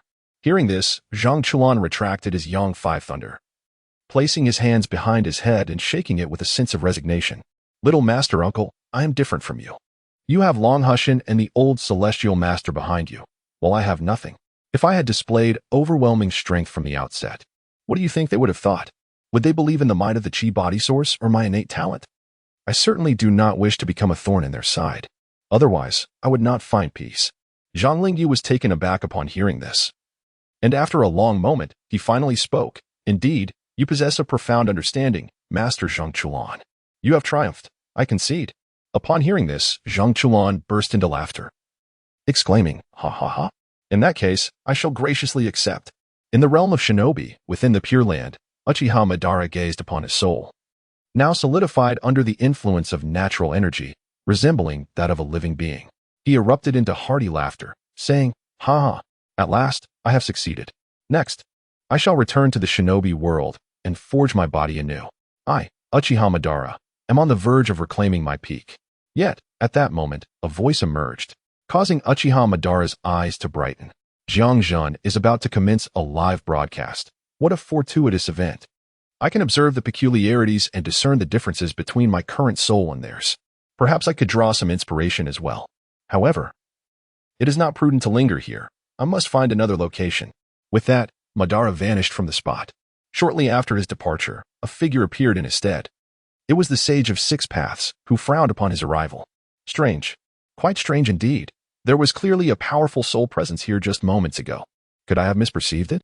That cannot be, given my strength. Having spoken, the Elder of the Six Paths surveyed his surroundings before vanishing into thin air. In the spirit realm, Jiao Shu, wielding a peachwood sword, gazed at the zombie before him, astonishment flickering in his eyes.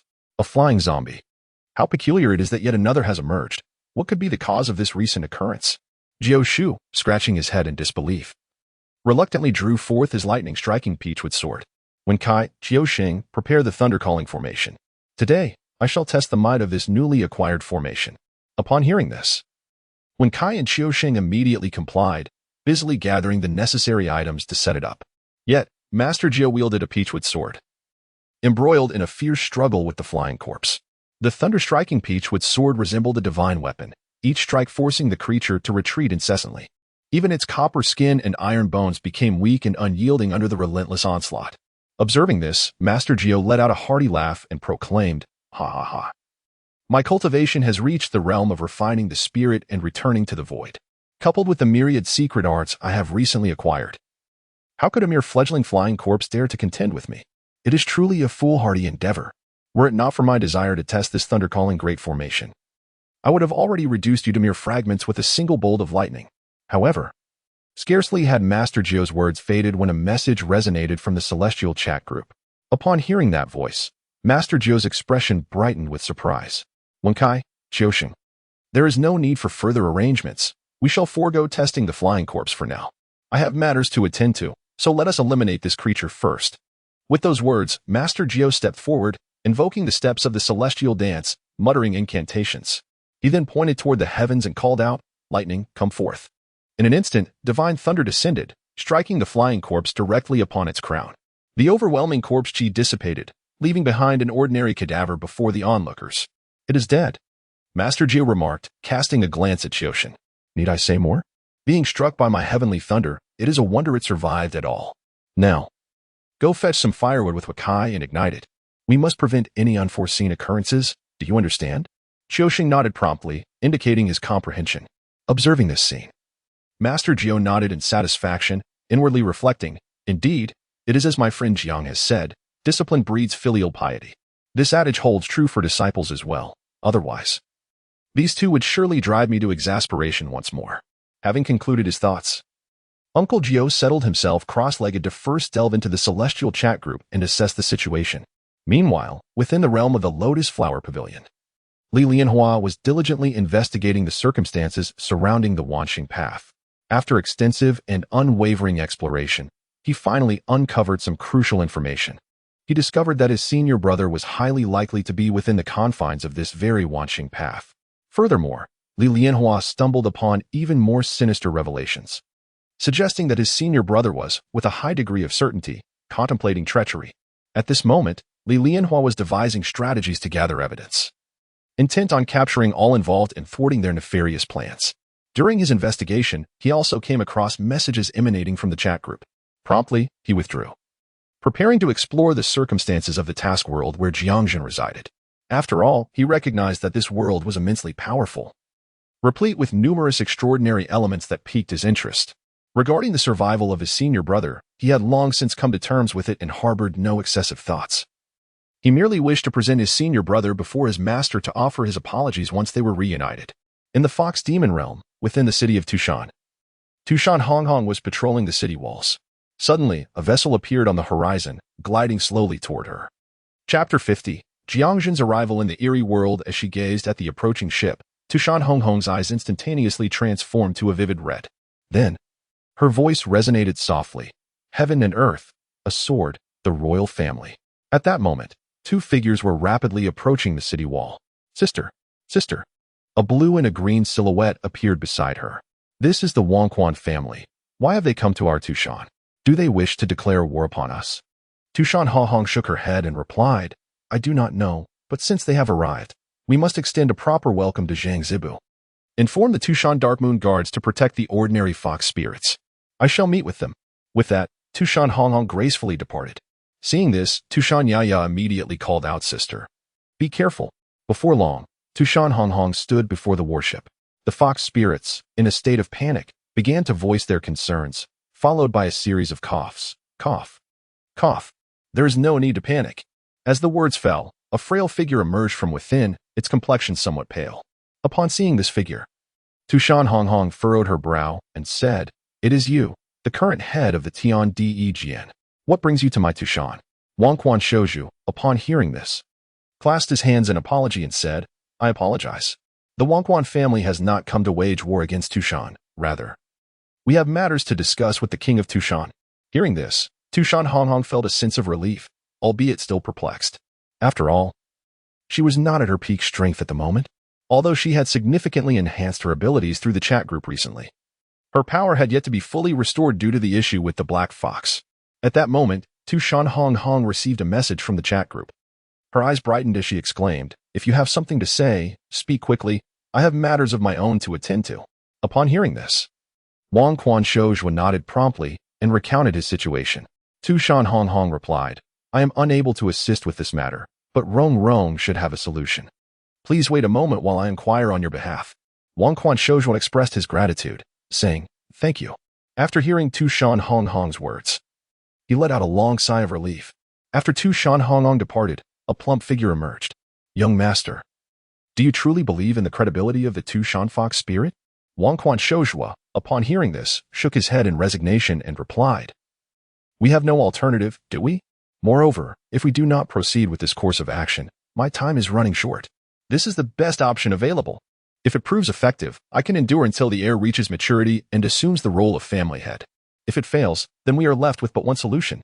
Upon her return, Tu Shan Honghong immediately informed Tu Shan Rongrong about Wang Quanshouhua's situation. Without hesitation, Tu Shan Rongrong gathered her companions and made her way to the city gates. Yet, Tu Shan Honghong finds herself atop the city walls, a fragment of consciousness having entered the celestial chat group. At this moment, the celestial chat group has become exceedingly lively. Zhang Chuchu exclaims, "My heavens! Is this truly the realm of the esteemed one's tasks? It is indeed terrifying. The Earth star is shrouded in a veil of dark mist, which is rather unsettling." Jioshu remarks, "Is Taoist Jiang truly within the cosmos? How impressive." Man comments, "These dark energies are profoundly malevolent. They seem even more sinister than my Sharingan." As they engaged in fervent discussion, Jiang Zhen's voice resonated. "Dear friends," he announced, "I will be live-streaming these events shortly. However, once I have resolved the most pressing matters, the flow of time here will alter and the live stream will cease. Take this opportunity to closely observe this kind of task." With that, Jiang Zhen fell silent, directing his gaze towards the distant Earth star. At that moment, the Earth star was shrouded in a menacing black mist, presenting a truly terrifying sight. In an instant, Jiang Zhen's eyes transformed into a crimson hue, with a flicker of golden light deep within the blood-red pupils. In that fleeting moment, he discerned the peculiar power of this terrestrial world. It became clear that a unique set of rules governed this realm. However, these rules were not particularly formidable. The terror emanating from this place was merely a manifestation of the dormant powers of the underworld, which had subtly altered the laws of the present world. Nevertheless, this shift posed no significant challenge. That entity appeared to be at a level between 3 and 4. Yet, shrouded by such eerie forces, locating his true form, the traveler, would require considerable effort. With that thought, Jiang Zhen harnessed his spatial powers, stepping into the fabric of space itself. When he re-emerged, he found himself atop the terrestrial world. Upon his arrival, his gaze fell upon an enormous ancient tree. This tree, a colossal locust, was so vast that 3 adults holding hands could not encircle its trunk. Observing this anomaly, Jiang Zhen narrowed his eyes and remarked, "Could it be that even the trees have undergone transformation? This uncanny power is indeed formidable." As his words lingered in the air, the locust tree suddenly stirred. Faces began to emerge from its bark, grotesque and terrifying, each visage seemingly enduring unimaginable anguish. However, Jiang Zhen regarded this spectacle with indifference. Instead, his focus shifted downward. Beneath the roots of the locust tree lay a gruesome sight, a multitude of corpses densely clustered together, evoking a sense of horror. Just as Jiang Zhen contemplated taking action against the tree, a voice echoed from a distance. "This is bad. The Locust King is stirring. Hey, you there. Run. Leave this place at once. The Locust King is malevolent and will consume you." At that moment, a middle-aged man clad in black attire, wielding a fearsome black-bladed knife radiating ominous energy, approached swiftly. Upon arrival, he positioned himself protectively in front of Jiang Zhen. Intrigued by the unfolding scenario, Jiang Zhen decided to withhold his impending assault. At that moment, the locust tree moved in a bizarre manner, countless roots erupting from the earth and charging towards the 2 individuals. With a series of swishing sounds, the middle-aged man remained unfazed, fiercely wielding his ghostly blade to sever the strange roots of the tree. Fragments of branches splattered onto him, creating a repulsive sight. Yet his expression remained stoic as he retreated alongside Jiang Zhen. Only after escaping the eerie domain of the locust tree did he finally relax. Wiping the viscous residue from his face, he turned to Jiang Zhen and remarked, "Do you realize that this is the territory of the Locust Tree King? Entering it would lead to your consumption. Are you out of your mind, courting death here?" Upon hearing this, Jiang Zhen merely smiled lightly and replied, "Ha! You have quite the spirit, especially with that ghostly blade in hand. If I am not mistaken, it houses a formidable anomaly, does it not? This is your method of resisting the unusual." At these words, the previously irate middle-aged man's countenance shifted dramatically. "No, you are not an ordinary person, a ghost master, perhaps? No, that cannot be right. Who exactly are you?" Jiang Zhen simply chuckled in response, then pointed towards the distant Locust Tree King, followed by a swift gesture. Suddenly, a colossal bolt of lightning descended, and in an instant, terrifying flames erupted around the Locust Tree King. The air was soon filled with a chilling scream that echoed in all directions. The The scene left the middle-aged man utterly dumbfounded. "Is this your doing?" he asked. Jiang Zhen replied, "Not mine. Could it possibly be yours? You truly are quite amusing. Is this arcane technique a method of binding a contract with the bazaar? Might I inquire who imparted this knowledge to you?" Upon hearing this, the middle-aged man's expression shifted to one of wariness as he scrutinized Jiang Zhen. "Who exactly are you?" Chapter 51. The problematic arcane technique. Noticing the middle-aged man's vigilant demeanor, Jiang Zhen merely smiled gently. He then pointed with a finger, causing the man's countenance to change drastically as he instinctively prepared to thwart Jiang Zhen's action. However, before he could react, a spectral light enveloped him entirely. As the ethereal glow enveloped him, the man was momentarily taken aback, for he experienced a surge of unprecedented power. In the briefest of moments, it subdued the formidable enigma within him, and at that instant, he was enveloped by an unparalleled sense of tranquility. At this moment, Jiang Zhen smiled and asked, "Can you still hear the eerie whispers?" Upon hearing this, the middle-aged man finally realized the implication, and with a surge of joy exclaimed, "No, I can't hear them anymore. It's truly incredible. How did you manage this?" Astonishment filled his voice as he continued, "Initially, there were those who tried every possible means to block these strange whispers, yet to no avail. Some even resorted to puncturing their own ears, but it proved futile. How did you accomplish this?" Listening to his words, Jiang Zhen smiled faintly and replied, "That is of little significance. What truly matters is you. How did you come by this method of dispelling the strange whispers?" The middle-aged man was momentarily bewildered. "Wait, young brother, who exactly are you? And why do you inquire about this?" Jiang Zhen looked at him and asked, "Where is your leader? May I meet with them?" Upon hearing this, the middle-aged man silently regarded Jiang Zhen for a moment before responding, "I can contact them, but I must know who you truly are." In response, Jiang Zhen pointed to the sky and said, "I am one sent by heavenly will. You may regard me as a messenger from the consciousness of the universe, primarily here to resolve the anomalies plaguing your world. In short, I need to meet with your decision-making leader."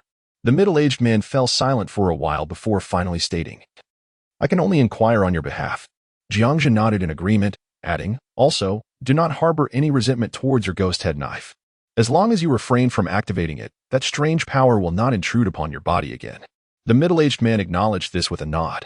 He then took out his phone and stepped aside, making a call and conversing with someone for an unknown duration. After more than 10 minutes, he returned. "Our leader is currently elsewhere and cannot meet with you in person, but we can arrange a video call," he said. Jiang Zhen replied, "No problem." Upon hearing Jiang Zhen's agreement, the middle-aged man expressed his delight as he began speaking to the other party on the line. In the starry chat group, Zhang Chuan remarked, "What is the big shot trying to do? Isn't this exposing himself?" He added, "What if the master of the eerie whispers discovers this? That would spell trouble." Uncle Ju nodded in agreement, his expression grave. "I cannot comprehend Jiang Dao's actions. Does anyone here understand?" At that moment, Su Wuming sat in contemplation for quite some time before finally saying, "I think I might grasp a fragment of it, though I am not entirely certain." As he spoke, everyone turned their gaze towards him. At this moment, Su Wuming began to speak. "Previously, I heard the esteemed Master Jiang mention that when a member of a secondary chat group ventured forth, it resulted in utter annihilation. However, after witnessing that scene, I trust you all have observed that in the final moments, the sword immortal unleashed a tremendous surge of power, which must have inflicted considerable injury upon the adversary. This incident will undoubtedly make that individual vigilant. Previously, due to their relentless pursuit, the enigmatic master took action. However, after this occurrence, he will surely come to realize that there are entities in this world that wish to bring about his demise. If the first attempt proves unsuccessful, will you not consider sending a more formidable entity during the second endeavor?" Upon hearing this, Zhang Chuan's eyes sparkled with realization as he exclaimed, "Indeed. How could I have overlooked this? It is precisely so. Our previous actions may have startled the target, consequently. He must be on high alert and aware that we might dispatch an even more powerful force. Therefore, should an even more potent being emerge in the world, it is highly likely that this enigmatic master will refrain from intervening. The most effective approach at present is to harness the strength of the local populace." At this moment, Master Jiu spoke up, saying, "Furthermore, this method of controlling spirits is indeed peculiar. I am acquainted with numerous techniques for subduing ghosts. However, most of these methods possess countermeasures. They resemble the crafting of certain artifacts designed to govern supernatural entities. Yet, this approach involves the formation of a contract, as if both parties have become equals. Essentially, you are inviting a formidable presence into your life, But the issue lies in the nature of this equitable agreement. In such circumstances, only one outcome can arise. The spirit's power will incessantly erode the other party, for your own strength is woefully inadequate. Even inadvertently, one will gradually succumb to this erosion, which explains the strange whispers they have encountered. As I pondered, it became evident that my companion, Jiang, had inquired about this matter due to his awareness of the underlying issue. Thus, the individual who first devised this method must indeed carry significant flaws. Before long, the middle-aged man escorted him into a room that appeared quite dilapidated. Upon entering, the middle-aged man switched on the television and connected to the internet. At that moment, a figure emerged on the opposite side, enveloped in a menacing aura, exuding an unmistakable air of malevolence. Observing this, Jiang furrowed his brow slightly and remarked, "Your body can no longer endure." Upon hearing this, the white-haired middle-aged man was taken aback, then nodded gravely and responded, "You have discerned it?" Jiang affirmed, stating, "It is rather evident. Your condition is remarkably peculiar, and the malevolent energy surrounding you is beyond containment." The white-haired man chuckled softly and said, "Having lived over 50 years, I have experienced enough of life. If death is imminent, so be it.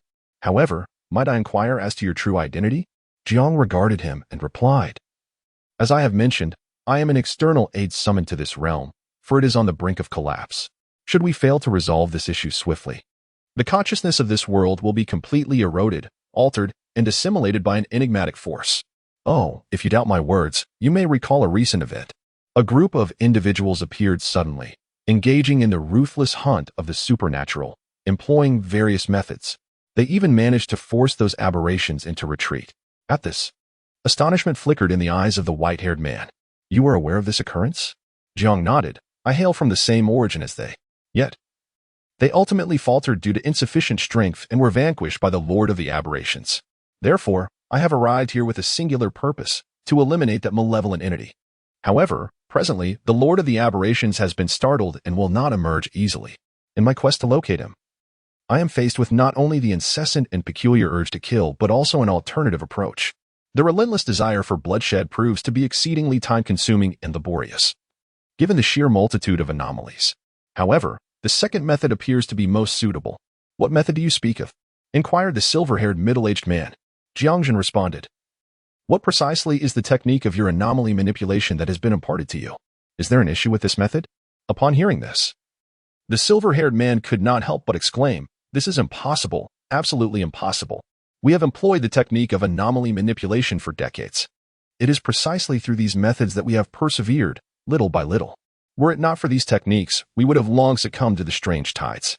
Upon hearing this, Jiang Zhen shook his head and remarked, "The art of controlling the supernatural, to be precise, the art of commanding spirits, has existed in your world for quite some time. However, the true mastery of this art entails human beings wielding control over these spectral entities in battle. Rather than being treated equally, this is simply a reversal of order.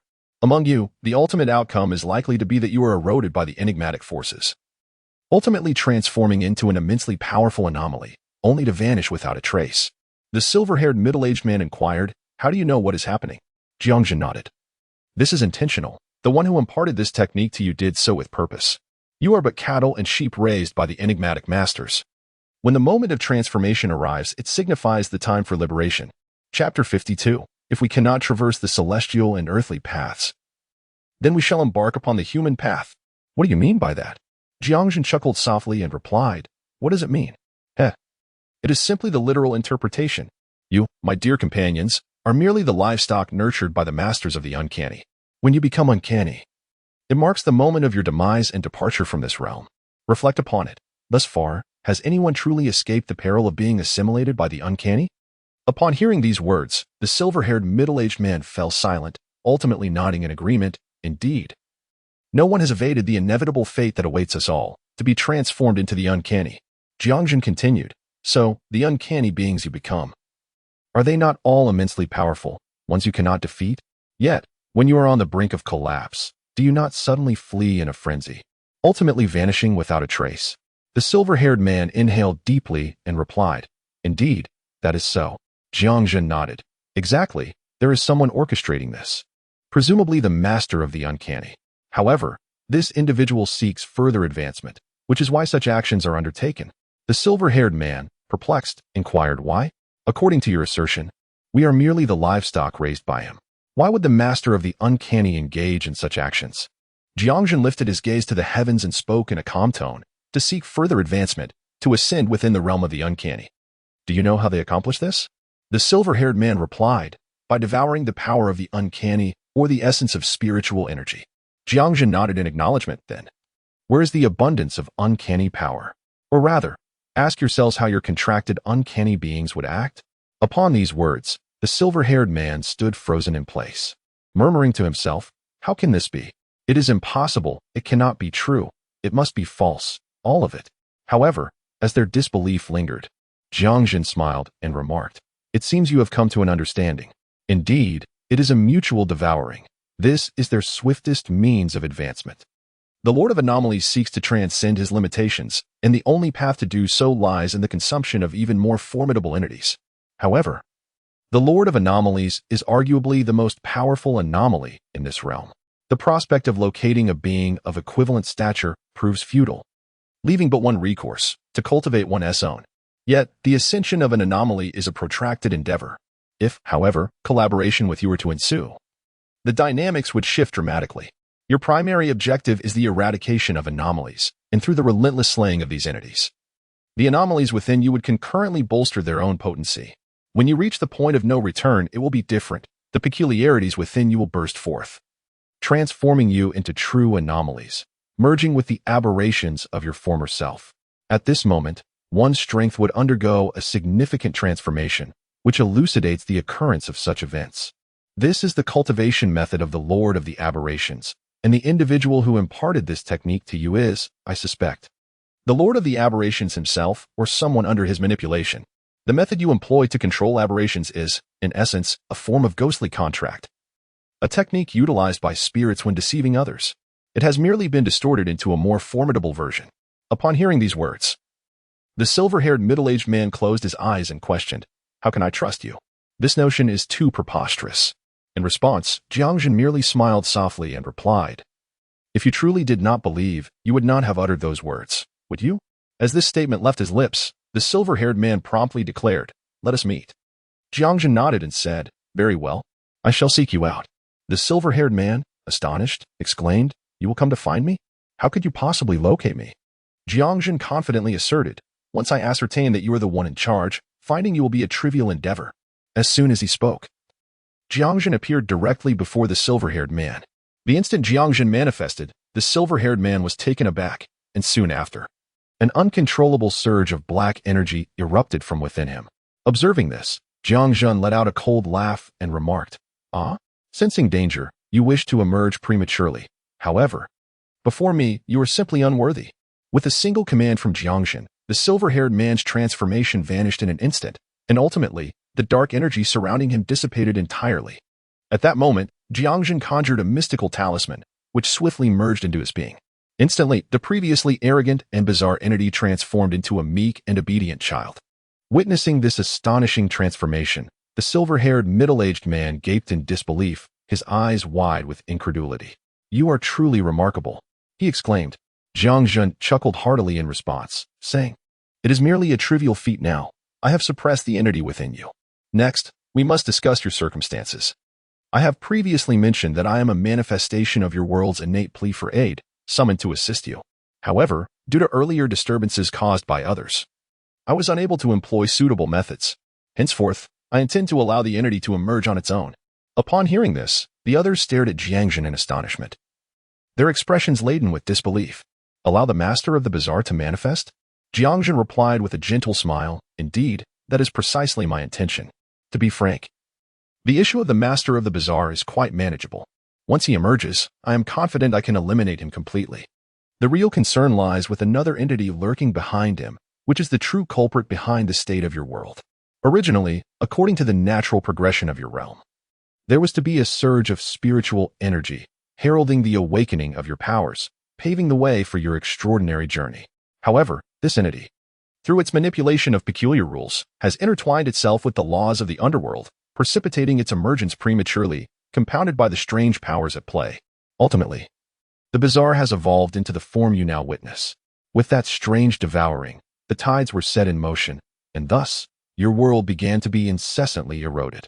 Moreover, have you not noticed? The peculiarities of your world are escalating at an alarming rate, from a mere handful to this current state. Upon hearing this, the silver-haired middle-aged man could no longer contain himself. It's outrageous, truly outrageous. That scoundrel, Jiang Zhen, is infuriating. Jiang Zhen inquired, Jiang Zhen? Who is he? The silver-haired man replied, Jiang Zhen is the first individual you seek, the one who devised the method to control the anomalies. However, this fellow perished in the initial years of the anomaly outbreak, and we mourned his loss. Yet now, it seems he never truly died. He has merely been toying with us. Upon hearing this, Jiang Zhen narrowed his eyes and asked, Is the Jia you refer to the ancient character for old? The silver-haired man shook his head and said, No, not that character. It is Jia, as in the Jia of Jia Baoyu. Upon hearing this, Jiang Zhen abruptly raised his head, incredulous, and said, No way. What is wrong with you? This fellow clearly revealed his identity from the beginning. And you failed to recognize it? What do you mean he revealed his identity? Jiang Zhen replied with a chuckle, Didn't you just say he has the surname Jia? As in Jia Baoyu? His name is Jiang Zhen. You merely referred to him as Jia Gu, but he is clearly a false person. Upon hearing this, those present fell silent. After a lengthy pause, they finally spoke with fiery indignation. Very well. How dare he deceive us so brazenly? Jiang Zhen interjected, Enough. Now that we are aware of this fellow, our next step is to flush him out. He desires to advance, but I shall ensure he does not. He raises cattle and sheep, intending for you to become ferocious tigers. I shall see how anxious he truly is. Since the heavenly path and earthly path are unavailable, let us pursue the human path. Chapter 53. The Path of Culture, Righteous Spirit, the Human Path? The silver-haired man looked at Jiang Zhen in confusion, puzzled by his words. What do you mean by the human path? Jiang Zhen smiled subtly and explained, There are 3 paths in this world. The first is the heavenly path, where one attains divinity and immortality. The second is the earthly path, which is the way of the underworld, where one becomes a ghostly immortal or spirit. The third is the human path, which encompasses the way of living beings, transcending time and space, possessing immense power to subdue even the gods and spirits. After hearing this, everyone present was taken aback, and after a long pause, they finally spoke. Then, according to your explanation, how should we proceed on this human path? Jiang Zhen replied, The human path is generally walked through martial arts, as it is relatively easier to navigate. However, the circumstances have changed. Your situation is exceedingly unique. Due to the pollution of spiritual energy in this world, the best approach now is to pursue the path of culture. In the realm of literature, there exist myriad paths to traverse. The path I implore you to embark upon is the noble road of righteousness, a manifestation of profound integrity. Should you harness this potent force, you will be able to commune with the enduring spirit of righteousness that echoes through history. In that moment, whether celestial beings or malevolent spirits, all shall be reduced to ashes beneath the weight of this formidable power. Moreover, once you are able to communicate the essence of righteousness, it can invoke the vast river of righteousness. Consequently, it may also stir the long quiet river of humanity. The emergence of this river signifies the rise of the human spirit, at which point, anyone can engage in the cultivation of literary principles. You may restore this world to its former state. However, this process will be exceedingly arduous. And I wonder if you are willing to embark on such an endeavor? Upon hearing this, the silver-haired middle-aged man immediately broke into a smile. Since we have come this far, what is there that we cannot attempt? Let us proceed and see how you propose we practice this literary cultivation. Jiang Zhen responded, The paths of literature and martial arts diverge. The literary path nurtures the heart, while the martial path cultivates the body. The spiritual energy has been tainted, thus making it easy to absorb this energy and transform into a monstrosity. Therefore, I sought your assistance in pursuing the literary path, for its essence lies in realms of consciousness, soul, and spirit. As long as you take the first step, you can harness your own strength to suppress the strange forces within you. However, before we proceed, please wait. I must first attempt to communicate with the consciousness of your world, or else the creation of this technique will not be so easily accomplished. After saying this, Jiang Zhen inquired about a secluded chamber, commencing his retreat. Outside the chamber, the silver-haired middle-aged man observed the interior, accompanied by a woman who quietly remarked, Director, must we truly place our trust in this enigmatic individual? Could this not be perilous? Upon hearing this, the silver-haired man revealed a wry smile. Wenxuan, do you believe we have any other options at this juncture? We are at the end of our rope. Others may be unaware, but surely you cannot be oblivious? This person speaks the truth. Our current method of dealing with the bizarre is akin to drinking poison to quench thirst. Without a new path, humanity is doomed. This world will descend into an eerie existence, and this individual is worth the gamble. At the very least, he can easily suppress the monsters within us, can he not? With this statement, Wenchuan fell silent for a moment before nodding and saying, I hope, Director, that you do not misjudge. Upon hearing this, the director could only smile wryly and nod, saying nothing further. Within the chamber, Jiang Zhen sat with his eyes tightly shut, and before him, a book floated into view, emanating streams of light. The words creation shone brilliantly upon it. At that moment, however, Jiang Zhen's consciousness transcended countless epochs and arrived in the boundless expanse of the starry sky. Upon his arrival, he faintly perceived two rivers. One of them had turned black, appearing exceedingly ominous. Another river exuded an eerie aura, as if it were on the verge of total subjugation. Yet, from time to time, it emitted a series of thunderous roars, revealing that it had not yet succumbed entirely to the strange encroachment and was still engaged in a fierce struggle. Observing this, Jiang Zhen did not hesitate. He immediately began to attempt communication with the dual pathways of heaven and earth. Instantly, the two rivers trembled violently. Soon after, beams of light radiating a terrifying energy vanished into the void. Amidst this cacophony, an enigmatic river appeared before Jiang Zhen, seemingly emerging from nowhere and destined for an unknown destination. Subsequently, Jiang Zhen utilized a page from the Book of Creation to establish a connection with this river of humanity. At once, the waters of the river surged tumultuously, and gradually, phantoms began to manifest, coalescing into radiant forms that gathered in the air. Before long, a stone statue materialized before Jiang Zhen. Gazing at the statue, Jiang Zhen narrowed his eyes, and with a flick of his hand, he stored it away. As Jiang Zhen retracted the stone statue, a revelation emerged within his heart. The divine statue of literature, transforming into 9, which then further evolved into 18, serves the purpose of establishing the literary palace and awakening spiritual entities. Upon witnessing this, a look of delight illuminated Jiang Zhen's eyes. Excellent. With this, the subsequent matters shall become significantly simpler. Having uttered these words, Jiang Zhen vanished from his original position. Upon the disappearance of Jiang Zhen, the enigmatic forces entwined within the realms of heaven and earth began to tremble incessantly, as if attempting to convey a message. Yet, in that very moment, the dual forces of heaven and earth surged forth, unleashing a terrifying power that momentarily suppressed the bizarre energy. However, this peculiar force continued its relentless attempts to break free. Undeterred by its previous failures, emanating an aura of impending danger. In an instant, the slumbering sovereign of the strange awakened, his eyes opening wide. He resembled a colossal octopus, adorned with countless eyes and emanating a fearsome, uncanny power. His aura signified a peak level of strength. What is happening? Danger. Why is there danger? What has transpired? System. Elucidate the nature of this peril. Ding. The system was unaware. The danger was merely a recent sensation it had detected. The host must remain vigilant, for this world may be on the brink of transformation. Upon hearing this, the sovereign of the strange furrowed his brow, confusion and perplexity evident in his gaze. Suddenly, a thought struck him. Could it be that a new traveler has emerged, perhaps from the main god space or some other realm? Recalling his previous encounters, an ominous feeling washed over him. By the heavens, what is this world coming to? It is riddled with flaws. I am on the verge of complete dominion over this realm, yet chaotic elements continue to intrude. How utterly vexing. I must resolve this dilemma swiftly after I have fully conquered this world. I cannot endure the constant interference from travelers. With this resolve, the sovereign of the strange promptly dispatched a message. All anomalies, remain vigilant for any unusual figures that may manifest in this world.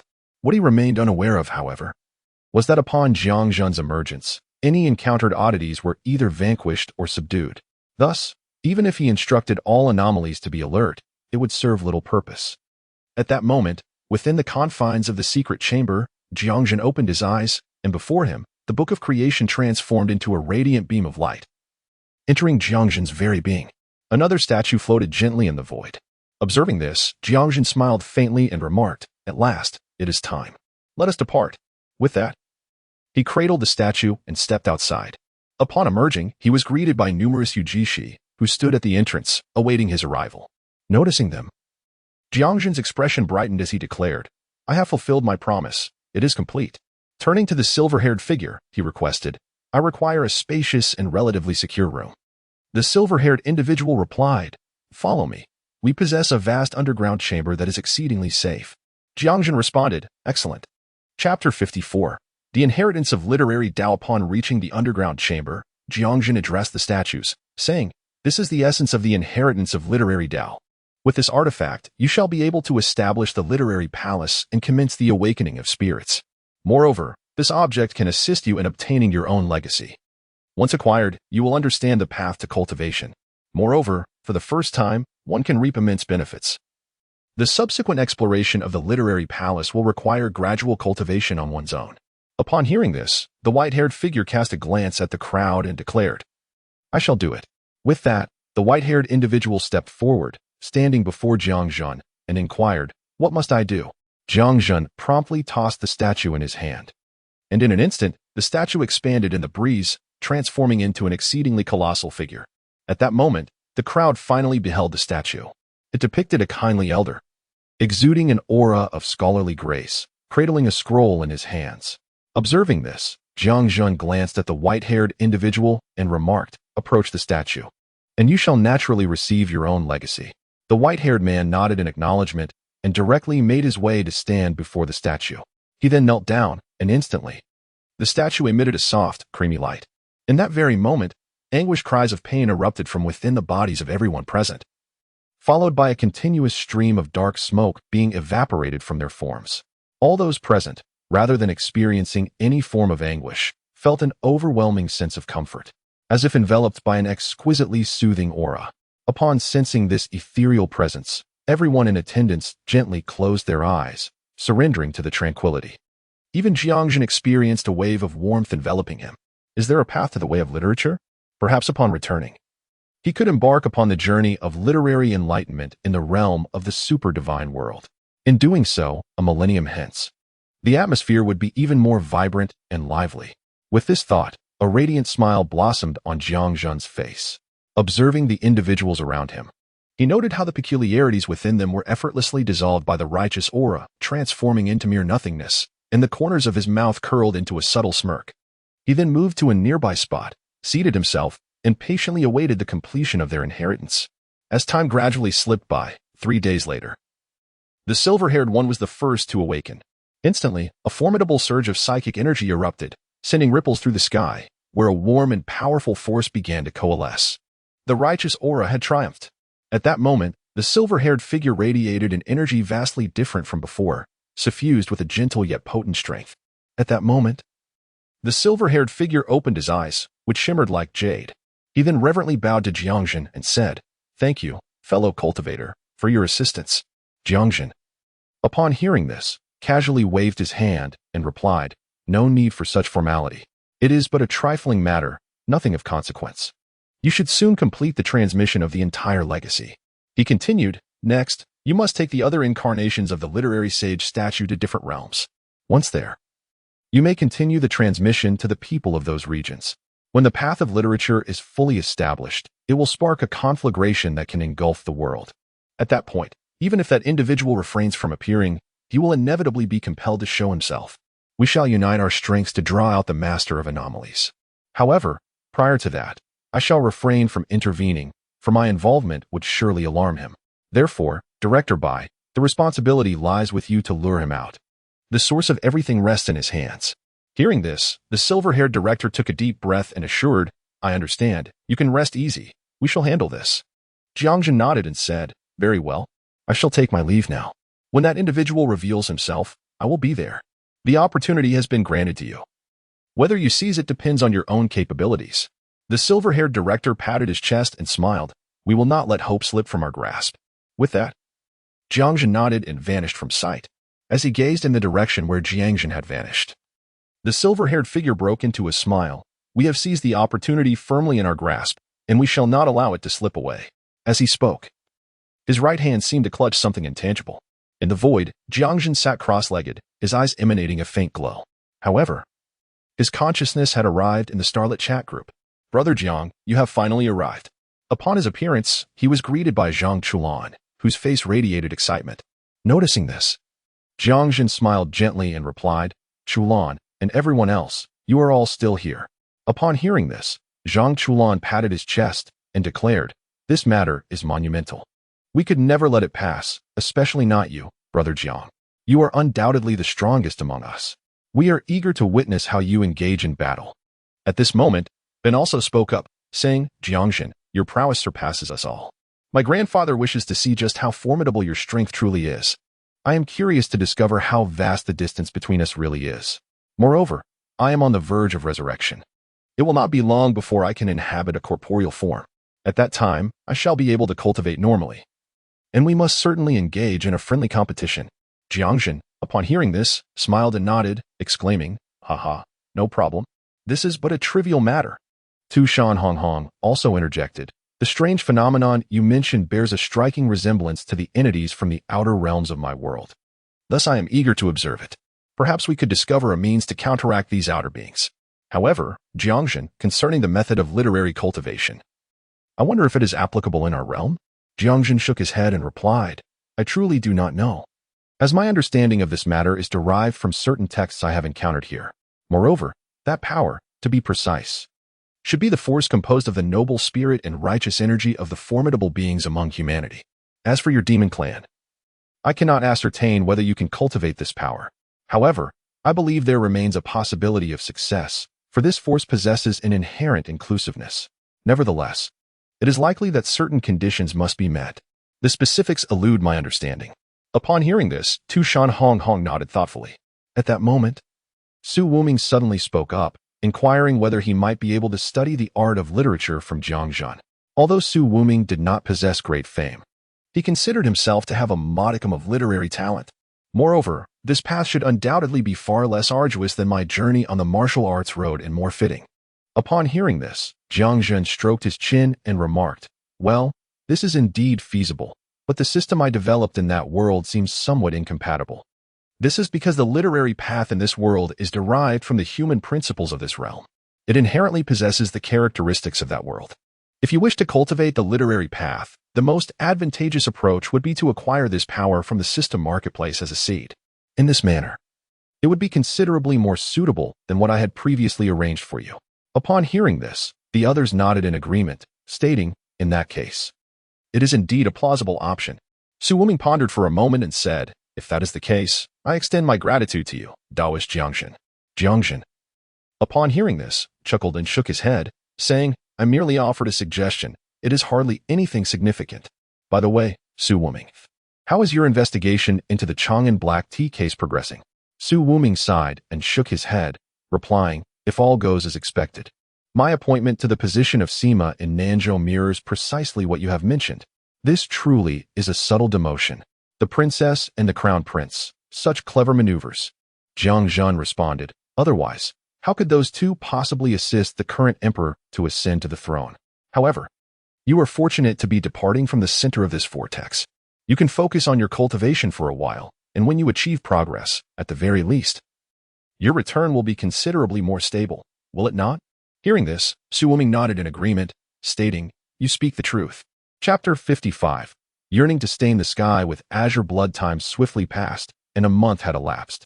At this moment, Jiang Zhen sat cross-legged in midair, observing the peculiar world below. He noted that the bizarre realm now appeared markedly different from its previous state. The once ominous world was predominantly enveloped in a shroud of black, eerie power, seemingly on the brink of collapse. Yet, at this moment, numerous areas within the strange world radiated with a semblance of light. It resembled street lamps suddenly illuminating the night. Although the brightness was not particularly intense, their glow persistently dispelled the darkness. In fact, many locations had become focal points of light, creating a most intriguing spectacle.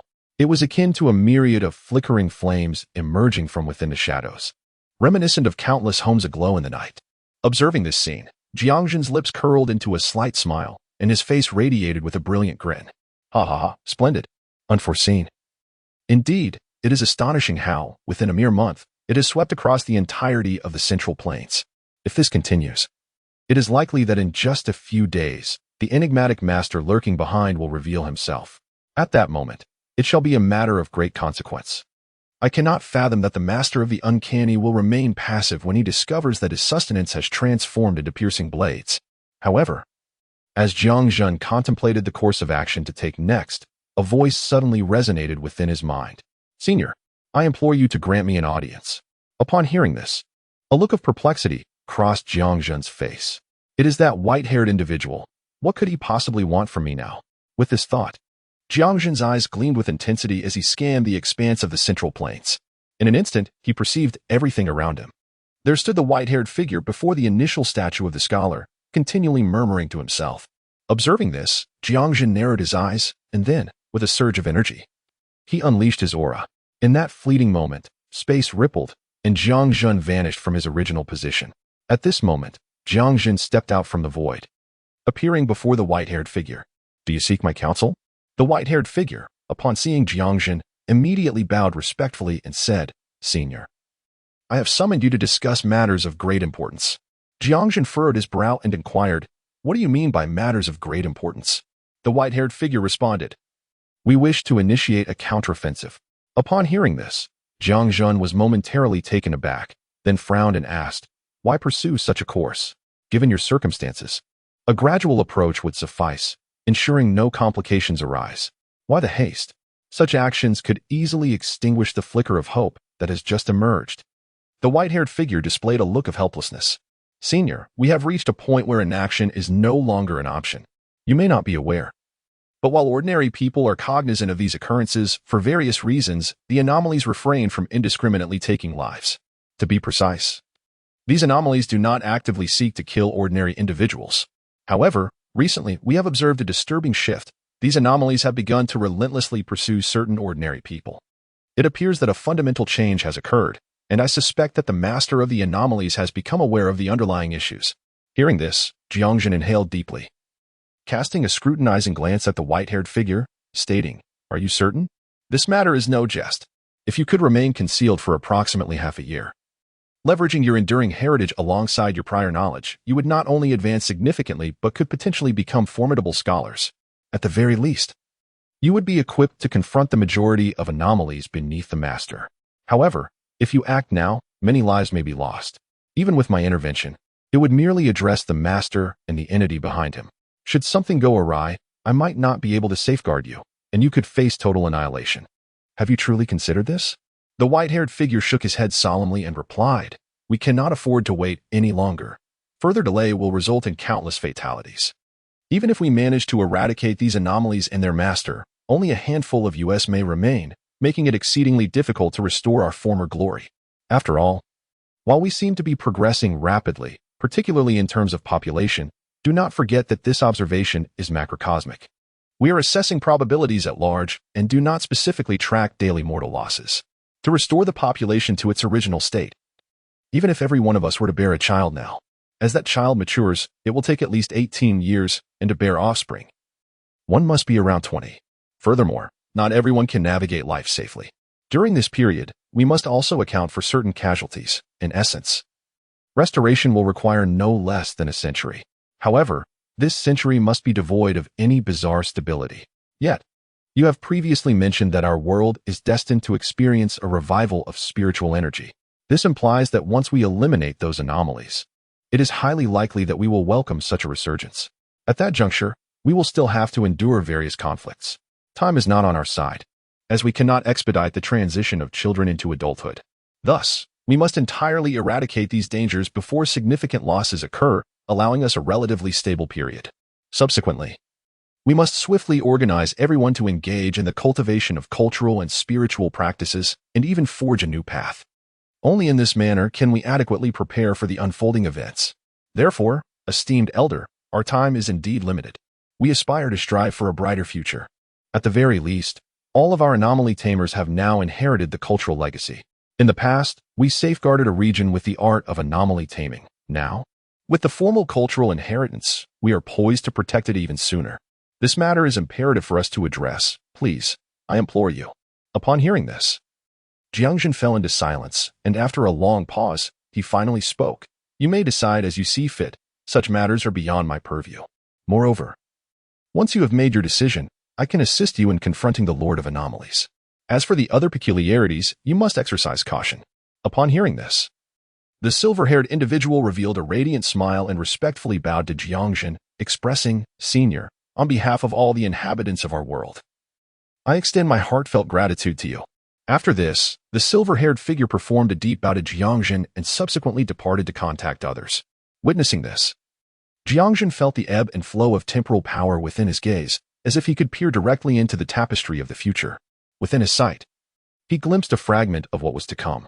Across the vast expanse of the central plains, one after another, the inheritors of literary traditions fervently proclaimed, "I stain the azure sky with my crimson blood." Following this declaration, they extracted the essence of their literary spirit from within and cast it forth. The literary essence is akin to the golden core or crystalline treasures of practitioners. With the expulsion of the literary essence, it signifies the desperate measures employed by the practitioners of the literary way. In that fleeting moment, the entire expanse of heaven and earth underwent a profound transformation. The originally pitch-black void morphed into a resplendent azure hue. Witnessing this spectacle, Jiang Zhen fell into a contemplative silence. After a considerable pause, he slowly articulated, "Aha. So it is, so it is. I never imagined it would be like this. Are you truly willing to gamble your very lives? Although we dwell in different realms, you bear an uncanny resemblance to those from times past, striving to forge an era of peace and stability for future generations. Are we? However, since you have all made such resolute decisions, I shall gladly assist you. Is it not the enigmatic Lord of Anomalies and the system that lurks behind it? How fortuitous! For my sun-shooting divine sword has yet to be truly unleashed. Moreover, since awakening, I have never fully unleashed my true potential. Given this, I shall now test my abilities against the master of the enigmatic." With that, Jiang Zhen closed his eyes and vanished from his original location. When he reappeared, he found himself in a realm where another Jiang Zhen was engaged in cultivation. At that moment, Jiang Zhen materialized in this space and seamlessly merged with the Jiang Zhen that resided within. At this moment, Jiang Zhen opened his eyes and slowly uttered a phrase. What a magnificent sight of blood staining the azure sky. Very well, since it has come to this, let it be. I too wish to witness the true extent of that fellow's strength. Chapter 56. Who among us has not faced death? As time passed gradually under Jiang Zhen's gaze, the ordinary inhabitants of this realm, under the orchestrations of the literary and martial cultivators, sought refuge within their specially crafted bunkers, inscribing them with characters of righteous spirit. In an instant, the vast majority of the populace in the central plains vanished from sight. Only those literary cultivators who had cultivated their own righteous spirit remained visible before the enigmatic figures. As this unfolded, it gathered alongside all the practitioners of the literary path. Gradually, within Jiang Zhen's gaze, that scholar appeared as an immense entity, radiating a milky luminescence akin to a miniature sun emerging upon the central plains. Subsequently, a chorus of scholarly recitations echoed throughout the realm, resonating like the grandest of bells, reverberating in all directions. Above their heads, a torrent of righteous energy surged forth, expanding outward with relentless vigor. All peculiarities touched by this righteous aura dissolved into nothingness, seemingly purified. Only the most formidable anomalies resisted this overwhelming force with great tenacity. Witnessing this, Jiang Zhen slowly articulated, "Indeed, the most formidable aspect of the literary lineage remains the righteous energy. Neither deities nor specters can withstand its terrifying might. However, such a commotion suggests that the master of these anomalies will soon make a move. Once we have dealt with that entity, we must find a way to seize that system entirely. A system capable of manifesting such grand rules must possess the power of law. Otherwise, it would be incapable of influencing a lesser world. If I could extract that power of law from it, my strength would allow me to ascend further. Although my current accumulation is insufficient, I have conferred with the essence of the chat group. By exchanging a millennium in the super god realm for a millennium in this world, I could seclude myself here for 1,000 years. Upon returning to the super god realm, a millennium would have elapsed, while in other realms, at most half a year would have passed. Contemplating this, Jiang Zhen gazed below. As the scholarly recitations resonated around him, and the situation unfolded in all directions, the hidden anomalies could no longer contain themselves, springing forth to resist the righteous energy with all their might.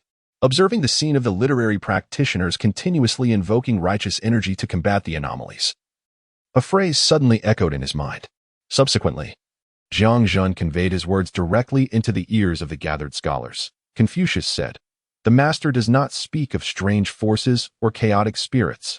As Jiang Zhen's words echoed through the air, it was as if the entire assembly of literary cultivators awakened to a profound realization. Subsequently, they began to speak in unison. In an instant, The discourse on strange powers and supernatural phenomena transformed into a colossal wave, sweeping away the righteous spirit and surging towards all things bizarre. In a fleeting moment, those anomalies found themselves in retreat, and upon witnessing this turn of events, the faces of all present radiated joy. The aura of righteousness swelled immensely, carving out a vast expanse of clear sky amidst a world tainted by sinister forces. Just then, a furious roar resounded from the distance. Following this, a gigantic octopus emerged into the sky, shrouded in billowing black smoke, charging towards their direction. As the octopus emerged, a terrifying and uncanny power began to surge forth, relentlessly pushing back the seemingly formidable cultivator of literature and Tao. A chilling laughter echoed, triggering a bizarre transformation in the surrounding environment. Witnessing this, Jiang Zhen's eyes widened in astonishment. What a horrifying ability of contagion! What kind of principles could the entity behind this enigma have conjured? It appeared so grotesque, utterly beyond comprehension, simply unfathomable. At that moment, the monstrous creature let out a deafening roar, unleashing a terrifying force that erupted from its being. Instantly, everyone was engulfed in a wave of blood, their pallid faces gazing up at the colossal octopus-like beast. Particularly, the white-haired individual, upon recognizing the familiar visage atop the creature, grew even more ashen. Indeed, it is you. He. Director, what a long time it has been. I never anticipated that you would manage to cultivate the Confucian method of practice. TSK, this contraption does indeed possess some restraint over me, but alas, your power is regrettably too feeble. This inheritance must have been acquired from that last group of individuals, am I right? I never imagined you had concealed it so deeply.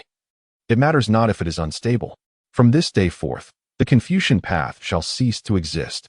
However, upon hearing these words, the white-haired figure raised his head, his gaze resolute as he proclaimed, Beast, you are truly a beast. As for the Confucian path, we tread the path of literature, embodying righteousness and integrity, specifically designed to counter your malevolent ways. Brothers, once more, I refuse to believe that with our numbers we cannot overcome this singular abomination. With these words, the crowd stood firm, a surge of righteous energy emanating from their beings, which soon transformed into a torrent of righteousness directed at the great octopus. With you lot. It is insufficient. As the words fell, the colossal octopus struck forth with a tentacle, targeting the righteous energy. A thunderous roar resonated, followed by the obliteration of the freshly condensed righteous essence. Just as the octopus prepared to eliminate these individuals, a voice began to resonate from all directions. The heavens and earth possess righteous energy, manifesting in myriad forms. Below are the rivers and mountains. Above are the sun and stars. To humanity, it is the great righteous spirit, vast enough to fill the firmament. The philosopher has long departed, and the ancient laws remain from the past. The windies flutter with scrolls of reading, and the ancient paths illuminate the hues of life. As this poem emerged, it seemed as though the righteous energy throughout the entire realm was summoned in an instant. Witnessing this, the white-haired individual's face lit up with joy, and he called out, Everyone, unite. Quickly, chant alongside the elder. In an instant, the righteous energy surged forth like a great river, flowing mightily towards the colossal octopus. Observing this, the octopus displayed a look of astonishment. Who are you? It inquired, as it exerted itself and leaped beyond the reach of the river of righteous energy, eyeing Jiang Zhen with caution.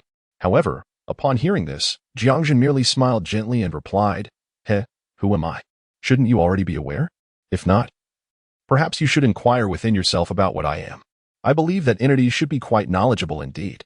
As the words escaped, the colossal octopus's expression shifted dramatically. Are you allied with those previous individuals? Jiang Zhen's lips curled into a subtle smile as he replied, quite astute. Since you have dispatched them, it is now your turn to embark on your final journey. With that, Jiang Zhen unleashed a powerful palm strike, instantly conjuring a terrifying force that manifested as a colossal handprint, hurtling towards him. A resounding boom echoed, followed by the shattering of 3 of the octopus's tentacles. Witnessing this, the onlookers were astounded. He has been injured. How splendid. If he can be harmed, then surely he can be vanquished. We must eliminate these individuals before us. Otherwise, our descendants will bear the burden of our suffering. Esteemed allies, I implore you, the responsibility now lies with us. At that moment, a sudden laugh resonated through the air, and an elderly figure with flowing white hair emerged. Allow me to take the lead. In matters such as these, It is not yet the time for the younger generation. With those words, the elder stepped forward and proclaimed loudly, "Who among us has not faced death since time immemorial? Let my loyal heart illuminate history. With my pure blood, I shall dye the heavens." As his voice faded, the elder produced a verdant talisman from his chest. Chapter 57. The hidden hand strikes. A thunderous roar erupted as a brilliant green light surged skyward, merging into the vast righteous energy above. In an instant, the righteous aura expanded exponentially, akin to a nourishing elixir, radiating an even more terrifying presence. "Ha ha ha, Lu Lao has departed, and we shall follow," came the call. As 5 or 6 other elderly figures appeared, each radiating a formidable righteous aura and the power of literary arts. "With my pure blood, I shall dye the heavens." As they spoke, additional verdant talismans materialized in the sky.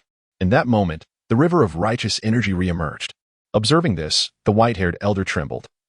Tears welling in his fierce eyes, his voice quaking yet filled with resolve. "Esteemed comrades, do not betray the sacrifices of our forebears. Let us unite." In an instant, the righteous energy, under their command, transformed into a terrifying assault, racing towards their adversaries. Upon witnessing this, Jiang Zhen took a deep breath. His gaze fixated on the colossal octopus. In a chilling tone, he declared, "Do you perceive this? This is their resolve. What do you call yourself? Never mind. I shall refer to you as the Master of Anomalies. Master of Anomalies, your doom is nigh." Upon hearing this, the Master of the Abnormal let out a sinister cackle. "Ha ha ha, with your capabilities, you are far from sufficient. Even that sword immortal among the previous lot perished at my hands. If you wish to seek your own demise, then go ahead and die." As the words fell, the Master of the Abnormal struck, and countless eyes suddenly sprang open, unleashing a torrent of blinding light that surged toward Jiang Zhen. Witnessing this, a crimson glint flashed in Jiang Zhen's eyes. In an instant, a surge of spatial power enveloped him, and a spatial barrier manifested around him. Boom! The radiant beams collided against the barrier, causing ripples to ripple through the fabric of space. Observing this, Jiang Zhen raised an eyebrow, exclaiming in astonishment, "How intriguing! This power is indeed extraordinary. It possesses an essence of chaotic rules. The individual behind this fellow is certainly not to be underestimated." Contemplating this, Jiang Zhen noticed subtle distortions beginning to emerge in the space around him, particularly pronounced on the surface. Recognizing the gravity of the situation, he nodded and remarked, "Just as I suspected, no wonder the previous group met their demise here.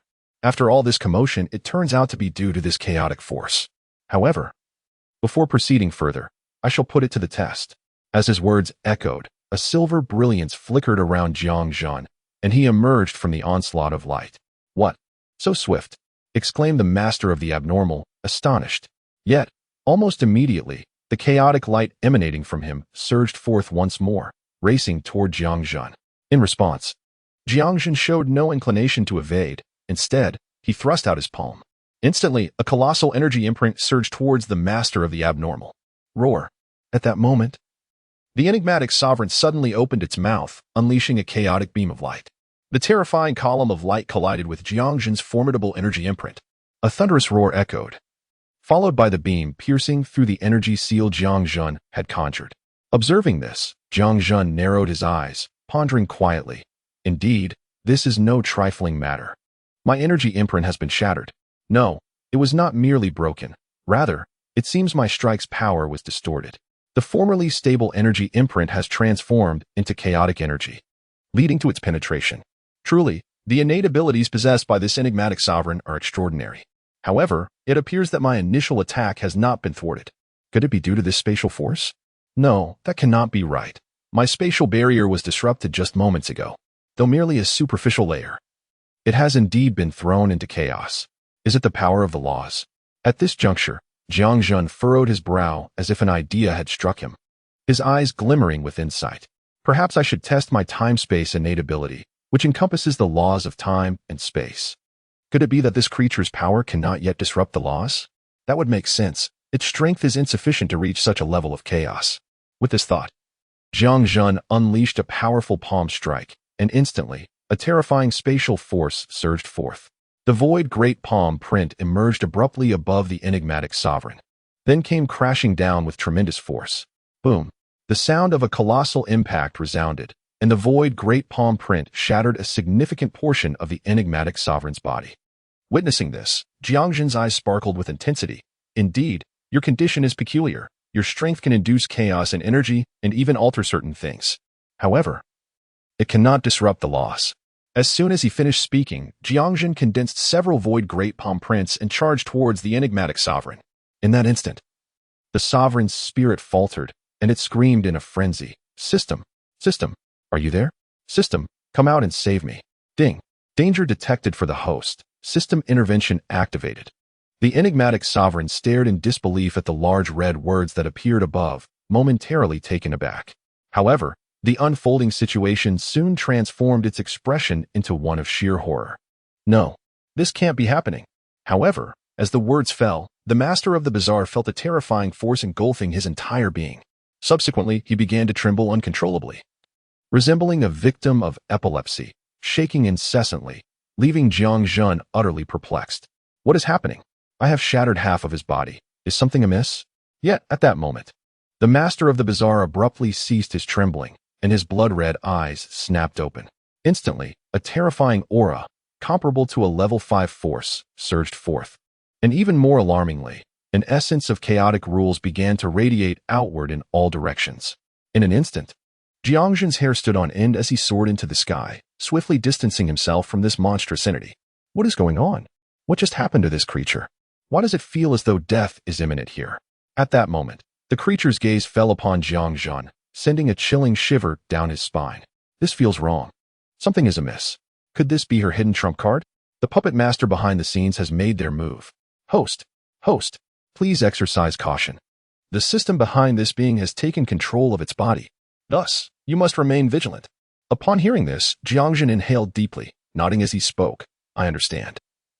A terrifying entity rivaling a level 4, perhaps even a level 5? Nevertheless, it is not beyond the realm of possibility to attempt. Yet, just then, the creature finally struck. Its shattered form began to merge in an uncanny manner, transforming into an even more grotesque and hideous monstrosity. At this juncture, it had abandoned its octopus-like appearance, resembling instead a colossal beast adorned with countless tentacles. In that instant, a brilliant light enveloped it, ultimately morphing it into an enormous creature reminiscent of Cthulhu. With a thunderous roar, the beast unleashed a wave of strange energy that caused Jiang Zhen to sense a peculiar shift in the surroundings, prompting furrowed brows among those present. At that moment, various elements around them began to undergo unsettling transformations. This is dire. Jiang Zhen's expression shifted dramatically. Almost instantaneously, a surge of energy coursed through him, creating a barrier that isolated the surrounding forces. The righteous spirit of the crowd was instantaneously subdued. With a fierce roar, Jiang Zhen's eyes glowed a crimson hue. Almost immediately, fangs emerged from his mouth, and sharp claws began to materialize at the tips of his fingers. With another thunderous roar from Jiang Zhen, a tempest of malevolent energy surged forth from his being. Chapter 58, the divine arrow that shoots the sun and defines the universe. As Jiang Zhen unleashed his roar, the sinister energy soared into the heavens, radiating in all directions. After millennia of accumulated malevolence, Jiang Zhen erupted, manifesting an even more terrifying form. At that moment, a pair of pitch-black wings unfurled from his back, unlike the bat-like appendages of the undead. These wings seemed to be forged from the very essence of darkness, exuding a formidable aura that enveloped him. His hair, a striking combination of white and crimson, rendered Jiang Zhen all the more otherworldly, while his blood-red eyes radiated a lethal intent. With a fierce gaze, Jiang Zhen locked eyes with the creature before him, and in an instant, he vanished from sight. When he reappeared, he was poised above the monstrous being. Swiftly, he struck out with a claw. In a flurry, black blood splattered everywhere as the creature's tentacles shattered. Jiang Zhen transformed into a myriad of phantoms, weaving through the air around the beast, leaving a trail of dark blood in his wake. However, Jiang Zhen displayed no intention of pausing, and her speed continued to escalate. As the monstrous creature roared in fury, a relentless battle ensued, with neither side yielding an inch. In that moment, the conflict escalated to a fever pitch. Initially, only the ever-watchful Uncle Gio was present in the chat group, observing the live broadcast in solitude. However, with the onset of this fierce clash, Uncle Gio swiftly sent a message to the group. Instantly, one figure after another materialized in their designated seats within the starlit chat room. Upon Jiang Chen's arrival, he immediately inquired, Uncle Gio, what is the current situation? Uncle Gio replied, the battle has just commenced, and it is intensifying with fervor. Upon hearing this, the gathered individuals turned their attention to the screen. where Jiang Zhen seemed to transform into a demonic entity, fiercely engaged in combat with the creature. As their confrontation escalated, the magnitude of their powers grew increasingly terrifying, soaring towards the heavens. How could their battle propel them higher and higher, as if they were on the verge of leaving this planet? Moreover, wasn't this live stream supposed to provide an immersive experience? Why had it shifted to a mere screen display? Nevertheless, as Zhang Chulan observed this spectacle, his eyes sparkled with intensity. The sheer ferocity of their clashes was overwhelming. At the outset, Jiang seemed to be holding back. Observe here, this was just a single punch. Merely the residual shockwave shattered a distant hill. If they truly unleashed their full might, the consequences would be unfathomable. This planet would likely be obliterated. And they were still restraining themselves. If they unleashed their full potential, who knows what would happen? Goodness! Zhang Chulan exclaimed, witnessing the two unleash a devastating exchange. Their formidable energy waves instantly obliterating an enormous asteroid beyond the planet. At this moment, Uncle Joe interjected, "Did you see that? This is the reason. It's not that I don't wish for an immersive scene, but I fear my heart cannot withstand it." Upon witnessing this scene, Ben's lips twitched, and he fell silent. He had come to realize that the collision between these two behemoths was utterly terrifying. Merely the residual shockwaves were potent enough to shatter colossal meteors. The mere thought of being present in such a moment, confronted by a sudden attack, sent shivers down the spines of all those in attendance. Ultimately, everyone shook their heads and redirected their gazes to the screen. As for experiencing it firsthand, they had no desire to test such a fate. The battle unfolding on the screen between Jiang Zhen and the creature intensified in horror, particularly with Jiang Zhen's increasingly formidable combat prowess. His previously erratic offensive maneuvers evolved into a distinctive style, and his strength appeared to burgeon as if he were mastering his own capabilities. Terrifying energy clashed amidst the cosmos, causing even nearby small planets to shatter, leaving the members of the chat group in a state of astonishment. Is this the might of the esteemed Jiang? It was nothing short of terrifying. Furthermore, the creature was no slouch either, managing to endure such onslaughts and consistently retaliating. One could not help but wonder if Jiang would emerge victorious. Upon hearing this, Zhang Chulan narrowed his eyes and remarked, "Perhaps there is still a chance. Look closely. It seems that Brother Jiang has come to a halt." Indeed, on the screen, Jiang Zhen had ceased his movements. However, a divine bow had manifested in his hands. Upon its appearance, it radiated an overwhelming aura, causing ripples to surge through the surrounding space. Observing this, Zhang Chulan's eyes brightened as he exclaimed, "The sun-shooting divine bow. It is Brother Jiang's sun-shooting divine bow." At that moment, a radiant light appeared behind Jiang Zhen, and 10 divine arrows manifested in his hands. "Monster, meet your demise." With a resolute declaration, Jiang Zhen knocked an arrow and drew his bow. Whoosh! Instantly, the arrow emanated an ethereal glow, seemingly transcending the bounds of time and space. In the blink of an eye, the arrow pierced through the creature's defenses, striking its heart. Cackling, "That arrow cannot harm me." Yet, before the creature could finish its taunt, it let out a series of anguished wails. The long arrow embedded in its chest began to exude a peculiar power, relentlessly devouring the creature's strength. What kind of cursed arrow is this? How can it consume my essence? Jiang Zhen, with a slight smirk, coldly replied, "Heh, the sun-shooting divine arrow is my innate treasure, possessing the power of absorption. Fear not, it will devour everything about you, ultimately transforming it into my own strength. No, from this moment forth, this arrow shall embody the chaotic force of the laws of fate." Years ago, great efforts were undertaken to create something capable of consuming destiny, resulting in the creation of these 10 divine arrows. Little did they expect that the first arrow would fall into your hands. But rest assured, all that you possess will be utilized to its fullest. Just you wait, I shall return. As his words faded, the divine arrow unleashed an even more terrifying power, consuming the creature's essence entirely in an instant. At that moment, a wisp of dark mist abruptly breached the barriers of the world and vanished into thin air. Observing this, Jiang Zhen's gaze sharpened as he remarked, "That was Xiao Linglong." Just then, Xiao Linglong emerged, her face alight with excitement as she exclaimed, "Master, you are truly remarkable. Absolutely astounding. That creature was crafted by those beings according to the principles of Cthulhu, and yet, you obliterated it with ease. Even the system was shattered by your might. It's simply incredible." Upon hearing this, Jiang Zhen responded nonchalantly, "All right, little sprite, you need not concern yourself with that. What was that entity that escaped through the world barrier?" The sprite paused for a moment before replying, Master, that thing is actually something you need not worry about. You cannot capture it. To do so would require at least level 8 strength. Although it lacks physical power, it is a fragment of consciousness hidden within the system, controlling its very essence. Upon hearing this, a glimmer of insight flashed in Jiang Zhen's eyes, and he slowly articulated. Is it a system sprite, or perhaps an intelligence? The sprite nodded gently, affirming, yes, that's about right. With this revelation, Jiang Zhen nodded thoughtfully. I see.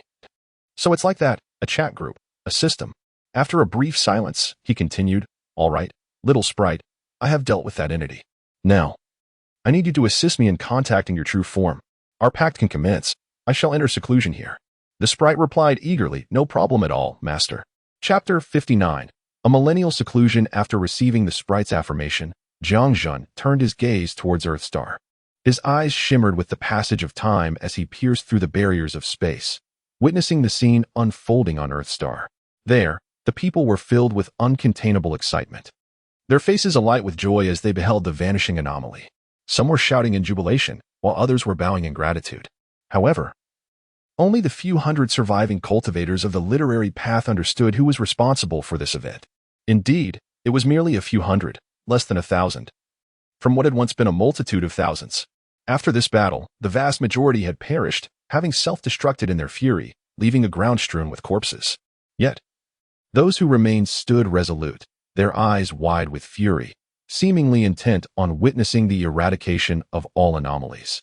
In the very instant that the eerie presence dissipated before them, the individuals who had previously stood their ground, their eyes wide with fury, seemed to have their wishes fulfilled. One by one, they gently closed their eyes, a smile gracing their lips, and subsequently collapsed to the ground, devoid of any vitality. This was a stark contrast to their earlier expressions of rage and indignation. Upon witnessing the circumstances, Jiang Zhen murmured softly, is this the determination to witness the final outcome even in death? Truly, a delightful group of individuals. However, you need not worry. The mastermind has met his demise. Henceforth, it is your time to gradually ascend. With that, Jiang Zhen averted his gaze and soon found himself on a diminutive planet. This celestial body was situated within an entirely different solar system, and at that moment, Jiang Zhen also appeared within the starlit chat group. Congratulations! Congratulations! Congratulations! As Jiang Zhen entered, a chorus of celebratory voices welcomed him. After hearing their words, Jiang Zhen looked at his fellow chat members and chuckled. Huh? Thank you. Thank you. However, I must prepare for a period of seclusion in that realm. This retreat will likely span a millennium. Yet, fret not, although it may seem like 1,000 years for your world. It will merely be a little over 100 days. Hence, there is no need for excessive concern. Moreover, during this retreat, I anticipate a breakthrough. Therefore, my dear friends, you must seize the moment. 6 months should be sufficient for you to grasp the opportunity and achieve success. After all, transitioning from the first to the second level is merely an ordinary realm, a breakthrough into the extraordinary. In relation to this level, it should be quite manageable for you. Only upon reaching the extraordinary realm can our chat group ascend to the second level, unlocking numerous functionalities. At that juncture, we shall be able to explore more formidable worlds. Shall we not? Upon hearing Jiang Zhen's words, the others expressed their resignation, saying, alas, esteemed Jiang Zhen, we are well aware, rest assured, we shall expedite our cultivation. However, they inquired, will you not be participating in the chat any longer? Jiang Zhen nodded and replied, my breakthrough is rather complicated. It involves the transformation of the planets within me into stars. During this process, I cannot be distracted, thus I shall not be able to engage in the chat group.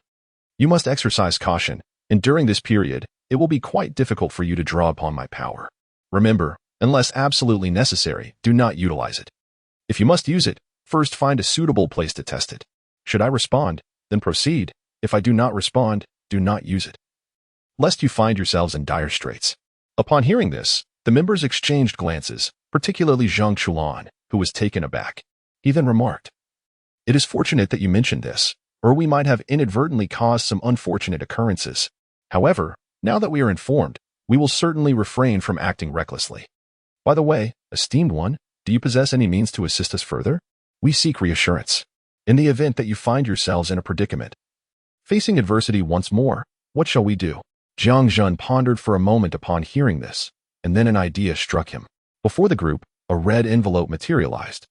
These envelopes encapsulated the force of a single shot from my solar arrow, a manifestation of potent energy, though it was but a single strike. You have all witnessed the devastation it wrought upon the most formidable warships in my realm, obliterating them entirely. In relation to your capabilities, even a third-tier existence could be vanquished by a single arrow. This should suffice for your needs. Each of you may take one, as this is all I can provide. Beyond this, my grandfather cannot assist you further. Well then, I shan't linger. I must take my leave. The stargazing chat group is familiar to you, Julan. Should you encounter newcomers, please lend a hand and guide them. I shall withdraw now. With that, Jiang Zhen disregarded their expressions and vanished from sight. In an eerie world, upon a vast, deserted planet, Jiang Zhen sat cross-legged. In his hand, he held an object resembling a crystal core. This artifact was formed from the energy condensed after the solar arrow consumed the system. The energy within it was at the pinnacle of level 5, albeit somewhat volatile. However, for Jiang Zhen, who possessed the Pangu Divine Body, it posed no challenge at all. Within that lattice, there existed a modicum of chaotic power, though scant. It was nevertheless sufficient for Jiang Zhen's purposes. As the saying goes, even a mere droplet of milk can curdle tofu. Sometimes, only the slightest essence is needed. Before long, the little sprite reappeared before Jiang Zhen, exclaiming, "Master, I have completed the task. Everything has been adjusted on the main body S side. You may now enter your retreat with peace of mind." Jiang Zhen, upon hearing this, smiled and nodded, saying, "Since we have reached an agreement, you too should take your rest. 1,000 years is a long time to endure. Immerse yourself in the chat group and gently absorb energy. In this way, the passage of time will feel fleeting, akin to merely taking a nap." The little sprite, upon hearing this, promptly nodded and replied, "I understand, Master. I shall go to sleep now." With that, the sprite seamlessly entered the chat group system within Jiang Zhen's body and fell into slumber. Jiang Zhen surveyed his surroundings and, with a mere flick of his wrist, summoned a barrier that enveloped everything in sight. He then consumed the crystal core in one swift motion. Almost immediately, he radiated a brilliant light, which soon faded, leaving him devoid of any discernible presence. To an observer, he appeared as though he had succumbed to death. As Jiang Zhen entered into his cultivation, an unexpected golden beam emerged from the starry expanse above, piercing directly into his being. Shortly thereafter, a dark golden light ascended from the depths below, also finding its way into him. Simultaneously, myriad specks of golden light merged into his essence. Yet, Jiang Zhen remained entirely oblivious to these occurrences. He was wholly absorbed in his cultivation, unable to extricate himself. In this moment, his mind and spirit fervently aided his body and soul, relentlessly consuming the potent energies contained within the crystal course. He was ardently striving to comprehend the chaotic forces of the laws surrounding him. And this endeavor spans a millennium. Time flies, the days and months weave swiftly. And in the blink of an eye, 1,000 years have passed, fleeting like a whisper. At this moment, the place where he stood had been entirely engulfed by the relentless sands. The original arrangement, though still somewhat discernible, could no longer withstand the inexorable passage of time. The entire landscape had undergone a profound transformation, compelling Jiang Zhen to venture beyond the mountains. However, after a millennium, Jiang Zhen found himself shrouded in layers of sand, his body exuding an energy that had coalesced into an extraordinarily hard stone-like shell, resembling a human figure carved from rock. After the great earthquake had passed, this stone was also dislodged from the mountain, tumbling down to the foot of the hill, where it was discovered by the indigenous people. Indeed, over the span of a millennium, for reasons unknown, a group of natives had emerged on this planet. Moreover, this group of indigenous people began to flourish gradually. However, upon discovering the statue of Jiang Zhen, they revered it as a divine entity. They summoned numerous tribesmen to elevate the statue of Jiang Zhen into their community, commencing a ritual of worship. This unwavering devotion persisted for a full century, until one fateful day, Jiang Zhen completely assimilated that power and awakened. Chapter 60, Breakthrough, Heavenly Tribulation. Celestial Thunder Tribulation. With Jiang Zhen's awakening, the world transformed in an instant. The skies darkened, and ominous clouds gathered relentlessly from afar. Gradually, a pitch-black tempest of swirling clouds enveloped the statue. Witnessing this phenomenon, Jiang Zhen finally emerged from the cacophony, fully alert. At that moment, a series of sharp cracking sounds resonated around him, followed by a sudden eruption of energy surrounding Jiang Zhen. In an instant, the energy detonated, causing the stones around him to shatter into fragments. Subsequently, Jiang Zhen opened his eyes, revealing a fierce crimson glow within them. With a mighty roar, Jiang Zhen unleashed a sound that reverberated through the heavens, as if attempting to shatter the dark clouds looming above. As Jiang Zhen's furious roar echoed, it seemed to provoke the ominous clouds, which thickened in the sky, becoming even more foreboding and terrifying. Yet, Jiang Zhen remained unfazed, quietly observing the unfolding scene. Heavenly tribulation. His voice, slightly hoarse, resonated. After surveying his surroundings, he slowly continued, I never anticipated that my breakthrough would coincide with a heavenly tribulation.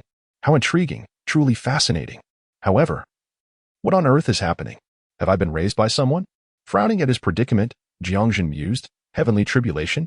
For me at this moment, it presents an opportunity, a splendid chance to completely transcend to the 5th level. After a millennium, although the energy within me has reached the stellar realm, it has yet to fully metamorphose.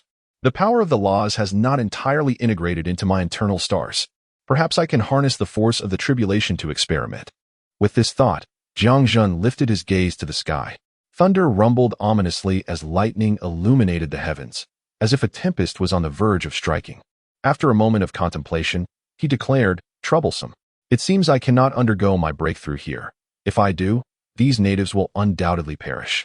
Even the residual force could be lethal. With that, Jiang Zhen soared skyward towards the cosmos. As he ascended, the ominous clouds pursued him. Glancing back, he said nothing. Soon, he found himself amidst the starry expanse, with the clouds trailing behind him. Observing this spectacle and hearing the thunderous roars, he smirked and remarked, how amusing. They say there is no sound in space. Yet, here I am, amidst thunder, lightning, and dark clouds.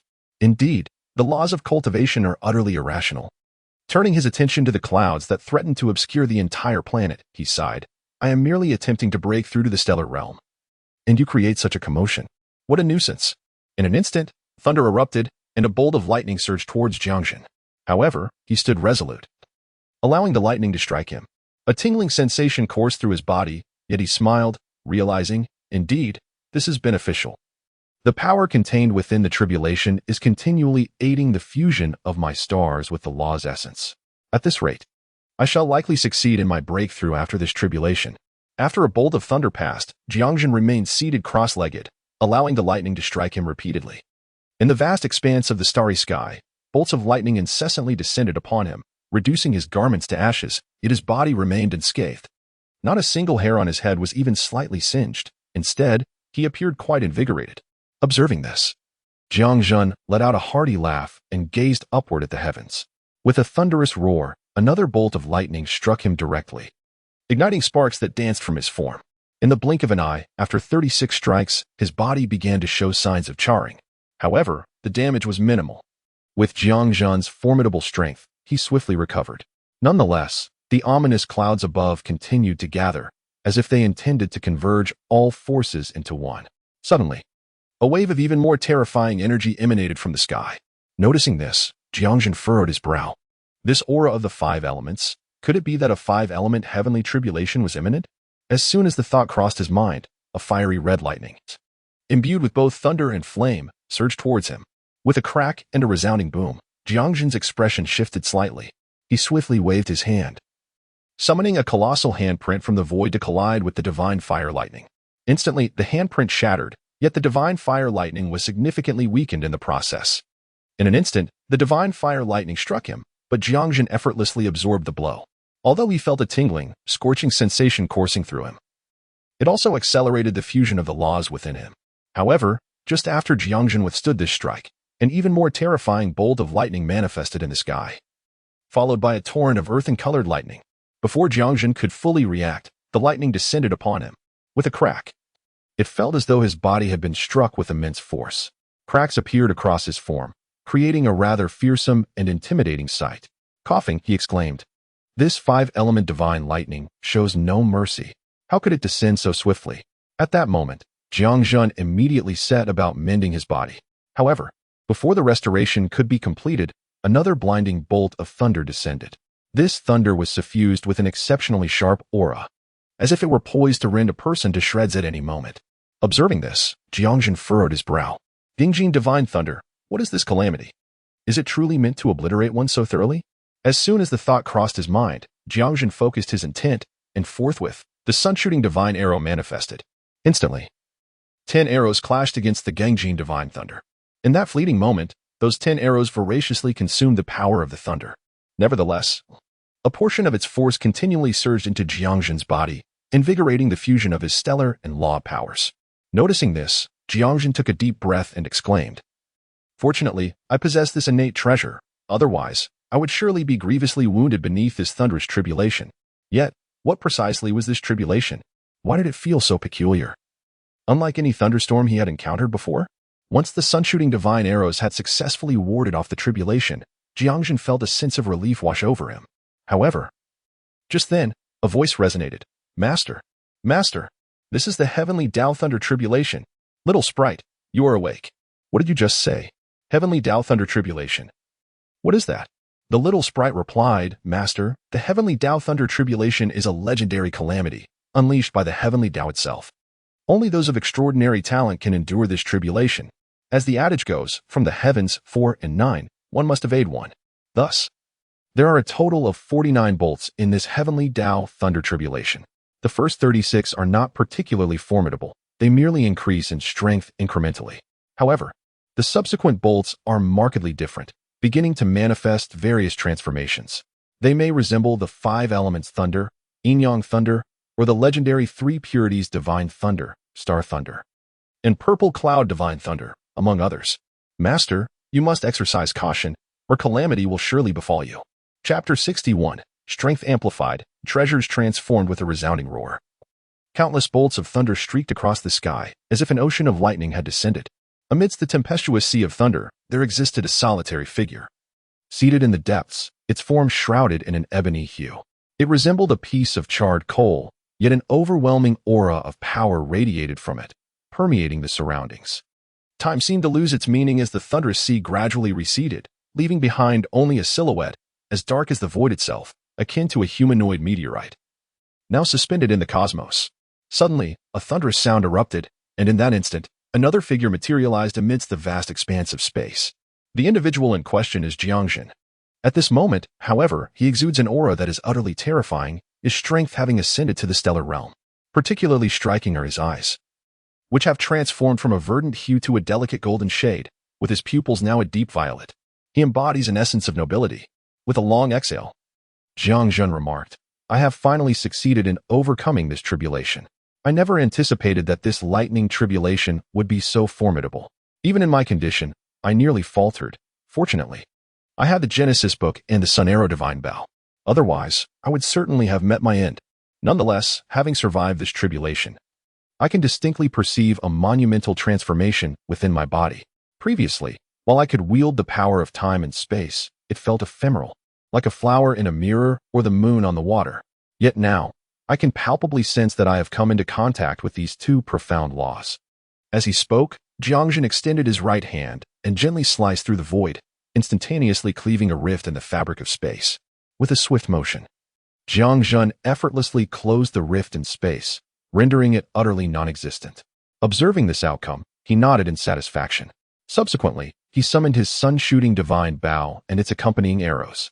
At that moment, the bow emanated an aura of annihilation, as if poised to obliterate all existence. This formidable essence stemmed from the destructive power absorbed from the thunder tribulation, enhancing the terror of the sun-shooting divine bow in Jiang Zhen's grasp. On the other hand, atop the 10 solar arrows, there resides a potent force of chaos. Wherever it traverses, any energy it encounters is rendered utterly disordered. No matter how formidable the defense may be, upon encountering this chaotic divine arrow, it shall be effortlessly pierced through. Moreover, the 5 arrows each emanate a distinct force, representing the elemental powers of metal, wood, water, fire, and earth. These are, in fact, the divine arrows forged from the essence of the 5 elemental thunder. When wielded individually, each arrow harnesses the singular power of its respective element. However, when combined, they can manifest the quintessence of elemental might, capable of creating harmony or unleashing destruction, embodying immense strength. Moreover, there are 2 arrows that radiate the dual hues of black and white, subtly suggesting the presence of 2 yin-yang fish swimming upon their surfaces. These are the yin-yang divine arrows, imbued with the formidable powers of yin and yang, exuding an aura of unparalleled dominance. They possess the ability to effortlessly freeze or incinerate anything in their path. When united, their forces converge to manifest a might akin to that of a yin-yang grinding wheel. perpetually launching sustained assaults upon their targets. The final 2 arrows remaining are remarkably peculiar. At first glance, they appear rather ordinary, however. They are adorned with intricate patterns that intermittently shimmer with a radiant light, subtly responding to one another. They present an air of enchantment. Among them, one arrow exudes a silvery glow, vanishing momentarily only to reappear as if traversing the very fabric of space. The other, in a fleeting instant, disappears and then reemerges. In the gaze of Jiang Zhen, he perceived an extraordinary phenomenon that eluded the attention of others. To the onlookers, the arrow appeared unaltered.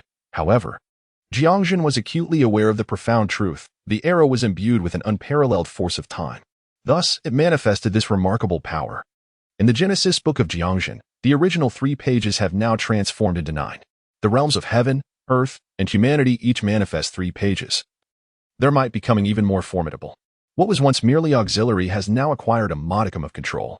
This bestows upon Jiang Zhen the power to a certain extent, manipulate the strings of fate for the beings within the 3 realms of heaven, earth, and humanity through the Genesis book. Upon witnessing these extraordinary occurrences, Jiang Zhen was overwhelmed with exhilaration. He had struck gold. Indeed, he had truly struck gold this time. It was beyond his wildest imagination that this heavenly tribulation would elevate his treasures to such heights, although he had yet to encounter a 6th-tier entity. Given his current circumstances and the artifacts at his disposal, even if he were unable to prevail, he could at the very least hold his own and escape unscathed. Henceforth, he would no longer need to harbor excessive concerns about the super-divine world. Perhaps, playing the role of a behind-the-scenes strategist would not be so bad after all. With this thought, a subtle smile graced Jiang Zhen's lips. Little sprite. Master, I am here. The little sprite emerged from within Jiang Zhen, gazing up at him with admiration. Master, you are truly remarkable. Not only have you successfully navigated this legendary heavenly tribulation, but you have also transformed your treasures to such an extent. Master, you are simply incredible. Hearing these words, Jiang Zhen chuckled softly. He nodded at the little sprite, saying, You little rascal, this is not the time for flattery. Hurry. Contact your main body. Unlock the flow of time between the 2 worlds, and also, return me home. Furthermore, check on the current status of the chat group. Has anyone powerful joined in the past 6 months? Absolutely, Master. After absorbing energy from this event, I have evolved. Look, I can now create a duplicate. From now on, I will be able to assist you even better, giggled the sprite.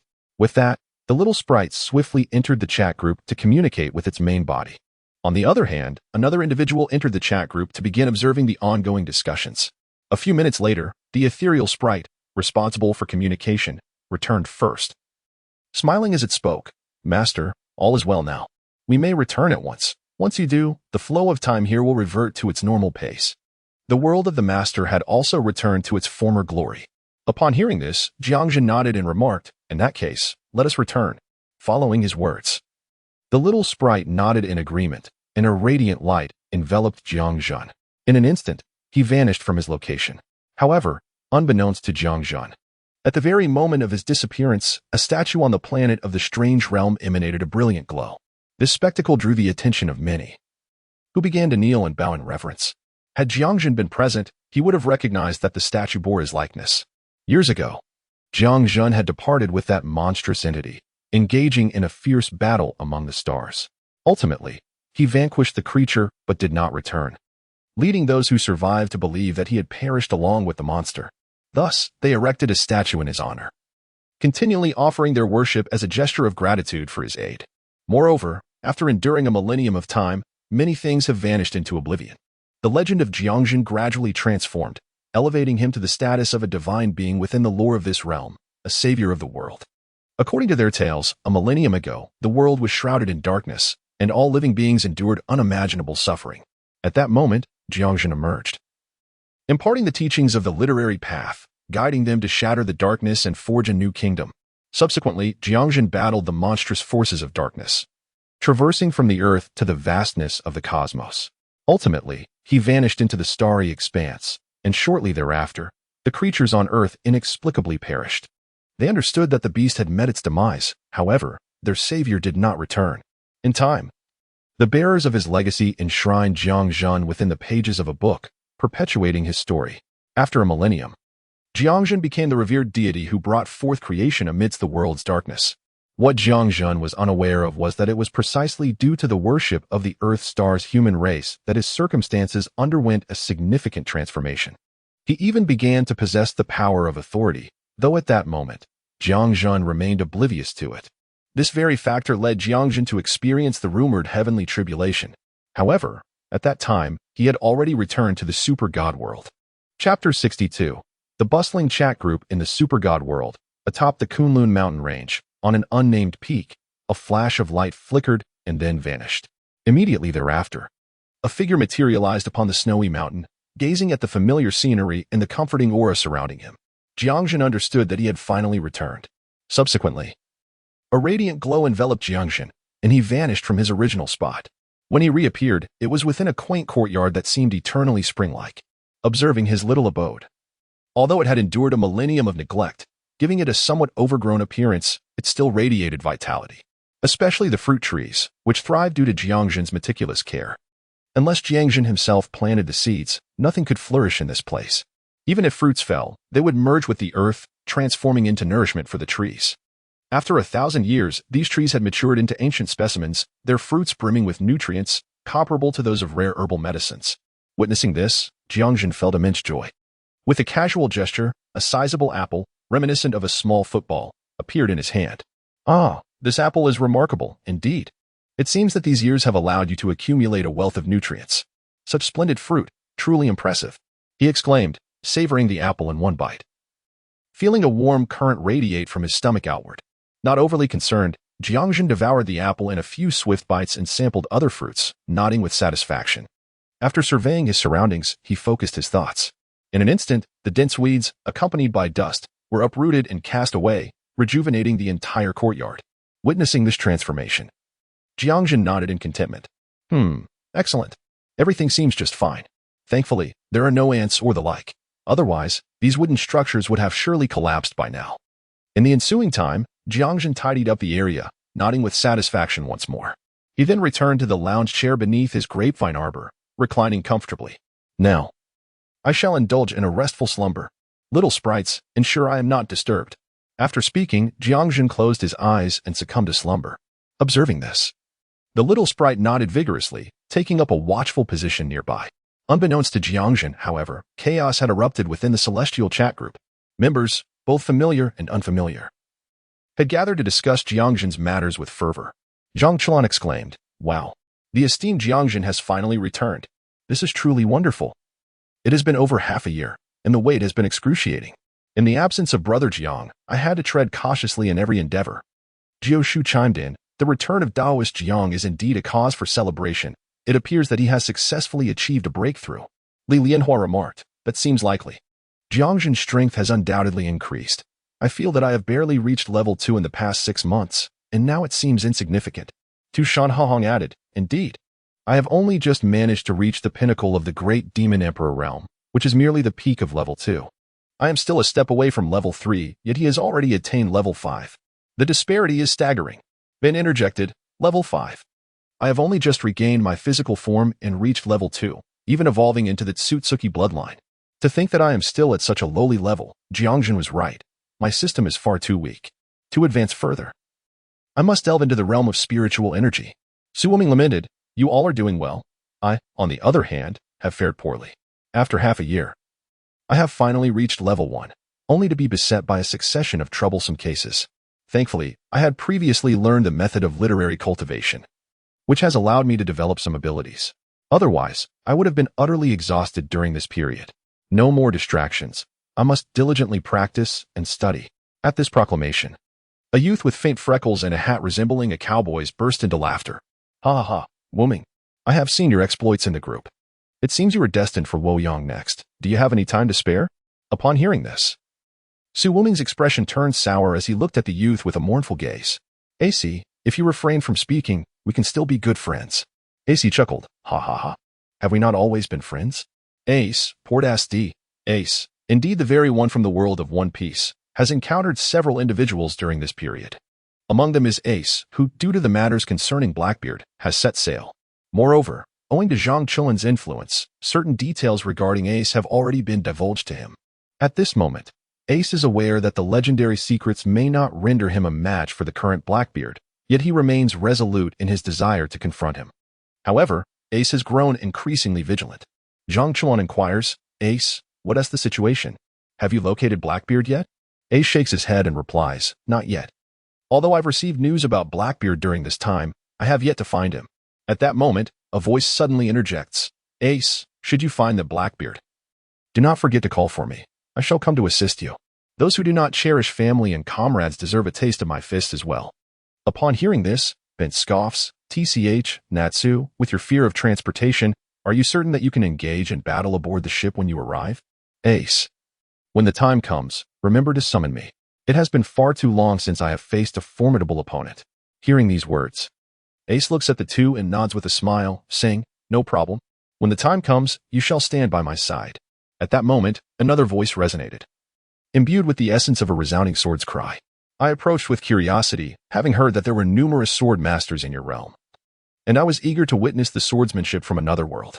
Upon hearing this, Ace turned his gaze to the white-haired, one-armed elder, smiling as he said, no problem. Sword Godly, when the time comes, you shall be invited. Hey, Ace, I wish to join as well. My grandfather will assist you in dealing with the villains. After hearing this, Ace smiled and nodded, replying, thank you, Breakthrough. The young man, upon hearing this, grinned foolishly and scratched his head. At this moment, Jiang Chen suddenly stroked his chin and suggested, how about we invite Brother Jiang to join us for a little adventure in the pirate world? After all, the pirate world is quite fascinating, filled with treasures and exciting experiences. Once we get there, we can explore to our heart's content. What do you all think?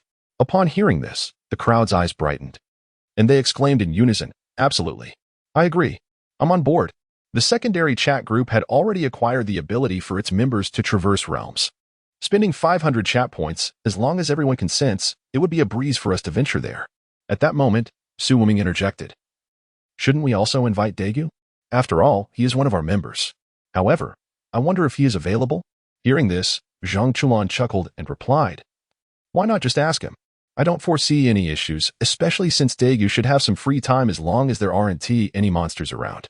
The group nodded in agreement, saying, all right, let's ask him as soon as he logs on. By the way, Ace, you must choose an opportune moment for us to travel. Preferably during the battle with Blackbeard. Ace responded with a smile, no problem. Chapter 63, Daegu and the Sophia composite beast. While the members of the chat group were busy planning their outing, Jioshu turned his gaze toward Jiang Chen. Chen, what's going on? Didn't you say Brother Jiang had finished his seclusion? Why hasn't he entered yet? You're not joking with me, are you? Upon hearing this, Jiang Chen quickly shook his head, asserting, how could I possibly jest about such matters? Earlier, Brother Jiang's little spirit did indeed appear, and at that time, both Daegu and I were present. However, after the spirit assessed the surroundings, it vanished without a trace. I'm not entirely certain of the specifics. But if you don't believe me, you can wait for Daegu to arrive and ask him. At this, everyone began calling for Daegu. Jiang Chen, Daegu, hurry and join the group to clarify this for me. Jioshu, Daegu, did Brother Jiang really appear? Li Lianhua, Daegu, did you truly see Jiang Zhen? As others rallied around, a great commotion ensued, and in the midst of battling the monstrous foe, Daegu felt as though he were caught in a tempest of chaos. In a moment of carelessness, he was unceremoniously hurled away. Amidst the tumult, a voice unexpectedly resonated within the chat group. Dear friends, could you kindly refrain from disturbing my battle with the beast? I have just been flung away by the creature. Upon hearing these words, everyone paused in surprise, followed by an exchange of awkward glances. At that moment, Jiang Chen's eyes sparkled with excitement as he exclaimed, Daegu, let us go live. I will teach you how to conquer the monsters. Daegu replied, are you really capable of that? Yet, in the blink of an eye, everyone witnessed a transformation around them. And soon they all found themselves within the realm inhabited by Daegu. Before them loomed a colossal giant, engaged in a fierce battle with a tremendous beast. Jiang Chen regarded the monstrous creature, his brow furrowed as if deep in contemplation. Moments later, he abruptly smacked his thigh and exclaimed, goodness, is that not Legadolin? Moreover, it is a Sophia hybrid beast. You have truly encountered Legadolin. No wonder you are struggling. Daegu interjected, Chen, cease your sarcastic remarks. Focus. How do we deal with this creature? Jiang Chen replied, currently, your options are rather limited in confronting this foe. Your strength is insufficient. Having just assumed control of Digga's body, You are unable to harness even 40% of Diga's power. The creature, known as Rigid Gatoran, is a synthetic beast formed from the cosmic entity Sphaya, amalgamated with various other elements. Its power is formidable, and it is highly likely that this entity serves as the vanguard. However, to my knowledge, this being should be a Sphaya sphere, merged with your world's spacecraft, specifically the Jupiter probe, Jupiter 3, along with its crew. This monster, born from the emotions and fears of the crew, possesses extraordinarily high defensive capabilities. With the strength you currently wield, you would barely manage to exert a mere 30% of Diga's power against it. Even utilizing the red berserker form would yield little effect. Nonetheless, you might consider attempting to transmit photographs of the Jupiter 3 crew members' families into it. Perhaps this could awaken the consciousness of those individuals and disrupt the creature's actions. After all, unlike the subsequent Sphaya spheres, which are composites of various stones or beasts, this one is a straightforward fusion of a spacecraft containing numerous circuits. Should these circuits be severed, it would merely become a large metal mass. Upon hearing this, Diga, or rather Daigu, immediately began devising a method to contact the victory team. In no time, the instruments on the victory team's screens displayed a clear message. Please transmit photographs of the Jupiter 3 crew members' families into the monster's body. Upon seeing this, Hari's eyes lit up as he exclaimed, "Of course. How could I have forgotten? This is Jupiter 3. It must contain the consciousness of its crew. If we can awaken their awareness," Captain Ikezawa nodded vigorously and declared, "Commence the transmission at once." "Yes, Captain." Shortly thereafter, as the photographs were successfully transmitted, the entire monster ceased its movements, and its body began to tremble. Witnessing this, Diga halted and observed the unfolding scene. Soon after, sparks and bolts of lightning erupted from Rigid Gatoran, followed by a radiant burst of light that soared into the sky. Immediately thereafter, the creature fell silent. Daigu, upon witnessing this, nodded towards the light, assumed his starting pose, and unleashed the Zypelia beam. With a resounding crash, Rigid Gatoran was reduced to fragments. However, at that moment, Zhang Chulan seemed to recall something important. "Oh no, I forgot." Daigu, quickly, intercept that light. Daigu glanced up at the vanishing point of light, his lips twitching as he replied, "Chulan, it's too late.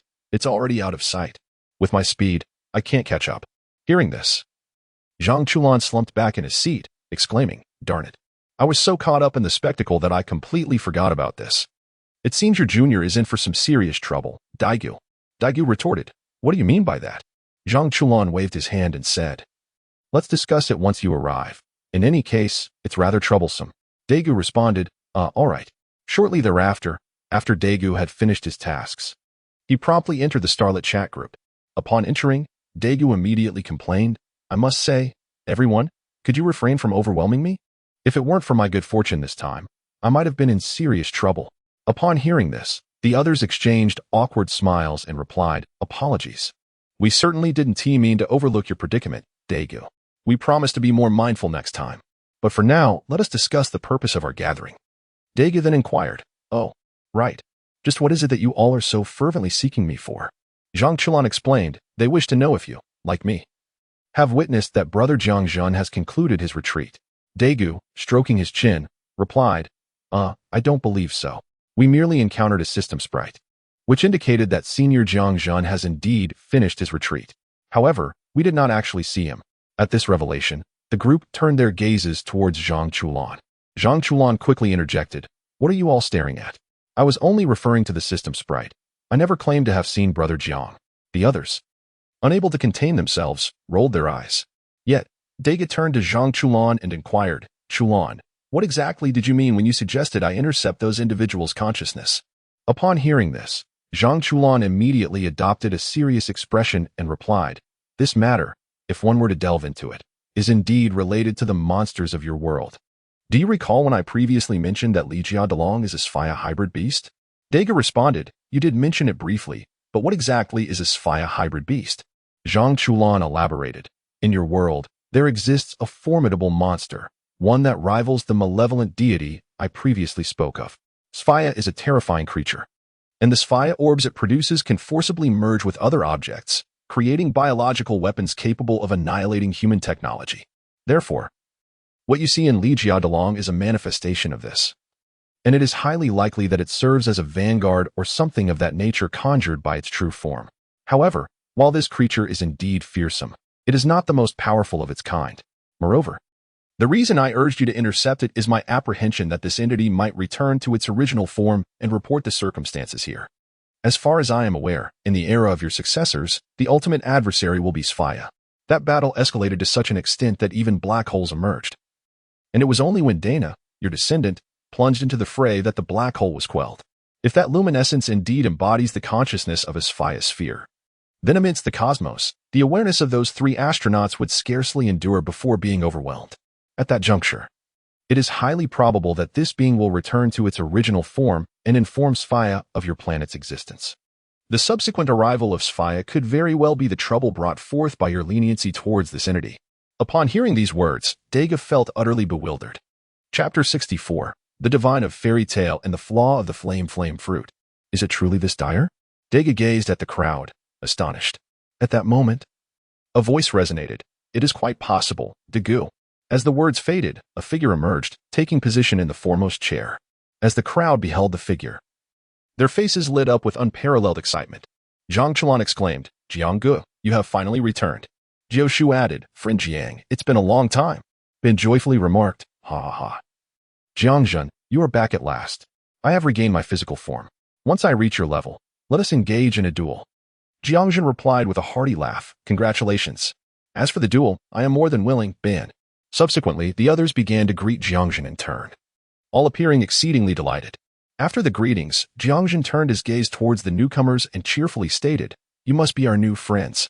I am Jiang Zhen, and my abilities are reasonably commendable. Should you require assistance in the future, feel free to seek my help. As long as it is not an exceedingly challenging task, I can certainly assist you. Upon hearing these words, the newcomers nodded in agreement with cheerful smiles. At this moment, Dega spoke up, Greetings, I am Dega Yuan, the human form of Ultraman Tiga. I am curious about the meaning of your earlier statement, esteemed Jiang Zhen. Jiang Zhen responded, The recent Ligadron was indeed a synthetic beast formed from the sphere of Sphaya. As for the radiant light that just departed, it contains the power of the sphere of Sphaya. This is also the reason why Dinah faced Sphaya. However, there is no need for concern. This is simply unavoidable. In fact, there are numerous monsters related to Sphaya that will appear later. Hence, you need not overly concern yourself with this matter. It does not pertain to you. You should focus on another creature, the evil god Gitangier. As for Sphaya, it cannot approach until you have dealt with Gitangier. Upon hearing this, Dega displayed a look of astonishment. Is that true? He asked. Jiang Zhen chuckled. Indeed, Gitangier is no trivial adversary. If it were to confront the essence of Sphaya, it is uncertain who would prevail. After all, Gitangier's dark mist is not to be underestimated. In summary, there is no need for excessive worry. Simply concentrate on leveling up by defeating monsters. You may also learn suitable techniques from others to enhance your combat prowess. Dega nodded in understanding and said, Thank you. Esteemed Jiang Zhen. Jiang Zhen responded with a smile. Ha ha ha, there is no need for the formalities. I find it a bit uncomfortable. Just call me Jiang Zhen. Hearing this, Dega nodded with a smile. Upon witnessing this scene, a boy with cherry blossom-colored hair and a scarf could no longer contain himself. He rushed forward and exclaimed, Greetings. I am Natsu Dragneil. I am a mage of fairy tale. Hearing this, Jiang was somewhat taken aback and cast a surprised glance at him, remarking, So, you are Natsu. Quite impressive. I didn't expect that upon merely arriving at a level 2 chat group, one could summon a presence comparable to that of a level 3 realm. A level 3 realm. Upon hearing this, everyone displayed expressions of astonishment as they turned to gaze at Natsu. Unfazed, Natsu boldly declared, A level 3 realm? Is my world a level 3 realm? Jiang responded, What? Are you unaware? Natsu replied, No one ever mentioned it. Jiang then turned to Zhang Chulan, who simply waved his hand and said, Don't look at me. I have no idea. All I know is which world he hails from. Moreover, I fail to perceive their realm. It seems to me that the world inhabited by Natsu bears a striking resemblance to that of Madara. However, upon hearing this, Jiang Zhen shook his head and remarked, They are not the same. The ninja world where Madara resides, if we consider merely the planet he occupies, is already at the pinnacle of the first tier. If we include the subsequent emergence of the Tsutsuki clan, it might be considered approximately at the second tier. Yet, the world where Natsu dwells is distinct. It is a realm where deities genuinely exist. Moreover, it is a realm capable of manipulating time, space, and the very essence of life and death. Furthermore, there exist numerous epochs of civilization and even parallel worlds ahead, rendering it a truly complete universe. It can be deemed a third-tier world. Thus, the potential of the realm he inhabits is exceedingly high. It is merely his strength that falls short. Upon hearing these words, the assembled crowd displayed expressions of contemplation. However, the subsequent words of Jiang Zhen elicited astonishment from all present. Indeed, Natsu possesses the potential to ascend to divinity. After all, his very being embodies the mightiest demon, coupled with the draconic essence of his world, making his divine attainment highly plausible. Yet, it remains imperative for Natsu to discover his own path. In that moment, Natsu was already ablaze with fervor, spewing flames and brimming with excitement. Haha, we shall become gods. I aspire to be the fire dragon god. Even more formidable than my father. The onlookers observed this spectacle with twitching lips, their faces reflecting utter bewilderment. Jiang Zhen, witnessing this, could only shake his head in bemusement. This fellow truly is a rather impassioned fool. At that moment, a youth adorned with a cowboy hat and sporting a few freckles approached, gazing at Jiang Zhen with a smile. Greetings, Mr. Jiang Zhen. I am Ace, Port St. Ace, the captain of the 2nd Division of the Whitebeard Pirates and the bearer of the myriad no Mi. Upon hearing this, Jiang Zhen's attention was instantly drawn to Ace, his expression transforming into one of intrigue. Ace, you are the one who consumed the myriad no Mi, the son of Roger? As these words escaped his lips, Ace's smile momentarily faltered, yet he quickly regained his composure. Though reluctant to acknowledge it, he nodded in affirmation. Jiang Zhen discerned Ace's predicament and recognized his dissatisfaction with his biological father, Roger. He then spoke, I sincerely apologize. I merely wish to ascertain whether you are the Ace I am familiar with. After all, in the myriad realms of existence, there are countless individuals named Ace. For instance, in the universe where Dagu resides, there exists an Ace known as Ace Ultraman, infamously referred to as the Dismemberment Maniac. Upon hearing this, Ace's lips twitched as he remarked, Dismemberment Maniac is indeed a rather unpleasant moniker. To which Jiang Zhen shrugged and replied, It is what it is. Ace Ultraman excels in light-based abilities, particularly in the art of light slicing. Consequently, whenever he confronts monsters, he tends to dismember them, leaving a rather gruesome aftermath. He then turned to Dagu and added, Oh, by the way, Dagu, you may encounter another Ultraman hailing from the same origin as him in the future. If you are curious, feel free to inquire whether Ace is indeed like that. Dagu nodded in response, his expression revealing a sense of intrigue. However, after speaking, Jiang Zhen focused his attention back on Ace and continued, Ace, the reason I posed so many questions earlier was primarily to confirm your identity. Additionally, I wanted to inquire about something.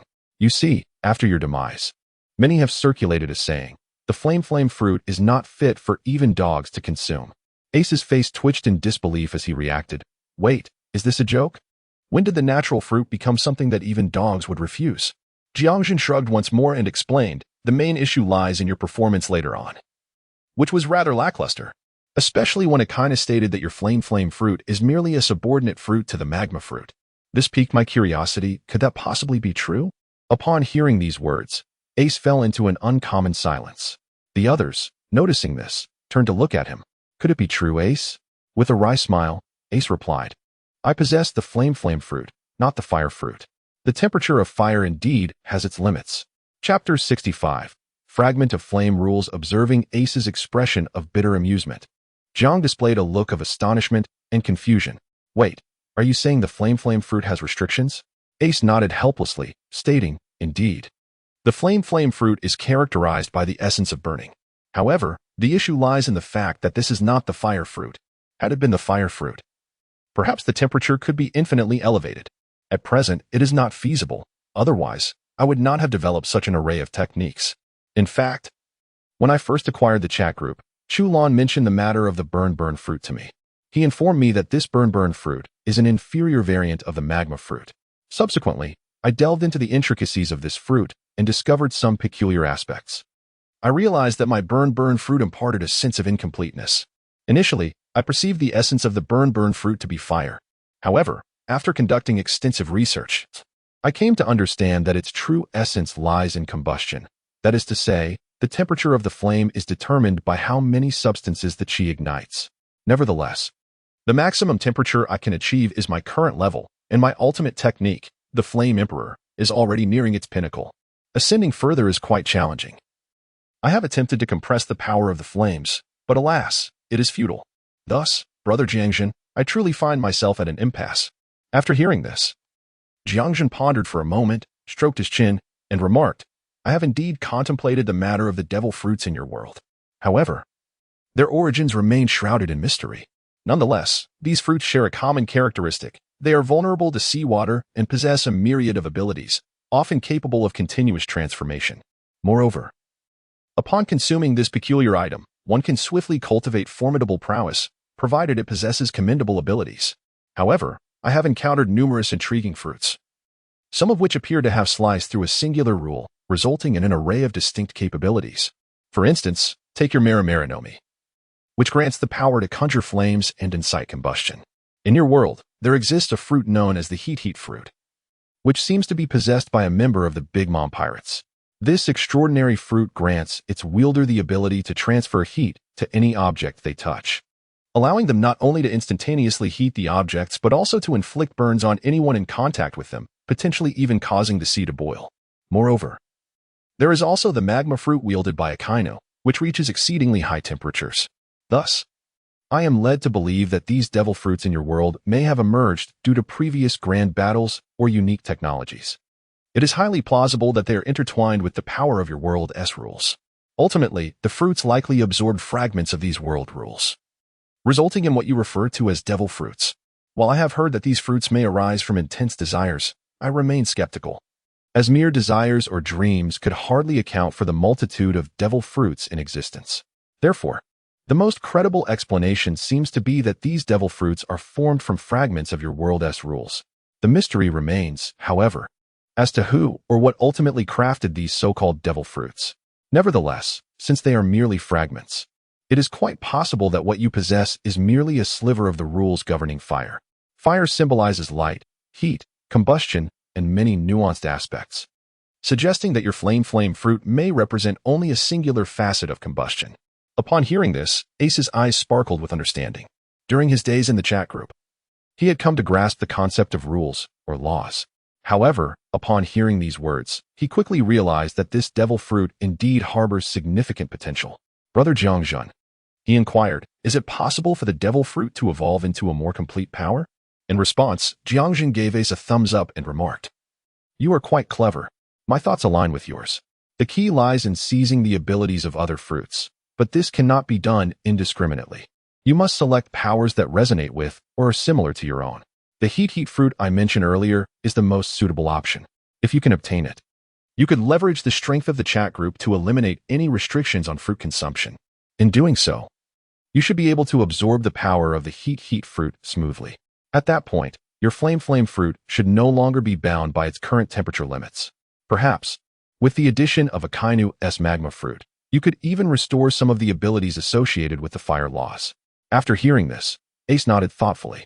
So, how do I go about acquiring the heat fruit? Jiang Zhen, I am confident in my ability to extract the hot fruit from others' bodies. However, you must exercise patience, as I have pressing matters to attend to. I have been away from my world for over 1,000 years, and I need to sequentially unseal some of my previous arrangements. Additionally, I must introduce certain elements to the battlefield. Upon hearing this, the gathered crowd, particularly Zhang Chuan, who was aware of some of Jiang Zhen's arrangements, was immensely excited. Jiang, is your world, Earth Star, about to engage in a great battle with extraterrestrials? Jiang Zhen nodded and replied, Indeed, it is approaching. It merely requires a bit more time. This is fortuitous, as I can allow them to materialize one by one, preventing any chaotic appearances later on. What is this? You all seem rather exhilarated. Do you wish to involve yourselves? Zhang Chuan responded eagerly. Is it possible, Jiang? Rest assured, we would never disrupt your plans. Jiang Zhen waved his hand dismissively, saying, That is of no concern. In fact, my arrangements thrive on chaos. Ideally, we should bring forth all the hidden old elements lurking in the shadows. However, while your involvement is permissible, I must caution you regarding the level of force on my side. No need for elaboration there. If you believe anyone possesses adequate abilities, you may venture forth. At that moment, the one-armed elder suddenly interjected, Young man, do you have any masters of swordsmanship on your side? Jiang Zhen turned to him, somewhat astonished, and replied, I am unaware of your identity. At this moment, Zhang Chuan immediately spoke up, saying, Brother Jiang, this is Li Jianshan, the one of the eternal sword Dao. And that young man over there is Shipo Tian, the one from the Taishin Sutra. Upon hearing this, Jiang Zhen displayed a look of astonishment. Li Jianshan and Shipo Tian. It is truly you. I did not expect this chat group to possess such capabilities, bringing you both here. It seems this chat group holds a certain degree of power. As these words left his lips, everyone turned their gaze toward Jiang Zhen, particularly Zhang Chulan, who was aware of the matters concerning these two and understood the nature of their worlds. The limits of their realms were not particularly high. Li Jianshan's world was slightly more advanced, with the existence of a celestial realm. However, the issue was that Li Jianshan was not a master of the celestial realm. Observing their expressions, Jiang Zhen smiled gently and remarked, "It appears you all believe that Li Jianshan and Shipo Tian's worlds are merely formidable martial arts realms." Zhang Chulan, perplexed, responded, "Brother Jiang, is it not so?" Jiang Zhen replied, "Indeed, the worlds they inhabit are merely ordinary martial arts realms. Yet, the crucial point is that both of their worlds allow for ascension. In Li Jianshan's case, there is a clear path to ascend to the celestial realm, where one can even behold the celestial beings." Upon hearing this, Li Jianshan furrowed his brow and retorted, "Celestial beings, humph. Jiang Zhen, those so-called celestial beings are nothing remarkable. They are hardly a match for my sword. They are merely a group of wastrels seeking the fortunes of the mortal realm." In response to this, Jiang Zhen merely chuckled softly and said, "Heh, Li Jianshan, that is only your perspective. In fact, those celestial beings you have encountered, are they truly celestial beings?" At this statement, Li Jianshan was taken aback, looking at Jiang Zhen in confusion. "What do you mean by that?" With a smirk, Jiang Zhen directly stated, "In your world, there exists the true martial emperor, along with the 5 great emperors, red, white, blue, black, and yellow, if I am not mistaken. The celestial realm above yours likely contains the heavenly court. Especially according to your accounts from the past, celestial beings descended to the mortal realm, easily moving mountains and filling seas, altering the geography and even changing dynasties. Could you achieve such feats at your peak?" Upon hearing this, Li Jianshan fell silent. Chapter 66. 2 Worlds with High Potential. Li Jianshan looked up at Jiang Zhen and inquired, "Your Excellency Jiang Zhen, what do you mean by this?" Even Zhang Chulan turned his attention toward him, for in his view, in the realm where Li Jianshan resides, the celestial beings are indeed rather unimpressive. Particularly disconcerting is the fact that these immortals can be effortlessly vanquished by mortal cultivators, leading him to surmise that the power of the celestial beings in that world may be quite lacking. Jiang Zhen gazed at the group, a faint smile gracing his lips as he spoke. "If I am not mistaken, in your world, the immortals face a form of suppression when they descend. Although it remains unclear whether this limitation stems from the human laws of your world or from the heavenly doctrines restraining their might, it is evident that these celestial beings are, at the very least, hindered by more than half of their true power.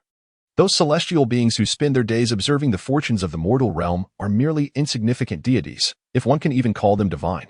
In truth, they occupy the lowest echelon of existence in the heavenly hierarchy. Thus, they fixate on the fortunes of the human world, while the true terrifying entities, even when descending to the lower realms, merely utilize fragments of their souls. Moreover, that fragment of the soul is but a mere wisp. Yet even such a slender essence is sufficient to reveal to you the terrifying truths. Previously, Zhang Chulan allowed you a glimpse into the events that transpired behind you. That reincarnation of the true martial emperor is merely a fragment of a soul. As for the others, they too are but wisps of souls, and their intentions do not revolve around the fortunes of the mortal realm. After all, in relation to such figures, those fortunes hold little significance. From the multitude of details observed, it becomes evident that the celestial realm you inhabit is, in fact, an expansive domain of cultivation, teeming with formidable presences. The immortals you regard as significant are, in their eyes, inconsequential.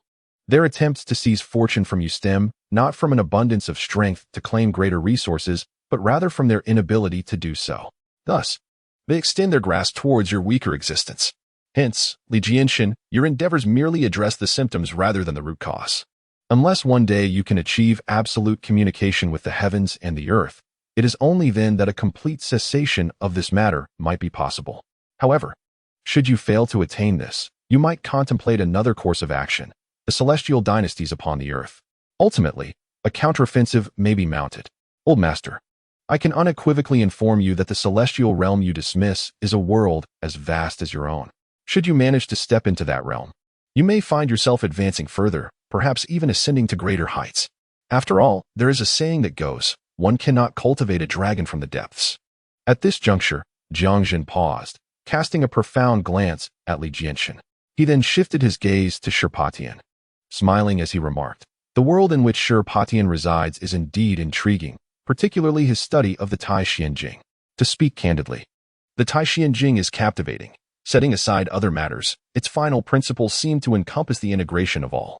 However, if my intuition serves me correctly, the creator of this work has most likely departed from the world that Shirpatian inhabits.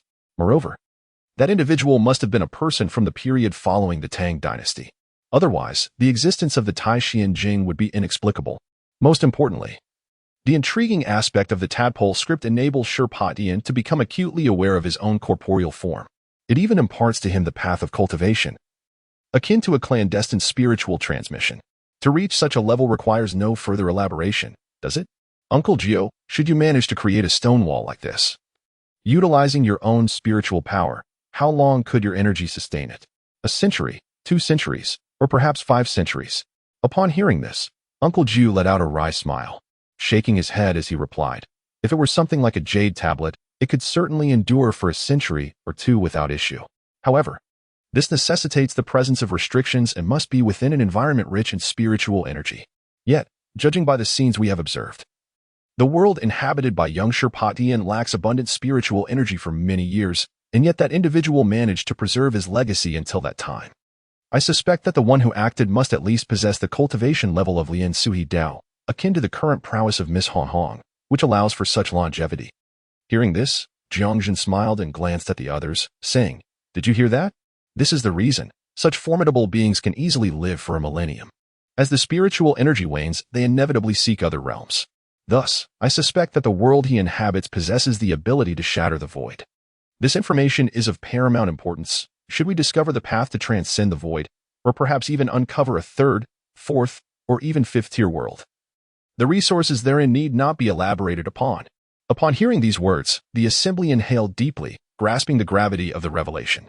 Indeed, it becomes clear, it is you, esteemed Taoist Jiang, who perceives the depths of these matters.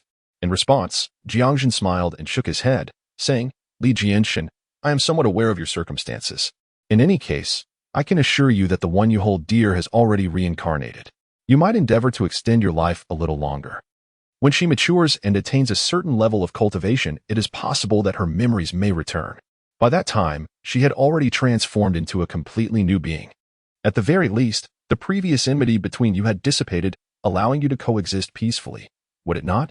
Upon hearing Jiang Zhen's words, Li Jianshan felt a jolt in his heart, and the expression in old Zhang's eyes shifted entirely. Jiang Zhen smiled gently, then gestured towards Li Jianshan's right hand, stating, "Your body requires a thorough reconstruction. It would be best to restore your severed arm. This would greatly benefit your future cultivation." Hearing this, Li Jianshan shook his head with a wry smile and replied, "It is not so simple. At least, we lack the capability in this mortal realm, do we not?" After a moment of silence, Jiang Zhen continued, "In truth, it is not entirely impossible. In the world I inhabit, such feats are still achievable. Furthermore, in the realm where Chu Lan resides, the restoration of limbs is also within reach. As for your lifespan, you might consider the 6 library celestial thieves from Chu Lan's world. After all, in my world, we are currently advancing along a scientific path. While they could assist in your restoration, it would inevitably alter your body's meridians and various other aspects. In short, if it can be avoided, it is best not to proceed." Upon hearing these words, Li Jianshan's gaze turned towards Zhang Chulan. Zhang Chulan shrugged and remarked, "Brother Jiang, it's easy for you to say, but it's quite a challenge for me. As for the 6 library celestial thieves, I am only aware of 2 individuals. One is that foreigner, and the other is Wan Feng. However, both of them are rather elusive. At the very least, that foreigner tends to associate exclusively with individuals of his own kind. As for Wan Feng, he is utterly oblivious to his whereabouts. Where shall I procure these 6 treasure-stealing immortals for you? However, regarding the dual perfection technique, although I am aware that it is a renowned soul art of the L family, the issue lies in the fact that no one possesses the ability to wield it, unless we seek out the person you mentioned. But can that individual truly be trusted? Even the members of the L family themselves may hesitate to place their faith in him. What if they were to alter even the slightest detail?" Upon hearing this, A profound silence enveloped the gathering. Yet, Jiang Zhen merely smiled and remarked, "All we need to do is discover the method to cultivate the dual perfection technique." Allowing Li Jianshan to train himself, Zhang Chuan interjected, "But why not have Li Jianshan purchase it from the marketplace? I recall that such techniques should be available there." Jiang Zhen shrugged and replied, "I have perused it, and your 8 extraordinary techniques are rather exorbitant. This has already ascended to the realm of techniques, thus I surmise that Li Jianshan may not afford it at present." Upon hearing this, Zhang Chuan immediately opened the marketplace, only to be confronted by 4 trailing zeros. Instantly, his expression faltered, and he exclaimed, "What on earth? How can the 8 extraordinary techniques be priced so dearly? This is utterly outrageous." Jiang Zhen shrugged once more and stated, "I have long since indicated that while you may procure materials from the marketplace, the techniques themselves are prohibitively expensive. Enough of that. Chuan, you must devise a solution." Zhang Chuan, after considering this, glanced at Li Jianshan and declared, "Very well, I shall make an earnest attempt." Chapter 67. The current strength of the group members. Jiang Zhen surveyed the crowd with a gentle smile and remarked, "My friends, judging by your demeanor, your strength has reached a commendable level.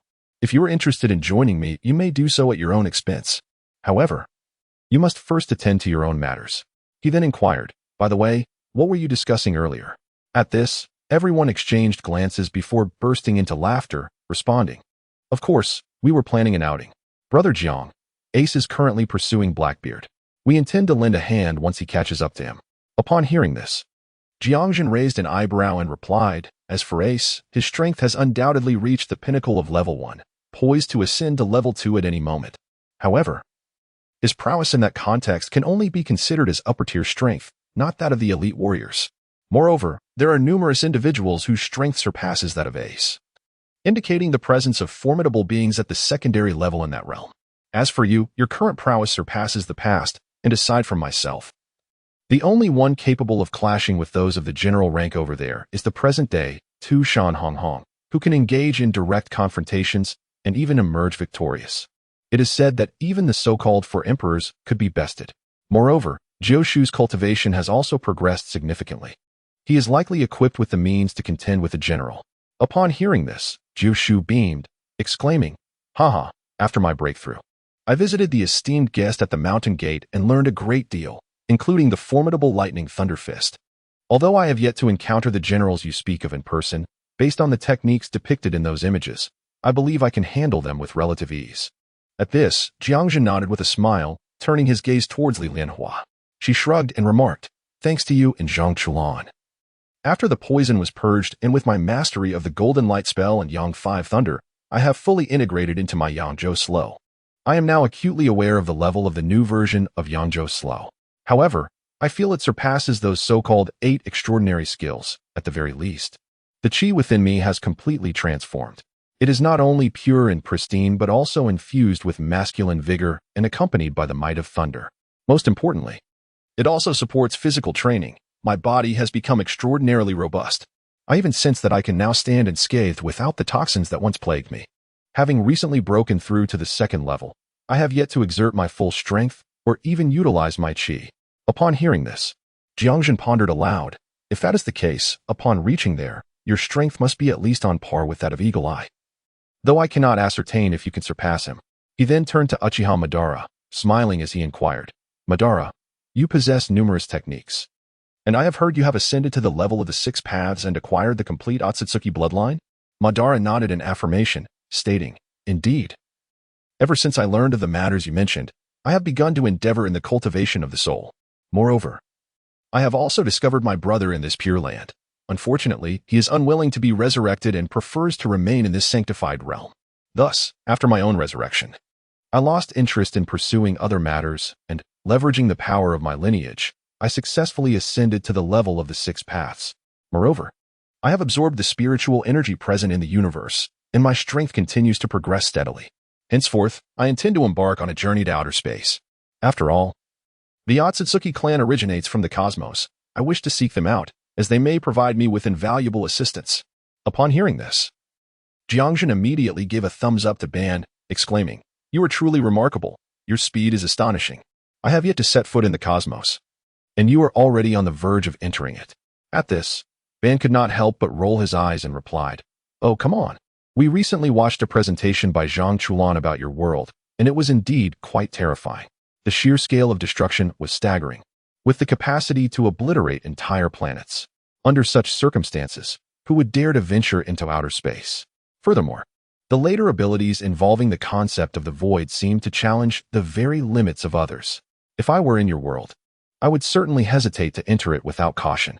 Jiang Zhen, upon hearing this, smiled and remarked, "Your strength is at least at the admiral level in the world of pirates." Upon hearing these words, Ban beamed with a radiant smile. Later, Jiang Zhen turned his gaze towards Naz and remarked, "Naz, your prowess remains somewhat enigmatic. To be frank, should you unleash your full potential, you would undoubtedly be a formidable force. However, in your current state, you likely possess strength comparable to Ace.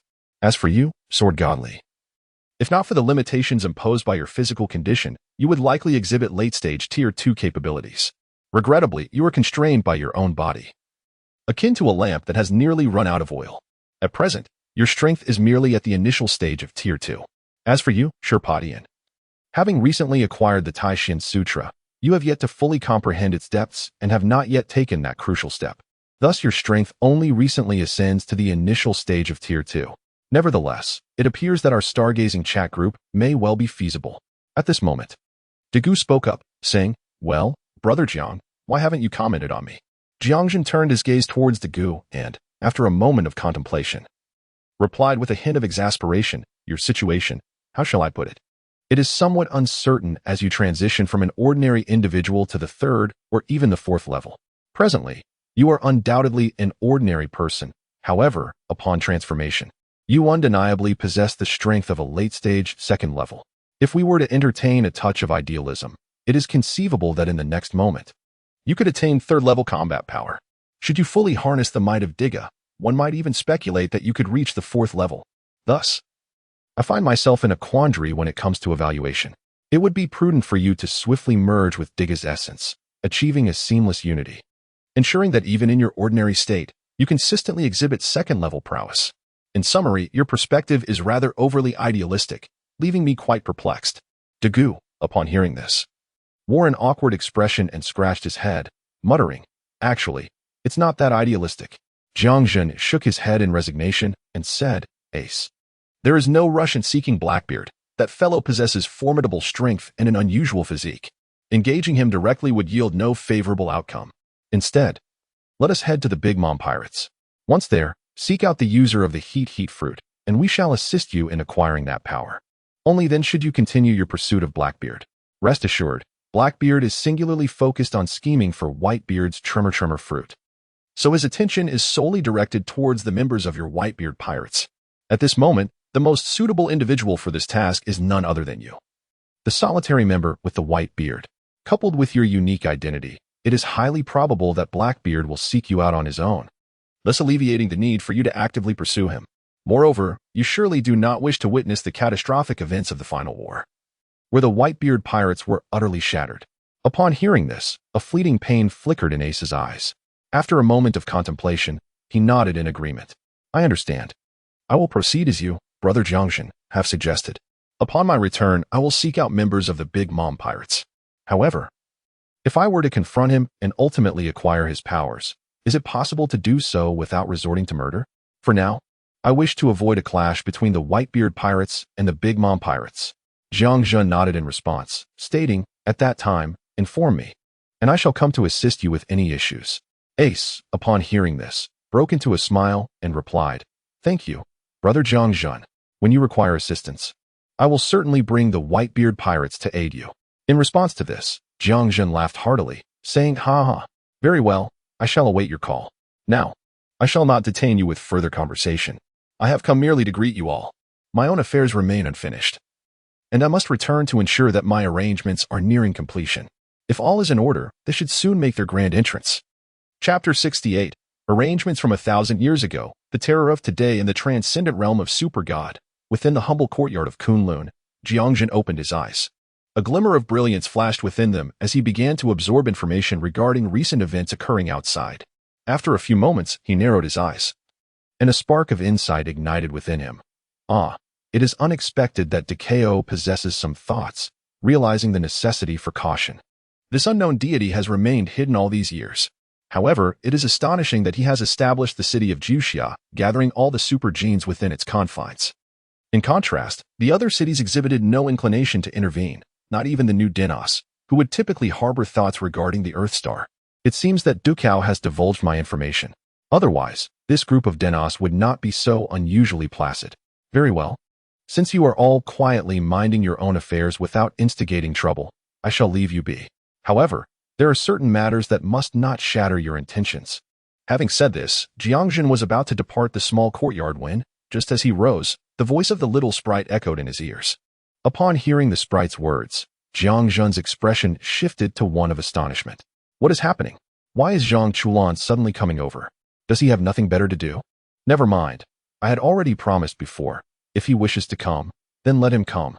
I shall grant him access and allow Zhang Chulan to enter.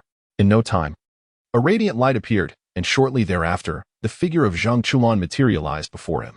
Hey, Jiang Ge, I've come to play with you. Upon hearing this, Jiang Zhen cast a glance at Zhang Chulan and replied, Heh, you, my friend, are filled with schemes that are quite alarming. Yet you come to me for amusement. Speak. What is it that you desire? Zhang Chulan scratched his head and replied, I was merely seizing the opportunity to slip away and seek some tranquility for a few days. After the grand sacrificial ceremony, we discreetly shared some insights about the Yao Star Society and the abilities of the Shuangchuan hand with Fourth Brother. Subsequently, Fourth Brother tested Director Zhao and, finding no issues, revealed the capabilities of the Shuangchuan hand. Upon discovering the situation, President Zhao was alarmed, and the company erupted into chaos as hidden currents began to stir, initiating a covert investigation. Even higher authorities became aware of the matter, indicating its significant gravity, and the tactics employed were indeed quite unsettling. Consequently, the higher-ups grew apprehensive, leading to a flurry of various events. Thus, I took the opportunity to escape with Sister Bauer for a moment of respite. However, recently, Sister Bauer was detected. She could sense that something was amiss, prompting her summons back. As for myself, I found little to occupy my time, so I decided to seek your company. Moreover, Brother Jiang, are you not on the brink of launching your own contingency plans? How intriguing. I could offer my counsel, could I not? Upon hearing this, Jiang Zhen glanced at the young man and remarked, You certainly possess a multitude of clever ideas. Very well, since you are here, come along and observe with me. Zhang Chulan, filled with excitement, nodded vigorously and inquired, Brother Jiang, shall we head over now? Jiang Zhen nodded in agreement and waved his hand, instantly transporting the two to hover above a village. Brother Jiang, where exactly are we? He asked. Jiang Zhen pointed to the small county town below and explained.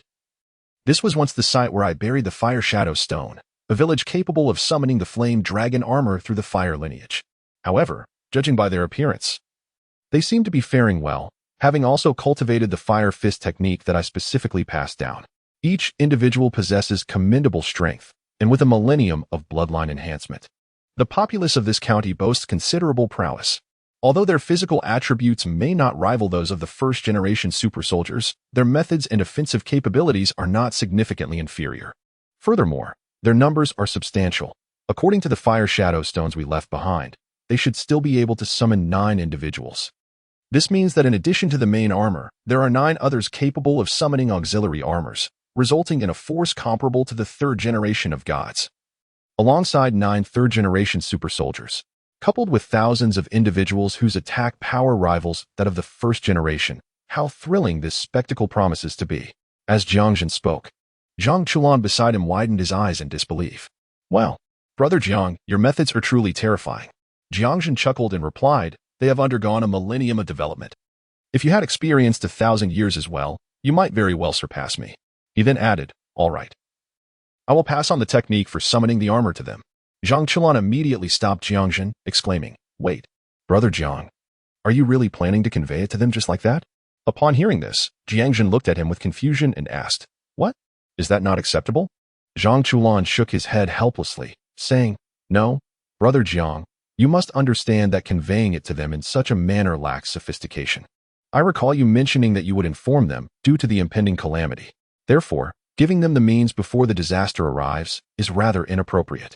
The armor warriors, if I remember correctly, are opposed by the extraordinary beasts, right? At this, Jiang Zhen narrowed his eyes and slowly began to speak. Are you suggesting that? Zhang Chulan nodded, continuing, an alien invasion, especially from those beings, is intended to understand the peculiarities of Earth. Hence, they have initiated their plans early. Now, since it is time to commence, wouldn't it be better for the anomalies to descend prematurely?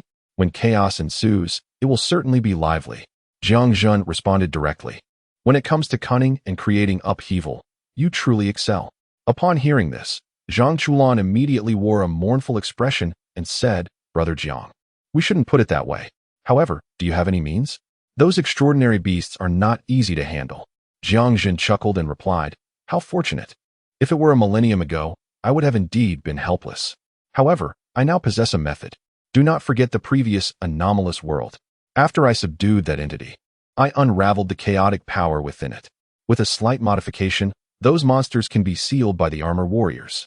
Zhang Chulan became excited and said, then, Brother Jiang, shall we go find the contaminated sea cucumbers? Upon hearing this, Jiang Zhen couldn't help but roll his eyes, saying, please, we are the creators. There is no need to follow the lead of those extraordinary beasts.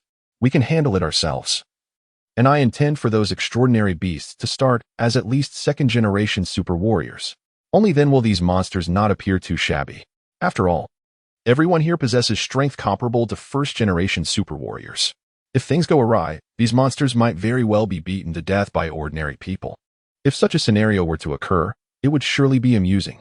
As these words were spoken, a vivid image emerged in Jiang Chulan's mind. The moment the extraordinary beast made its appearance, it was promptly recognized by others as such. Subsequently, several individuals began to mercilessly assault the beast, ultimately beating it to death. The mere thought of this sent a shiver through Jiang Chulan's heart. Brother Jiang, while that may be so, can your abilities truly measure up as a second-generation initiate? Upon hearing this, Jiang Zhen cast a sidelong glance at Zhang Chulan and replied, you naive lad, at this moment, one cannot be certain. The technological deities present here all seem to hold considerable stature. However, they are not as formidable as you might imagine. In this generation, second-generation super soldiers possess, at most, first-tier strength. As we approach the third generation of super warriors and the third generation of deities, which possess the prowess of secondary-level strength, the fourth generation, in contrast, merely embodies the power of the tertiary level. Otherwise, one might wonder why I harbor no fear of the previous Kaisha. Now, let us proceed to explore the other 4 villages and observe their development. I believe they should not differ significantly, as they share a commonality. If their progress is comparable, we can then arrange for each of the 5 locations to have one representative. Zhang Chulan nodded enthusiastically. Chapter 69. The Beasts of Elemental Abilities Before Long. The two arrived at a town in the east.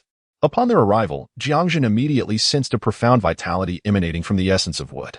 Moreover, every individual within this town, bearing the surname Dongfang, radiated an aura of formidable life energy.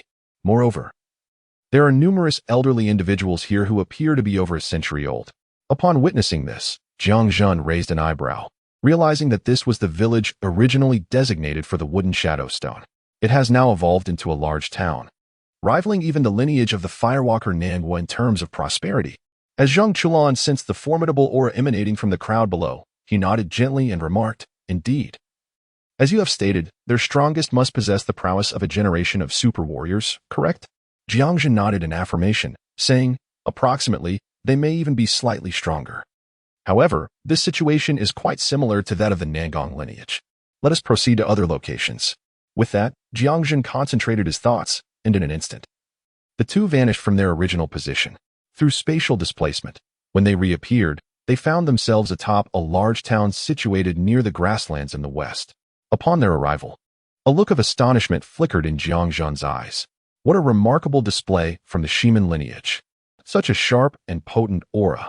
This energy undoubtedly belongs to the Shiman family of the Jin lineage. Moreover, there are quite a number of individuals from the Shiman lineage, and their combat prowess surpasses that of others significantly. Their numbers are indeed impressive, reaching into the tens of thousands. Zhang Chulan, with his head bowed, observed the situation below and remarked, remarkable. Such a power, forged over millennia, is indeed a testament to your exceptional arrangements. Upon hearing this, Jiang Zhen curled his lips in a dismissive manner and replied, Heh, you have only seen their strengths but failed to recognize my contributions. Let me put it this way. These 5 stones are akin to harnessing the solar energy of 5 planets. And the previous emperor's armor? That is a massive star. I need not elaborate on the energy contained within. At this revelation, Jiang Chen's mouth opened in astonishment, only to close silently. Although he had surmised that Jiang Zhen had invested considerable thought into this arrangement, he was utterly taken aback by the extensive resources Jiang had utilized. Before long, Jiang Zhen led Jiang Chen northward to the banks of a dark river. Upon arrival, a thick mist of water vapor enveloped them. And as they basked in the prosperity of the county below, Jiang Zhen smiled and remarked, "This is quite decent. Relying on a river, their development is remarkably successful. The Beiming lineage is truly commendable." Jiang Chen, gazing below at the robust individuals exuding a faint mist, exclaimed in surprise. The strength of the Beiming lineage seems to rival that of the Shimin lineage quite closely. Jiang Zhen shrugged and replied, "Heh. The Beiming are fortunate to be situated by this dark river. Otherwise, I doubt they would have achieved such progress." Upon hearing this, Jiang Chen nodded thoughtfully. Suddenly, Jiang Chen inquired, "By the way, Jiang, the 4 great families are named according to the cardinal directions. So, what is the name of the Central Earth lineage? It wouldn't simply be center, would it?" Jiang Zhen, unable to suppress a roll of his eyes, responded with exasperation, "What do you mean by center? Representing the Earth lineage is the surname Zheng, as in clock. Stop overthinking it." Jiang Chen added, "So it's just a single surname, not a compound one?" Jiang Zhen retorted, "Compound surnames? Where would you find so many of those? Come, let us see what the Zheng family is up to." With that, Jiang Zhen concentrated. And in an instant, they materialized in the skies above a bustling city. Good heavens, this city is quite vast. Jiang Zhen raised an eyebrow, surveying the expanse below, and remarked, "This place is somewhat different from the other cities. The others, primarily composed of their kin, are quite few in number. However, this city, perhaps due to its central location within the plains, boasts a slightly larger population, further enhanced by its prosperous development. Therefore, it is likely that there are numerous outsiders here." Upon hearing this, Jiang Chen nodded thoughtfully. Shortly thereafter, Jiang Zhen continued, "Nevertheless, this sentiment cannot be mistaken. There are indeed many members of the Zheng family, numbering in the thousands, and they have likely established a large community of their own. Most inhabitants are of the Zheng lineage, and they possess considerable strength, emanating a profound sense of presence." Before long, after they had examined the 5 elemental armors, Jiang Chen turned his gaze toward Jiang Zhen. "Brother Jiang, what are your plans moving forward?" Jiang Zhen narrowed his eyes and slowly replied, "We shall prepare some extraordinary beasts for them, and perhaps give those extraterrestrials a little shock." Upon hearing this, Jiang Chen scratched his head and asked, "Brother Jiang, do you not intend to bring out the Emperor armor as well? Moreover, you claim to have produced no fewer than 15 sets of armor?" Jiang Zhen, upon hearing this, shook his head and replied, "The power of the Emperor's armor, in the eyes of the deities of this realm, at the very least requires a 4th generation of divine physique. After all, I have crafted a sizable celestial body. Furthermore, with the incorporation of various methods, it can serve as the leader of this particular squad of armor. As the leader, one cannot afford to emerge at this moment.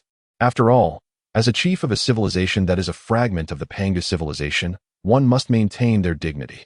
Furthermore, I merely intend to let the 5 elements armor make its debut first. The other armors will gradually follow in due course. Let us proceed to create the extraordinary beasts, for what lies ahead promises to be exhilarating." Upon hearing this, Jiang Chen's interest was piqued as he turned to Jiang Zhen and inquired, "Brother Jiang, what are your plans for the creation of these extraordinary beasts?" Jiang Zhen smiled faintly, then waved his hand, revealing 5 enigmatic souls before him. "These are fragments of souls I acquired after vanquishing those peculiar beings in their strange realm. Through my nurturing, they have become marginally viable and possess considerable potential. Due to their inherent uniqueness, conventional methods cannot extinguish them.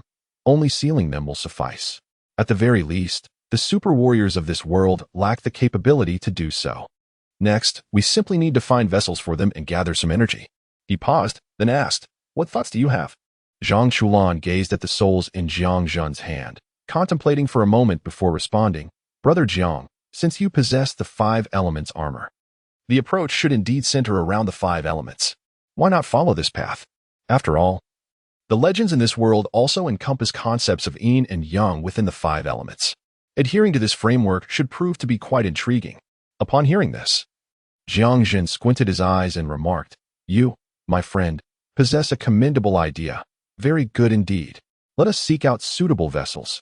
This world should have plenty to offer. I recall there being a grand willow tree here, an ancient one that has endured for countless years.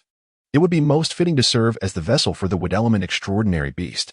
Before long, the two arrived before a colossal willow tree. Observing its grandeur, Jiang Zhen promptly summoned a soul and merged it within the tree. In an instant, the entire willow transformed, exuding an aura of dread. It seemed to undergo a metamorphosis, uprooting itself as its roots morphed into legs, the trunk into a body, and the cascading branches into a mass of hair, rendering it truly terrifying. Moreover, this entity exudes a chilling malevolence, as if harboring a particular animosity towards all forms of life. Upon witnessing this, Jiang Zhen's lips curled into a slight smirk, and he promptly retrieved the crystal core he had previously collected, integrating it into his being. In an instant, this creature radiated an energy fluctuation more terrifying than that of a second-generation super warrior. However, Jiang Zhen swiftly subdued it. With the wood elemental beast prepared, it was time to address the fire attribute. Conveniently, I possess a peculiar soul imbued with the essence of fire. Pray tell, what would serve as the most suitable vessel? Zhang Chulan narrowed his eyes and remarked, for the fire attribute, a monkey is undoubtedly the ideal choice. The heart of a monkey aligns perfectly with the element of fire, does it not? Jiang Zhen stroked his chin and replied, then let us venture into the mountains to find a great gorilla. A small monkey would be inadequate, lacking in both size and strength. Zhang Chulan agreed, all right. Jiang Zhen continued, as for the water attribute, if a monkey represents fire, then a pig could suffice for water. The water-polluted pig, perhaps, aptly complements the thunder technique you have learned. Upon hearing this, Zhang Chulan scratched his head and said, as long as you believe it to be appropriate, Brother Jiang. Chapter 70, Attention Drawn by the Anomalies. Regarding the metal element, I find the tiger to be quite fitting. After all, it embodies the essence of the metal path. Does it not? At this, Zhang Chulan furrowed his brow and questioned, is that truly suitable? After all, the attack power of a tiger is formidable. Once it becomes an extraordinary beast, its offensive capabilities could significantly escalate, potentially rendering it the mightiest among these supernatural creatures. In response to this concern, Jiang Zhen merely chuckled softly and assured, rest easy, I shall keep that creature in check. Furthermore, I cannot presently conceive of any alternative to the tiger. Moreover, the emergence of these extraordinary beasts must astound the extraterrestrials. However, I find myself at a loss regarding how to manage the Earth-based abilities, as there are truly few suitable candidates. Zhang Chulan stroked his chin and remarked, for Earth abilities, focusing on defense and strength, perhaps we should opt for a bear. What do you think? Upon hearing this, Jiang Zhen's eyes lit up as he replied, let us proceed to acquire these extraordinary beasts. In the blink of an eye, 2 days had slipped by, during which 5 extraordinary beasts had come into Jiang Zhen's possession. Brother Jiang, it is all set. Shall we commence now? Jiang Zhen gazed at the 5 colossal beasts before him, each towering over 2 meters, exuding an aura that could rival that of a second-generation super soldier. Brother Jiang, what shall we do next? Shall we deploy them all? Jiang Zhen shook his head and said, there is no need for haste. Let us first issue a warning. Tomorrow, we shall allow one extraordinary beast to roam. Upon hearing this, the others nodded thoughtfully. Brother Jiang, who do you intend to send out?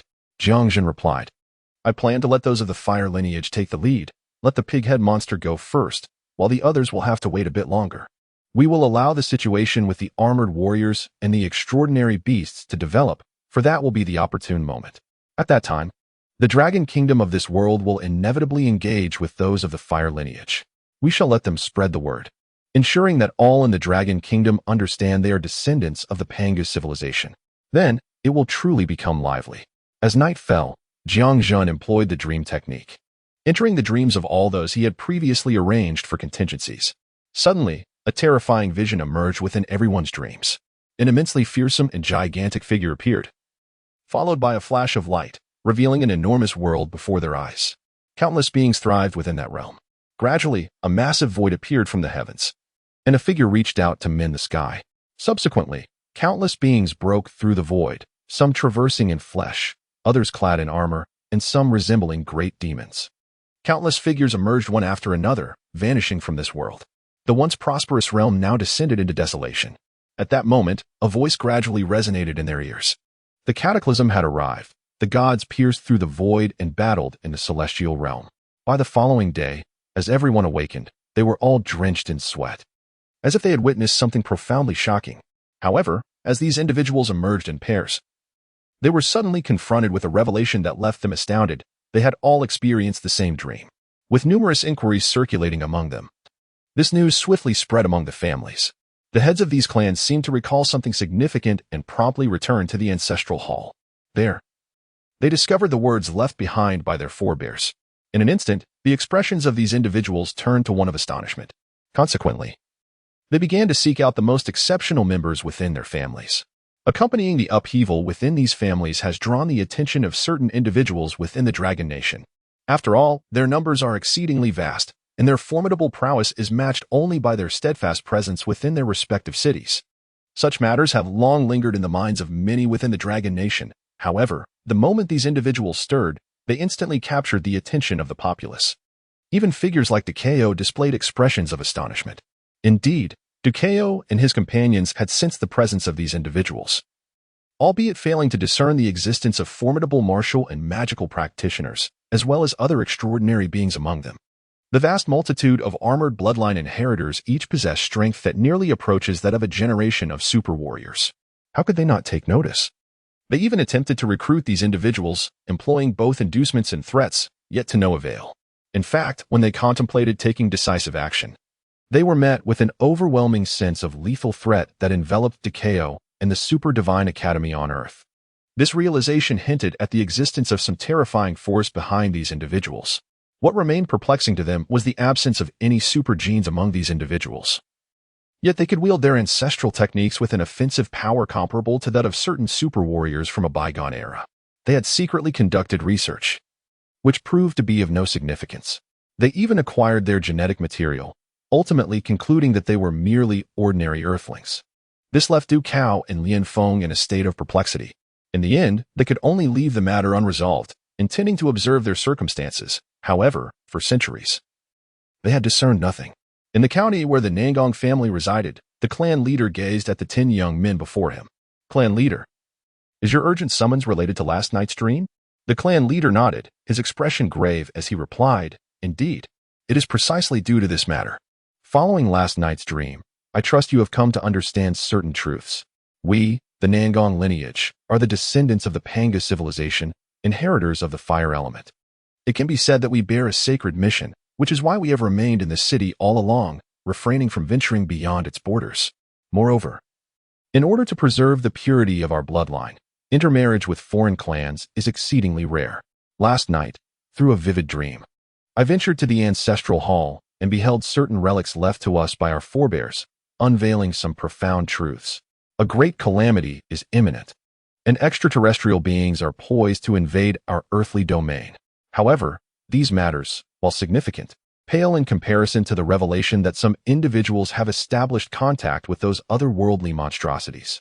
Moreover, those monstrous beings have been brought forth through peculiar means, akin to the ancient creatures of millennia past.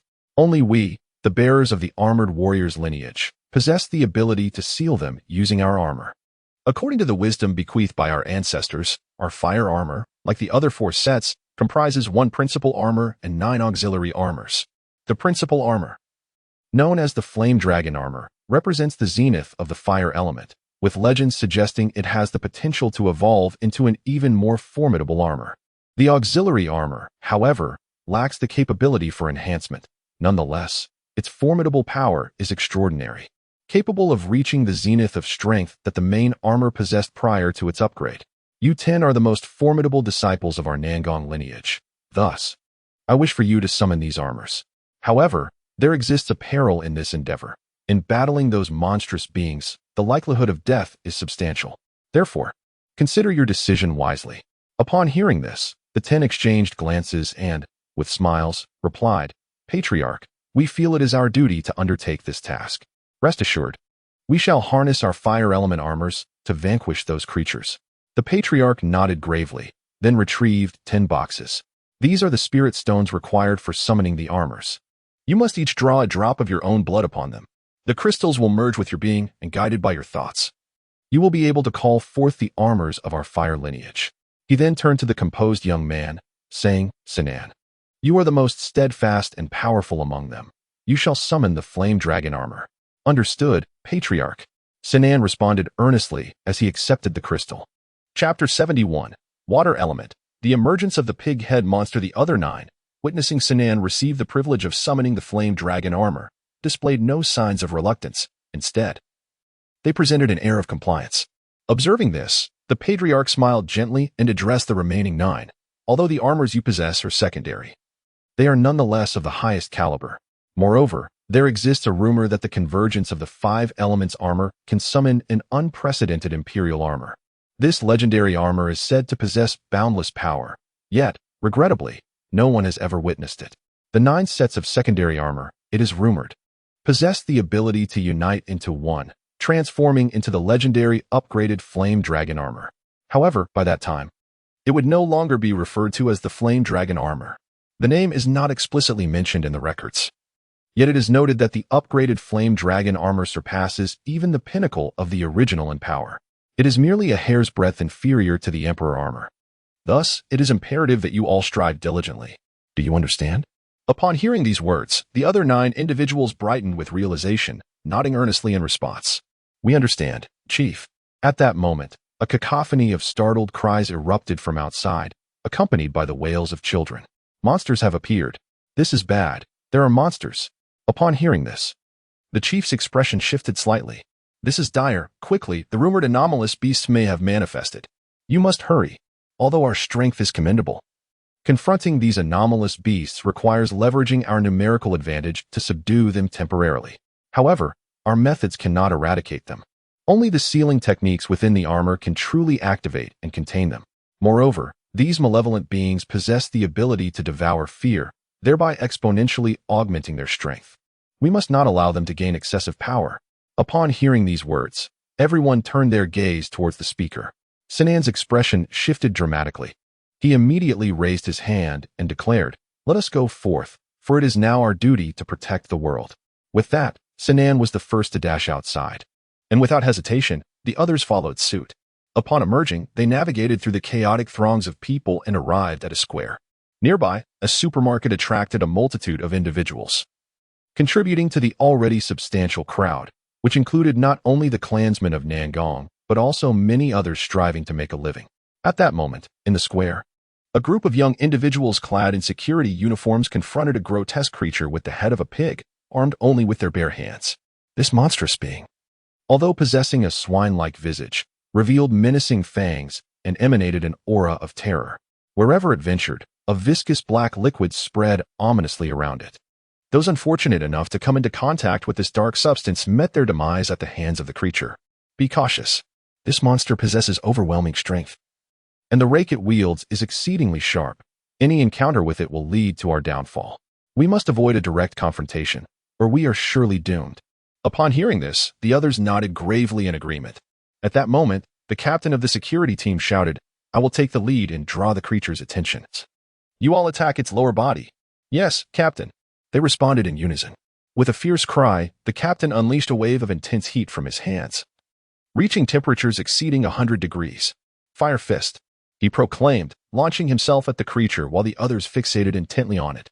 In an instant, a cacophony of clashes erupted as the captain's fist struck the creature, yet it appeared to have no effect whatsoever, leaving behind only a singed imprint, as if he were merely massaging the beast. However, this feeble assault ignited the creature's fury. With a swift motion, the creature swung its rake directly towards the captain's head. "Look out, Captain. Quickly, evade." However, the black liquid had already ensnared the captain's feet, leaving him with no means of escape, forcing him to watch helplessly as the rake approached. Despair etched across the captain's face, but at that critical moment, the creature suddenly stumbled, causing its rake to plunge into the ground. The impact was thunderous, sending shards of stone flying and leaving a massive crater in its wake. Upon witnessing this scene, the captain lifted his gaze and beheld that the grotesque creature now bore the weight of 2 individuals upon its form. These 2 were none other than members of the security team, fiercely clinging to the monstrosity as they endeavored to push it backward. On the other side, a member of the security team had just risen to his feet. It was this individual who, at the moment the monstrous weapon descended, leapt into action and delivered a powerful kick mid-air. Remarkably, this very kick narrowly saved the captain's life, although his strength paled in comparison to that of the beast. His full-force strike managed to divert the creature's attack. Ultimately, with united efforts, the group succeeded in pushing the monster away. "Captain, are you unharmed?" The captain shook his head, a hint of emotion crossing his face as he remarked, "Thanks to all of you. I would have truly perished here otherwise." Quickly, "We must act together. Those two cannot withstand the creature alone." In an instant, the security team surged forward, employing a myriad of tactics. Each member radiated an imposing heat, overwhelming the monster, which appeared to be on the brink of defeat. After a grueling 5 or 6 minutes, the beast lay on the ground, barely clinging to life. "Ha." Upon witnessing this, the captain let out a hearty laugh, prompting others to join in the chorus of merriment. "Captain, let us finish it off with this weapon. It's quite challenging to deliver a fatal blow with our fists." Indeed, with a decisive strike, the monster fell silent. Applause erupted like thunder. "Remarkable, Brother Huiyu. You are truly extraordinary, a paragon of our lineage." Upon hearing this, the captain waved his hand dismissively, saying, "Oh, come now. I am already in the twilight of my years. I no longer hold any distinction. The future rests upon your shoulders, young ones. Yet, I must say, among your generation, the likes of Sinan truly surpass us, far more formidable than in our time." The youth scratched his head, acknowledging the sentiment. "All right, you should summon the clan leader. I suspect this creature may be the extraordinary beast chronicled in our clan's lore. However, it seems it was not as formidable as the tales suggest. In the end, we managed to encircle and defeat it."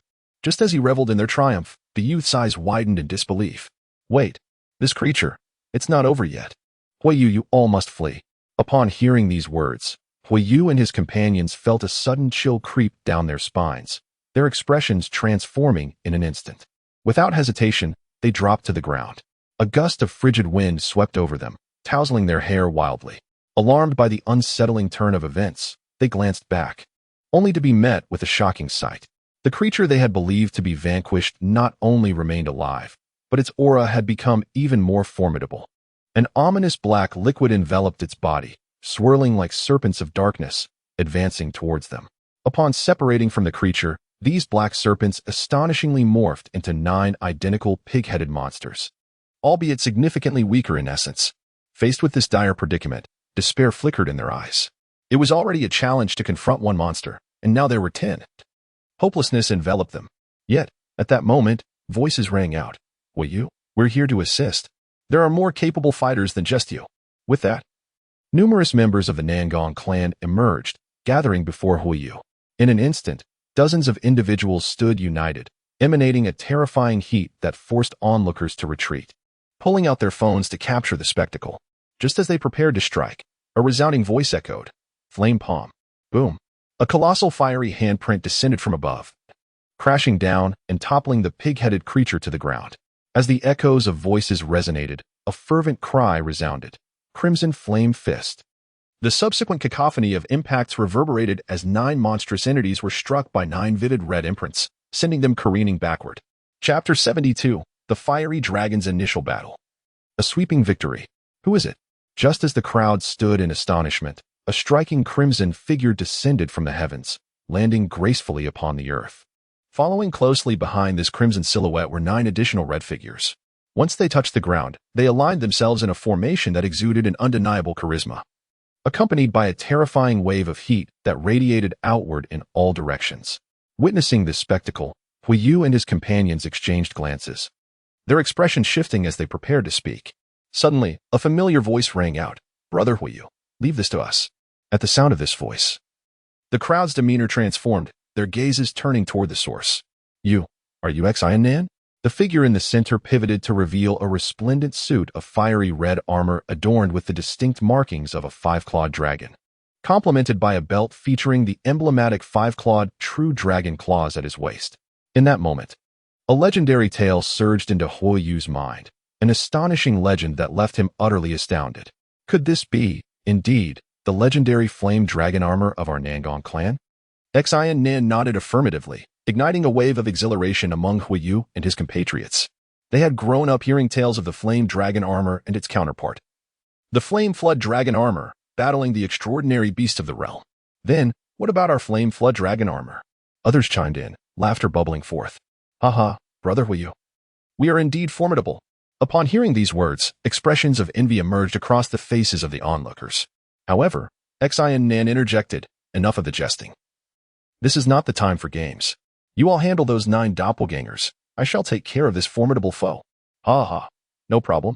Leave it to us. Brother Xian. With that, the 9 figures leaped into action, charging toward the 9 grotesque, pig-headed monsters. At that moment, Xian gazed at Huiyu and the others, saying, Brother Huiyu, it would be prudent for you to leave this place. The matters that follow are not ones in which you should involve yourselves.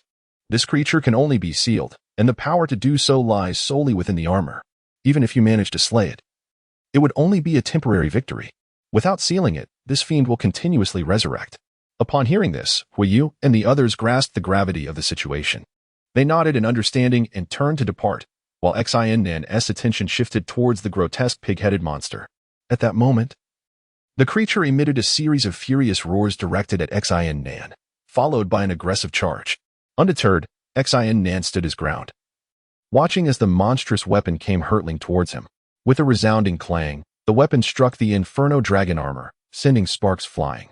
However, Xian appeared unfazed, even patting his chest, revealing no signs of injury. He then raised his head, a crimson glint flashing from beneath his visor, and unleashed his strike. With a swift motion, he sent the creature soaring into the sky. Seizing the moment, Xian leapt upward and delivered a powerful kick from below. The impact sent the beast crashing down, eliciting excitement among the onlookers. Impressive, Brother Xian. Deliver a decisive blow to this monster, they exclaimed. Just then, the creature crashed to the ground, emitting a series of ominous growls. Subsequently, black liquid oozed from its body, producing a cacophony of crackling sounds. Thunder. This was thunder. Suddenly, the black water, intermingled with lightning, struck the earth, corroding the ground and creating a gaping pit. The dark water cascaded upon a distant building, instantly shattering it into a myriad of fragments. Witnessing this scene, the ordinary onlookers felt a chill coursing through their veins, their gazes towards the dark water transforming into expressions of profound terror. On the other side, upon witnessing this scene, Xian's expression shifted dramatically. Humph. Immediately, he placed his hands upon his abdomen, forming a meditative seal. In an instant, time around him came to a standstill. And at that moment, Xian summoned the flame blade.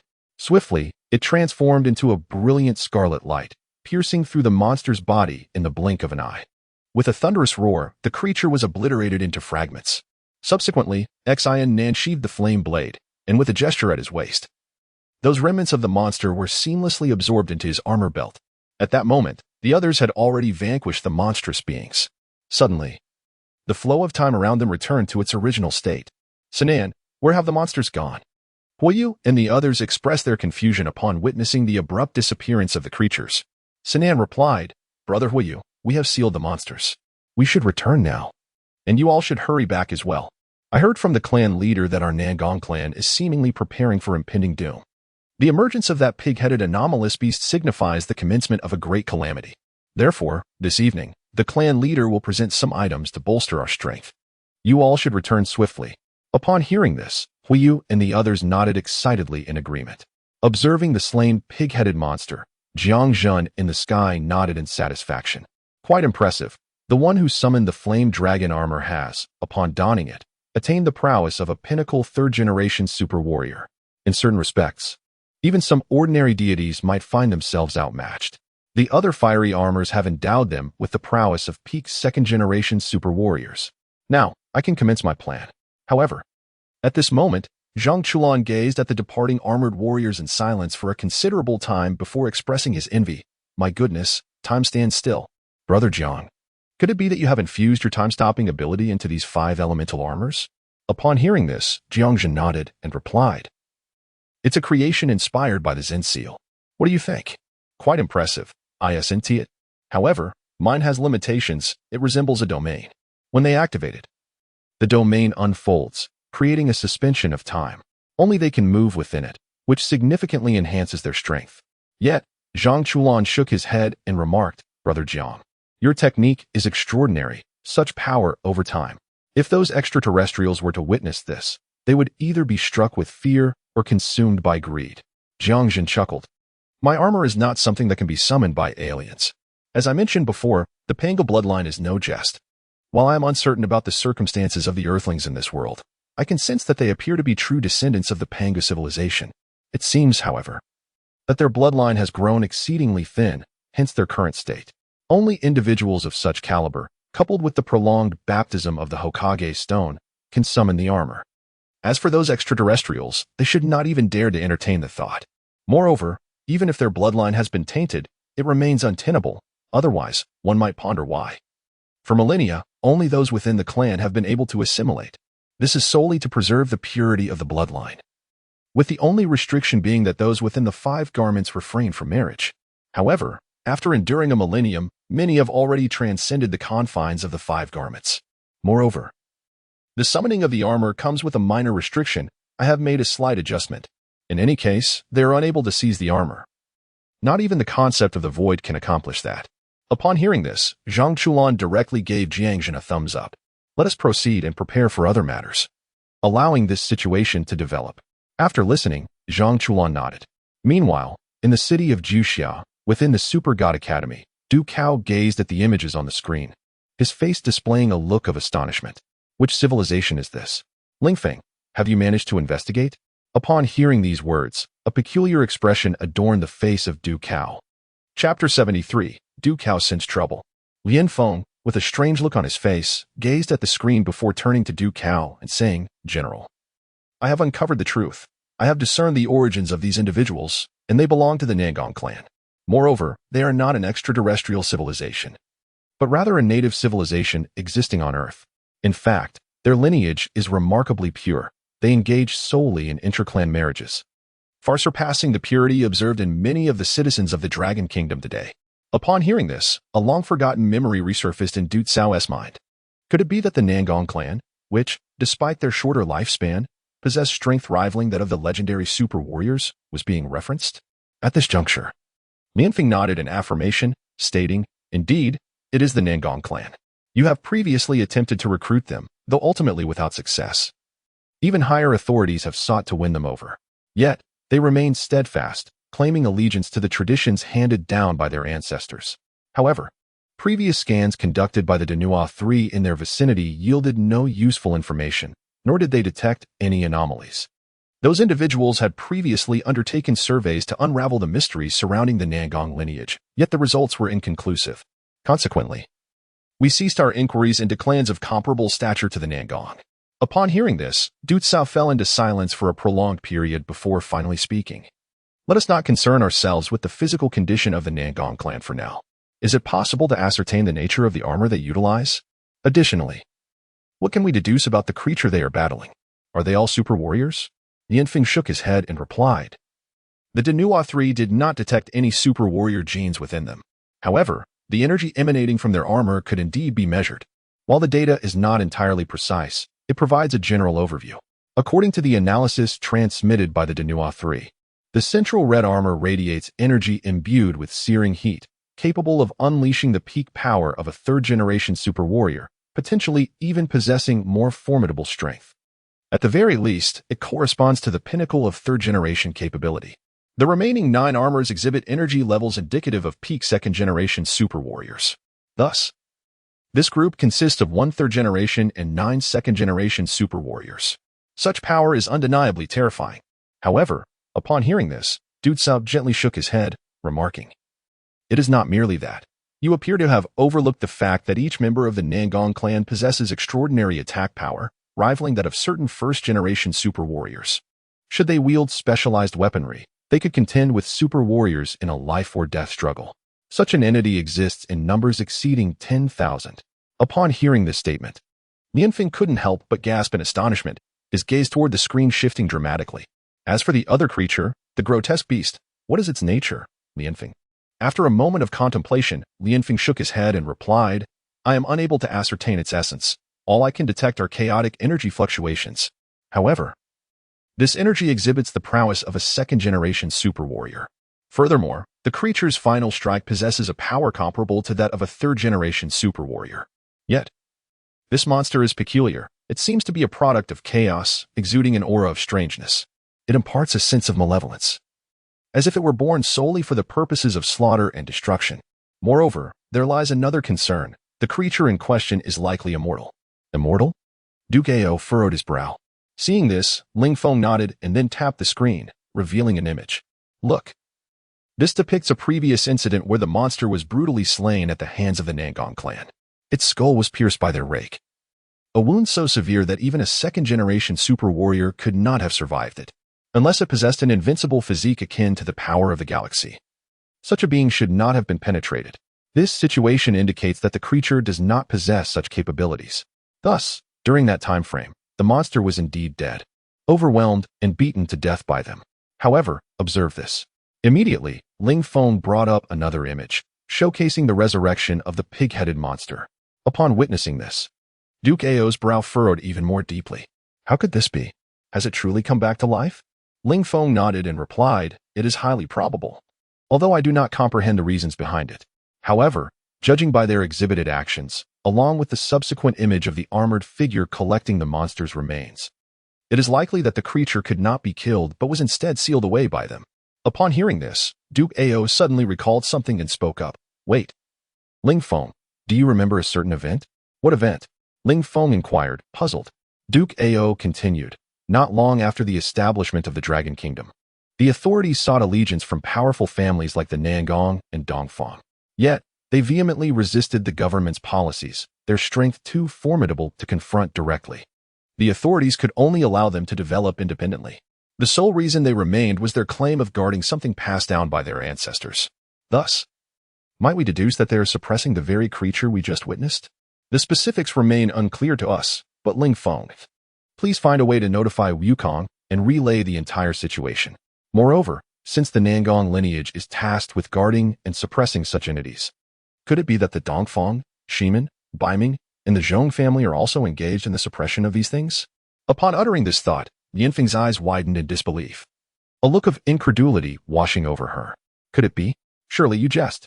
If this were indeed the case, then there would be at least 5 such entities. Perhaps even more. The mere contemplation of this left both of them shivering with trepidation, and for a moment, silence enveloped the group. This matter must be clarified. Yanfeng, continue to reach out to Wukong, while I will contact Elder Huang. This situation cannot be overlooked. Moreover, it is highly likely that Carl is on the verge of an attack. Should such unknown monstrosities emerge from the outside, we would find ourselves besieged on all fronts. We are here to hone our skills, not to encounter problems. If the galactic forces encounter any issues, we will be in deep trouble. Understood. Yanfeng nodded in affirmation. In a room, several elderly gentlemen were engrossed in the images displayed on the screen. After a prolonged silence, one elder finally spoke. This is the situation unfolding with the Nangong clan. These creatures have appeared from an unknown origin. However, according to the information transmitted by Dekao, those armored beings possess the prowess of peak 3rd-generation super warriors alongside that of peak 2nd-generation super warriors. Furthermore, the murderous creature also exhibits the strength of a 2nd-generation super warrior. Yet, it appears they lack super genes. As these words resonated, the assembled elders exchanged knowing glances. Subsequently, the elder in the center addressed the group. Old Huang, you have always been the one in contact with these super warriors. I entrust this matter to you. Reach out to the Nangong clan and clarify the situation. Additionally, the sound of a ringing bell interrupted the conversation. At that moment, the phone of Elder Huang rang. Observing the situation, Elder Huang exchanged glances with the others. After receiving a nod from the elder in the center, he finally answered the call. Subsequently, the voice of Du Cao resonated. Elder Huang, I have just analyzed some matters with Lian Feng through Dino 3, along with previous data. It appears we may need you to reach out to the Nangong clan, and perhaps even other families. This issue is of great significance, and it is likely to lead to serious problems. The previous monster, referred to as the pig-headed creature, was said to be guarding something. Now, can we consider that they were actually suppressing those monsters? Especially since this creature had never appeared before, along with the armor. However, the moment the monster emerged, the armor also appeared, as if specifically designed to confront this creature. Thus, we suspect that the 5 great families may indeed be the true guardians suppressing this monster. Yet, we must inquire further to ascertain the truth. Otherwise, we cannot be certain. Moreover, the dilemma lies in whether there is but a singular monster or a multitude of them. Chapter 74, Descendants of the Pangu Civilization. After listening to Duke Ao's words, Elder Huang and the others nodded in agreement, and soon they observed the elder in the center nodding as well. At this juncture, Elder Huang spoke. General Duke Ao, I shall reach out to the Nangong clan regarding this matter. However, as you are aware, their circumstances may necessitate the involvement of some exceptional talents. Duke Ao replied, Elder Huang, I shall also make my way there. And I have already contacted Yukon. Furthermore, I will bring along 2 formidable warriors. Upon hearing this, Elder Huang acquiesced. 3 days later, 5 figures arrived at the ancestral land of the Nangong clan. Upon their arrival, the group beheld 10 silhouettes standing within the ancestral grounds, amongst which was an elder at the forefront. As soon as the elder spotted the newcomers, he beamed and exclaimed, Welcome, welcome. Before long, the group was seated according to arrangements made for them. At that moment, Elder Huang, with a smile, inquired if the Nangong family was encountering any difficulties. Engaging in polite conversation. Finally, he turned to the assembly and stated, Patriarch Nangong, I believe you have discerned the purpose of our visit. The patriarch nodded and responded, You must have come regarding the armored warriors and the extraordinary beasts. Am I correct? Armored warriors and extraordinary beasts? The assembly expressed their astonishment, exclaiming, Patriarch Nangong, may we inquire what these armored warriors and extraordinary beasts are? The patriarch regarded them thoughtfully and replied, To discuss this matter, we must delve into the distant past. Indeed, it dates back to ancient times. According to our records, this spans at least 100,000 years. What? 100,000 years? How is this possible? Do you truly possess such a history? Duke Ao exclaimed in disbelief. Upon hearing this, the patriarch rolled his eyes and retorted, Why should it not be possible? Duke Ao insisted, No, this is utterly implausible. 100,000 years.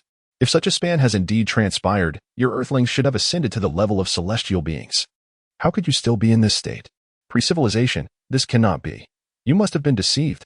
In response, the patriarch shook his head solemnly and stated, No, absolutely not. We possess dedicated historical records. However, the script from that era has become somewhat indecipherable to us. Nonetheless, the illustrations remain comprehensible, yet we cannot escort you to that location, for it is our ancestral ground. We sincerely apologize, but we do have some photographs preserved. As he spoke, Sinan directly projected a series of images. Within these visuals, intricate murals and unique symbols emerged, resembling the depths of a cavern. Gradually, a succession of scenes unfolded before the audience, revealing fragments of history and various artifacts. Allow me to enlighten you. We, along with the entirety of the Dragon Kingdom, are predominantly descendants of the Pangu civilization. What? The Pangu civilization? Du Cao felt as though he were teetering on the brink of madness. However, Huang Lao cast a disapproving glance at Du Cao. Just then, Sun Wukong, who had remained silent until now, unexpectedly spoke up. Old Du, perhaps they are not speaking in vain. At this, all eyes turned to Sun Wukong. Sun Wukong gazed intently at the symbols displayed on the screen and remarked, I can recognize some of these symbols, though not many. However, within the remnants of my memory, I recall the presence of these characters, which could very well be the script of the Pangu civilization, or perhaps merely a fragment of it. Upon hearing these words, Du Cao and the others inhaled sharply, their gazes towards the Nangong clan shifting dramatically. However, the patriarch of the Nangong clan continued to speak.